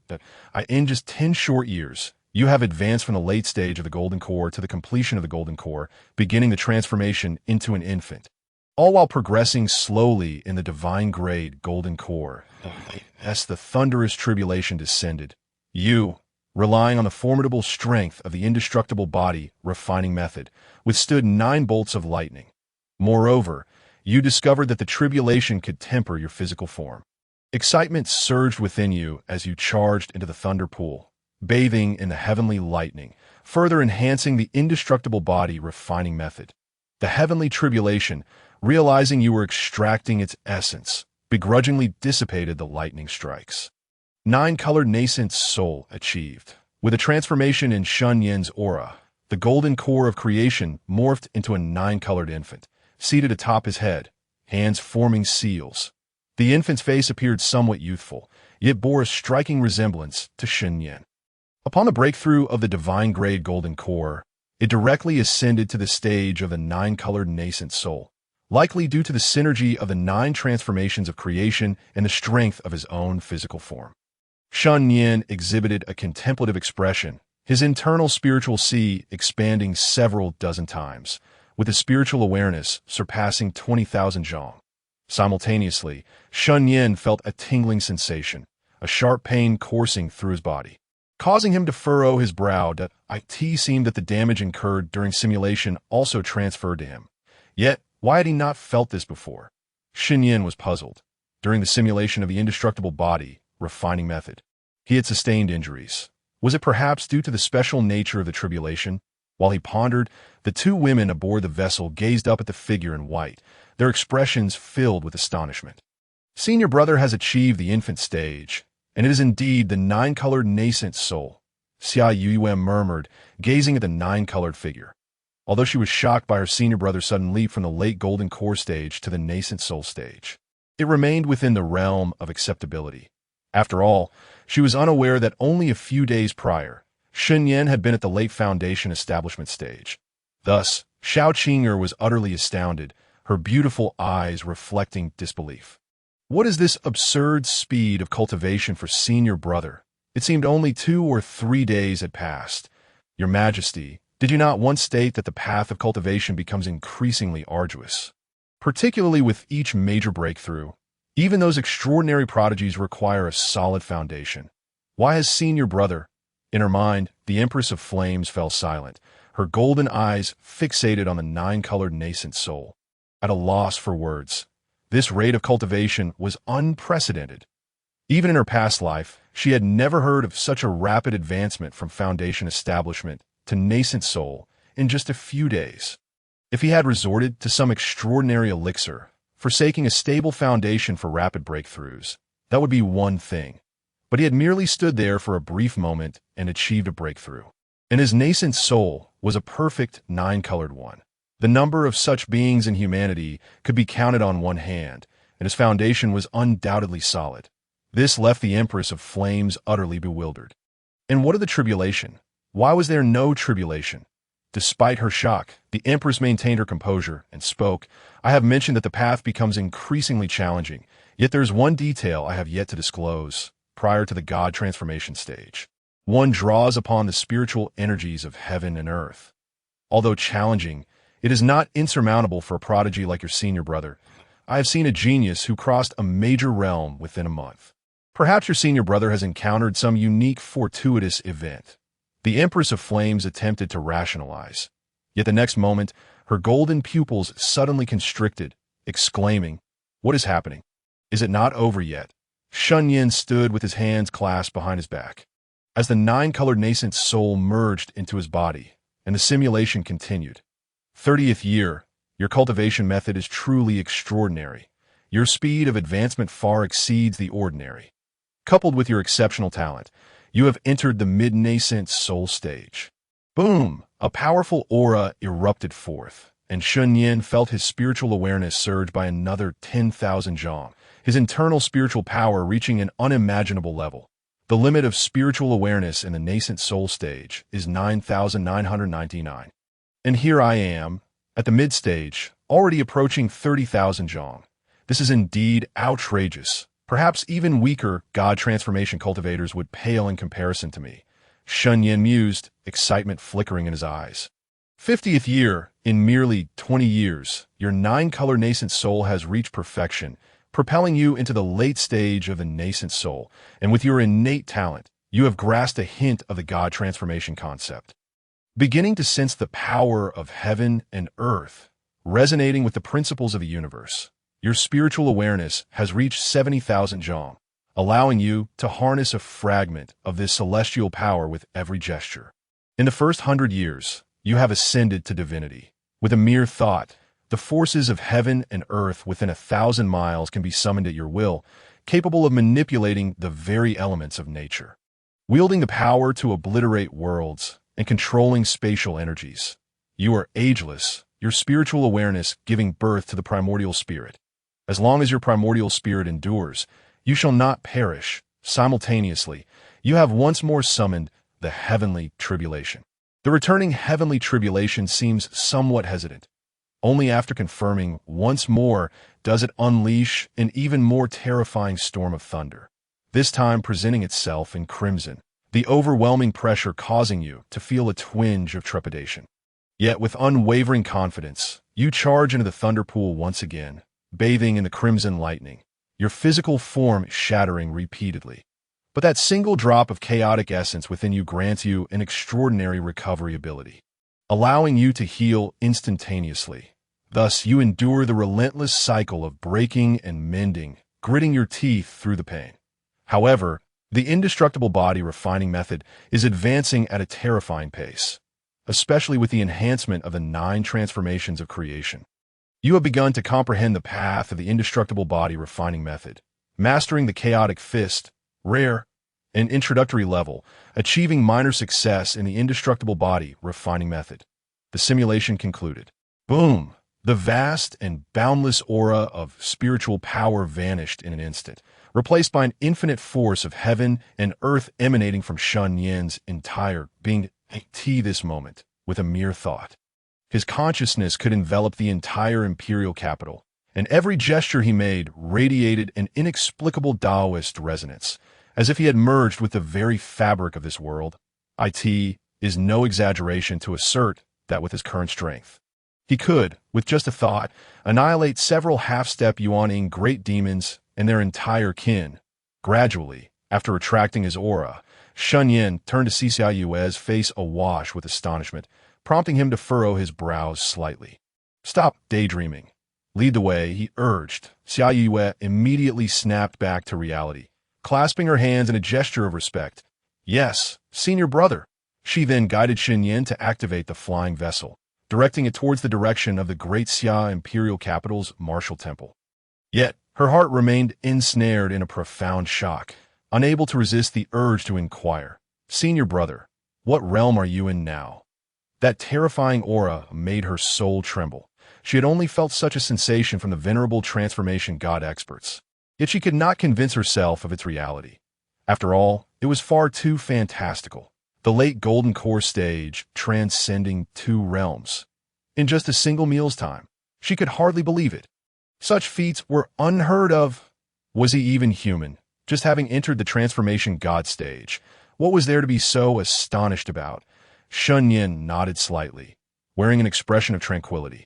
The reason for his performance in front of his junior sisters was premeditated. Applying a bit of pressure in such a manner could not be wasted. The innate pride of a destined female protagonist often drives them to strive harder, and this not only spurred them on, but also allowed him to simulate without wasting time searching for hidden chambers. Truly a win-win. Upon receiving his response, Xiao Yue was rendered utterly speechless. Huh? Senior brother, do you even hear what you were saying? This is hardly something to be taken lightly. In that moment, Xiao Yue recalled her previous bold declarations of surpassing her senior brother. While she had been disheartened by Shen Nian's rebuttal, she had merely thought it natural for him to be confident, secretly harboring that ambition within her heart. But now, she truly felt that slaying the demon emperor seemed much more plausible. After all, her senior brother appeared to be something beyond human. Meanwhile, Xiao Qing'er, who stood beside her, had her mouth slightly agape, pondering, what shall the Lady Flame Empress say now? At that moment, the Lady Flame Empress was also in a state of shock. Pondering, what can I even say? I've never encountered a situation like this. This so-called #1 genius of the human race pales in comparison before him. He could very well be ranked among the foremost on the Xianlong list. The Lady Flame Empress began to seriously suspect that Shen Nian might be some super powerful figure in hiding, deliberately toying with him at that very moment at the great Xia martial temple. Naylan Ming stood before the temple doors, hands clasped behind his back, exuding an air of dominance. Shen Nian's figure gracefully descended onto the streets of the imperial capital, and after the Tianfeng ship recognized its master with a drop of blood. It exhibited a remarkable sentience, transforming into a size akin to a thumb and vanishing into Shen Nian's sleeve. His mood was exceptionally buoyant. The qualitative enhancement of his strength made this speed feel almost dreamlike. Ordinary cultivators might spend their entire lives without ever glimpsing the power of heaven and earth or comprehending the transformation god stage. Take his master, for example, the youngest mountain lord of the Tianjin sect, hailed as the most gifted among the mountain lords, who took 215 years to reach the transformation god stage. Point 1. Can imagine how arduous it is to attain this state. Of course, Shen Nian's innate talent is beyond question. His potential for transcending to immortality is no jest, and his rate of progress is destined to be swifter. However, were it not for the system, it would have taken him a full century to step into the transformation god stage, and that was predicated on his cultivation of a transcendent technique and his formidable gifts. When considering this, it seems to become somewhat reasonable. Thus, matters became simplified, and the crisis posed by the Black-Feather Demon Emperor appeared to be resolved. Shen Nian hoped fervently that there would be no ridiculous plot twists akin to after dealing with the old. The new arrives that he pondered internally that in the next moment, Shen Nian gazed ahead as a cacophony of sounds assailed his ears, and even the sights around him were instantly captured by his consciousness. Hey, let me tell you. Stop being a sycophant. Change your approach. Next time you meet her, just throw her some joy beans. It's getting dark, and once my brother starts getting busy, I'll come over. Shen Nian's expression turned peculiar in response to the nonsensical chatter. Disregarding those bizarre voices, he soon sensed several auras nearby. There were several auras of the transformation god realm, presumably the foundation of the great Xia, yet they felt feeble and injured in that direction. However, there was a notably strong aura of the transformation god. Shen Nian turned his gaze westward when suddenly a gentle male voice resonated. Friend, is it not a tad impolite to pry so casually? Shen Nian did not respond, yet the voice continued. Friend, I am Yu Qing'er, the master of the Qing'er cave. Might I invite you to join me for a gathering? The aura of this friend is quite unfamiliar. Could it be that you're not from our great Xia realm? When out and about, we are all friends. My Qing'er cave is open to friends from all over the world. Shen Nian could no longer tolerate the incessant chatter. Coldly retorting, you really do talk too much. If the other party had not exposed their identity, it would have been one thing, but to claim to be from the Qing'er cave was simply asking for trouble. With that, Shen Nian abruptly severed his spiritual connection, leaving the other party no room for retort. Simultaneously, within the Wang residence in the western city, Yu Qing'er sat in a pavilion, his face ashen. It had been many years since anyone had dared to insult him since attaining the transformation god stage. Had it not been for the overwhelming presence of Shen Nian's consciousness, he would have dashed forward to confront him. He had reached his current status through sheer perseverance. Fine, your realm is higher. I shall endure. Yu Qing'er downed his cup of tea to a young woman beside him, quickly stepped forward to refill his cup, her fair face glistening with sweat, fearful of making even the slightest mistake. Before their arrival, the steward had instructed her that they were to serve an immortal. She had long revered these immortals who defended against the encroaching demon hordes. As a child, her village had suffered at the hands of beastly marauders, fueling a deep-seated hatred for demons. Due to her limited talent, she could only aspire to be an ordinary person in this lifetime, yet she yearned to contribute in some way to those who fought against demons. Through countless efforts, she had become a renowned maidservant in the great Xia. Did I instruct you to refill? The cold voice rang out, causing the young woman to turn pale, her throat tightening as if choked. Unable to comprehend why the immortal had become enraged with her, she had heard from the Wang resident staff that this immortal was of a very amiable nature. Get out. Bang. The young woman's body was sent flying, crashing against a rockery, bloodied and unconscious. Yu Qing'er maintained a composed expression, silently sipping his tea, not even casting a glance at the young woman, utterly indifferent to her fate, and began pondering, who exactly is this person? On the streets of the imperial capital, which way shall we go? Behind Shen Nian, Xiao Qing'er replied softly, Senior brother, let us first head toward the martial temple to enter the dragon transformation pool. If we delay, we will have to wait until tomorrow. Also, if you are willing, I can find a way to secure an additional spot for you. She had already informed the headquarters of the Demon Suppression Division using their unique communication method, arranging everything beforehand. Initially, this entire affair was merely a transaction. Xiao Qing'er offering an additional spot was already her utmost limit.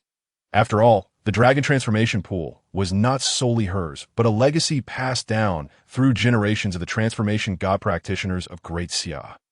However, The situation had changed. She was not only Shen Nian's junior sister, but had also witnessed an unfathomable genius in action. In his presence, any so-called prodigy seemed utterly insignificant. Merely being by his side filled Xiao Qing'er with an unparalleled sense of pressure, bordering on despair. Yet, she understood that she was not only the inspector of the Great Xia Demon Suppression Division, but also the Grand Princess of Great Xia. From that perspective, Shen Nian was undoubtedly worthy of such treatment from her realm. That would be acceptable. Shen Nian nodded slightly, hands clasped behind his back as he strode forward. He was well aware of Xiao Yue's identity. It was entirely normal for her to secure him an additional spot. He was not one to be overly sentimental. If it was offered by his junior sister, he would gladly accept. In the future, he would only be able to offer her more in return. Seeing this, Xiao Yue couldn't help but smile as she thought, "Senior brother is truly straightforward, not even inquiring about the reasons." However, a flicker of joy surged within her. At least her senior brother no longer regarded her as an outsider. She then called out, "Qing'er, junior sister," before following behind. That moment, Xiao Qing'er, with a shrewd expression, trailed behind Shen Nian, contemplating. "Lady Empress, are you suggesting that my senior brother is a reclusive, high-ranking individual who has lived for many years? Otherwise, his speed would be utterly terrifying, an affront to the natural order." The Empress of Flames replied resolutely, "If that were the case, not only would Xiao Qing'er be left in disbelief, but even she, a former being of harmony, would find herself questioning her very existence. Breaking through like this, how long would it take him to ascend the 12 stories of the White Jade Pavilion? 3 years? 10 years to reach harmony? Wouldn't this shatter the resolve of all the formidable beings of the great Xia human race? Of course, deep down, the Empress of Flames actually harbored a glimmer of hope that Shen Nian could achieve this. If so, it would seem that hope was not entirely lost. "Is that so?" Xiao Qing'er furrowed her brows tightly, gazing at Shen Nian's profile, gradually becoming entranced. Her senior brother was truly handsome, even with a few more years. It seemed to have little effect. "Wait!" Xiao Qing'er's cheeks suddenly flushed, her heart racing uncontrollably. "What am I thinking? He is my senior brother. It shouldn't matter. What foolish thoughts!" Shen Nian turned his head and gently patted her on the head. After reaching the transformation stage, his spiritual awareness had become extraordinarily sharp. He sensed Xiao Qing'er's accelerated heartbeat. "Senior brother, how old are you?" After asking, Xiao Qing'er felt rather foolish. How could she ask so directly? A man's age is a taboo topic, is it not? In her mind, although the Empress of Flames found Xiao Qing'er's naivety amusing, she also revealed a hint of curiosity, her golden eyes swirling with runes. "Let me see for myself the truth of your words that this end." She did not hesitate to employ soul energy, casting a secret technique learned from her past life, capable of discerning the truth from falsehoods. Seeing her look of reprimand, Shen Nian immediately grasped her thoughts and casually remarked, "Stop guessing. I have just turned 19. Quite youthful indeed." Xiao Yue's expression shifted, feeling somewhat embarrassed as she lowered her head, surprised to find that Shen Nian was even younger than her. Xiao Qing'er was taken aback, the Empress of Flames' astonished voice echoing in her mind. Really, it was truly the case. The 19-year-old in the transformation stage, mastering both body and sword. "Xiao girl, perhaps you should consider merging with your senior brother instead." At the Qianwang Manor, the steward rushed in, urgency etched upon his face. "My lord, trouble has arisen. Word from the martial temple indicates that the young gentleman from the Xianguang cave is attempting to forcibly enter the dragon transformation pool, and is currently in a standoff with the martial temple's personnel, having already injured someone. What shall we do?" Xiao Qing'er furrowed his brow, a contemplative look crossing his face. "Is this the intention of the master of the Xianguang cave? His disciple is not a body cultivator. What purpose does he have in entering the dragon transformation pool? Is he attempting to test the current strength of our great Xia? Regardless, let him be. After all, bowing to the Xianguang cave is not a disgrace." With this thought, Xiao Qing'er made a decision to personally visit the martial temple to facilitate matters. Just then, a shadow appeared, kneeling on one knee. "My lord, a scout has reported that Her Highness the Princess has been spotted with a young man in the northern street of the Imperial City, heading towards the martial temple. Xiao Qing'er's face lit up with joy. Finally, some good news. Let us go. To the martial temple. Previously, Shen Nian thought that the dragon transformation pool mentioned by Xiao Qing'er was a place of fortune, but he was surprised to find it located within a shrine. This shrine was none other than the great Xiao martial temple. Under Xiao Qing'er's guidance, Shen Nian spotted the true appearance of the great Xiao martial temple from a distance. This martial temple. Shen Nian's expression turned peculiar. Even for someone accustomed to towering skyscrapers, he couldn't help but be astonished that it was indeed colossal. An ancient hall forged from bronze was supported by 4 towering pillars of precious wood, each stretching 50 to 60 zhang, as if they might pierce the heavens. Shen Nian understood that constructing such a grand edifice was not unusual in this world, yet he could not fathom the necessity of its height. Was it merely to stand out? Why are there so many people at the martial temple today? Xiao Qing'er suddenly expressed her confusion. Beside her, Xiao Qing'er's expression shifted, her delicate fists clenched tightly, her beautiful eyes fixated on the man clad in deep red armor. As if filled with boundless fury, the humiliation of being rejected in marriage loomed vividly in her mind. If the master of the Xianguang cave were present, she might have accepted it. But for a mere junior to dare, "You should leave," a melancholic voice echoed, aged and weary, unmistakably belonging to an elder at that moment, in front of the martial temple, on an expanse of open ground. A gray-robed elder appeared indifferent, his body slightly hunched, looking as if the wind could easily topple him, yet causing the disciples of the martial temple nearby to tense up. Lord Yuan, both Xiao Sanzi and the one granted a quota. The demon-suppressing general had been severely injured by that young man. Are we truly going to let him leave? A middle-aged man approached the elder, gritting his teeth, his gaze fixed on the proud figure standing before the martial temple. Clad in red armor. Today, everything proceeded normally at the martial temple, with the middle-aged man methodically granting access to the dragon transformation pool to those who met the requirements. However, he did not anticipate a young upstart in the late Golden Core stage to act brazenly and injure others before the martial temple. Had it not been for the unique gold medallion hanging at the youth's waist, which had been relayed by the temple's chief, he would have already made his move. The elder remained silent, his murky gray eyes filled with a hint of melancholy.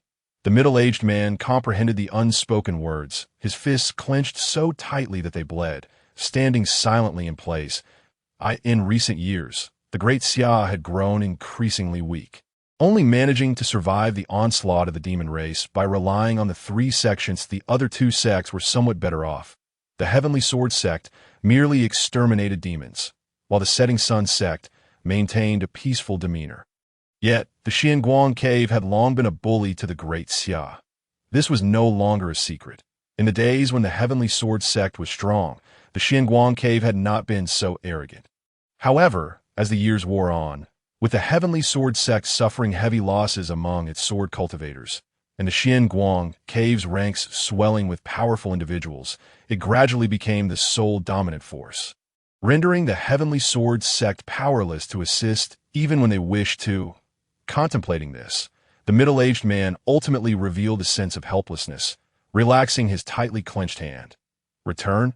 the elder exclaimed incredulously. "I have stated. Today we must enter the dragon transformation pool. This is an order, not a matter for discussion. Furthermore, I have already been quite lenient, adhering to your rules, so don't test my patience." Naliming gripped his long blade, a flash of displeasure crossing his eyes as he sneered. Boom! A terrifying pressure enveloped the area, the surge of spiritual energy causing Naliming to tremble violently. This was the oppressive aura of a high-level mixed Yuan master.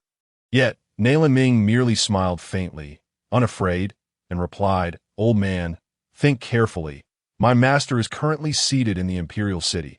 Are you certain you wish to sever ties with the Xianguang cave?" As soon as he spoke, the pressure dissipated in mere moments. "Very well, let him pass." Lord Yuan sighed deeply, feeling the anger of those behind him and quietly soothing them. "For the greater good, our great Xia cannot afford this." Angry voices erupted among the crowd.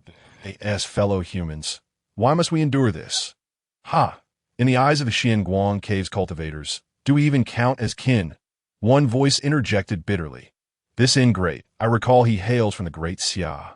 Yet he has forgotten his roots after joining the Xianguang cave. Truly a beast. These words remained unspoken, as Nalan Ming simply shrugged, observing the impotent fury of those around him. Yet at that moment, he sensed something, turned, and was momentarily stunned at, a familiar face. Tsk, has he recovered his cultivation? Foundation establishment stage. Not too shabby. Is he here to remind me of our 3-year duel? Still the same as before. Too timid to even utter a few words. No longer reciting that old saying about 30 years in the East and 30 years in the West. Oh, I hadn't noticed. Which list is this pretty boy on? Tsk, could it be that pretty boy has given you some sort of elixir to aid your recovery? Xiao Qing'er, you need not demean yourself so. You might as well seek my help. I could assist you too. Hey, this pretty boy, isn't bad looking, just a tad too young. More style than substance. I wonder which prominent clan he belongs to. I'm asking you a question. Why the silence? Playing aloof? His words were abruptly cut off as Nalan Ming felt darkness envelop him. Suddenly, the world spun, and he was sent flying like a discarded ragdoll by a single breath. Bang! His body crashed onto the streets of the imperial city, barely clinging to life. The deep red armor gifted by his master, capable of withstanding a blow from the transformation stage, lay shattered, revealing a bloodied torso, his expression one of utter disbelief. The transformation stage. This young man in white is a transformation stage cultivator in the next instant. Nalan Ming was utterly stunned and soon let out a heart-wrenching howl. You have ruined me. The golden core within him shattered, reducing him to a mere shell of his former self. Had it not been for the crimson armor, he would have already dissolved into a mist of blood that moment. Everyone in the martial temple held their breath, caught off guard by the sudden turn of events. Yuan Niaozhu was the first to regain his composure. Stepping forward with an unchanging expression, cupping his hands in greeting, Yuan Hong pays his respects to the esteemed elder. Lord Yuan, this is my senior brother, the chief of the 9th mountain of the Heavenly Sword Sect. Shen Nian, Xia Yue hurriedly explained. Chief of the 9th mountain? Yuan Niaozhu's eyes widened in disbelief. Meanwhile, the fury on Xiao Qing'er's face dissipated, replaced by a look of astonishment. Did my senior brother take action? The voice of the female flame empress resounded. Channel the power of heaven and earth to such an extent upon entering the transformation stage is simply monstrous. We must hold on tightly to this girl's leg. What does your senior brother intend to do? At that moment, a voice echoed in Shen Nian's mind, and his expression darkened. Ding! Due to your careless aura obliterating Nalan Ming, the destined female lead, Xiao Qing'er, is unable to unlock her life achievements and sever her inner demons. However, the plot progression has been completed, thus you are only rewarded with 50 points of transmission value. This is bad. Impulsive. System. Why didn't you say so earlier? In the next instant, Shen Nian extended his hand and grasped Nalan Ming, who was still howling, as if he were a mere chick, nearly rendering him unconscious. Yet he vaguely heard a voice beside him, looking utterly bewildered. Swallow it. There was no time to waste. Treat a dead horse as if it were alive. What is the harm in wasting a bit of medicinal pills and spiritual energy for the sake of transmission value? Do you know how crucial it is for me? Kid, you cannot die. Shen Nian began to concentrate entirely on saving him. In his dazed state, Nalan Ming felt a sharp pain as a large hand forcefully shoved a pile of medicinal pills and demon cores into his mouth. Swallow them all. The voice brooked no dissent, imbued with absolute authority. Nalan Ming immediately gulped them down, his eyes widening, veins bulging, as wisps of dark energy emanated from his body. At the same time, a terrifying force surged into his spiritual sea. Grasping the shattered golden core in its hand, fingers tightening with a forceful grip, that was crushed into a lump. Nalan Ming screamed in agony. Shen Nian merely frowned slightly, feeling something was amiss, and began to mold it again. No. Please, my lord, spare me. Oval. No, my master is the lord of the Azure Light Cave, and my uncle is from Xian Light Cave. This time it was indeed round, but why has it grown so large? It should be smaller. Let's try again. In the blink of an eye, Shen Nian had molded it over 100 times, with Nalan Ming hovering between the brink of unconsciousness and being forcefully awakened by Shen Nian. His mind growing increasingly blank. Suddenly, Shen Nian raised an eyebrow. He sensed that Nalan Ming wished for death, and couldn't help but explain, "Can't you see that I am saving you?" This was the first time he had ever explained something to someone in this world. How very compassionate of him. Upon hearing this, Nalan Ming, who had been prepared to end his own life, was momentarily taken aback. In Shen Nian's eyes, he saw a kind of determination. "Saving me? You call this saving me?" "Thank you, but really, there's no need that I want to eat tea that moment." Nalan Ming was genuinely frightened. He wished for death but could not attain it. The force from the other party continuously repaired his internal meridians, leaving him bewildered. What on earth does this man in white intend to do? Have I offended him in some way? No, I must save you. Shen Nian was invigorated, continually channeling the power of heaven and earth. Attempting to defy fate and consolidate his foundation, he only needed to hold on for a little longer. Nalan Ming wept, silently calling for his master. "Where are you, master?" "I just want to escape." He did not understand. With his master's strength, he should have noticed by now. Why has he not intervened until this moment? At this juncture, those watching were left speechless. The front of the martial temple was enveloped in silence. Chief Shun seems rather impressive. The middle-aged man was at a loss for words to express his current feelings. Saving someone, perhaps it seemed somewhat similar, yet it felt rather odd. Yuan Hong, still reeling from the shock of Shen Nian's identity, had not yet fully processed the scene before him. "Your Highness, could it be that your senior brother?" "No, my senior brother is a figure of prodigious talent, the foremost person in the entire Daxia since ancient times. How could he fear retaliation from the Xianlight Cave? The reason my brother is going to such lengths to save him is beyond my understanding." Although Xiao Qing'er was also perplexed by her brother's actions, she was certain that Shen Nian was unafraid of the Xianlight Cave. From the very beginning, when he had decisively obliterated the Huang family, or when Guoshan had dominated two Xianlight Cave nascent soul cultivators. She had been observing Shen Nian's reactions. To her astonishment, she discovered that her brother exhibited no emotional fluctuations whatsoever, as if he was indifferent to the likes of the Huang family or the Xianlight Cave. His eyes seemed to convey an innate disdain, unconsciously revealing, "Would you fear the retaliatory strikes of ants?" She had witnessed such a gaze before. In her youth, when those from the eastern Xian, the sacred ground of humanity, had come. "That's not right." Xiao Qing'er spoke up. "It seems that brother merely intends to keep him alive for a while longer while temporarily restoring some of his cultivation." She articulated her thoughts in line with the reasoning of the female flame empress. "Is that so, my lady?" After speaking, Xiao Qing'er immediately questioned her heart, feeling quite perplexed. The female flame empress, uncertain, answered, "Based on his techniques, that does seem to be the case." But the next moment, everyone realized that Xiao Qing'er's conjecture was indeed correct. As Shen Nian's approving gaze fell upon her, all at once, comprehension dawned upon everyone.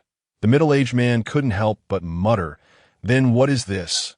Isn't this akin to dropping trousers?" "Silence!" Yuan Hong interrupted him coldly, cutting off his words.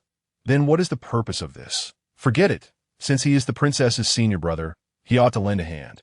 However, Yuan Hong revealed a hesitant expression, contemplating before stepping forward to stand beside Shen Nian, saying, "Former Chief Shun, the old man knows of a method, a divine ability that can allow a person on the brink of death to live for the duration of an incense stick, albeit with only half their peak cultivation. However, this divine ability is rather complex, and it may take a year or two to learn. I felt it to be somewhat superfluous, hence I never pursued it." You see, this was also where Yuan Hong hesitated. He had a method, but he did not know how to execute it. What use is a divine ability that restores half the cultivation just to extend life for an incense stick if it takes 1 or 2 years to learn? Isn't that a sheer waste of time? Hand it over. Shen Nian seemed to have found a lifeline in this statement. Yuan Hong was taken aback for a moment before immediately transmitting the essence of the divine ability as a tiny point of light. Just as he was about to explain the details of the technique he understood, he was left dumbfounded. Did he just learn it? He observed Shen Nian skillfully applying the divine ability, leaving him utterly bewildered. Standing still for a long while, slow to grasp what had transpired thereafter, in your first year, you have mastered the demon clan's centipede resurrection divine ability, allowing one to die yet not decay. Congeal, Shen Nian exclaimed softly, a complex rune embedding itself within Nalan Ming's body. Gradually, Nalan Ming regained some of his cognitive abilities, a spark of life returning to him. He looked up incredulously at the young man in white, his eyes brimming with gratitude. Slap! A resounding slap landed on his face, instantly rendering Nalan Ming dazed, 5 blood-red handprints appearing on his cheek. "My lord!" Ah! Nalan Ming grimaced in pain, his face turning purple, and within his heart, he had developed a profound fear of the young man before him. It is said that high-level cultivators are capricious, but he swore that this person was the strangest he had ever encountered. Nalan Ming was utterly confounded. What on earth does he want to achieve? Go, fulfill your promise to my junior sister. 3 years is too long. Let's seize the moment and strike now. Shen Nian observed that the opponent, despite suppressing his own strength to the foundation establishment stage, remained unscathed after receiving a slap, and he realized that the matter was settled. Nalan Ming. Xiao Qing'er, I understand now. Your senior brother truly has your best interests at heart. He is considering your future, aiming to ensure your heart remains unclouded and unobstructed. However, why did he strike so forcefully just now? Indeed, he does not recognize this Nalan Ming. Yes, that's it. Little girl, your senior brother truly treats you well. The voice of the female flame emperor echoed repeatedly, causing Xiao Qing'er's eyes to redden with emotion.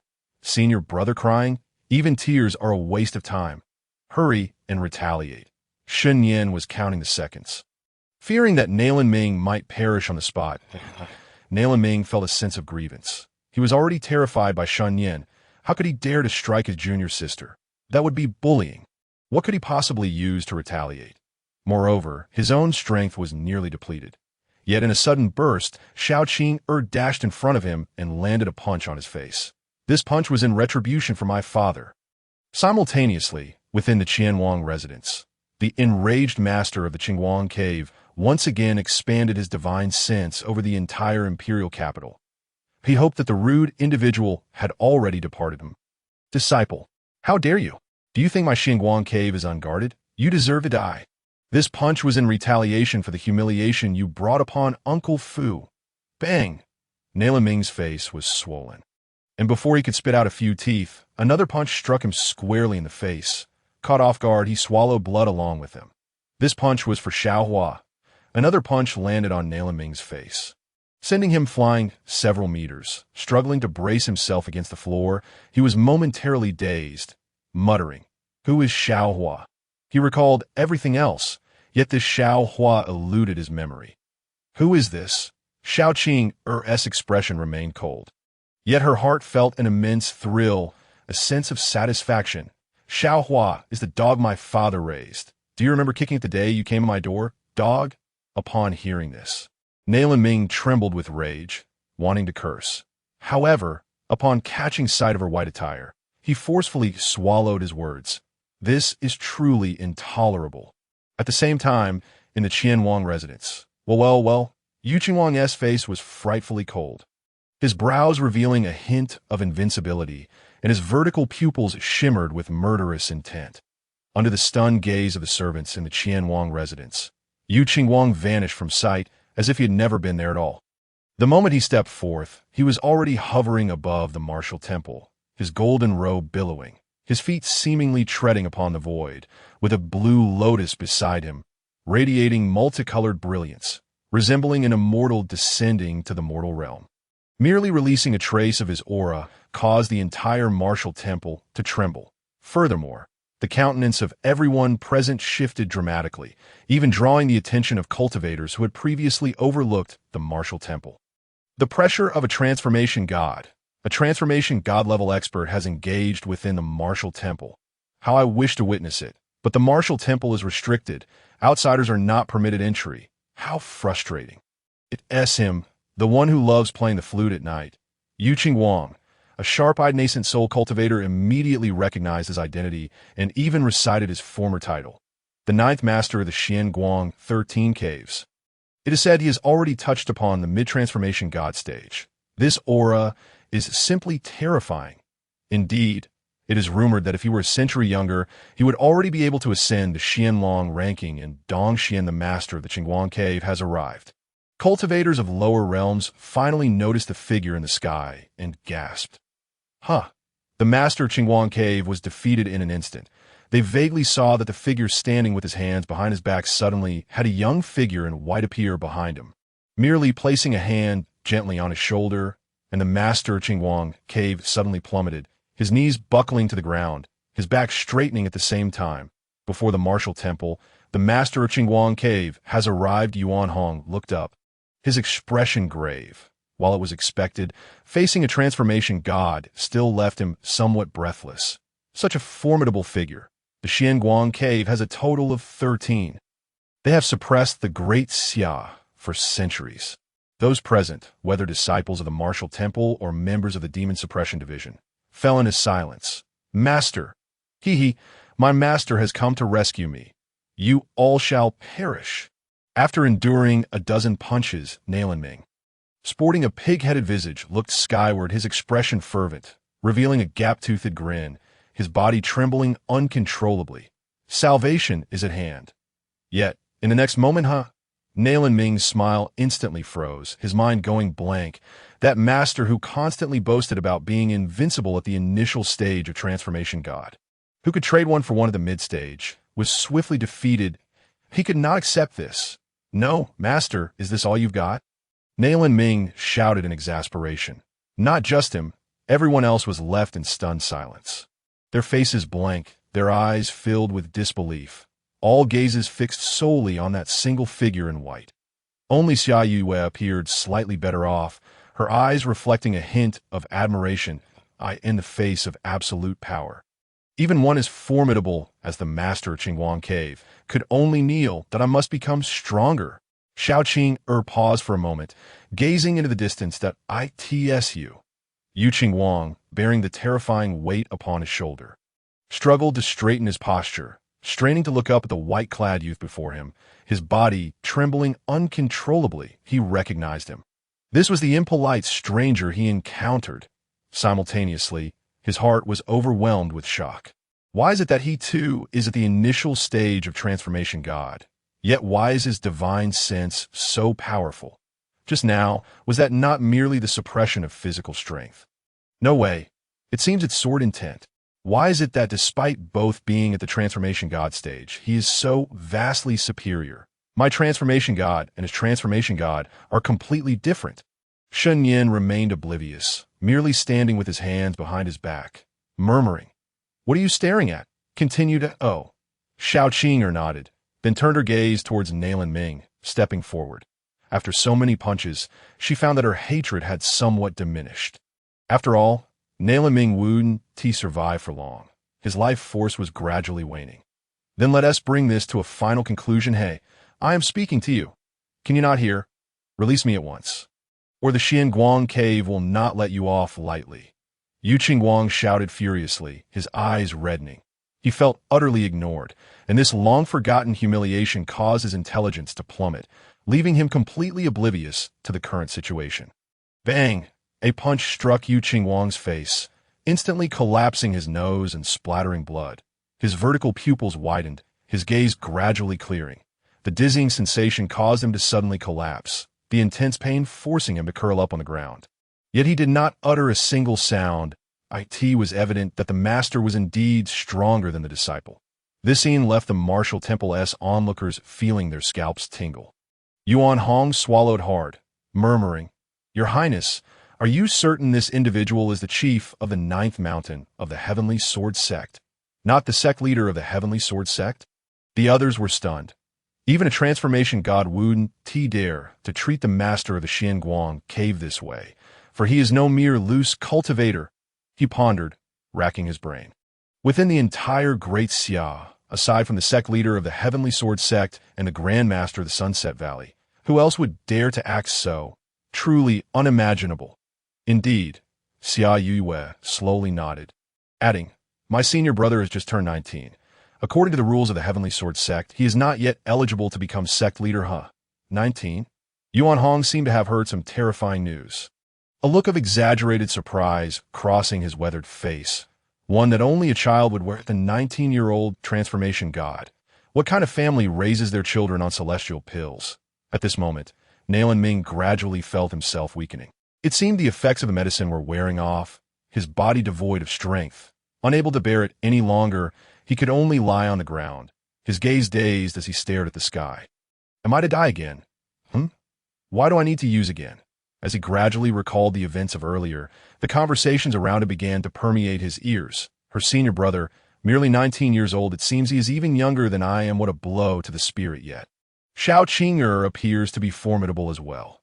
In the early stages of Foundation establishment, she was able to overpower me, who could unleash late-stage Foundation strength, without me having the slightest chance to retaliate. A prodigy. What sort of prodigy do I consider myself to be? Nalan Ming chuckled self-deprecatingly, as the images of his life flickered through his mind like a revolving lantern. In his youth, he aspired to vanquish demons and defend the dignity of humanity, safeguarding the lives of his kin. But gradually, with the passage of time and cultivation, his thoughts seemed to have shifted. When did I begin to perceive human life so clearly I seem unable to recall? I have yet to learn to slay demons, yet I have already mastered the art of deceiving others. I seem no different from a demon myself. Nalan Ming. From this day forth, the marriage contract is void. You and I are free. Xiao Qing'er approached Nalan Ming, gazing down at him, refraining from striking again, as the hatred in her heart had dissipated completely. Even though she could discern that Nalan Ming had come to his senses, her expression remained cold and indifferent. In the past, she might have offered assistance, but after experiencing life and death on several occasions, she would not do so now. Simultaneously, she retrieved an old marriage contract, igniting it with spiritual energy, watching it drift into the air, gradually transforming into ashes. All right, the sorrowful glint in Nalan Ming's eyes reflected the flames as he uttered those words with all his remaining strength. We are both free. Now Nalan Ming's existence faded entirely, dying beyond any possibility of revival. Xiao Qing'er stared at his lifeless form, her expression distant, as if transported back to that day when Nalan Ming had boldly come to annul their engagement, momentarily feeling as though she had let go of something, a sense of clarity washing over her. Some individuals are always like this, only realizing their missteps after reaching a dead end. Is regret of any use? It is not worthy of sympathy. The female flame empress scoffed within her soul, her expression laced with mockery, as if she saw reflections of certain individuals in Nalan Ming. She understood that the vast majority of humanity's strongest warriors, despite their differing temperaments, shared a common goal: to eradicate demons. Yet, there would inevitably be those who feared death, a facet of human nature. The higher their realm, the more they feared demise, even resorting to hiding behind others, calculating the downfall of their kin, all while euphemistically claiming to preserve the embers of hope, retreating further with each battle. Especially when such individuals occupy high positions, it breeds despair. Thus, the continuous retreat led to the annihilation of the human race's mundane dynasties, leaving only the great Xia. What is the root cause? Is it not due to the inability of anyone to thoroughly suppress and intimidate these pests? No one can command them, but does retreating yield any benefits? It is merely self-deception that if someone could dominate humanity, issuing commands that none would dare defy, the situation would not be so dire. At the very least, they would shatter their opponent's teeth. Otherwise, why would she venture alone into the demon realm, attempting to alter the tide of battle single-handedly, only to meet her downfall? Yet, she harbors no regrets. Although she did not become the one to turn the tide, she firmly believes that such a person will emerge. The female flame empress's golden eyes shifted to Shen Nian. She once thought Xiao Qing'er was the variable and hope. Yet now it seems, only you possess such potential to defy the heavens and alter the fate of humanity. One must undertake extraordinary deeds. If he truly is of the Shen family, then he must not mirror that individual. Upon this thought, the female flame empress's expression turned deeply concerned. Xiao Qing'er felt puzzled, wondering why the female flame empress suddenly seemed enraged. The coldness palpable even through her soul. It is nothing, merely a recollection of some unpleasant memories. The female flame empress explained. Oh, esteemed Lady Flame Empress, I sense a void within me, and there are faint signs of a breakthrough. Xiao Qing'er felt the spiritual energy within her dantian growing increasingly robust, as if she could establish two more foundations. A sign of entering the mid-stage of foundation establishment. The foundation establishment phase involved channeling spiritual energy from the acupoints into the spiritual sea, circulating throughout the body, and subsequently opening the sea of consciousness to possess spiritual awareness. Only a perfect foundation establishment requires crafting a spiritual base, erecting a platform in the spiritual sea, not relying on the acupoints to gauge one's realm, but rather 2 bases for the mid-stage, 3 for the late stage, and 6 for completion, followed by the fragmentation of the foundation and the condensation of the golden core. Only with a perfect foundation establishment can the condensation of a divine-grade golden core be achieved. This is a law of course. Shen Nian is the exception. It must be due to the elixirs from the demon suppression cord and the power of the demon core your senior brother provided, still lingering within you and not yet fully digested. Coupled with the fact that you unleashed powers beyond your realm during that battle, a breakthrough is entirely normal. You need not rush into it. You may wish to try establishing another foundation within the dragon transformation pool first, the female flame empress said casually, but her expression soon shifted slightly. Why does this empress feel it is normal? Did she not just break through? How long has it been? A day. And now she's to break through again. This is bad. That boy has altered my perspective. All right, Xiao Qing'er replied with a slight nod. Lacking any excitement. Having witnessed what true genius looked like in terms of breakthrough speed, she felt exceedingly inadequate. There was still much effort required. At this moment, the onlookers before the martial temple observed this scene, some appearing utterly bewildered. Nalan Ming had an engagement with senior sister Qing'er. It was established 3 years ago. Xia US slowly began to explain, her gaze directed toward the tranquil figure in white. The disciples of the martial temple were martial men, older in age, and upon hearing this, they nodded in unison that that is the case, and wonder Lord Shen would react in such a manner. Indeed, in cultivation, what one seeks is clarity of thought. What could be more enlightening than breaking the shackles of past shame? While the statement held truth, one of the middle-aged men, who had previously rescued the demon suppression court and martial temple disciples, remarked with a peculiar expression, "Yet somehow, I feel something is amiss. Did he truly break through on his own? That TM great figure is standing there. How could Nalan Ming dare to retaliate? His courage was shattered." Although he conceded that Xiao Qing'er could recover her cultivation in such a short time and achieve foundation establishment, displaying extraordinary combat prowess, it hardly justified Nalan Ming's state. Yuan Hong glanced at him and casually remarked, "Just say whether it is a breakthrough or not." Yes it is." The middle-aged man scratched his head and chuckled. Meanwhile, Xia Yue observed Xiao Qing'er with a complex expression, yet deep within, an odd feeling stirred. Then she turned her gaze back to the serene figure in white. Reflecting, senior brother's actions are also for the sake of senior sister Qing'er at that moment. Shen Nian was listening to the system's rewards. Ding! Congratulations, host, for unlocking the significant life achievement of the destined woman. Xiao Qing'er, 30 years in the east of the river, 30 years in the west. Do not underestimate a young girl. Completing the 3-year agreement has resolved Xiao Qing'er's inner turmoil. Reward: 200 points of transmission value, recovering the previously issued 50 points. Achievement reward: 1 drop of chaotic essence blood. Remaining transmission value: 200 points. You really are meticulous, Shen Nian remarked with some dissatisfaction, having expected to gain an additional 50 points of transmission value. Nevertheless, receiving an extra drop of chaotic essence blood was still quite favorable. This substance appeared to hold significant utility. Shen Nian felt a surge of heat within his body, a sharp pain in his chest, as a mysterious silver pattern reemerged, appearing somewhat larger this time. That it was noteworthy that even with his current physical strength, he could still feel pain, which was rather alarming. Simultaneously, the 2 drops of silver essence blood within him fused together, transforming into a larger drop of chaotic essence blood, suspended above the vast golden spiritual sea, suppressing all. His spiritual sense swept across. This substance resembled a tattoo, yet the pattern remained indistinct. Shen Nian pondered, suddenly struck by a whimsical thought. Could this possibly be a great celestial dragon? No, it shouldn't be. The great celestial dragon belongs to Buddhism. How could it possibly relate to chaos? Let us hope not.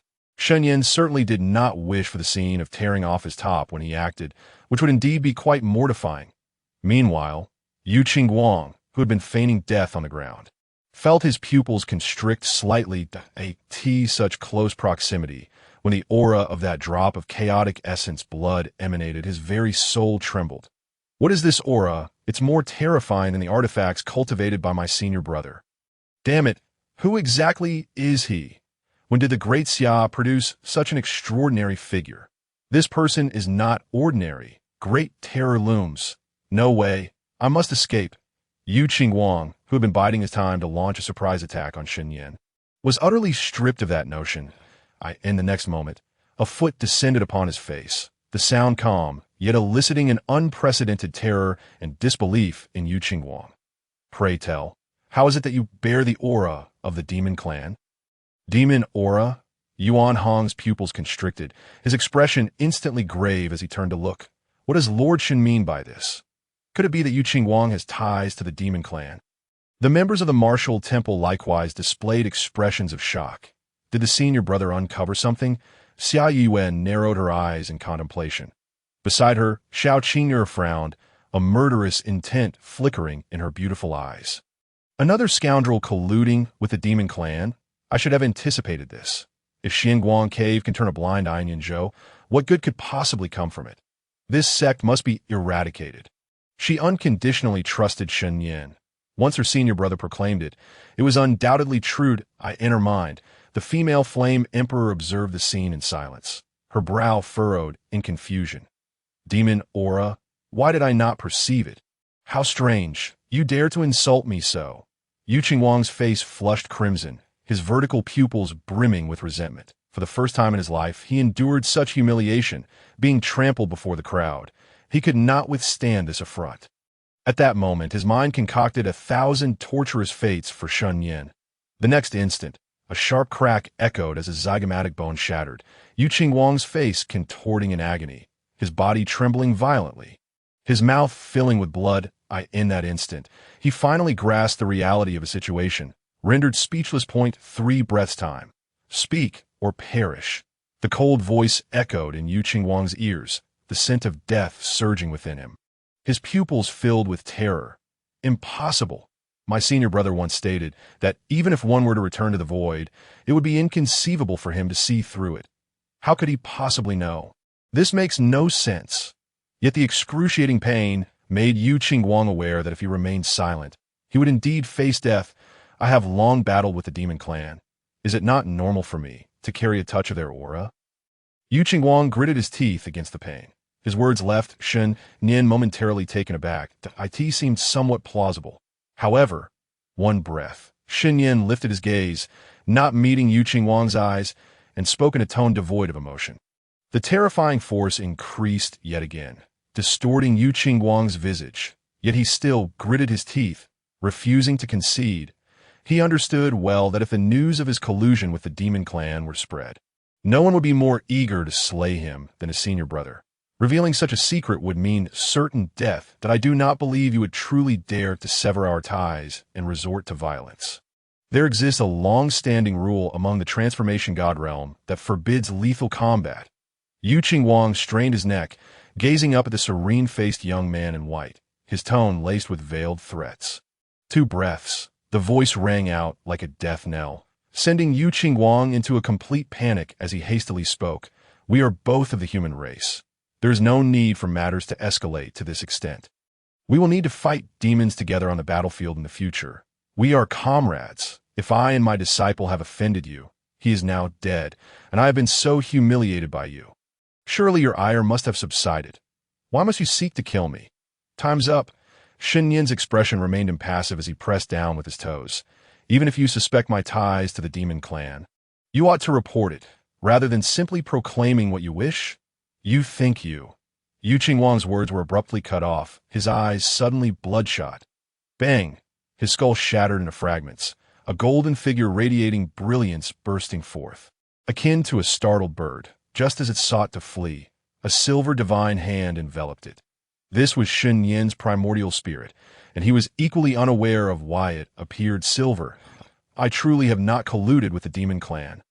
The primordial spirit of Xiao Qing'er screamed in sheer panic. For even on the brink of death, he dared not acknowledge such a claim. To do so would not only mean his demise, but would also bring ruin upon his entire family.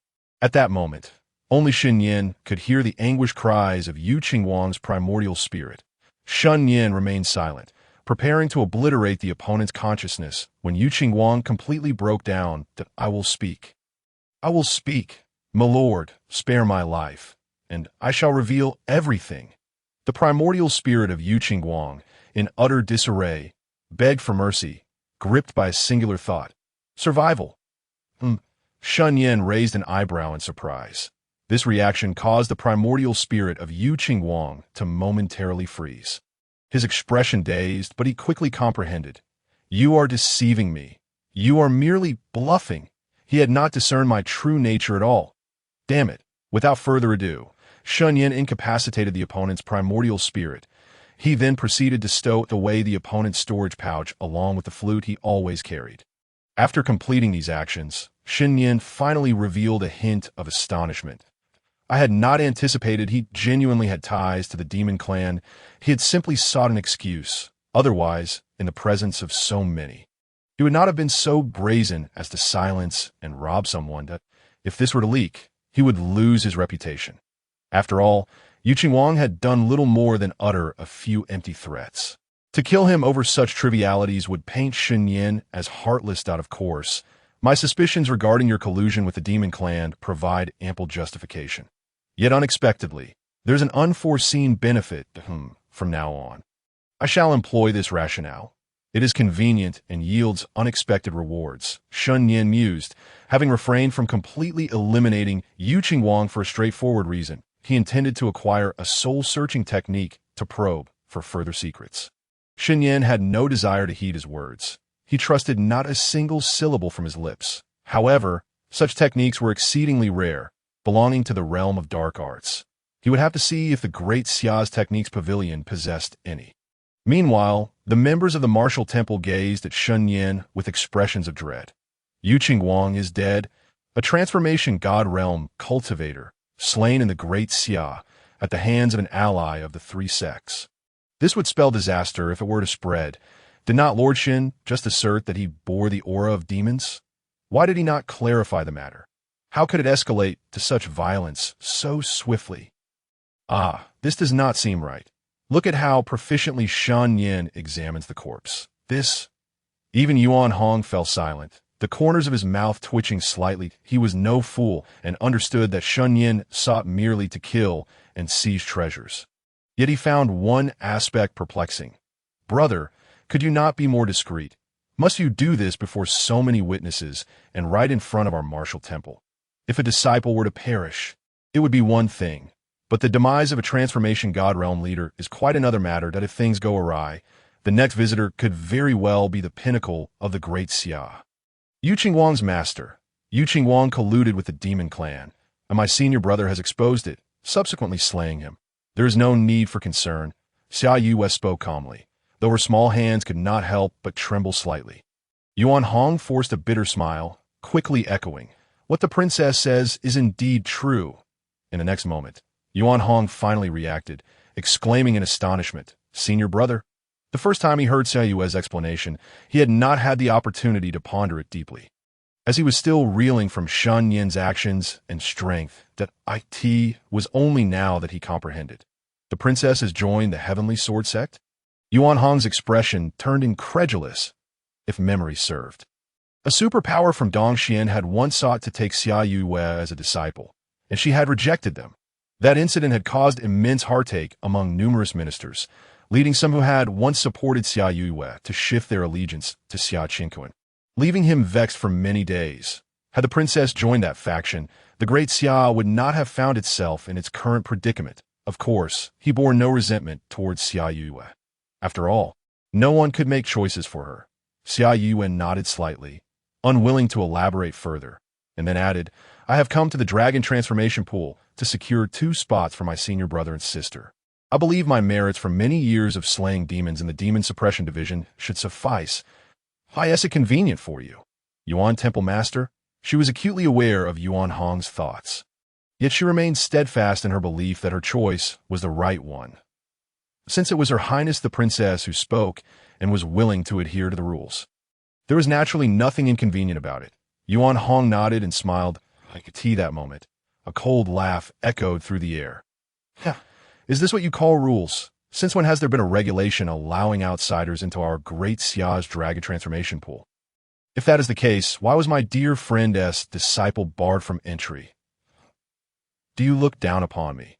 As the voice rang out, Yuan Hong was momentarily taken aback, revealing a peculiar expression. Xiao Qing'er? What was he babbling about? Was he courting death at this moment? Dare to obstruct me? Get lost! Before he even arrived, his voice had already struck. There, at the entrance of the martial temple, Xiao Qing'er strode in with the grace of a dragon and the might of a tiger. Hands clasped behind his back, one hand gripping two glistening walnuts that he incessantly kneaded. The aura of authority was palpable upon his brow, and his black python robe, adorned with vividly embroidered golden serpents, exuded an unmistakable grandeur. The Lord was indeed formidable. Behind him, the steward walked with a submissive smile akin to that of a sycophant, deliberately delaying his appearance to strike at a crucial moment. He sought to compel the martial temple to grant access to the dragon transformation pool for the esteemed disciple of the Xiangong cave. Not only did this serve to reprimand the martial temple, but it also aimed to win the favor of the lord of the Qingguang cave. This maneuver, I must say, is nothing short of brilliant. Xiao Qing'er smiled lightly, remarking, "Your mind is sharp, no doubt from following me for so long. But you have underestimated one detail. Oh." The steward feigned surprise, quickly responding with utmost respect. "I humbly request the Lord to enlighten me. Why late arrival was orchestrated precisely so that our princess and the disciple of the Qingguang cave could encounter each other first." Xiao Qing'er chuckled. The steward was suddenly taken aback and continued, knowing the princess's temperament, upon discovering that someone dared to intrude upon a martial temple, a fierce conflict between the two is inevitable. Given the time that has passed, they may have already clashed. Are you suggesting? Indeed, the disciple of the Qingguang cave is clearly a rebellious spirit, while that girl, Xia Yue, is as stubborn as a mule. One of them is bound to be injured. If there were no lingering grudges between them, I would genuinely worry about the stability of the throne in the future. Xiao Qing'er, with the demeanor of a shrewd strategist, chuckled coldly, his eyes filled with icy intent. He had been contemplating this issue since he had made promises to the Qingguang cave. What if Xia Yue and Nailan Ming developed feelings for each other? If they truly became a loving couple, could I maintain my stability? What I need is time. Time to ascend to the throne, to merge with the destiny of the great Xia. Who among the three sects could challenge me? Yet, this requires an interminably long time without a single misstep. Thus, I played the role of a servant to the Xiangguang cave for so many years. Just as he was pondering this, good fortune arrived. That little brat, in a fit of madness, sought to enter the dragon transformation pool and had clashed with the martial temple. How fortuitous that Xia Yue had returned. Truly, the heavens are aiding me. Hence, Xiao Qing'er's tardy arrival. Impressive, truly impressive. The steward's admiration for the Lord flowed like an unending river. The moment the Lord commanded, he would not hesitate to traverse mountains of daggers or seas of flames. The steward spoke with fervor, his words spilling forth like a torrent. However, Xiao Qing'er was taken aback as he noticed a lifeless body clad only in a vest, lying on the ground, its face unrecognizable. "Go take a look." The steward, ever perceptive, approached, crouching down to examine the face closely before returning to Xiao Qing'er's side. "What did you find?" "It's no use. It's already cold and lifeless," the steward replied seriously. Shaking his head, Xiao Qing'er's expression darkened. "I asked if you discerned his identity." "Oh, my apologies. I must have overthought it," the steward realized, then pondered before responding.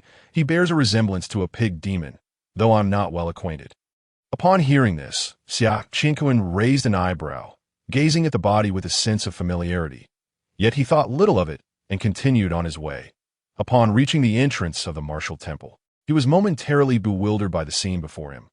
Beside him, the steward gasped sharply, whispering, "My lord, the atmosphere seems off." He had nearly lost his footing upon spotting the golden-robed corpse beneath the white-clad figure.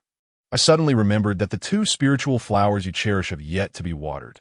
You know, unlike humans, these flowers cannot go a day without nourishment. Should I return first? The steward's teeth chattered.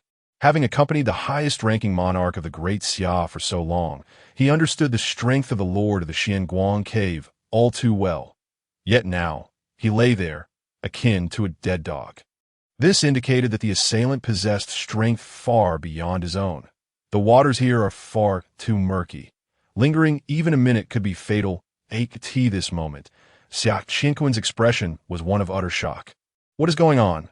Why do the people of the martial temple regard me with such eyes? Who is this young man in white, and why does merely looking at him cause me to tremble? The corpse at my feet seems so familiar. The lord of the Qingguang cave? Is he dead? Xiao Qing'er nearly cried out, his mind racing as his pupils constricted slightly. With a crack, he crushed the two walnuts he favored into powder. Opposite him, Xiao Qing'er regarded him with cold indifference, remaining silent. Regarding this uncle, who only knew how to consume royal resources and had even contemplated killing her, she harbored no feelings whatsoever. Once, how well her father had treated him. Lacking talent for cultivation, he was permitted to switch to physical training. Unable to endure hardship, they sought ways to provide him resources, even opening the dragon transformation pool for him on multiple occasions. And what happened after? On the day her father died, she saw Xiao Qing'er smiling, and he had attempted to assassinate her multiple times for the throne. Such a beast deserved death long ago. Over the years, she had been scheming to eliminate the king of Qi. Her journey to Yunzhou was for an item within the ruins, meant to ensnare Xiao Qing'er. Yet a series of unforeseen events unfolded too swiftly, and the demon threat was resolved sooner than she anticipated. The ruins had yet to be activated, and with her senior brother, she had first returned to the Great Xia. Yuan Hong spoke coldly. Xiao Qing'er, what do you mean by that? Is the princess's senior brother considered an outsider?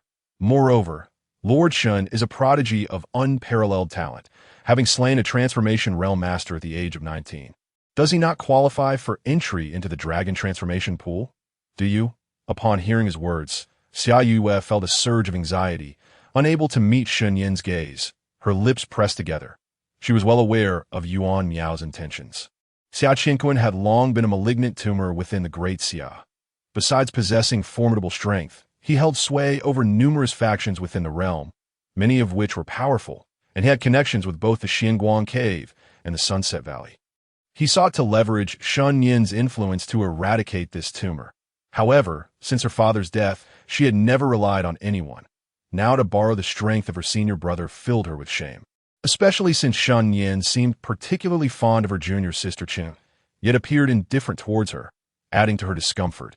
Furthermore, would her senior brother truly assist her? In the next moment, Xiao Qing'er silently approached her from behind, gently patting her shoulder. "It's all right." Upon hearing Yuan Hong's words, Xiao Qing'er's expression shifted dramatically. The previous air of dominance dissipated, leaving only dread as he turned to face the indifferent figure in white who was gazing at him. What a terrifying aura! Is this truly her senior brother, 19 years old? The one who killed the lord of the Qingguang cave is her senior brother. What kind of monster is this? Such a prodigy could not possibly belong to the Great Xia. Could it be from the Eastern Suan? Even in the Eastern Suan, he would surely rank among the pinnacle of human prodigies on the Xianlong rankings. What a farce, with this realization. Xiao Qing'er felt himself teetering on the brink of collapse. That it's over.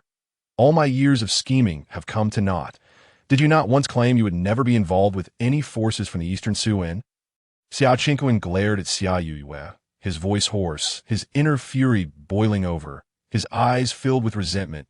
If you intended to do this, you should have said so earlier. Why did you wait until now? If you had submitted sooner, would I have dared to act so? Was I not still your good uncle? Xiao Yue intended to clarify that she was, in fact, a disciple of the Ninth Mountain of the Tianjin sect, with her senior brother being the foremost talent of the Ninth Mountain, and that she had no affiliation with the Dongxian forces. However, After some contemplation, she pondered why she needed to elaborate further. "What do you care?" Xiao Yue scoffed coldly. Huh. Xiao Qing'er was nearly driven to the brink of fury. Fine, fine, fine. Then I shall take my leave," Xiao Qing'er declared with a stern countenance, turning to depart, though internally he was in a state of turmoil. Maintaining an outward facade of wrath, suddenly, Shen Nian spoke slowly from behind Xiao Yue. "If you cannot contain your anger, do as you wish, even if it means overturning the entire Great Xia. It matters not to me. However, I must make one point clear. Within the same realm, I will not intervene. You may very well discover an opportunity for breakthrough at the pinnacle of the Golden Core stage in moments of life and death. But if you contemplate using a higher realm to oppress you, let it be known that whether it is the Great Xia or Dongxian, no matter the lineage, one will perish for each that comes forth. This is what my senior brother proclaims." Shen Nian's voice was not loud, yet all present, being cultivators, heard him distinctly. An immediate hush fell over the assembly.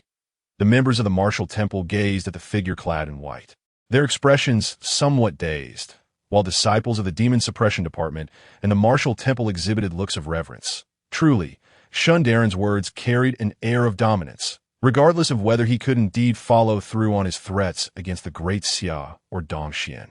The sheer audacity of his statement left them in a in that brief moment. Many were profoundly impressed by Shen Nian. Yuan Hong was similarly moved. His aged frame trembled. His eyes reddened as he looked at Shen Nian. Unable to suppress his excitement, "It is done." With just this declaration, the old man could assert with confidence that Her Highness the Princess's senior brother was far more than a mere chief disciple of the Tianjin sect. Had anyone else uttered such words, he would have approached with a scornful challenge, questioning their audacity. But this was a mere 19-year-old transformation stage cultivator who had grasped the supernatural powers of the demonic bloodline he had once acquired in the blink of an eye.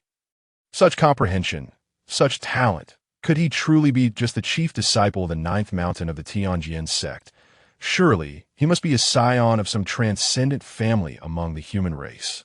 Even if we assume he is not, with his innate gifts, it would not be long before he could stride through the Great Xia with ease, with a powerful figure safeguarding the Great Xia. How much worse could things possibly get? Henceforth, the status of the Great Xia would no longer be so precarious. At the very least, Her Highness would no longer act with trepidation, and the Great Xia could offer some form of assistance. The princess had endured many years of hardship, and it seemed that her fortunes were finally turning. Yuan Hong felt a wave of emotion wash over him, as if he stood a little taller. How could he not be exhilarated? The Great Xia had languished, caught between the three sects and the demonic race, enduring humiliation for years. The emergence of Xiao Yue had once sparked hope, illuminating the dawn of the Great Xia's resurgence. Yet, that hope had been ruthlessly extinguished. Although the princess still exhibited unparalleled talent, the time required for the Great Xia to rise was far too long, beset by internal strife and external threats. Xiao Qing'er's actions were becoming increasingly brazen, and the demon sovereigns arriving from the demonic race grew ever stronger. The princess was unwilling to submit to any of the Dongxian factions in the absence of support. Yuan Hong found it hard to predict how much longer the Great Xia could endure. But now, everything was different, for the princess was no longer alone, where the Great Xia could not safeguard her path. Shen Nian could. Just moments ago, he had surmised that Shen Nian was willing to slay the master of the Shuangguang Cave for the sake of a foundation-stage junior sister, unafraid to sever ties with the cave entirely. Shen Nian must be an exceedingly protective individual. Yet, he worried that the princess, with her strong-willed nature, might not speak up, especially since she had only recently left the imperial capital and had limited interaction with Shen Nian. He was uncertain. However, upon hearing Shen Nian's words, Yuan Hong felt a wave of relief wash over him. Regardless of the lineage, the gentle laughter of the female flame empress echoed in Xiao Qing'er's mind. Although her expression bore mockery, a glimmer of admiration shone in her golden eyes. There was indeed a trace of the demeanor of an invincible human being, though she wondered where his confidence originated. Was it from a Shen family? The female flame empress mused. Hearing the voice of the female flame empress in her mind, Xiao Qing'er couldn't help but respond. Could it not stem from my senior brother's own abilities? As soon as those words left her lips, The female flame empress was momentarily taken aback. Indeed, with such a rapid cultivation pace and formidable combat prowess, what more could he possibly need? Ahead, Xiao Qing'er, listening to this exchange, was rendered immobile with shock that he had thought that with Yu Qingguang's death at his hands, the Shuangguang cave would not remain idle. He was no match for Shen Nian, but the Shuangguang cave could be. Yet now, hearing the other's tone, he seemed to disregard even the superpowers of Dongxian. Who exactly was he? Why had he come to the great Xia? And what drew him to Xia Yue? Hadn't she lost her supreme bone? How could such a force take notice of her? I refuse to accept this. While Xiao Qing'er's heart raged, sweat poured down his face as his steps quickened. Senior brother, Xia Yue turned to Shen Nian, her expression one of disbelief. Shen Nian merely nodded. Xia Yue clenched her jade fist, an unusual sensation welling up within her, filling her with an overwhelming sense of assurance. Though their acquaintance was brief, she sincerely believed in her senior brother's words and his capability to fulfill them. Subsequently, her gaze fell upon Xiao Qing'er, a murderous intent surfacing, yet within her heart, a resolution took shape. As long as she knew her senior brother cared for her, a mere fledgling disciple, it was sufficient. Although she yearned to eliminate the wretch Xiao Qing'er, she could not rely solely on her senior brother. If she couldn't even deal with Xiao Qing'er, how could she hope to penetrate the demon realm and vanquish the demon emperor? Moreover, she possessed the celestial vessel of the heavens bottle, with sufficient spiritual herbs for cultivation. Her rate of breakthrough would not lag. Xia Yue's thoughts suddenly rested on the white porcelain bottle emanating a primordial green light within her body. After the supreme bone was extracted, her innate gifts were not particularly remarkable. It was solely due to this bottle that she had achieved the pinnacle of the golden core stage at her current age. This was her greatest secret, known to no one. Her long black hair danced lightly, confidence radiating from her brows. Xia Yue made her decision, wishing to resolve matters with Xiao Qing'er through her own efforts, and slowly spoke. Senior brother, I wish to... Yet before she could finish her sentence, Shen Nian interjected, understood. With a slight nod, a surge of divine intent shot forth, aimed directly at Xiao Qing'er. The moment Xiao Qing'er stood frozen in place, he immediately began to plead, my lord, but in the next instant, boom! A sudden deluge of overwhelming authority cascaded down upon him. And no matter how robust Xiao Qing'er's physique may be, he was no match for the transformation stage. There was a vast chasm in their realms. His legs weakened, and with a resounding thud, Xiao Qing'er's formidable body fell to its knees, hands bracing against the ground, his face ashen, blood streaming from his 7 orifices, trembling uncontrollably. All those years of hardening his physique were effortlessly shattered by this divine intent. Am I now but a mortal? Xiao Qing'er was engulfed in confusion. Everything transpired too swiftly, like a flash of lightning, leaving all present in a state of bewilderment. Senior brother, I didn't mean it like this. Xia Yue paused, her bitter smile betraying her feelings as she observed Xiao Qing'er, now rendered powerless. Although she felt a sense of satisfaction, it still struck her as somewhat peculiar. Primarily, her intentions had been misunderstood. Xiao Qing'er, standing beside her, whispered, Xia Yue, your senior brother is known for his swiftness. You'll get used to it. Just as in the dilapidated temple and the Huang family, her senior brother was indeed direct in his dealings. Xiao Qing'er lifted his head, his expression filled with grievance, and spat another mouthful of old blood. Damn it, can someone not let others finish their sentences? She didn't mean it like that. Shen Nian, perceiving the situation, displayed a fleeting moment of awkwardness before stating, I have always preferred to act without delay. While this waist physique may be lacking, he is still a high-level mixed Yuan master, and given the vast chasm between our realms, he meets the criteria I have set forth. His words caused Xiao Qing'er, standing nearby, to pause momentarily. Why must I slay demons across such a vast chasm in realms? We are both junior sisters. Why is my strength so much greater? Could it be that my senior brother values me the most? Just as Xiao Qing'er was lost in thought, a steward stepped forward, kneeling on the ground. Trembling as he spoke, Your Highness the Princess, I have urgent matters to report. For years I have endured hardships, seeking to gather the grievances the Prince of Qian has inflicted upon our great Xia. And the list is simply infuriating. That scoundrel seeks to marry the princess to the disciple of the Xuanguang cave master as a concubine to gain the cave master's support for ascending to the throne of the great Xia. How utterly enraging. Our great Xia's eldest princess holds an esteemed status. How could she be worthy of a mere disciple of a cave master? He truly deserves to die. The steward knelt on the ground. Speaking through gritted teeth, his hatred for Xiao Qing'er seemingly ingrained to the marrow of his being. Damn it, had I known, I would never have come point 300 low-grade spirit stones a month. What do you expect me to wager my life on? Grant the princess a chance. Allow me to personally slay this old dog. By the way, I also know where this old dog has hidden numerous royal treasures. Upon hearing the steward mention that Xiao Qing'er intended for her to become a concubine, Xiao Yue's expression instantly grew colder, her murderous intent swirling. Xiao Qing'er, you truly possess audacity.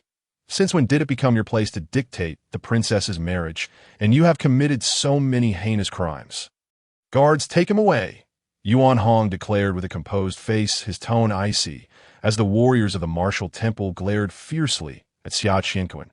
Meanwhile, the betrayed Xiao Qing'er, filled with rage, almost ground his teeth to dust, resignedly lowering his head, fearing the wrath of the crowd. What else could he do at this moment? He was utterly powerless. What more could he accomplish? Yuan Hong turned to Xiao Yue and said, "Princess, allow me to handle this man. His crimes must be made known throughout the great Xia. Committing such a patricide in public is certainly not a mark of honor. Sparing his life for now could still unearth many who oppose the princess." Yuan Hong conveyed through a whisper. Xiao Yue remained silent, allowing the few members of the martial temple to escort Xiao Qing'er and the steward away. At this moment, the entire martial temple was enveloped in silence. All eyes were on the serene figure clad in white. Their expressions varied, some complex, others fervent, some filled with admiration. In the span of merely an hour, the entire landscape of the great Xia had shifted due to this one individual. Once word of today's event spread, how immense a wave would it stir throughout the great Xia? Yet he seemed utterly unconcerned. If there are no further matters, may I enter the dragon transformation pool? Shen Nian raised his head, hands clasped behind his back, glancing at the darkening sky before speaking. Yuan Hong promptly stepped forward with a smile, saying, "Indeed, I have neglected my manners. Lord Shun, please this way, Miss Xiao." He gestured invitingly, adopting a notably humble demeanor. Xiao Qing'er repeatedly waved her hands, feeling somewhat embarrassed, urging Yuan Hong not to be so formal. Shen Nian, however, was indifferent, directly following behind him. Just as they were about to step into the martial temple, Xiao Yue interjected, "Allow me to accompany my senior brothers." Yuan Hong pondered briefly before responding. "Princess, with Xiao Qing'er imprisoned and Yu Qingguang and his disciple slain here, there are still numerous matters requiring your attention in the great Xia. These news cannot possibly be concealed, and we must prepare for the issues surrounding the Xianguang cave. Even if Shen Nian is unafraid of the Xianguang cave, it is not prudent to neglect these matters. After all, he is the princess's senior brother and currently one of the pillars supporting the great Xia. It is imperative that we fulfill our responsibilities," Shen Nian softly stated. "It is of no concern. You may attend to your duties." Xiao Yue nodded, then turned and walked away, pausing a few steps later to murmur softly, her voice barely audible, "Senior brother, thank you." Inside the bronze martial temple, the decor was remarkably simple compared to the outside.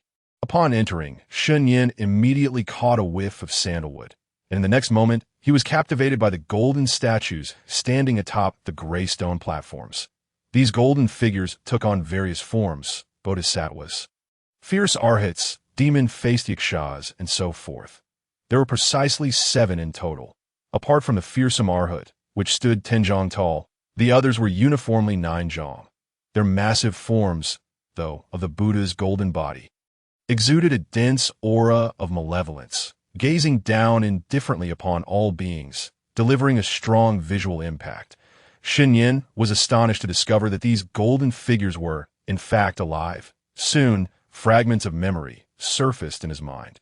The Buddhist cultivation method, this aura, are they the remnants of those disabled transformations I previously unearthed? Shen Nian recalled his unexpected discovery in the imperial capital. "Who are you? Are you from the great Xia?" Shen Nian inquired, projecting his voice through his primordial spirit into the golden figures. Yet when met with Shen Nian's gaze, these figures turned away, seemingly afraid of him. Why are they silent? Do they dislike me?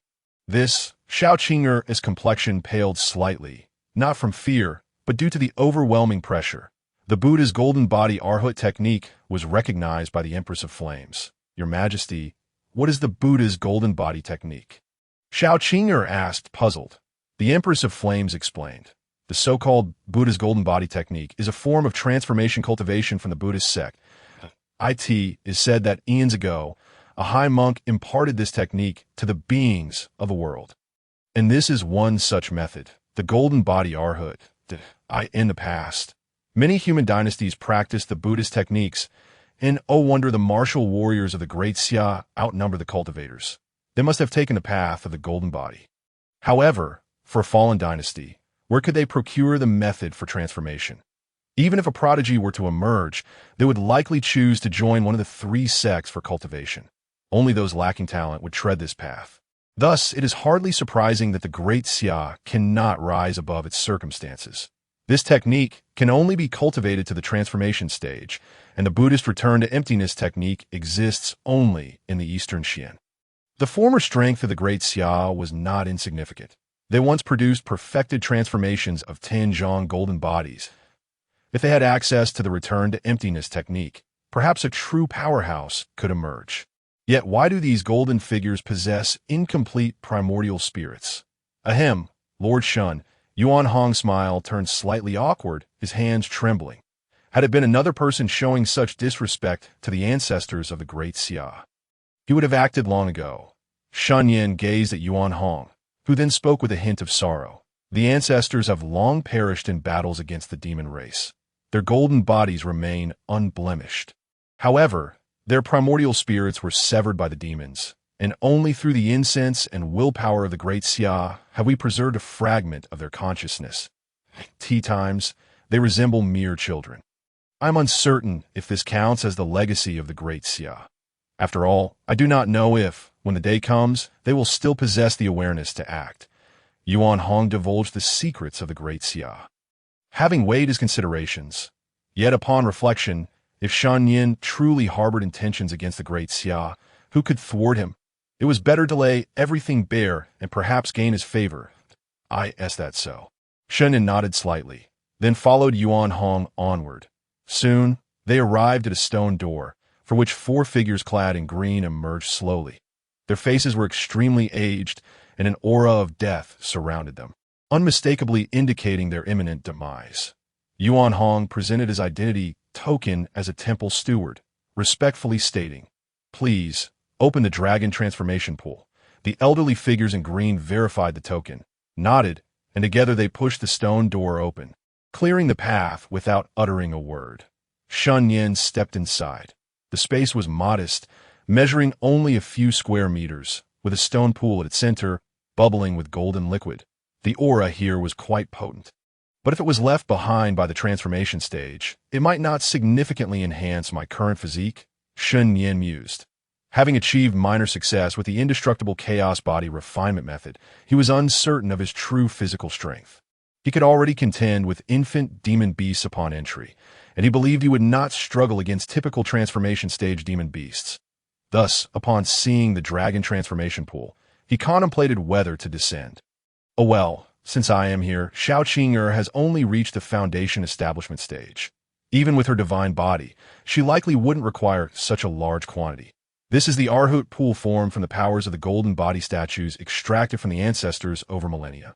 Yuan Hong explained, then added with a smile, "Rest assured, Lord Shun, although you have achieved the transformation stage, the power contained within this dragon transformation pool can certainly refine your body and enhance its strength without any issue.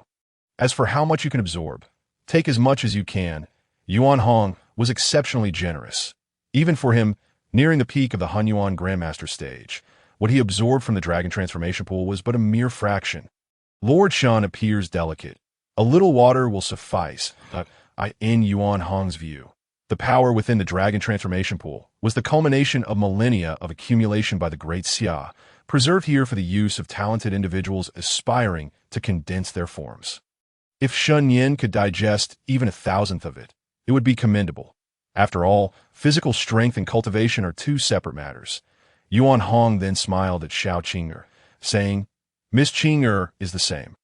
However, Xiao Qing'er regarded Yuan Hong with a somewhat complex expression before nodding and saying, Thank you, Senior Yuan. He should still be unaware that his senior brother's physical form is not inferior to his cultivation level. There is no need for formalities.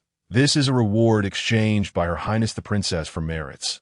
There is no need to thank me, Yuan Hong replied with unwavering composure. Shen Nian nodded in acknowledgement, saying, Well, since it has such beneficial effects, I shall give it a try. Yuan Hong, displaying keen insight, nodded in agreement. The power within the dragon transformation pool also serves to refine the physical body. Ordinary garments disintegrate into ashes upon mere contact. Thus, I have prepared 2 sets of clothing crafted from special materials for you. Sir Shen and Miss Qing, I shall not intrude further. After his departure, Shen Nian silently approached the stone pedestal beside the dragon transformation pool.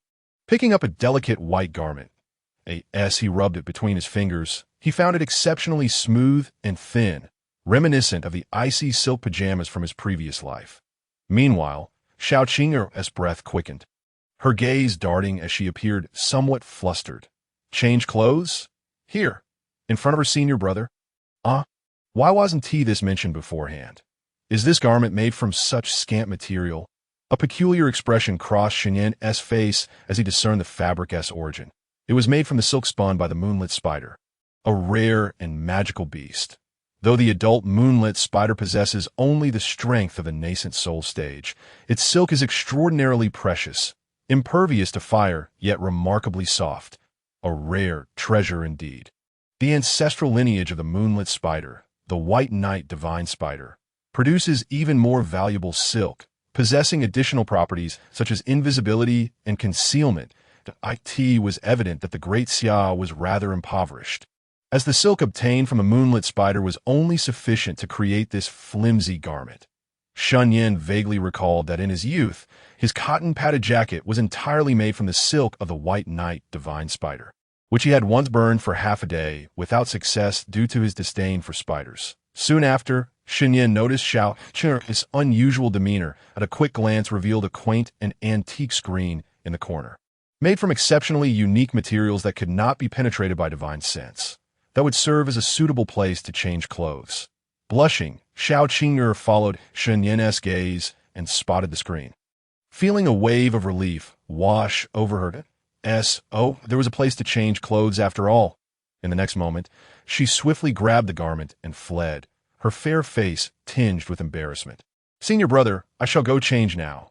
Shen Nian was momentarily taken aback, but refrained from commenting that it was only natural for a young girl to feel shy. He then changed out of the white garment and donned the ethereal white gauze attire suited for martial temples. It felt quite comfortable that a refreshing sensation coursed through Shen Nian's body, prompting him to silently praise the garment. Subsequently, he approached the dragon transformation pool, gazing at the golden liquid without hesitation, and stepped in, quickly becoming immersed. Boom! A powerful warmth and intense heat surged into Shen Nian's physical form, as golden little dragons suddenly emerged within the dragon transformation pool. Their forms were somewhat ethereal, their surfaces adorned with Buddhist scriptures. Exuding a purifying aura, the golden little dragons sought to merge with his body, refining his acupoints and expelling impurities. However, upon first contact with Shen Nian's flesh, these golden little dragons froze in place. Appearing flustered and unsure, in an instant, a tremendous force sucked one of the golden little dragons into Shen Nian's body amidst its panic. Almost immediately, the golden little dragon began to resist fiercely. At that moment, a drop of chaotic blood emitted an unparalleled pressure, instilling fear in the golden little dragon, which promptly trembled and knelt in submission. Following this, the golden little dragon seemed to accept its fate, dissipating into strands of remarkably solid golden light that fused into Shen Nian's bones and flesh. This process was exceedingly slow. I wonder if simulating time could expedite Shen Nian pondered, a thought emerging unbidden. Meanwhile, outside the dragon transformation pool, the four elderly men clad in azure robes, who had been vigilantly guarding the area, exchanged glances, their eyelids twitching in unison. This young man, something seems amiss. To condense a golden dragon from the golden body requires the physique of a master of the highest realm, and typically takes no less than 3 months. How could he succeed so swiftly upon entry? Inside the dragon transformation pool, behind the screen, a stealthy figure emerged. This moment, Xiao Qing'er stood tense, her body slightly bent, her delicate white arms tightly shielding her chest. Her long, fair legs were barely concealed beneath the flowing white gauze. I'm going to die. How could this garment be so thin? Xiao Qing'er's face turned crimson, her fingers entwined, gritting her silver teeth as she lowered her head, taking hesitant steps towards the dragon transformation pool. She felt an overwhelming difficulty, even more so than when she had lost all her cultivation and traversed the perilous path of Tianjin's sect. Can I maintain my composure?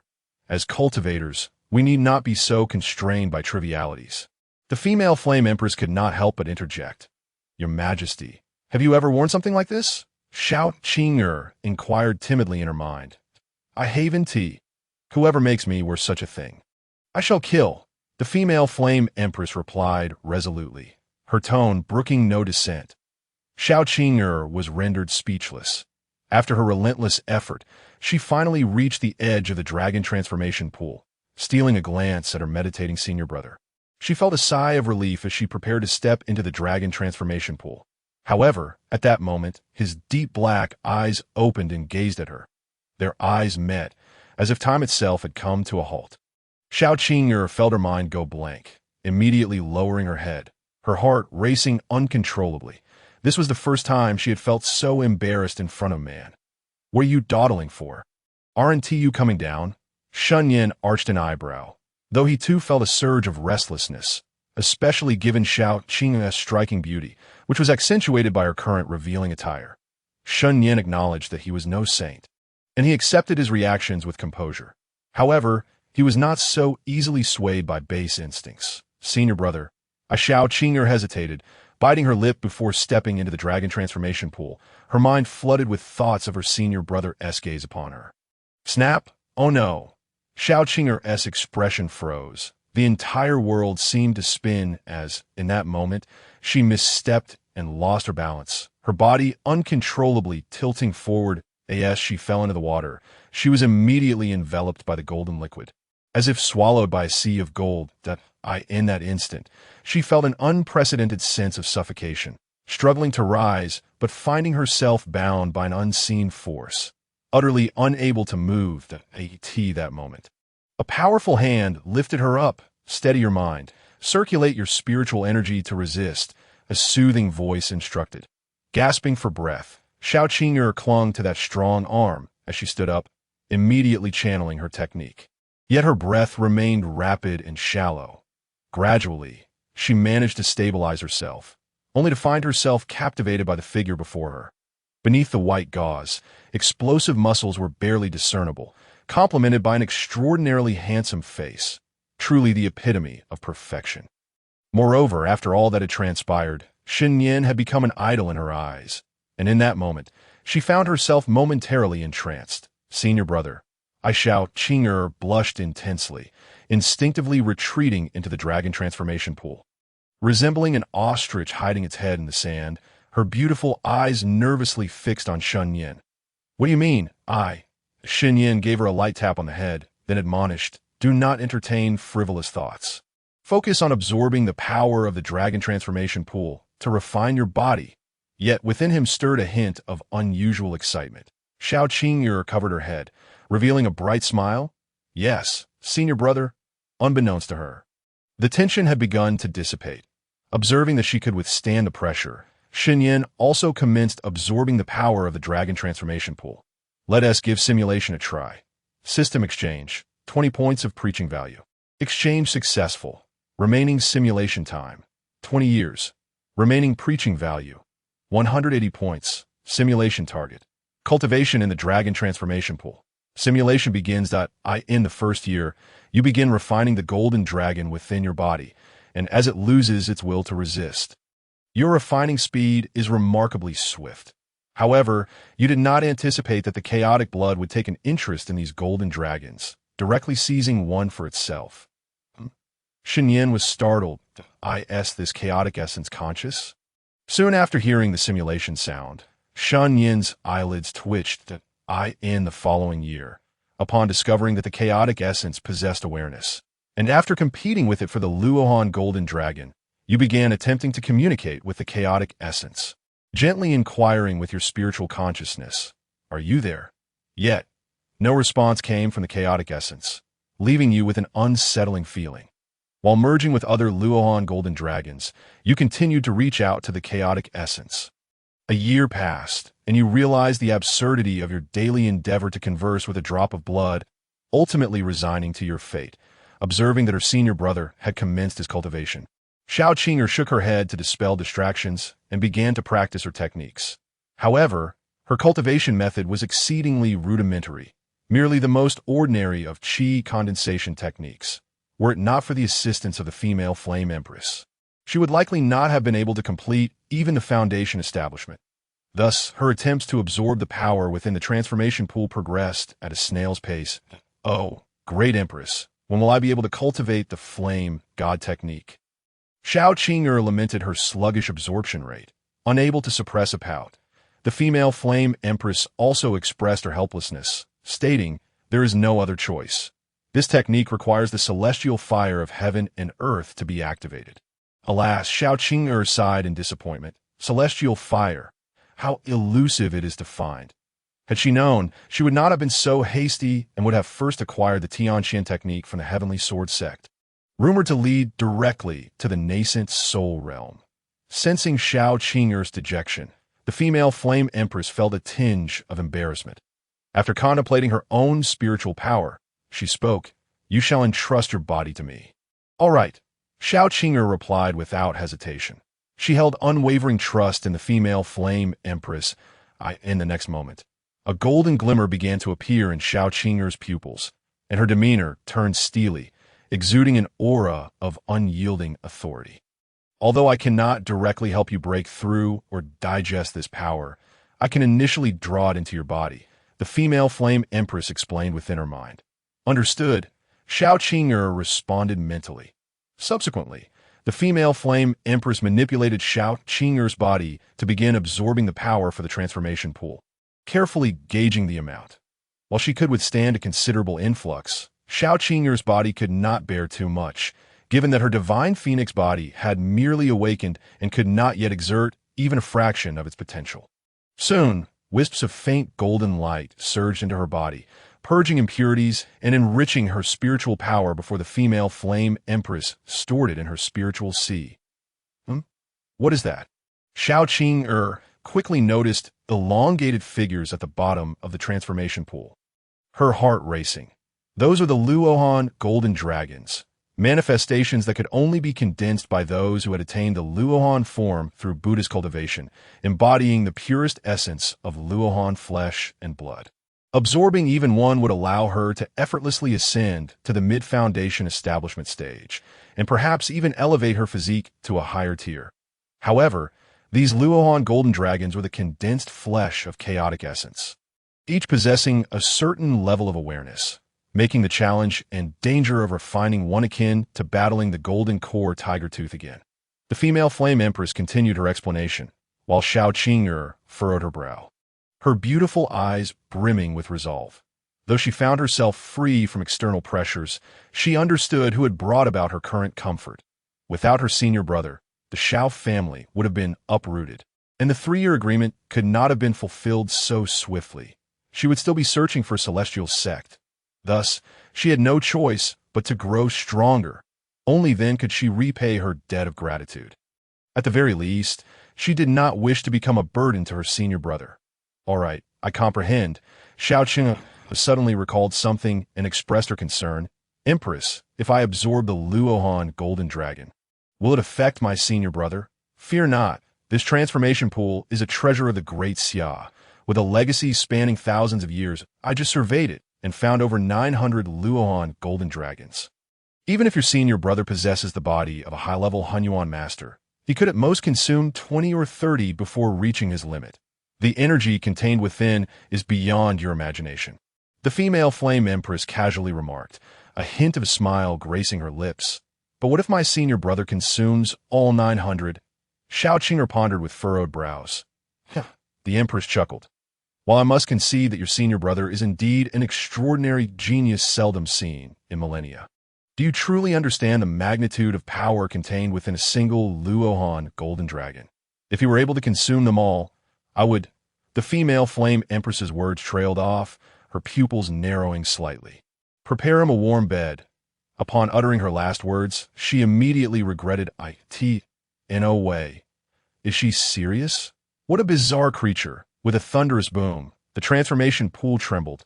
The golden liquid began to churn violently, as if boiling, and a multitude of Luohan golden dragons emerged, swirling toward her in a frenzy. Forming a vortex, in the center of the whirlpool, a figure sat cross-legged, resembling a venerable monk in meditation. The moment these Luohan golden dragons touched his body, they vanished without a trace. In the 10th year, you relinquished your competition with the chaotic essence for the Luohan golden dragon and chose instead to let it be. After all, the chaotic essence was yours as well. It was not that you could not seize it from the essence. This year, the 9 Revolutions transformative technique began to operate at full throttle, retrieving some of the golden dragon power that the chaotic essence did not require, directly opening all the previously dormant acupoints within you, leaving you feeling invigorated and utterly at ease in the 20th year. As the 100th Luohan golden dragon surged into your body and merged with the chaotic essence, you distinctly noticed its growth. Previously, the 2 drops combined were merely the size of a corn kernel. Yet now it had swelled to the size of a thumb. Simultaneously, your chest fell to blaze, and a star-like rune emitted a mysterious silver light, causing the chaotic essence to seem to awaken, emanating a hint of consciousness that flooded into your mind.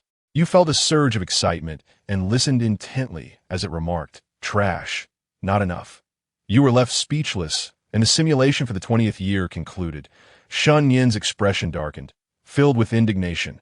"Fine, if you relish it. I shall ensure you feast to your heart's content today.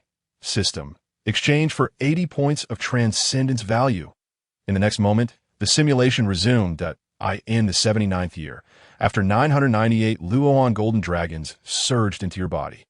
The chaotic essence coalesced into the size of a fist, gradually taking the form of a small silver figure, radiating chaotic divine light, obscuring its features, with a misty radiance gathering and dissipating beneath its feet. Beyond that, you noticed that you had not experienced any significant changes. Gazing at the result of your 80-year endeavor, you paused in silence before asking it. "What use are you?" The silver figure offered no response, merely continuing to consume the Luohan golden dragons. Infuriated, you summoned all your strength and snatched back 3 from its grasp. In the 80th year, you observed the fist-sized silver figure for an entire year, and in the end, your lips quivered slightly. "Return my 80 years. Return my over 900 golden dragons." This time, the silver figure truly spoke, but its voice resonated with the thunderous echoes of the Tao, causing Shen Nian's mind to buzz. Chaos is but the initial judgment. The primordial chaos is yet to be divided. Not enough, far from enough. The simulation for the 80th year concluded. Upon opening your eyes, Shen Nian promptly used his spiritual consciousness to inspect the chaotic little figure within him, feeling an impulse to strike it. Ultimately, he reminded himself that this was his own essence, and thus he acquiesced. "Very well, let this be a path laid for the future." Shen Nian suddenly paused, gazing at the clear, unadorned transformation pool, the resplendent golden light having vanished completely. Turning to the side, he noticed Xiao Qing'er, who was staring blankly, and an expression of embarrassment surfaced on his face. Oh no, he had completely forgotten about his junior sister. Thankfully, a few remained. Shen Nian rose to his feet, striding forward to stand before the seated Xiao Qing'er, and commanded, "Open your mouth." Xiao Qing'er looked up, bewildered. The female flame empress hurriedly returned to her mind. As she regained control of her body, she found her senior brother standing less than a foot away, instructing her to open her mouth. Open what mouth? Shen Nian, seeing her dazed expression, didn't hesitate to grasp her small face, gently prying her lips apart, as a Luohan golden dragon flew from his body and surged into hers. Hold it! Don't get distracted. The calm voice of Shen Nian resonated through the air. Xiao Qing'er's eyes widened in disbelief as she witnessed a foolishly dazed Luohan golden dragon emerging from her senior brother's body, only to rush into her mouth moments later. In the next instant, warmth surged within her mouth, causing her delicate frame to tremble slightly, as she inwardly exclaimed, "Your Majesty, how does one refine a Luohan golden dragon? My senior brother has forcefully thrust one upon me." At that moment, the female flame emperor, seated cross-legged within her consciousness, had her eyes tightly shut, her brows furrowed in deep contemplation, muttering incessantly, "This is impossible. There is no rationale for this. How could he absorb such a vast quantity so swiftly? Even a seasoned body cultivator would struggle to complete this in such a short span. It defies logic." At this juncture, the female flame emperor found herself lost in thought, her perceptions of cultivation reshaped by Shen Nian, casting doubt upon her own existence. Noticing the female flame emperor's silence, Xiao Qing'er could only steel herself and begin to circulate the qi condensation technique. Within her spiritual sea, a Luohan golden dragon revealed a silly expression as it dashed about. Xiao Qing'er's spiritual consciousness cautiously approached the Luohan golden dragon, expecting a fierce resistance and an ensuing battle to subdue it before refining its power. However, to her surprise, the Luohan golden dragon merely glanced back with a foolish smile, allowing Xiao Qing'er to absorb its strength unimpeded. What is wrong with this golden dragon? Xiao Qing'er pondered, feeling perplexed, remembering that the female emperor had mentioned that refining a golden dragon was a perilous endeavor. Steadying her mind, she focused on the refinement process. Its consciousness has been erased by me, so it won't resist. Absorb as much as you can. Upon hearing Shen Nian's voice, Xiao Qing'er suddenly understood. Staring blankly at him, why senior brother has erased the golden dragon's consciousness, just to facilitate my absorption. How considerate of him. Overwhelmed with gratitude, she thought, quickly absorb it, Shen Nian remarked with a hint of annoyance, noticing her expression of helplessness. What is this girl thinking now? Xiao Qing'er nodded vigorously, then earnestly began to refine the Luohan golden dragon within her, the flame symbol on her forehead reappearing. Her spiritual power surged at an astonishing pace, as two spiritual foundations abruptly rose from her spiritual sea. Soon, beads of sweat began to form on Xiao Qing'er's forehead.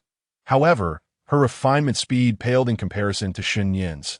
After all, without simulated time, even pure absorption required considerable time. Observing this, Shen Nian simply sat cross-legged beside her, quietly waiting while contemplating how to explain the situation to the people of Xia. After all, having depleted a millennium of reserves was somewhat embarrassing. Outside the dragon transformation pool, 4 elderly men in green robes stood, and suddenly one of them sensed something amiss. His brow furrowed as he stealthily peeked into the dragon transformation pool, instantly struck dumb as if by a thunderbolt. Standing frozen in place, 3rd elder, what is it? All gone, it's all gone. What do you mean gone? The golden liquid in the dragon transformation pool has vanished, reduced to mere soup. Over 900 Luohan golden dragons have disappeared. The other 3 elders looked utterly baffled, as if they had just heard something unfathomable. Over 900 Luohan golden dragons. Gone. How is that possible? One of the green-robed elders attempted to rush inside to investigate, only to be stopped by the eldest among them. We cannot breach the rules. He has yet to emerge. We must not disturb him. The peering elder insisted. Elder brother, the golden dragons are gone. What could he possibly be doing inside? They are alone together. Do you think they are discussing life? Another elder made a startling remark. That won't do, elder brother. This is simply inappropriate. Regardless, we cannot enter. No one may violate the rules. Although the elder known as elder brother's expression shifted slightly, he resolutely stated, then what shall we do? The golden dragons are gone. One elder exclaimed in frustration, pounding his chest. Wait, The leader of the green-robed elders spoke solemnly, though he too felt a twinge of anxiety. He was a man of principle, and no matter what happens inside, we shall wait for him to emerge and inquire. As soon as the words left his mouth, the elder felt a sense of unease and added, "Perhaps we should summon Yuan Hong to ask him." At this moment, Yuan Hong had not departed from the martial temple, but had instead entered the main hall, frolicking with several Luohan manifestations, which had now shrunk to the size of children. Will not gnaw on your own hand, my ancestor," Yuan Hong exclaimed anxiously. The Ixia manifestation paused, then lowered its arm before picking up fallen fragments of its golden form to consume, patting its belly in a foolish manner. Unbeknownst to it, the Bodhisattva Buddha manifestation took the opportunity to sneak up, knocking it to the ground. The Ixia immediately erupted in fury, rising to engage in a scuffle. Yuan Hong, seeing this, wore an expression of helplessness as he separated the two manifestations, then leaned down to the fierce Luohan clinging to his leg, gently saying, "My ancestor, you must intervene next time they fight." Upon hearing this, the fierce Luohan nodded, momentarily revealing a fierce glint in its eyes, declaring, "Fear not. Slay the demons. Slay the demons. Kill, kill, kill." As the fierce Luohan's roar echoed, the Ixia and Bodhisattva manifestations suddenly transformed, their expressions turning grave and furious. "Slay the demons. Kill." Yuan Hong, accustomed to this, lifted the fierce Luohan, reassuring it, "All right, my ancestor, slay the demons," as he patted its back to gradually soothe it, just as the fierce Luohan, who had settled down, suddenly displayed a frown, exclaiming, "I feel so empty, as if I've deflated." Empty? Yuan Hong was taken aback, puzzled, as he thoroughly examined the fierce Luohan, failing to find any issues and furrowing his brows in concern. The problems with my ancestor seemed to be increasing.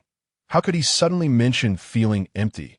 Yuan Hong shook his head, having calmed the Luohan manifestation, but confusion clouded his mind as he prepared to leave the martial temple. "Yuan Hong, who the hell did you send inside?" A furious voice erupted. "Yuan Hong." As time passed, 3 days had swiftly gone by. Inside the dragon transformation pool, a resounding boom echoed as Xiao Qing'er emanated the spiritual pressure of mid-foundation establishment. With 3 spiritual foundations standing firm within her, the flame symbol on her forehead grew even more resplendent. However, the power of the Luohan Golden Dragon was far from exhausted. Much remained for her to gradually assimilate. This was the result of the divine condensation, and for someone at her stage of foundation establishment to achieve this in just 3 days was already commendable. This was what the female Flame Emperor had suddenly declared on the 2nd day. On the 3rd day, deep into the night, Xiao Qing'er excitedly opened her eyes, eager to share her breakthrough joy, only to be silenced by a golden dragon blocking her mouth. "Senior brother, I am Xiao Qing'er." Listening to the system's voice near his ear, Shen Nian spoke slowly, "Continue absorbing. Do not cease. Ding, thanks to your assistance, the destined girl Xiao Qing'er has broken through to mid-foundation establishment, rewarding you with 10 points of preaching value. 10 years of simulation for a single golden dragon. It's a worthwhile exchange." Xiao Qing'er, enduring the terrifying spiritual pressure within her, gritted her silver teeth and began the refinement process anew, this time drenched in sweat, nearly on the brink of exhaustion. Time passed and 9 days had elapsed. It took a full 9 days for her to completely absorb and merge the power of the second Luohan Golden Dragon. However, this time, much of the energy accumulated in her spiritual sea, leading to an unprecedented feeling of expansion. If any more energy were to come, her spiritual sea would surely burst. Nevertheless, there were benefits. She sensed faint signs of advancing to late foundation establishment, with several nascent forms of spiritual foundations gradually coalescing. The flame symbol on her forehead appeared vividly alive. Her spiritual power had also undergone a transformation, shifting from ordinary blue to a pale golden hue. After completely refining the power of the Luohan Golden Dragon, she firmly believed she would soon step into the realm of Golden Core, as the magnitude of energy was simply immense.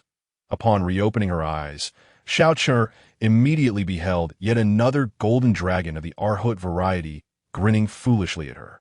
She hastily waved her hands in terror, exclaiming, "Shi Xiang, I can no longer absorb it. Truly, I cannot take in any more. If I continue, I shall surely burst. She was genuinely moved by her Xiao's kindness, yet at times, his affection felt overwhelmingly abundant. There was an implicit belief that he thought she could endure it. This reminded her of her grandmother from her childhood. Shen Nian observed the young girl before him. Her complexion flushed, her lips tightly sealed, appearing quite pitiful, and he felt a pang of compassion. Very well then, Shen Nian said with a hint of resignation as he retracted the golden dragon. The second dragon had not enhanced her strength. It seemed she truly could not digest any more. Even the destined daughter of heaven could not match his extraordinary prowess, for he had spent nearly a century perfecting the golden dragon. Moreover, his cultivation level and constitution were in a league far beyond Xiao Qing'er. She had already made commendable progress. Had it not been for the inadequacy of her cultivation technique, she could likely have absorbed another. Alas, patience was required. It was time to provide her with a proper cultivation method, as the opening of the ancient moon cave was still some days away, ample time indeed. With that thought, Shen Nian rose, intending to change back into his own attire. His white gauze robe remained unblemished, floating gracefully as before. Xiao Qing'er bit her lip, feeling frustrated by her own inadequacy. She had disappointed her Xiao. How vexing. This wretched technique. In truth, her progress was satisfactory. Advancing too swiftly could be detrimental. It had only been short while since she had reached the mid-foundation stage, a feat that would surely astonish the great Xia if it were to become known. Furthermore, the power of the golden dragon was still significantly amassed within her spiritual sea, sufficient for her divine body to gradually assimilate. The voice of the female, Flame Empress, resonated once more. Her demeanor restored to its previous state, as if nothing had transpired. She had come to a realization. Since pondering it was futile, why should she bother? After all, Shen Nian was unaware, and at most, only Xiao Qing'er would know of her embarrassment, which she could accept. However, Xiao Qing'er hesitated, wondering if, in comparison to her Xiao's rate of absorption, it truly indicated her own inadequacy. Do not compare yourself to him. It is best not to in the future. For he is not an ordinary person. The female Flame Empress interjected at Xiao Qing'er suddenly recalled. Empress, did you not mention that you would warm Xiao's bed? Is that true? The Empress's lips twitched slightly as she hesitated to respond. This line of conversation seemed rather uninteresting, that if you cannot articulate properly, perhaps it is best to speak less. At that moment, Shen Nian's voice interrupted. It is nearly time to exit. Have you not soaked enough? Having donned a white robe, he instinctively reached for his waist, only to find the ninth absent. After a brief silence, he spoke softly. Yes, Xiao Qing'er rose, her fair skin having taken on a rosy hue from her practice. Her long black hair damply clinging to her face, with a fiery divine pattern on her brow shimmering with divine radiance. She appeared akin to a fairy just emerging from a bath. This time, she exuded more confidence, though she moved with a certain shyness. Before long, Xiao Qing'er had also changed into a white dress, the fiery divine soul on her brow now absent, reverting to her usual appearance. Xiao, I am ready. Meanwhile, outside the dragon transformation pool, Yuan Hong had stood there for 12 days, his eyes bloodshot as he remained motionless, gazing at the stone door. Beside him, 4 elderly figures clad in green sat cross-legged in the 4 corners, reminiscent of their earlier positions. Except for the youngest elder, who was deep in contemplation, the other 3 retained expressions of shock from days prior, still engaged in hushed discussions. 19 years old and already of the transformation realm. My dear mother, instantaneously surpassing the Lord of the Azure Light. Thankfully, my elder brother restrained me, or I might have rushed in. How extraordinary! How did he cultivate at such a young age? Has he consumed an elixir of immortality?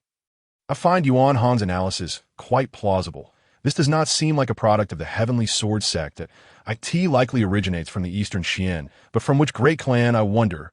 Nevertheless, even a cultivator at the transformation realm should not be able to drain the dragon transformation pool in one go. Right? Is it reasonable? Could it be that he is fundamentally a body cultivator? In contrast, I am more concerned with why he has not emerged despite having presumably drained the pool, that is he perhaps delving into the inheritance of human civilization? Second brother, You are incorrigible. Enough chatter. They are coming out. With a creaking sound, the stone door swung open. Before Shen Nian could step out, a figure suddenly darted past him, heading straight for the dragon transformation pool. Upon sensing the aura, he helplessly shook his head. Here comes the inevitable. Where did this great black rat come from?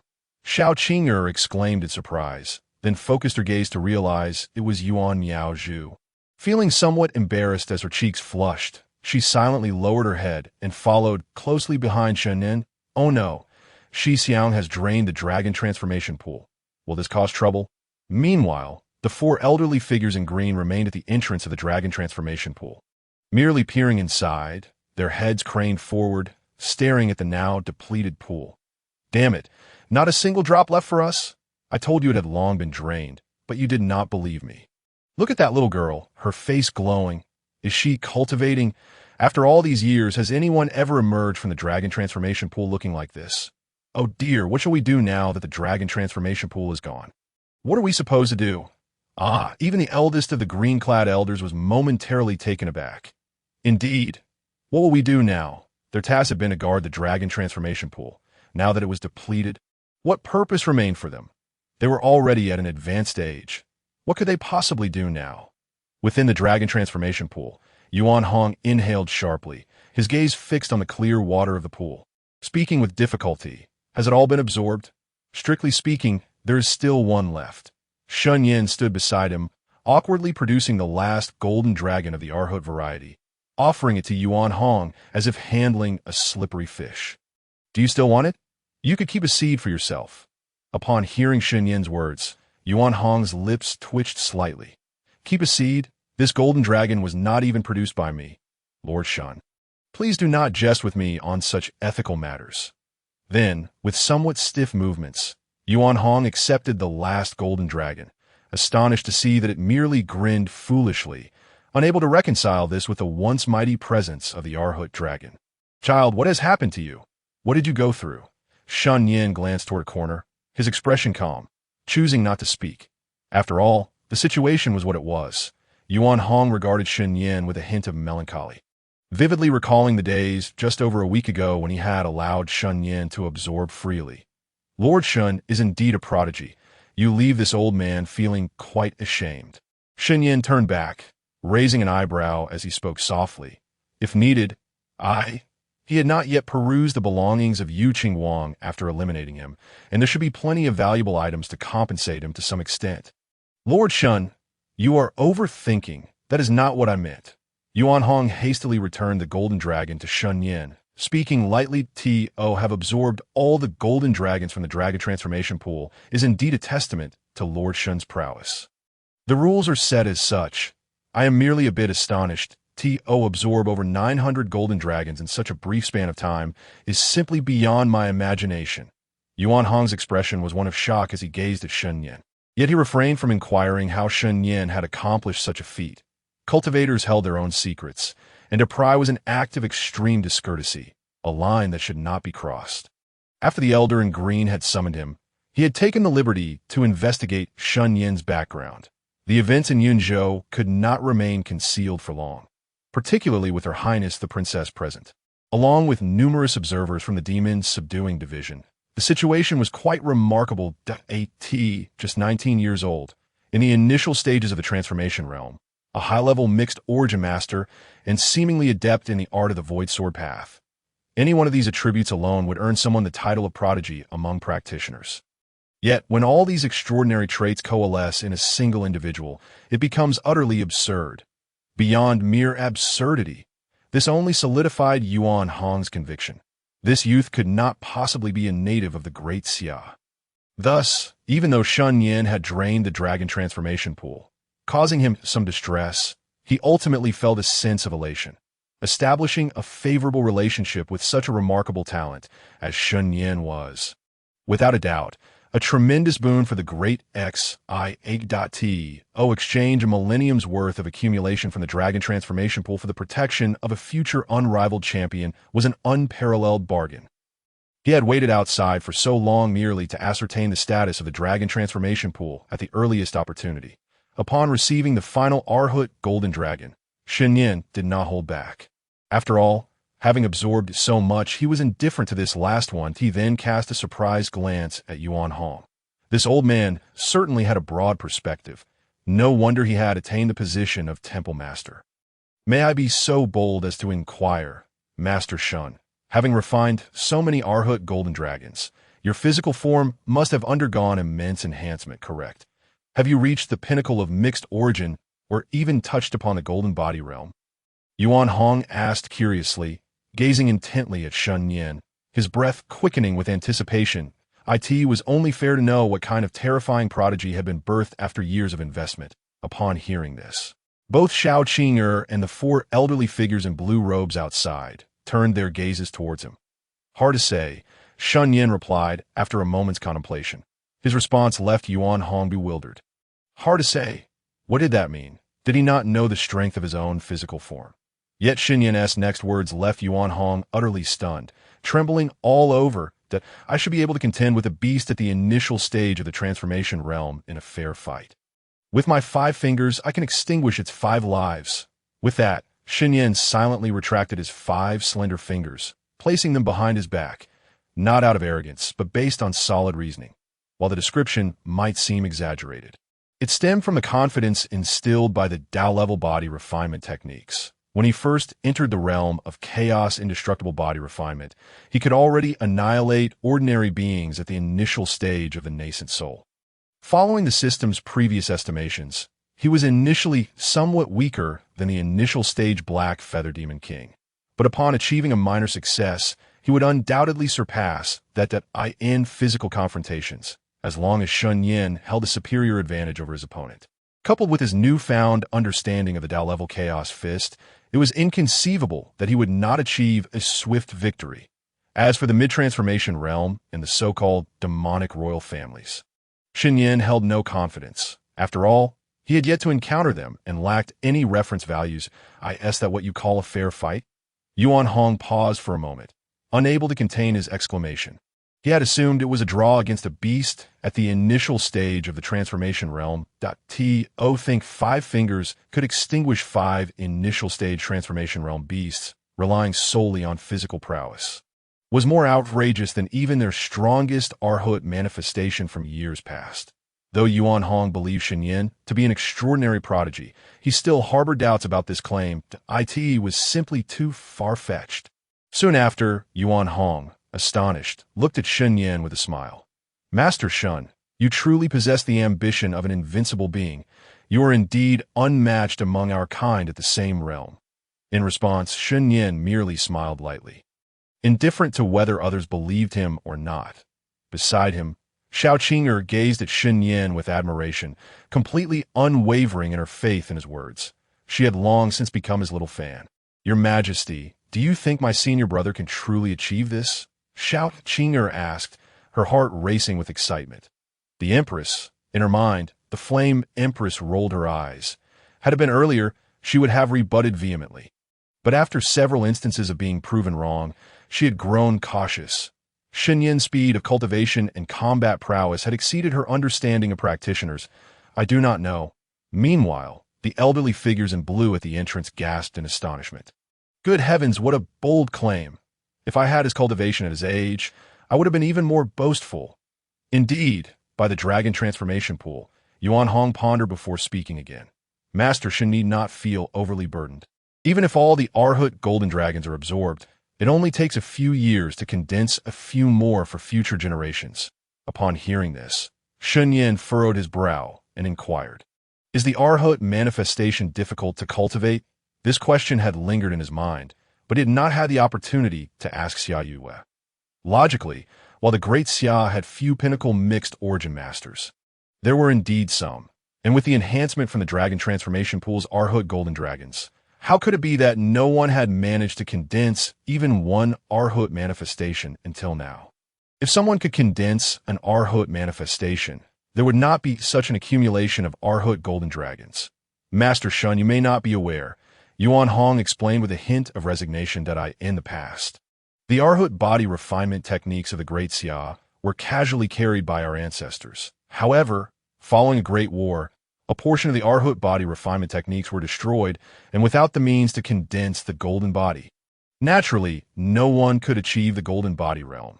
The few ancestors who knew of it have all ended up like that, and cannot offer guidance to. As he spoke, Yuan Hong exhibited a profound sense of helplessness. Sighing deeply, alas, over the years, while the great Xia has not lacked in body refinement prodigies, myself once hailed as a body refinement genius seen once in a century, we still lack the techniques. And the path forward has been severed. It was also after the discontinuation of these techniques that many gifted individuals from the great Xia turned to the three sects, resulting in a gradual decline in the great Xia's strength. Thus, when Xia Yue sought to cultivate body refinement, she was stopped at the jade liquid body refinement stage. Is there really no one who has deduced the subsequent techniques over the years? Shen Nian asked, puzzled. Xiao Qing'er also cast a curious glance. Why not seek new ones? Finding new techniques is not that simple. The Flame Empress scoffed, echoing Yuan Hong's sentiments. Deducing, Yuan Hong chuckled self-deprecatingly. Master Shen, you jest. This is a body refinement divine art passed down from an ancient Buddhist sect, transcending the mortal realm, that, if it could simply be deduced, it would be a different story. He continued to answer Shen Nian's inquiries. Within the three sects of the great Xia, while the cultivation techniques are rare, they are not entirely absent. However, the only body refinement technique that directly leads to the transformation realm was obtained by the Valley Master of the Setting Sun Valley, known as the indestructible Vajra, within a blessed cave. But such a treasure is not easily shared. How could that Valley Master possibly bestow that technique upon the great Xia? Moreover, it is crucial to note that many martial artists in the great Xia have already cultivated towards the direction of the golden body arhat. If they were to switch to other body refinement techniques, they would have to start all over again. Upon hearing this, Shen Nian nodded slightly and boldly stated, "May I see the remnants of the technique?" At this, Yuan Hong paused, revealing a hint of hesitation. This, though the arhat manifestation technique was merely a fragment, it remained one of the highest secrets of the great Xia. Even with his considerable authority, Yuan Hong found himself in a predicament. Simultaneously, he felt a twinge of curiosity. Shen Nian possessed his own body refinement techniques. Why would he wish to see theirs? The Flame Empress shared the same suspicion, her golden eyes reflecting uncertainty, speculating, could this young man be attempting to deduce something? Letting him see the remnants is trivial compared to the 900 golden dragons of the dragon transformation pool. Why are you becoming increasingly foolish? The oldest blue-robed elder at the door spoke up, displeased. Since we have already invested in this prodigy, we might as well be straightforward. Give him whatever he desires. Being hesitant will only hinder great accomplishments. Today, my elder brother seems to be particularly generous. The elder clad in blue, known as Old Third, turned his head in astonishment. Yuan Hong was taken aback, gazing at the elder with a hint of disbelief. In his recollection, this man was the epitome of rigidity, has today truly broadened his horizons. Lord Shen, please hold on for a moment, Yuan Hong said, clasping his hands respectfully. The words of the elder in blue were indeed astute. Having already bestowed the dragon transformation pool, did they still care for a fragmented cultivation method? Moreover, Shen Nian possessed his own physical refinement techniques, rendering their offerings unnecessary.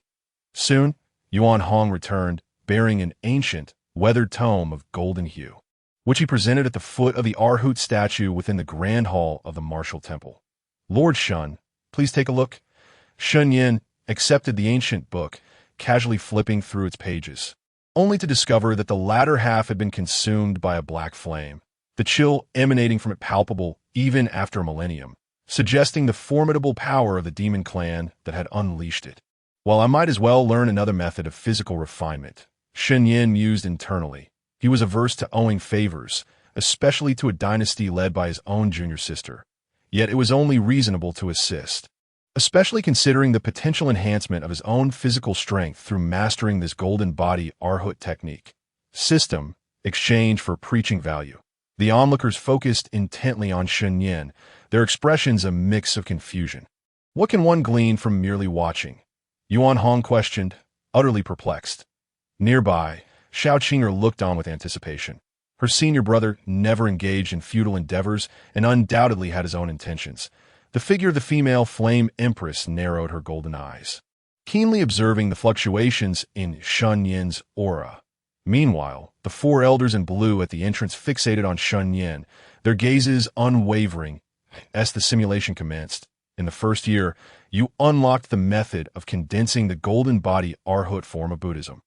Upon merging your spirit with it, you beheld numerous golden body Arhats standing majestically amidst the heavens, a total of 18, each distinct in form, reciting sutras that resonated through the air, with your experience in the nearly perfected indestructible physical refinement technique. You quickly grasped the method of golden body condensation. However, due to its incompleteness, you could only silently deduce further. In the 5th year, you found yourself at a loss, grappling with the fragmented techniques of such a legendary Buddhist sect. Even the difficulty of mere divine transformation was exponentially beyond the same tier.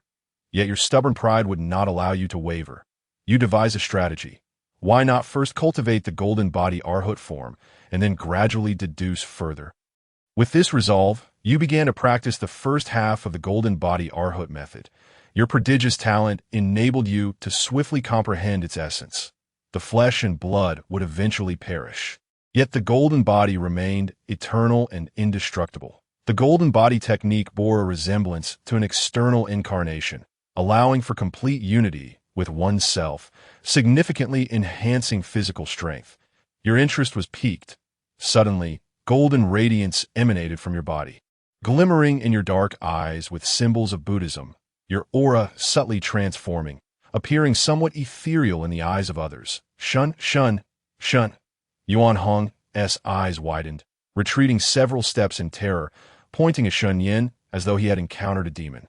At such close proximity, he could not help but sense the sudden aura of the golden body radiating from Shen Nian. Is this truly a sign of having entered the threshold? He had only held this supernatural ability for mere moments.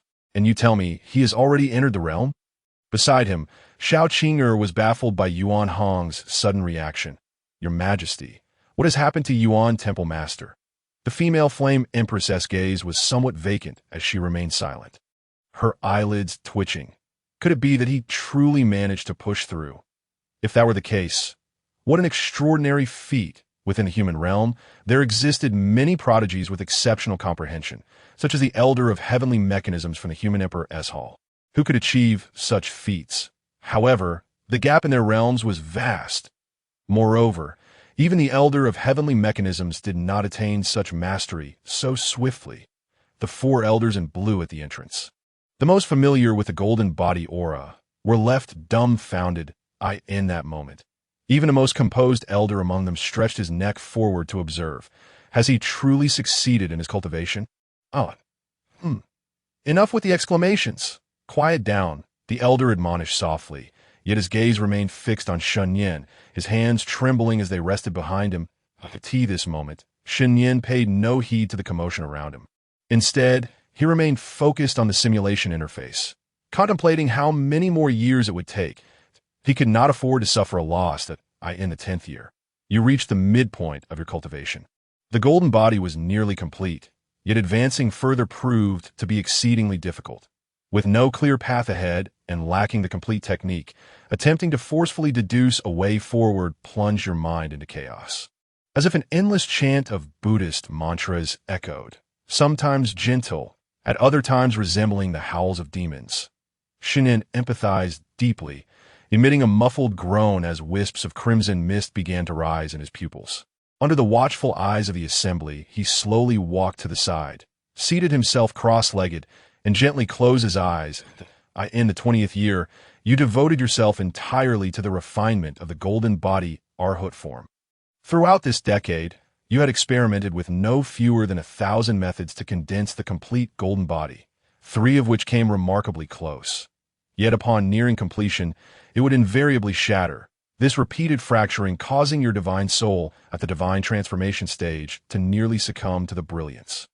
Fortunately, you recalled the remnants of 2 souls from the Yuan infant stage within you, your gaze falling upon the days Huang Rulin and Li Jing, observing the progress on the simulation interface. Shen Nian squinted slightly, pondering what new stratagem he was about to undertake. In the 30th year, you utilized the remnants of Huang Rulin and Li Jing for testing, allowing them to bear the brunt of the agony resulting from your failed deductions. With your hands clasped behind your back, you pondered the path of golden body condensation. Glancing at the two remnants in their excruciating state, you sensed a semblance of balance, a faint smile tugging at your lips. That same year, you finally unraveled the reason behind the arduous cultivation process. The essence of condensing the golden body Arhat form required initially observing a genuine Arhat golden body to imprint a trace of Buddhist intent before one could condense their own golden body. However, with the diagram of the golden body technique lost, relying solely on your own thoughts proved exceedingly challenging. Shen Nian fell silent. Was I truly so flawed? Simultaneously, he felt rather helpless. It seemed the Buddhist golden body technique was far more complex than he had anticipated. Indeed, after all, this sect had been spoken of during his youth, seemingly not originating from their realm, having surpassed the comprehension of ancient noble families. Never mind, having come this far, there was no turning back. The simulation continued. In the 50th year, you found yourself on the brink of despair. The golden body technique created by the Buddhist masters was beyond your imagination, an impassable barrier that rendered your efforts fruitless. Yet, having invested 50 years, how could you yield? The remnant of Huang Rulin was utterly obliterated after numerous failures. However, Li Jing persisted, gazing at you in confusion, her eyes reflecting a glimmer of hope. You smirked. It seemed Li Jing was indeed a masochist, having underestimated her on this very day. You suddenly heard the silver figure within you sneer, "Foolish!" Your temper flared, and you rolled up your sleeves, ready to confront him. Yet, in the next moment, a Buddhist chant escaped the silver figure's lips, and in an instant, over 900 golden dragon arhats erupted forth, illuminating the entire spiritual sea with blinding golden radiance, squinting against the brilliance. You beheld a golden body Arhat waving at you. In the 60th year, you devoted a full decade to finally discerning the true form of the golden body Arhat. You stood frozen in disbelief, scarcely able to trust your own eyes, a visage identical to yours, exuding an air of indifference that overshadowed all. You realized you were on the verge of successfully manifesting it. Yet, would this golden body become you? And you an Arhat? In the 100th year, you successfully condensed a golden body standing 30 feet tall, adorned with a resplendent golden sword at its waist, and behind it, 9 radiant suns emanating divine light. Within its pupils swirled chaotic divine brilliance. You named it the Chaotic Sword Prison Arhat Golden Body. You also received a formidable revelation. The more individuals who cultivated this golden body, the stronger it would become. The only flaw was that the other manifestations of one's golden body would likely only share the same visage. As for the chaotic elements and the undying suns, those were absent. You furrowed your brow. Sensing a slight deviation, it seemed you were commandeering the entire Great Xia's primordial masters to work for you, competing with the Buddhist sect for sustenance. What a grand ambition in the realm of the chaotic sword prison. The initial stages of the Arhat golden body were being unveiled, with Shen Nian's aura subtly shifting. Behind him, a 3-zhang-tall golden phantom began to take form. Upon its emergence, the entire dragon transformation pool was instantly rendered dim. The golden figure radiated an overwhelming power, its countenance exuding a disdainful superiority over all creation, while 9 resplendent suns appeared vividly behind it, emanating a searing divine light, as if to incinerate all existence. Particularly striking was the moment when its eyes, shrouded by chaotic mists, opened. A silver rune gradually materialized upon its chest. As its gaze swept across the assembly, all felt their souls tremble in response. An eerie silence enveloped the scene. Xiao Qing'er gazed incredulously at the golden manifestation, her beautiful eyes wide with astonishment. This my senior brother. The female flame emperor stood stupefied. Outside, the 4 elderly figures in azure robes were frozen in place, as if turned to stone. With a thud, Yuan Hong fell to his knees, trembling with excitement, exclaiming, "Master Shun has attained Buddhahood." In the next moment, the brilliant golden light dissipated, and Shen Nian abruptly rose, striding to Yuan Hong's side to assist him up. His expression stern as he said, "Do not speak recklessly. I have no desire to become a Buddha." He was merely a vigorous young man, intent on marrying and having children, reveling in the boundless joys of life. Otherwise, what was the point of cultivating immortality or striving for invincibility? It would be better to return home and lead a carefree life. But Yuan Hong began, shakily pointing to the spot where the golden figure had vanished. That manifestation looked exactly like you. I understand what you wish to convey, but hold your tongue for a moment. Let me speak, Shen Nian interjected. It was already deep into the night, in the capital of the great Xia. The bright moon hung high, while the stars adorned the sky like a dreamscape. The martial temple hall, after centuries of silence, was alive with activity for the first time. So, Master Shen's implication is that within but a brief incense stick time. He not only mastered the method of condensing the Arhut golden body manifestation, but also extrapolated further, creating a golden body from himself, all due to a stroke of good fortune. Is it truly not a case of attaining Buddhahood?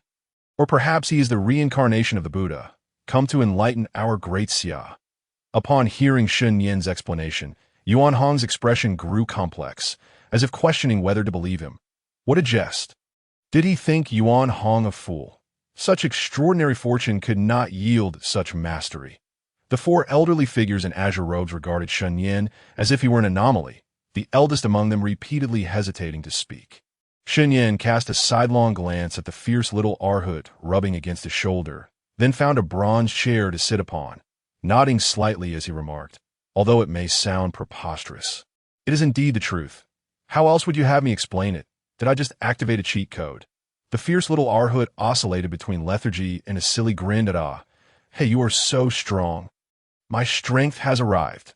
Shen Nian fell into silence, feeling a sense of embarrassment as he sensed the fierce Arhut's aura resonating with that of the Arhut golden dragon lineage he had absorbed most. Suddenly, the fierce Arhut's eyes gleamed with ferocity as it roared. Kill the demons. We shall slay the demons. Then, in a pained whisper, it lamented, I am so afraid of not being able to kill them all. There are so many demons, I am so scared. I cannot retreat. Kill, kill, kill. Shen Nian felt the terrifying intent to kill and frowned slightly, as if glimpsing an endless sea of corpses through the fierce Arhut's gaze. His heart stirred. He was unaware of how brutal the wars of yore had been, leaving such a profound imprint on even the fierce Arhut, who had attained the pinnacle of the transformation stage. Even with a fractured soul, it remained unable to let go of such memories. Moments later, after some contemplation, Shen Nian extended his long fingers to gently stroke the fierce Arhut's head, speaking in a voice only they could hear. Do not be afraid that I am here. The fierce Arhut trembled all over, calming instantly, then brought its hands together in prayer, silently reciting the Buddha's name. Shortly thereafter, the little Yiksha Arhut, accompanied by a host of diminutive golden body Arhuts less than 2 feet tall, cautiously approached Shen Nian, hugging his legs tightly. Seeing that Shen Nian showed no reaction, the other Arhuts timidly inched closer as well. Before long, 2 or 3 little Arhuts were clinging to his legs. Playing. Yuan Hong, witnessing this scene, trembled slightly but remained silent.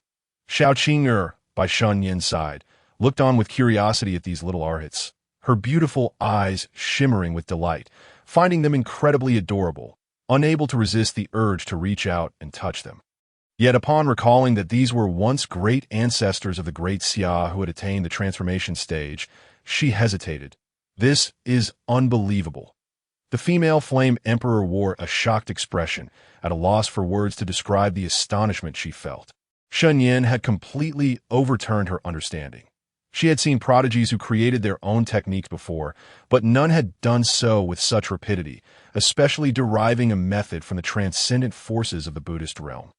This was simply, in comparison, what were the so-called prodigies of her past who claimed to possess extraordinary insight.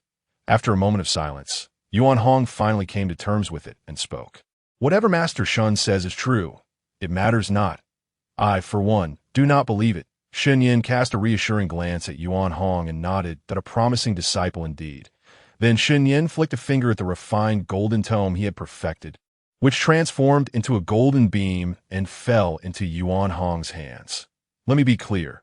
Although this golden body is of my own creation, it is currently limited to the transformation stage. Beyond that, even I am uncertain. Moreover, I cannot ascertain the combat prowess of the manifested form. Whether to cultivate it or not, that is for you to decide. What Shen Nian spoke was the truth. He had no intention of further extrapolating the subsequent pathways. Observing the trend, he believed that simulating the golden body to step into the void return stage would require several hundred or even thousands of years. To amass such extensive simulation time, how much merit would he need? His junior sisters were still young. When would they be able to provide such high returns? Moreover, he prioritized enhancing his own strength above all else. As for the combat prowess of the manifested form, he had never tested it, so he naturally had no knowledge of it.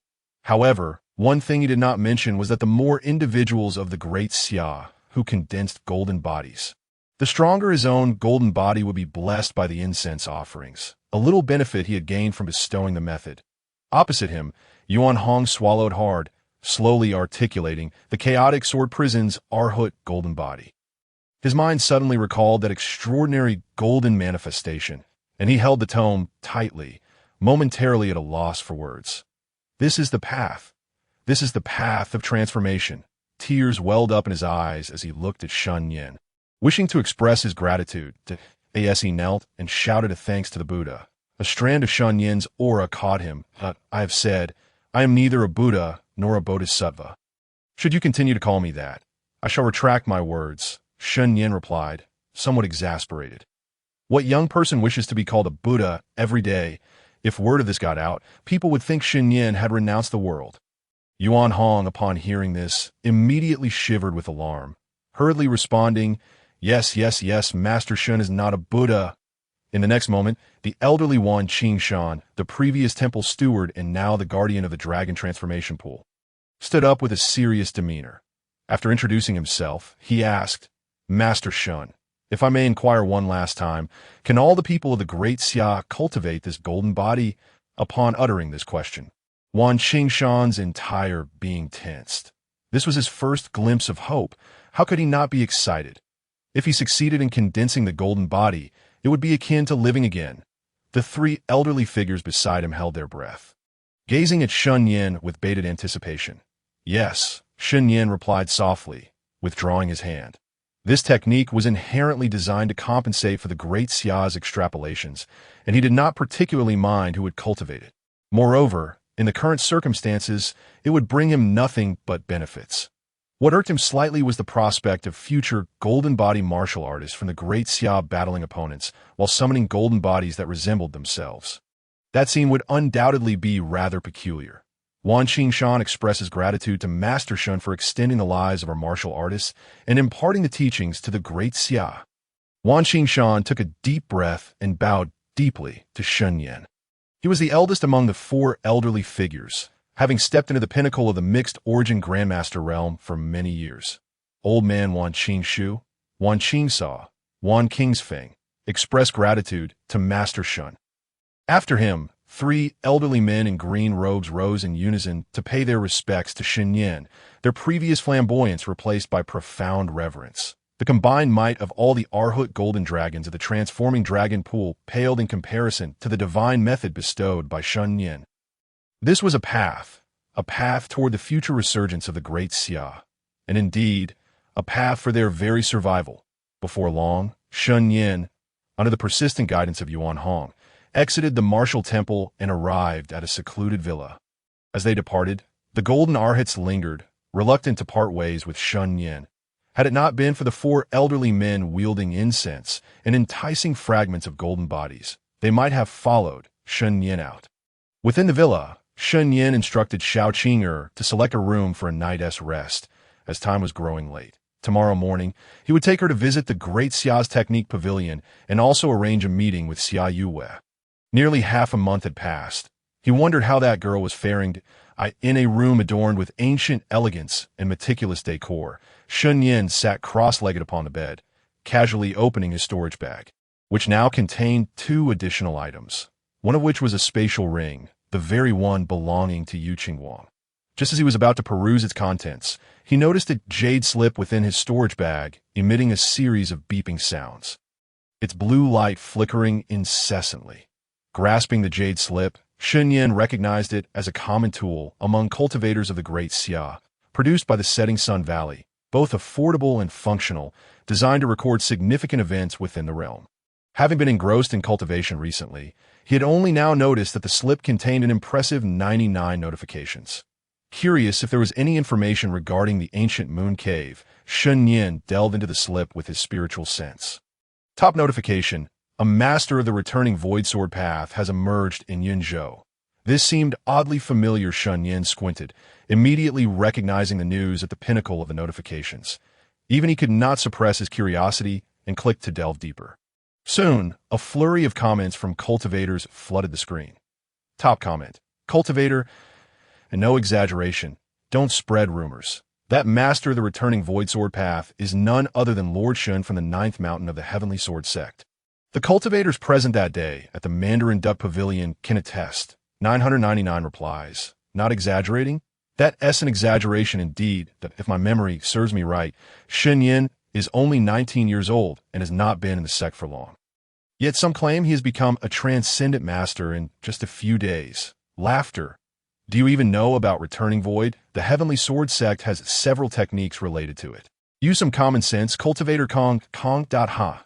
You're a narrow-minded fool, a frog in a well, clearly lacking experience. Cultivator. Replying to cultivator ding ding. I'm laughing my ass off. You want to exchange coordinates and spar with me. Cultivator A. Cultivator Kong seems a bit anxious. Replying to cultivator A below. Hundreds of comments erupted, some claiming to have witnessed events firsthand, while others vehemently refuted them. Top comment from Heavenly Sword Sect certified account. Cultivator Lung Ling Shuang. Shen Nian cannot possibly be a master of the returning void sword path. Please cease these rumors that I will personally provide an explanation upon returning to the Heavenly Sword Sect.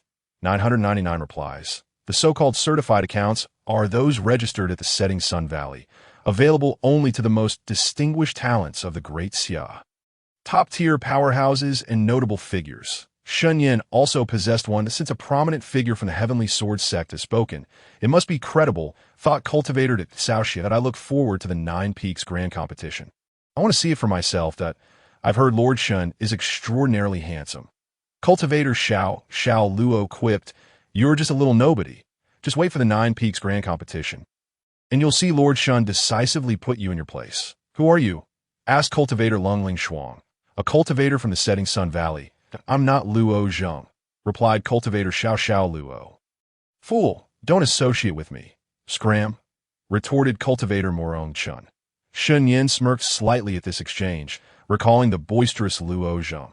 Continuing to read on, top comment from Setting Sun Valley certified account. Cultivator Morong Chun. Is anyone forming a group to cling to Shen Nian's leg? 999 replies. Top comment from Heavenly Sword Sect certified account. Cultivator Lin Qingwei. No more pretense. I'm laying it all out. My junior brother Shen Nian is unrivaled in the world. He is indeed a master of the returning void sword path, that if you disagree, come and debate. 999 replies. Top comment from Heavenly Sword Sect certified account. Cultivator Chu Chu. What is going on? Has junior brother Shen become a master of the returning void? 999 replies. Unable to endure any longer, Shen Nian found himself surrounded by speculation regarding his status as a master of the returning void. Yet he felt no emotional response. He simply closed the top notification. Lung Ling Shuang. Shen Nian recalled that proud woman who had once bested him effortlessly during the 9 Peaks Grand Competition, a smirk curling at his lips. Almost forgot about her. Rest assured, I, Shen Nian, am not a petty individual. Calculating the time, you should be able to make it to this 9 Peaks Grand Competition. Shen Nian began to contemplate his return, a wisp of sword intent barely contained. Then, he turned his attention to other notifications. Top notification. Eyewitness accounts of the master of the Xianguang Cave, Yu Qingwang, kneeling before a figure in white in the Great Xia imperial capital before meeting a tragic end. Clicking to read further, top comment, Cultivator B. The cave master knelt upon appearing and then perished. I was left dumbfounded. 999 replies. Top comment, Cultivator C. I have some connections in the imperial capital. I heard from a martial temple that the one who acted was none other than Shen Nian from the 9th mountain. Top comment, Cultivator Xiao Mei. Why is it all related to Shen Nian? He hasn't even spoken a word. Is brother Shen around? This notification holds no value. Shen Nian scrolled down further. Top notification. the sect master of the Heavenly Sword Sect, is suspected to have appeared in the Xianguang cave. Following which the master of the fourth cave, Li, announced the initiation of a joint examination conference among the three sects, reportedly due to numerous deaths in the Xianguang cave recently, including his disciple and daughter. Sect master Shen Nian paused, realizing he had no recollection of such a figure. In the next moment, Gah! Shen Nian felt a slight ache in his head, as if he were gaining new insights, with fragments of memories jostling within. He fell silent, as flickers of recollection surfaced, finally shedding light on why he could not recall the sect master of the Heavenly Sword Sect, despite his efforts. Why didn't you remember me until I was on the brink of death? Although the cause lies with Shen Nian himself, the other party is a super powerhouse at the third or fourth level of returning void. How could they lack such observational skills? Whatever I say must be true. What a fool! With that, Shen Nian coldly dismissed this notification, not needing to read further. He already knew this information was accurate. The Qianwang mansion of the Great Xia has been raided. The master of the second mountain of the Heavenly Sword Sect, Gutu, was just played with by the black-feathered demon emperor who recently grasped the bloodline divine ability. The son of the setting sun valley, Valley Master. Murong Chun has been hanging in the Valley S cliff for 3 days. Cold Lingshuang, the top of the Heavenly Sword Sect, has been sighted in Yinzhou. The Yu Mountain in Yinzhou seems to harbor the remains of a cave heaven. Upon reaching the last notification, Shen Nian finally found the information he sought. He promptly clicked to read it in detail, eager to uncover the specifics he needed. His strength was now sufficient for the journey to the ancient moon cave, and the threat posed by the Black Feather Demon Emperor could be neutralized. However, adhering to his cautious mindset, having come this far, one must be prudent. Shen Nian resolved to prepare thoroughly. Life is singular. He disliked undertaking ventures devoid of confidence, especially within such caves where bizarre occurrences could abound. After a lengthy search, Shen Nian finally stumbled upon a piece of valuable information, a comment that had garnered little attention. Cultivator Wang Demu. I've studied the celestial phenomena of the Yu Mountain for many years. This newly emerged cave differs significantly from the previous ones that I suspect it to be a grand tomb. And the identity and realm of the tomb's master are undoubtedly formidable. Anyone interested in digging. Online waiting. A grand tomb, Shen Nian's eyes narrowed slightly, a contemplative expression crossing his face. The act of grave robbing was not something that the young lord of the ancient Shun family would engage in. Absurd. Well, let me keep an eye on this Wang Damu for now. Meanwhile, near the Yu Mountain, a young man clad in a gray robe, carrying a gourd and holding a dark compass, suddenly froze. Has someone responded to me? Holy moly, Shen Nian from the Heavenly Sword Sect certification. Tianjian Sect, the ninth mountain. Beneath the moonlight, an elderly man, covered in dust and grime, emerged, emanating the aura of the Tao, clearly having just engaged in a monumental battle. In the next moment, he trudged heavily to the tranquil wooden cabin, tears streaming down his face, heedless of the celestial fish at his waist that were leaping out, carelessly casting aside his most cherished fishing rod onto the ground. With a thud, he knelt before the wooden cabin. Heaven above, earth below, young master, you have made your old servant suffer so greatly. You claimed you were not in pain, yet you stubbornly insisted on enduring it. If anything were to happen to you, even 100 lives would not suffice for the debt I would owe. On this dark, windy night, the sound of muffled sobs emanated from the ninth mountain. What a nuisance! How can one cultivate in peace with such wailing at night? A voice erupted in anger at the foot of the ninth mountain, in the collective residence of the outer disciples. Li Chang'an abruptly opened his eyes, frowning deeply, only to find many disciples staring at him in bewilderment. Senior Brother Li, it seems someone is crying on the ninth mountain. At times, silence could be profoundly frustrating. I had just fallen asleep. It seemed the noise had ceased. Suddenly, a profound sound echoed.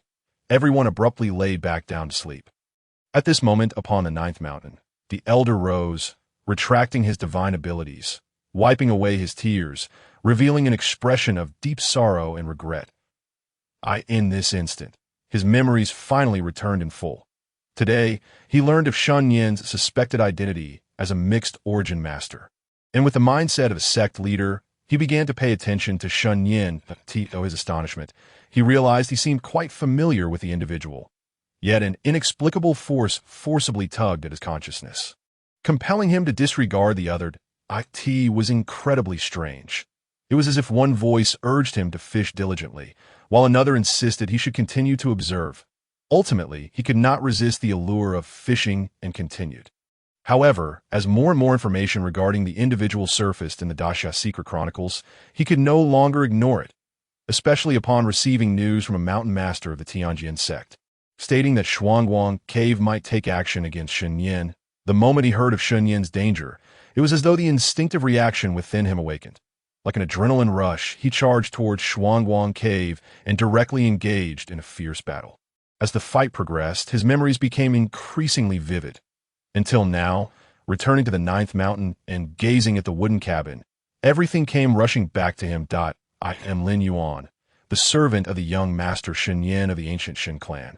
Here in Daxia, because of the young master, Lin Yuan murmured, his eyes growing clearer, unable to contain his excitement as he trembled. Young master, your servant has returned.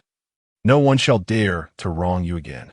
Young master, we shall endure no more grievances. In the next moment, Lin Yuan turned, tearing the fabric of space before stepping through. He cast a glance at the fishing rod on the ground, unable to suppress a slight smirk. And with a swift kick, crack, the invaluable fishing rod crafted from spirit jade shattered. Fishing? What fish am I to catch now?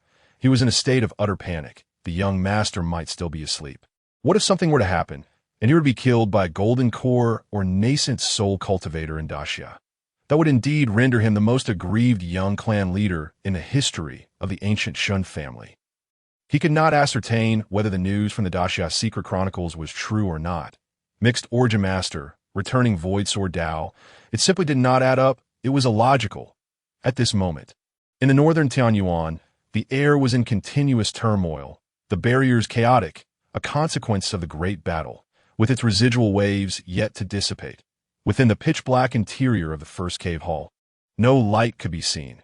After a long while, a cold, deep voice broke the silence. Why is there no light? The elder, draped in a dark robe, spoke with a stern expression, his hands trembling behind his back. The two layers of returning void Dao Palace within him on the verge of collapse. He could not fathom why the Tianjin sect had suddenly produced a fourth layer returning void powerhouse. Donned in the robes of the sect leader, who had immediately come to assault him. Having battled the sect leader for many years, he certainly recognized him. This old man knew nothing of the sword arts, only how to throw punches. Particularly, the dialogue exchanged during their confrontation nearly drove him to the brink of fury. Those of the Tianjin sect, as well as the Dao friends of Dongxian, let us refrain from violence. Everything can be negotiated. I do not understand. Dao friend, I have already stated we can negotiate and will not hold any grievances.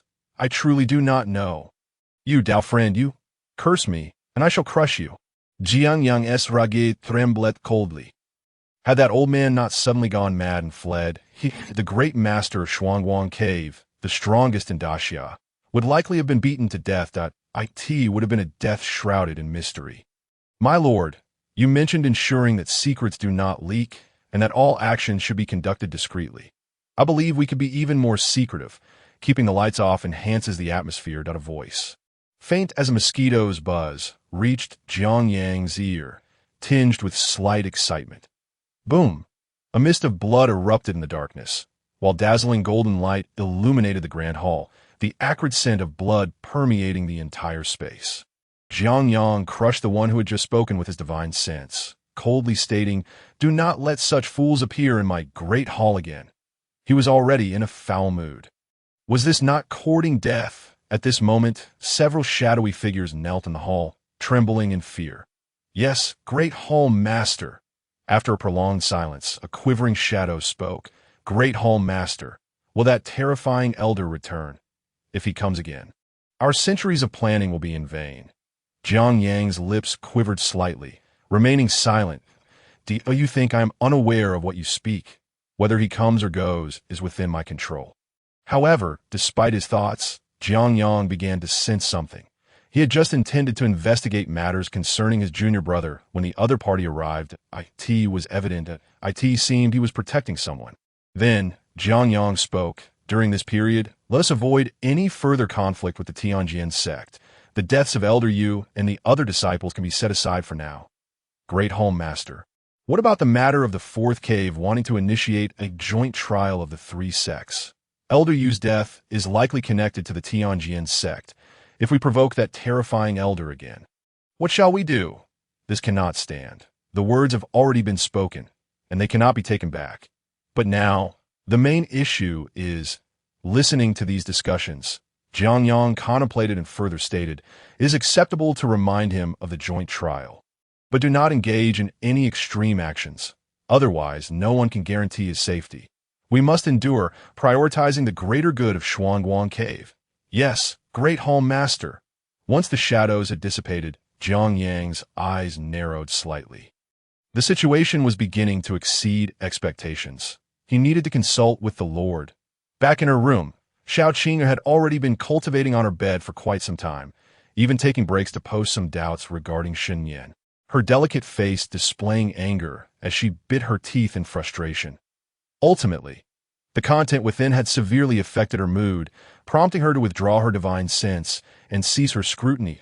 As for you, does your senior brother even care about this?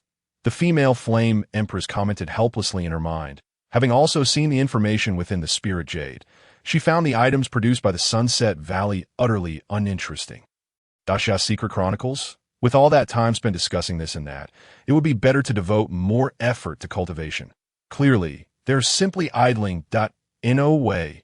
These people know nothing and nonsensically speak ill of my senior brother. He may not mind, but I care deeply. Xiao Qing'er huffed angrily, and my senior brother has treated me so well. Without him, I would not have restored my cultivation, nor awakened my divine body. The 3-year agreement of the Xiao family would not have unfolded as I wished. Great Empress, have you forgotten the days we endured, daily fighting with wolf demons for scraps, going 3 days with only 9 meals, constantly in life-threatening situations, and our cultivation progress almost non-existent? Were it not for my senior brother, we might have perished long ago. How could we cultivate so easily and peacefully now? And he even provides so many resources. We must have a conscience in our dealings. Xiao Qing'er spoke with solemnity, her expression earnest. The female flame empress's lips twitched, her face slightly flushed. From what you say, following this empress seems so miserable. Should I leave? In order to regain her dignity, the female flame empress, with a shift in her tone to one of steadiness, declared, one cannot simply state it thus. As long as I, the empress, am present, you shall not perish. However, since you have mentioned the importance of conscience, if you wish to repay your senior brother, heed my counsel and seek the. Only by becoming stronger and allowing your divine body to awaken completely can you assist your senior brother. The female flame empress revealed a hint of determination. I must prove what it means to be a fire-type sovereign. This situation cannot persist, that I've gradually come to realize something amiss. It seems that Xiao Qing no longer holds me in the same reverence as before. The my ability to aid her appears to diminish, while she ascends at an alarming rate. Where does that leave the face of one who has achieved the Tao? Meanwhile, in the adjacent room, Shen Nian opened the spatial ring of Yuqingwang, quietly counting the spoils of this battle. Suddenly, Shen Nian's eyelids flickered, and a rift in space materialized before him. An elderly man, with tears and snot smudged across his face, emerged with arms outstretched, his voice laced with sorrow. Young master, begone! Young master, this old servant knows of your suffering over the years. I am deserving of death. It was my ignorance, but, young master, these were your commands, and I had no choice but to comply. If I did not, the heavenly Tao would have retaliated against my soul. I cannot bear the blame alone. Please do not ignore me. The frail old man, who could be toppled by a gust of wind, knelt before Shen Nian, his head bowed in a display of grievance. That moment, Lin Yuan had donned a simple gray robe. Having changed out of the Heavenly Sword Sect's attire, a closer inspection would reveal ancient characters etched into the cuffs of the robe. Reading Shun. Across from him, Shen Nian sat in a chair, casting a glance at Lin Yuan, which rendered him silent. Indeed, it was Lin Yuan who had sealed both his and Shen Nian's memories at his behest. A decision that Shen Nian found utterly foolish. All this simply because he wanted to demonstrate to the Shen family and to his fiancée, hailed as the hope of humanity's resurgence, who had reached the pinnacle of the Xianlong list at merely 15, that he, Shen Nian, though not the most gifted, could also rise through his own merit, a young clan leader of a transcendent force, destined to become one of humanity's peak figures, even if his talent did not rank among the strongest. It was still commendable. Soon, upon reaching 16 and undergoing the adult ceremony to begin cultivating the Shen family's imperial scriptures, his talent would only ascend further, leading to an abundance of comfort in future days. Yet, one must not grow too comfortable. Once complacency sets in, one begins to idle. Thus, at 13, driven by his pride, he made a decision that led him to force his servant, Lin Yuan, to accompany him into the breaking realm array, departing from Dongxian and venturing into the territory of the last dynasty of humanity. The Xiao bore the semblance of a privileged heir wishing to build his fortune from the ground up. And Shen Nian had not anticipated such a melodramatic turn of events within this fantastical realm, especially one that involved himself. As for his choice of the Xia, it was due to its peculiar nature. Neither the celestial demon realm nor the transcendent forces of Dongxian would venture here, particularly not those of the Tao integration level. The reasons were complex and beyond Shen Nian's understanding. But that was sufficient for him. Hey, I'm rather clever, knowing to find a place where the Shen family cannot rescue me.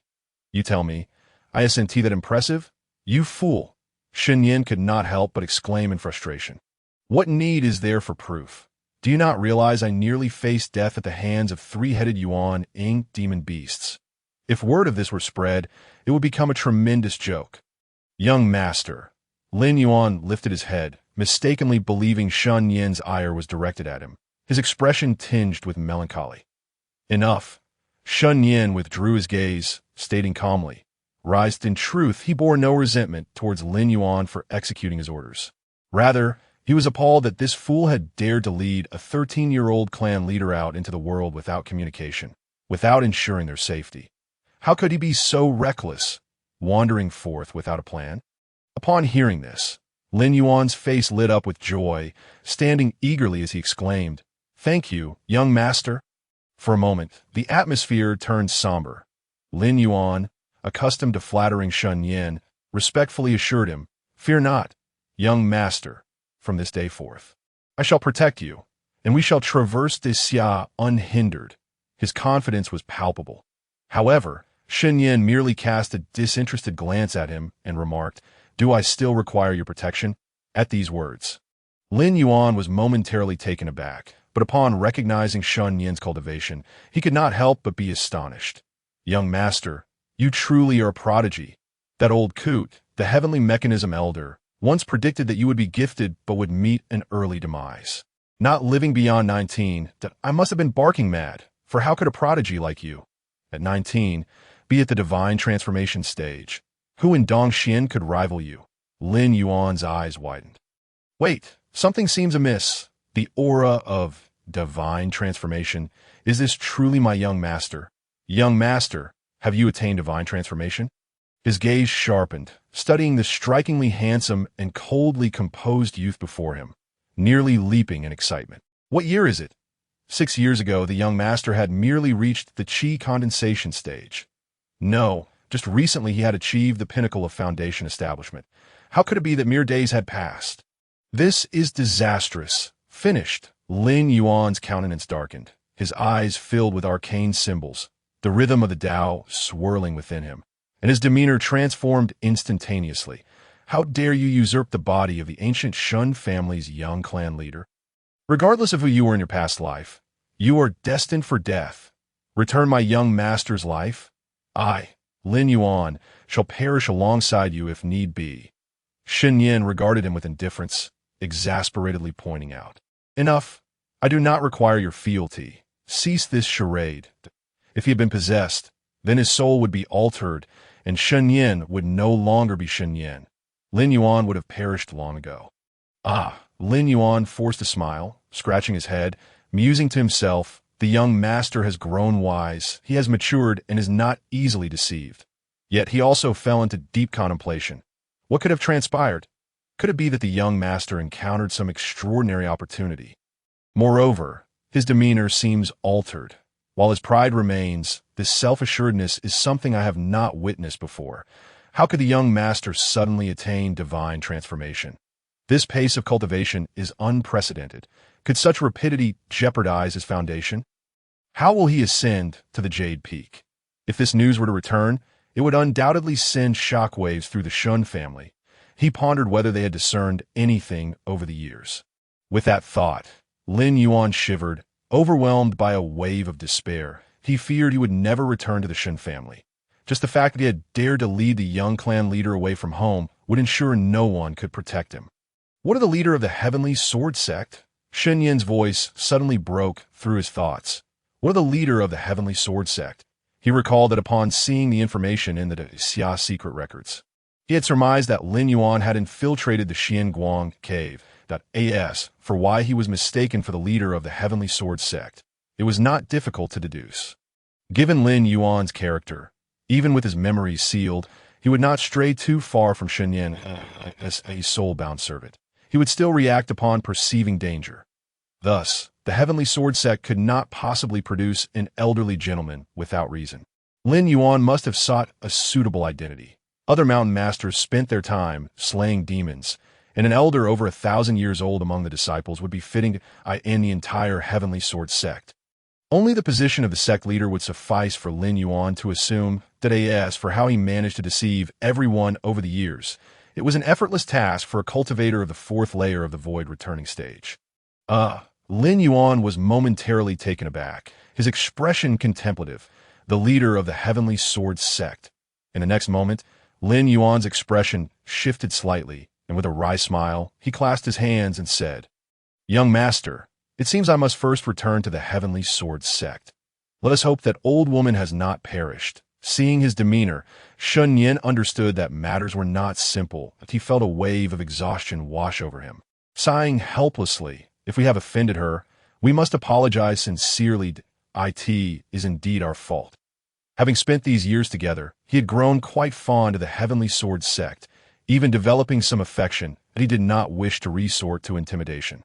He found no pleasure in such confrontations.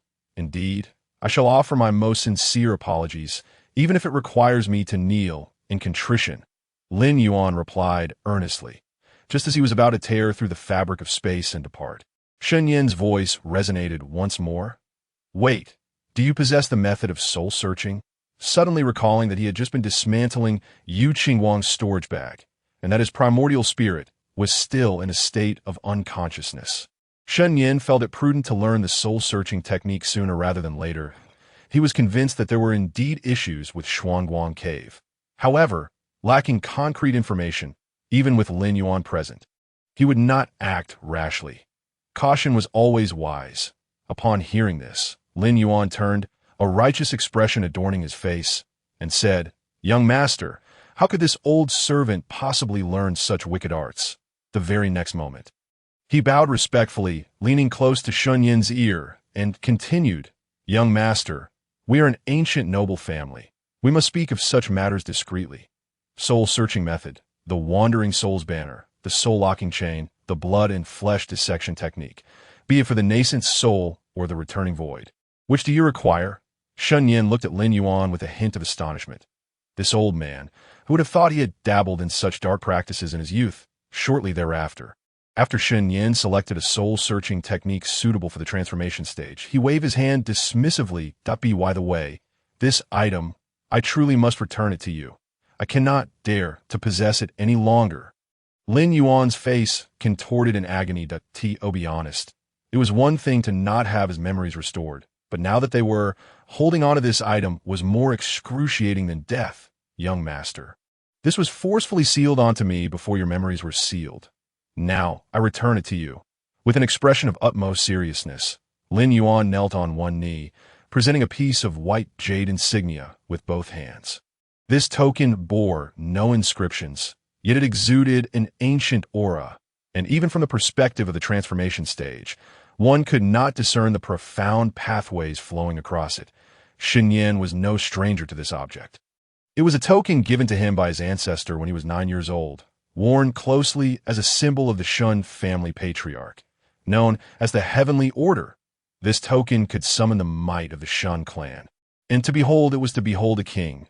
The elder, finding it a bit warm to handle, decided it was better for Shen Nian to take it. Quickly don it, they asked for the hierarchy of contention. Only the strongest may lead our clan. What nonsense! No matter how gifted those other branches may be, can they rival our ancestors? In the Shen family, it is our ancestors who hold the ultimate authority.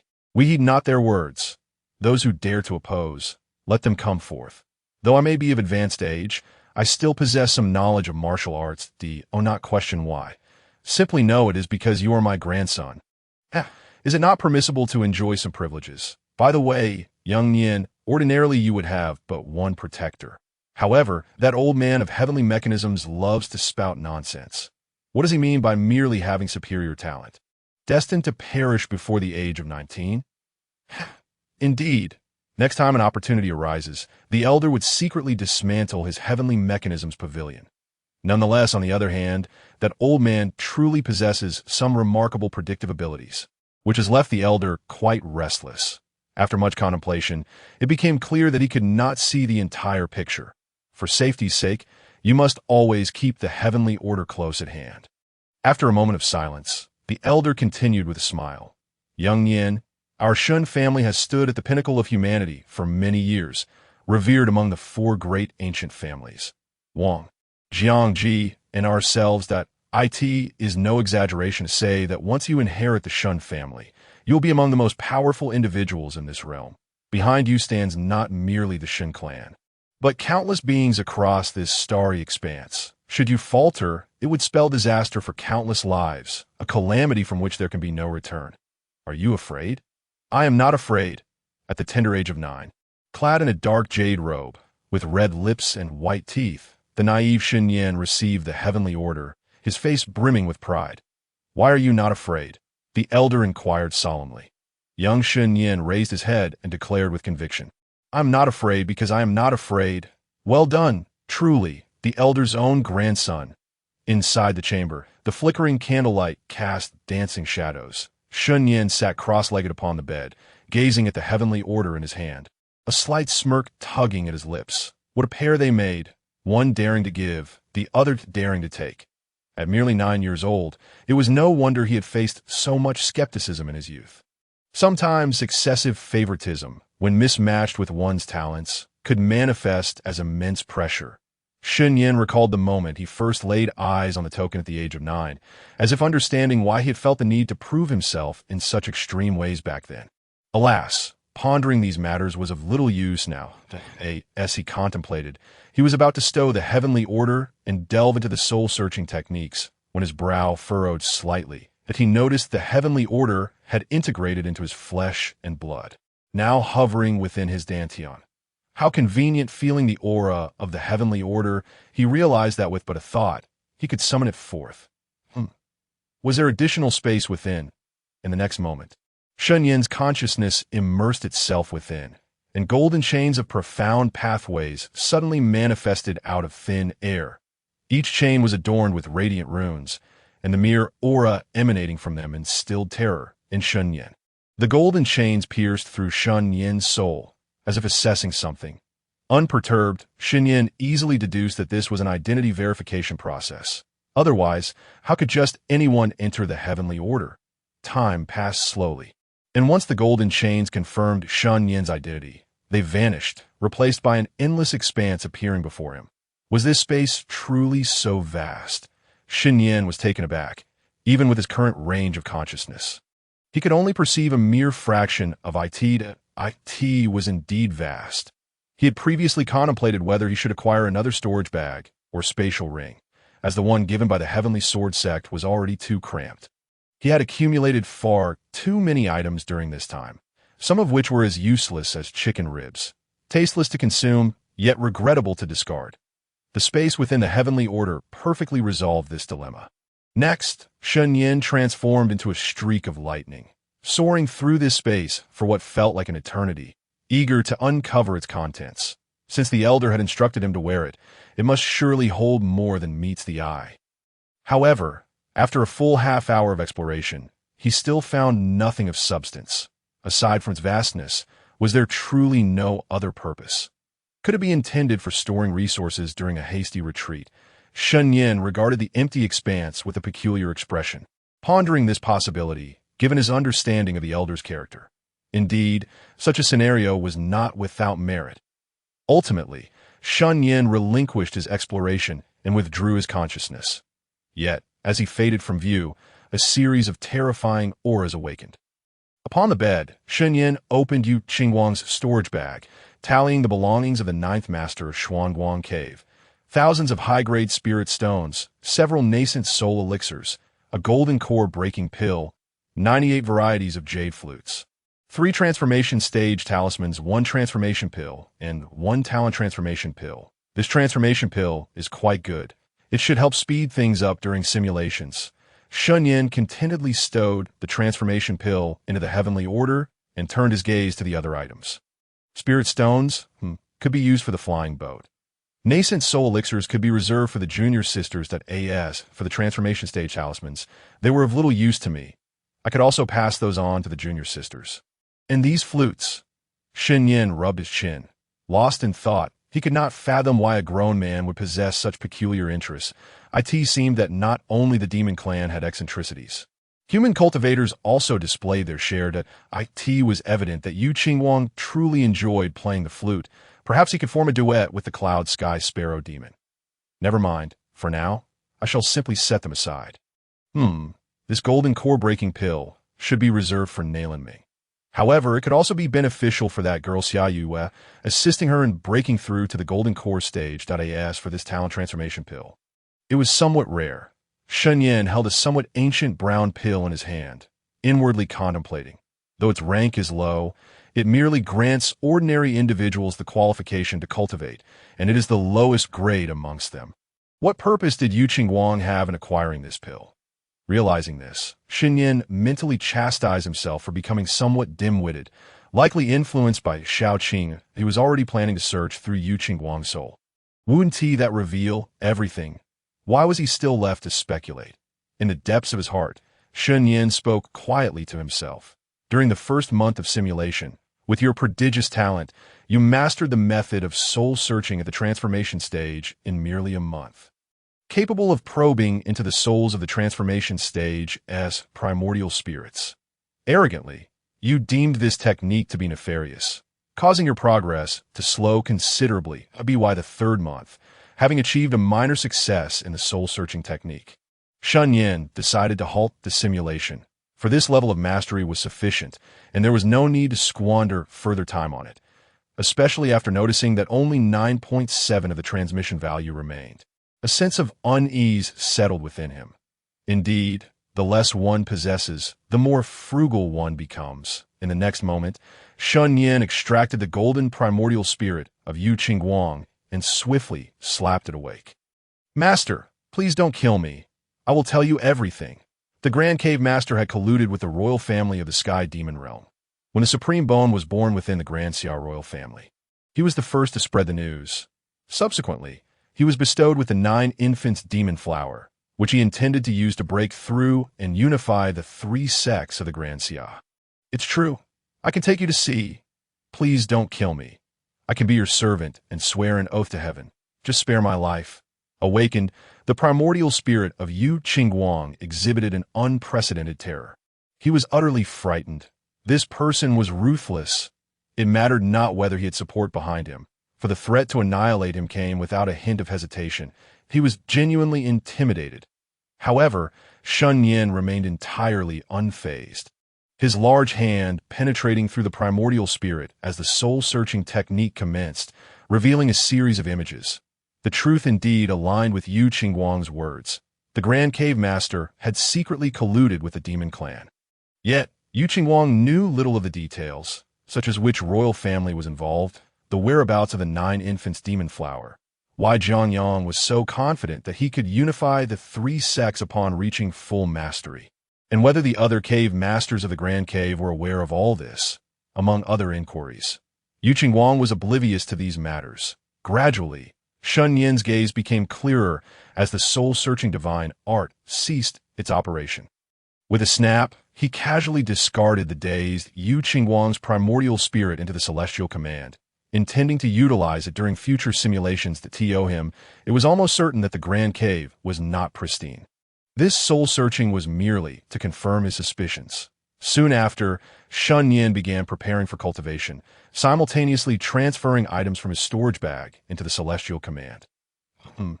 Indeed, this period had been exceedingly busy.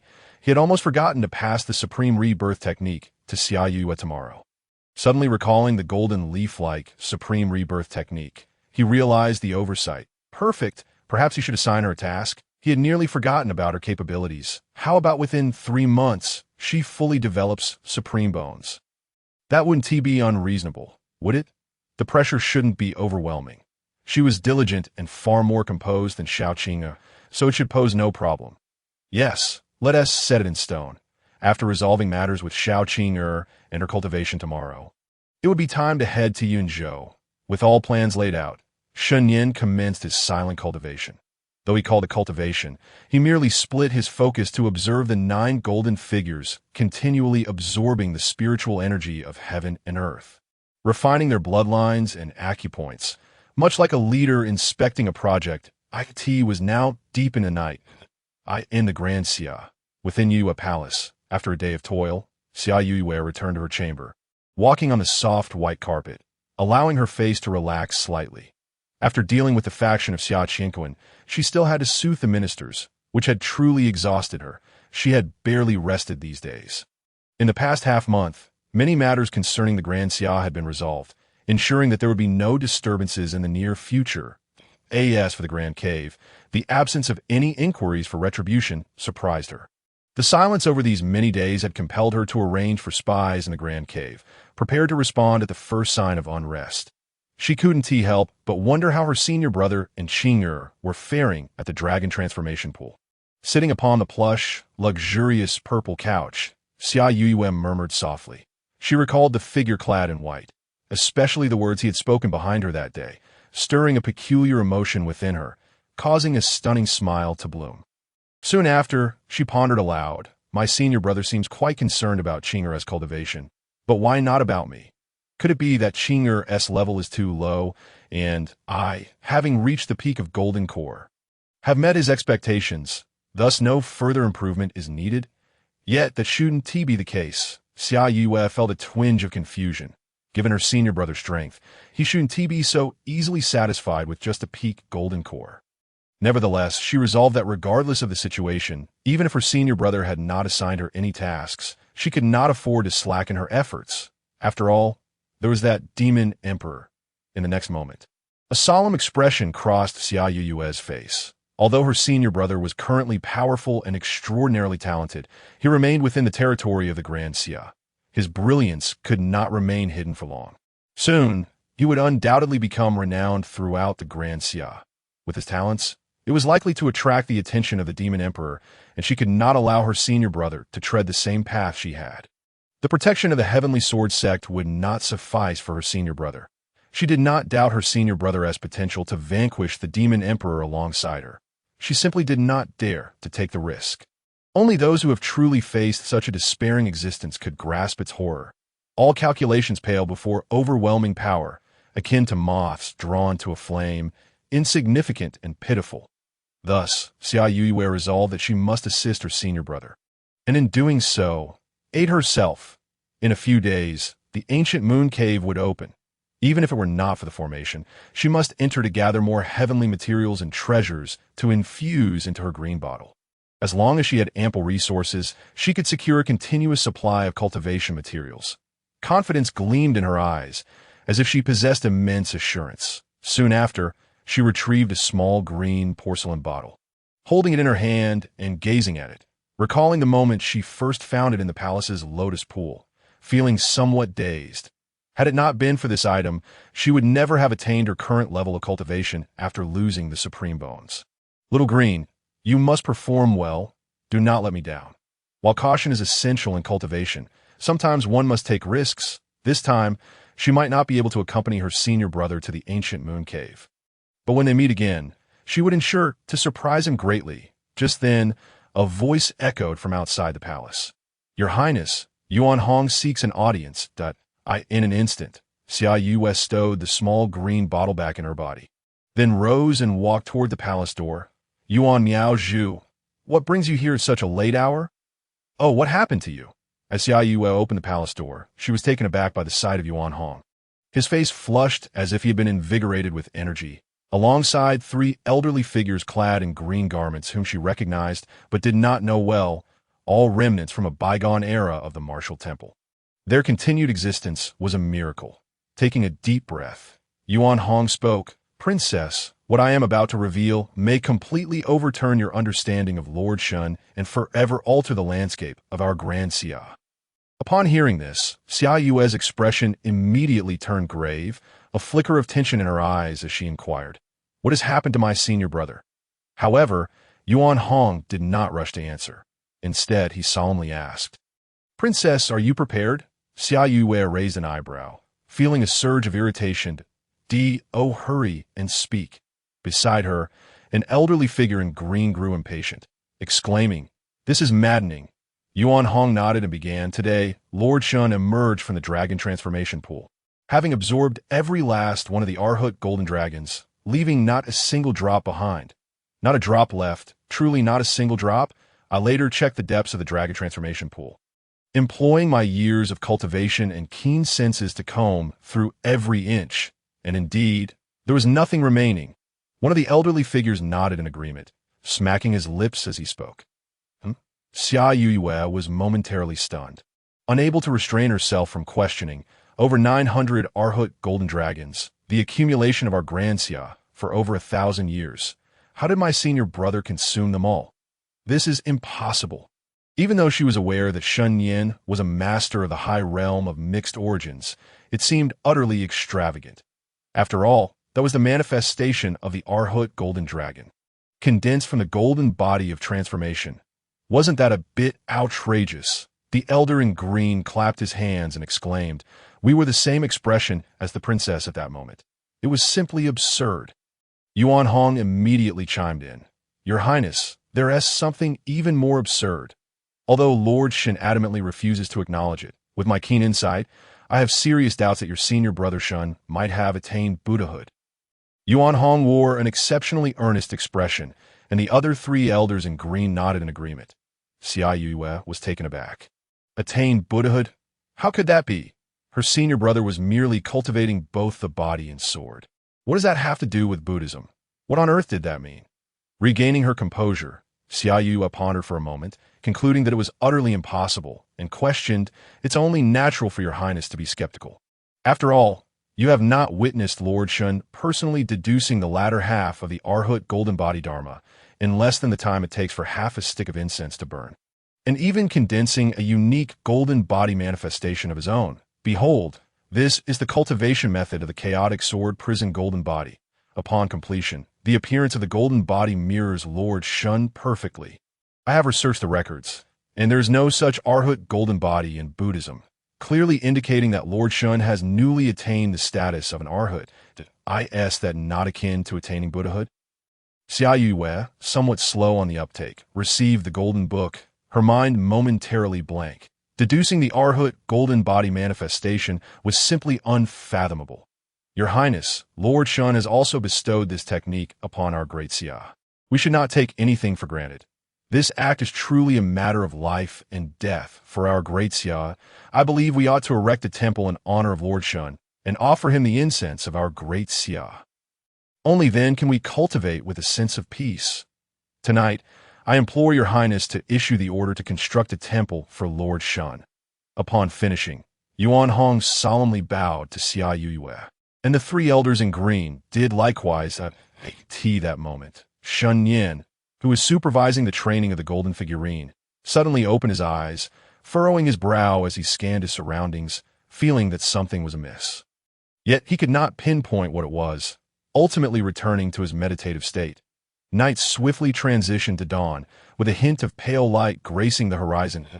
In the Great Xia, at the Demon Suppression Division's Technique Pavilion, Shen Nian silently observed Yuan Miao Zhu, who had shaved his head and was smiling and waving at him, the corners of his mouth twitching slightly.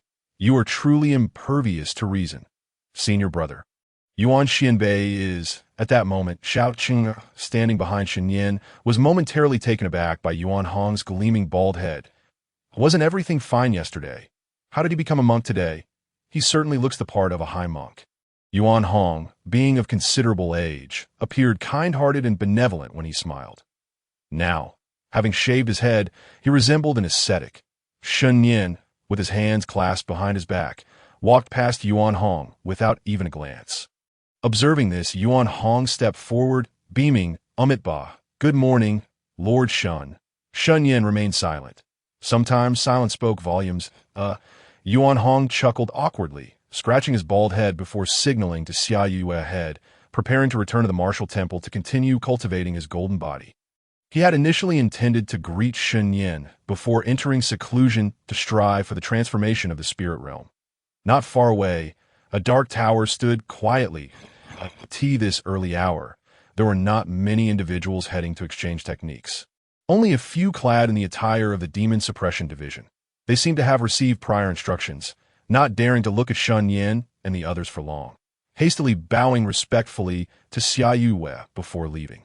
"Senior brother," at the entrance of the Technique Pavilion, Xia Yu stepped forward and softly called out, her beautiful eyes involuntarily glancing at Shen Nian's thick, black hair, recalling Yuan Hong's words from the previous night.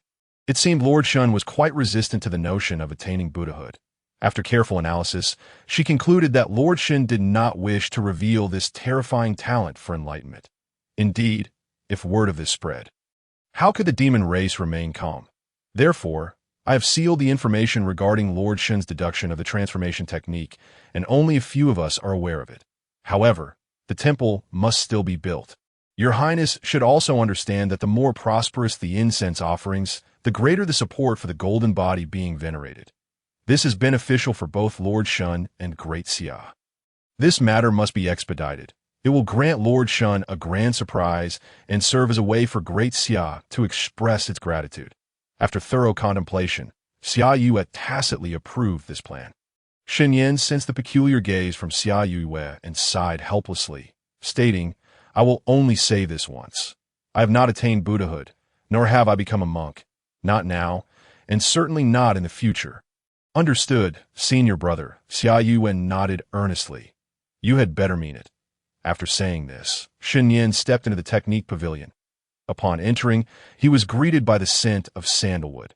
His eyes roamed over the countless scrolls neatly arranged in ancient wooden cabinets, each accompanied by detailed descriptions of various techniques and supernatural powers. They were primarily foundational techniques for those in the foundation establishment to Golden Core stage. Shen Nian scanned the contents with his spirit sense and quickly lost interest. Behind him, Xia Yu and Xiao Qing'er followed closely. "Senior brother, this floor contains foundational and Golden Core stage cultivation techniques, supernatural powers, formations, pills, talismans, and various esoteric arts. However, they hold little significance for you. So let us proceed to the third floor," Xia Yu explained. Initially, her agreement had only permitted Shen Nian to explore up to the second floor. Venturing to the third floor required the martial temple's approval and involved numerous complications. But now, circumstances had changed. The overseers of the martial temple had all become admirers of Shen Nian. Even if he were to empty the third floor, they would likely remain silent. What could be more precious than the transformation of the golden body manifestation? Shen Nian nodded, feeling indifferent that he asked for techniques and supernatural powers. He was currently not in need of them. What he truly lacked was the value of imparting knowledge. His primary purpose for visiting was to select techniques for Xiao Qing'er. As thus far, she had yet to acquire any supernatural powers, which was rather absurd. It made him somewhat embarrassed to exert too much strength. Logically, her remnant soul, the Flame Emperor, should have provided her with some exceptional techniques. Should he press her for it? Just as they continued ascending the stairs, Xiao Qing'er hesitated, biting her silver teeth. "Senior brother, perhaps I should just head back. The opportunity to experience the baptism of the dragon transformation pool during this trip to Great Xia had already been sufficient. Taking techniques for free would truly be a bit unreasonable. She had been waiting for a chance to express this, but was unsure how to broach the subject.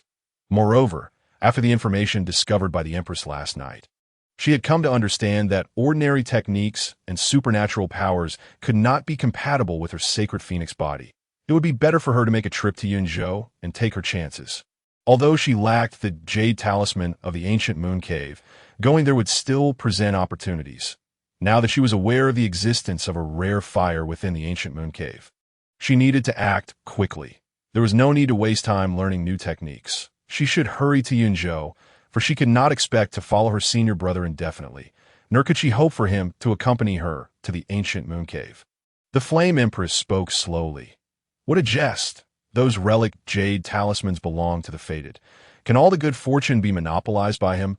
Unexpectedly, she found the secrets of the Great Xia recorded in the Sunset Valley to be quite useful. Since information about the relics could be leaked, though the authenticity was uncertain, it still held promise. Rare fires of heaven and earth were exceedingly hard to come by. In her previous life, she had spent a millennium gathering just 6 types from the list of rare fires. Sister Qing'er, we are of the same sect. You may select any technique without concern, for we will support each other in the future, Xiao Qing'er said with a smile that I understand, but Xiao Qing'er looked somewhat shyly at her senior brother ahead, and, after a moment of hesitation, firmly clasped her hands, saying, Senior brother, Qing'er has already found the most suitable technique for cultivation. However, I lack one item and wish to undergo some trials to see if I can successfully cultivate it. Please grant me permission. Upon finishing, she felt a bit nervous, but to her surprise, Shen Nian responded with calm assurance that IT is permitted. Shen Nian nodded, feeling no surprise, nor did he inquire where the girl intended to undertake her trials. It was just right. He had initially planned to select techniques before moving on. Should Xiao Qing'er remain inactive, it would be prudent to arrange for her to return to the Tianjin sect for her cultivation. Without a jade talisman, she cannot access the ancient moon cave. That it appears that the opportunity for the destined daughter has arrived. Perhaps it is the residual soul of the Flame Emperor exerting its influence. Granting her a set of heaven-defying techniques? That would indeed be fortuitous. Not only would her realm progress swiftly, but the rewards in the form of Dao-seeking points would also become increasingly insufficient. Shen Nian has also realized that aside from the substantial points awarded for subduing the destined daughter and elucidating achievements, any additional points would correlate with her breakthroughs as her realm ascends. The proportion of Dao-seeking points must surely follow suit. Otherwise, incremental breakthroughs yielding merely a dozen or 20 simulated points would hardly suffice. Presently, he seeks to deduce the transformation into the divine realm or the techniques at the level of harmonization. Such accomplishment cannot be attained in a mere decade. Xiao Qing'er lifted her gaze, astonished at how readily her senior brother acquiesced. In the next moment, a flurry of items materialized before her. Pills suited for the golden core stage and a talisman for the divine transformation realm. You may take these, but let me state this clearly. Based on your prior task completion, I can only grant you a score of 80, however, that is still far from sufficient. Let us set a modest objective. It would not be unreasonable to present a head of a demon from the early Yuanying stage during our next meeting, would it? Shen Nian casually remarked. After all, she is the destined daughter. And with the protection of the divine transformation talisman and the assistance of the Flame Emperor's residual soul, it is only fair to expedite her progress. Yet, even Shen Nian himself did not foresee their encounter the very next day, which turned out to be somewhat awkward. Upon hearing this, Xiao Qing'er could not help but be taken aback. The early Yuanying stage, but senior sister Qing'er is merely at the mid-foundation stage. Such a vast difference in realms. Does senior brother intend to wait a decade before seeing her again? The intensity senior brother truly holds a special regard for senior sister Qing'er. He is indeed quite strict. Originally, Xiao Qing'er felt immensely touched by the precious pills and the talisman emanating a terrifying aura. But now she found herself feeling as though the items were burning in her hands that, senior brother, Xiao Qing'er stammered, uncertain. The early Yuanying stage, that would mean she is stronger than the ancestor of the Songlong clan. On par with Madame Shiqin, can I truly achieve that? Humph, the female Flame Emperor scoffed, her golden eyes flashing with displeasure. yet she refrained from further comment. After all, Shen Nian's talent was indeed extraordinary. It was difficult for her to contest that. After all, he had reached the initial stage of divine transformation by the age of 19. Such a prodigy certainly had the right to set high expectations at that moment. Xiao Qing'er suddenly voiced her concern. Senior brother, is it not a bit too much to expect senior sister Qing'er to slay a Yuanying realm demon? She had never heard of such demanding standards that oh not fret.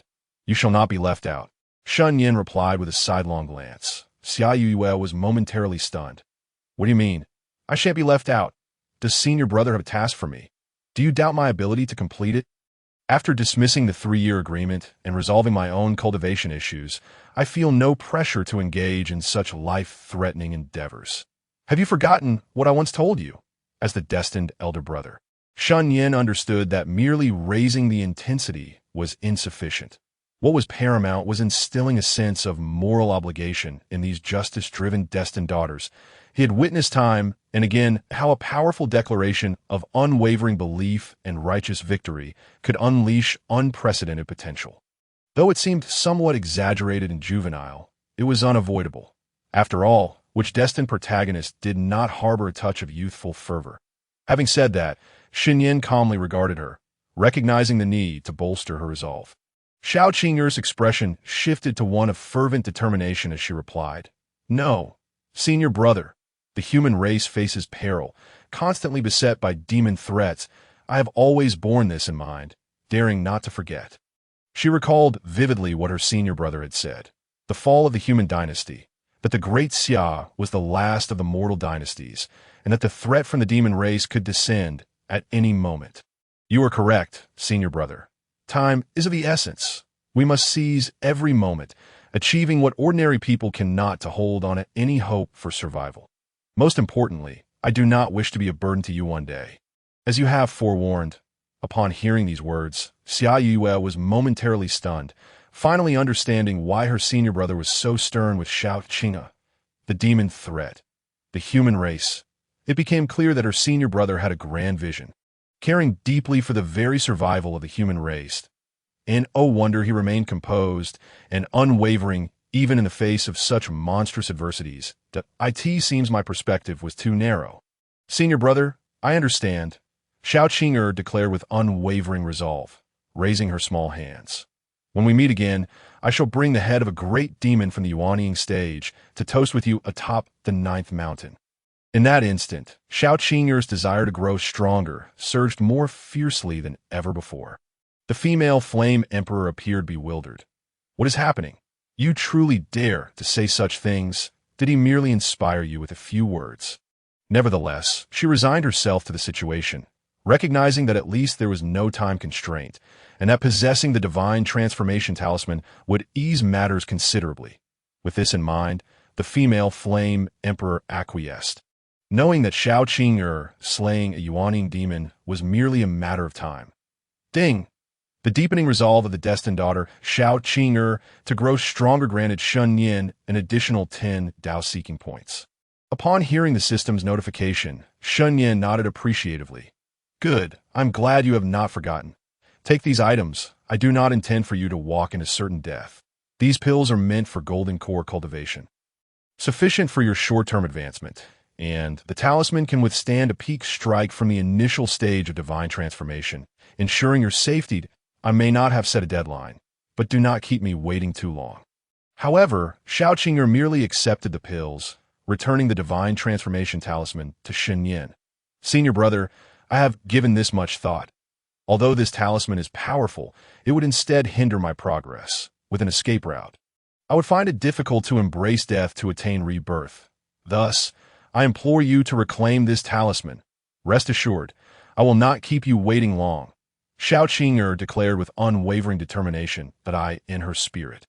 The female flame emperor's lips quivered slightly, caught between words. What pressure am I under now? Why would you refuse it? Do you not realize how significant this talisman could be? Embrace death to attain rebirth. You might as well send me away. Very well. Shen Nian was taken aback by Xiao Qing'er's resolute return of the talisman, but had no choice but to accept it, as the atmosphere had already escalated to this point.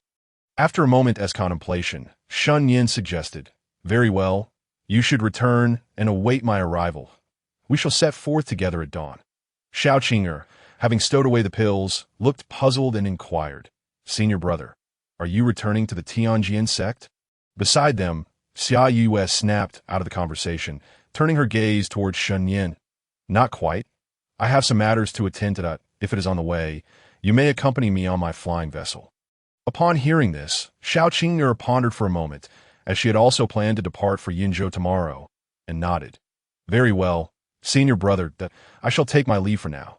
She then bid farewell to Xiao Yue before departing from the Technique Pavilion. Moments later, on the third floor of the Technique Pavilion, "Senior brother, feel free to assign the task." Xiao Yue spoke with unwavering resolve, her eyes gleaming with fearless determination. However, a soft chime echoed from within her small green bottle, urging her to remain composed. Composed? I can no longer afford to be composed. Slaying demons is a task she must undertake, not only for vengeance but also as the future empress of the Great Xia. Senior sister Qing'er may only possess mid-foundation strength, yet she is tasked with slaying an early Yuanying demon. How could I not do the same? As she ascended to the third floor, Shen Nian, adhering to the principle of exploring since he was already there, casually strolled about. He soon heard Xiao Yue's voice from behind and turned to see her filled with eager anticipation and fervor.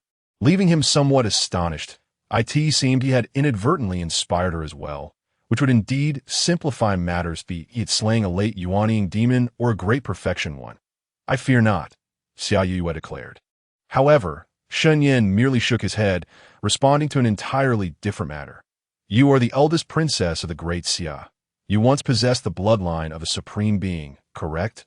As Xiao Yue's pupils narrowed, her fingers instinctively intertwined, betraying her slight anxiety. Initially, she had concealed her true identity from her senior brother, but after the multitude of events that transpired at the martial temple, she presumed he had not paid much heed to her secrets. While her possession of the supreme bone was a closely guarded secret among the common folk of the Great Xia, it was hardly a mystery to the three sects that it was entirely reasonable for Shen Nian to be aware of it. Now, upon its mention, she felt a wave of panic wash over her. "Senior brother," Xiao Yue pondered for a moment, about to offer an explanation when Shen Nian casually interjected, "Let us start your task with the cultivation of the supreme bone." "What?"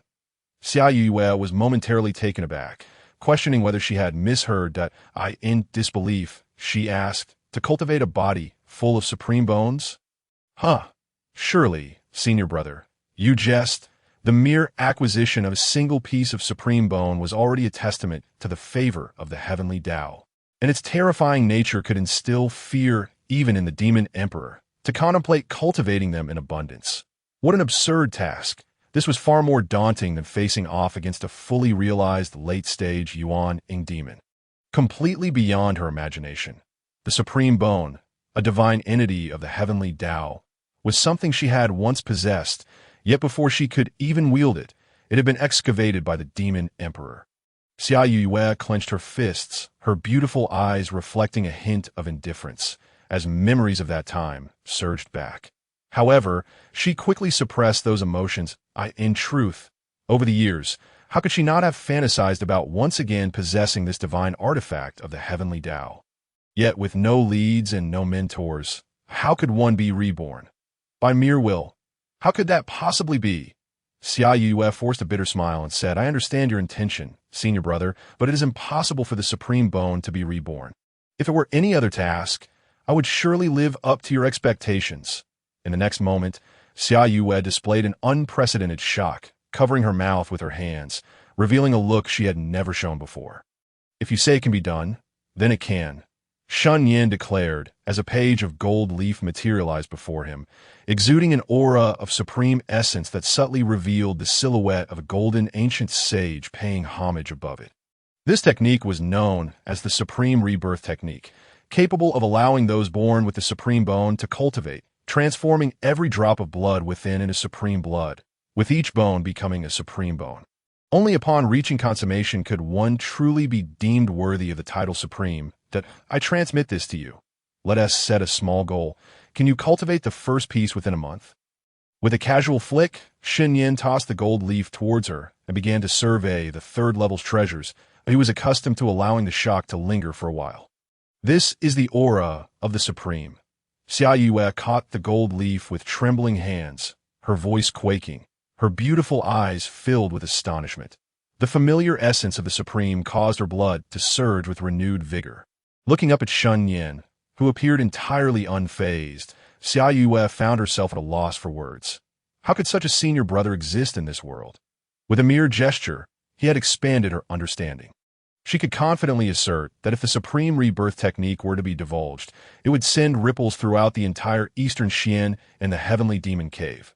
Yet, the one who possessed it seemed not to regard it with much importance, casually bestowing such a precious gift upon her. That senior brother, a celestial being? Ding! As the host initially transmitted the technique to the fated daughter Xiao Qing'er, a reward of 10 points of transmission value was granted. Shen Nian, who had been idly wandering, suddenly frowned, recalling something. The host must not exploit any glitches. The transmitted technique must align with the fated daughter's destiny and genuinely possess the potential to alter her growth to earn rewards. As for basic qi condensation techniques, alchemy, and other miscellaneous skills, they were of no worth. After the system revealed his inner thoughts, Shen Nian scoffed dismissively to himself. Who would dare to exploit a glitch?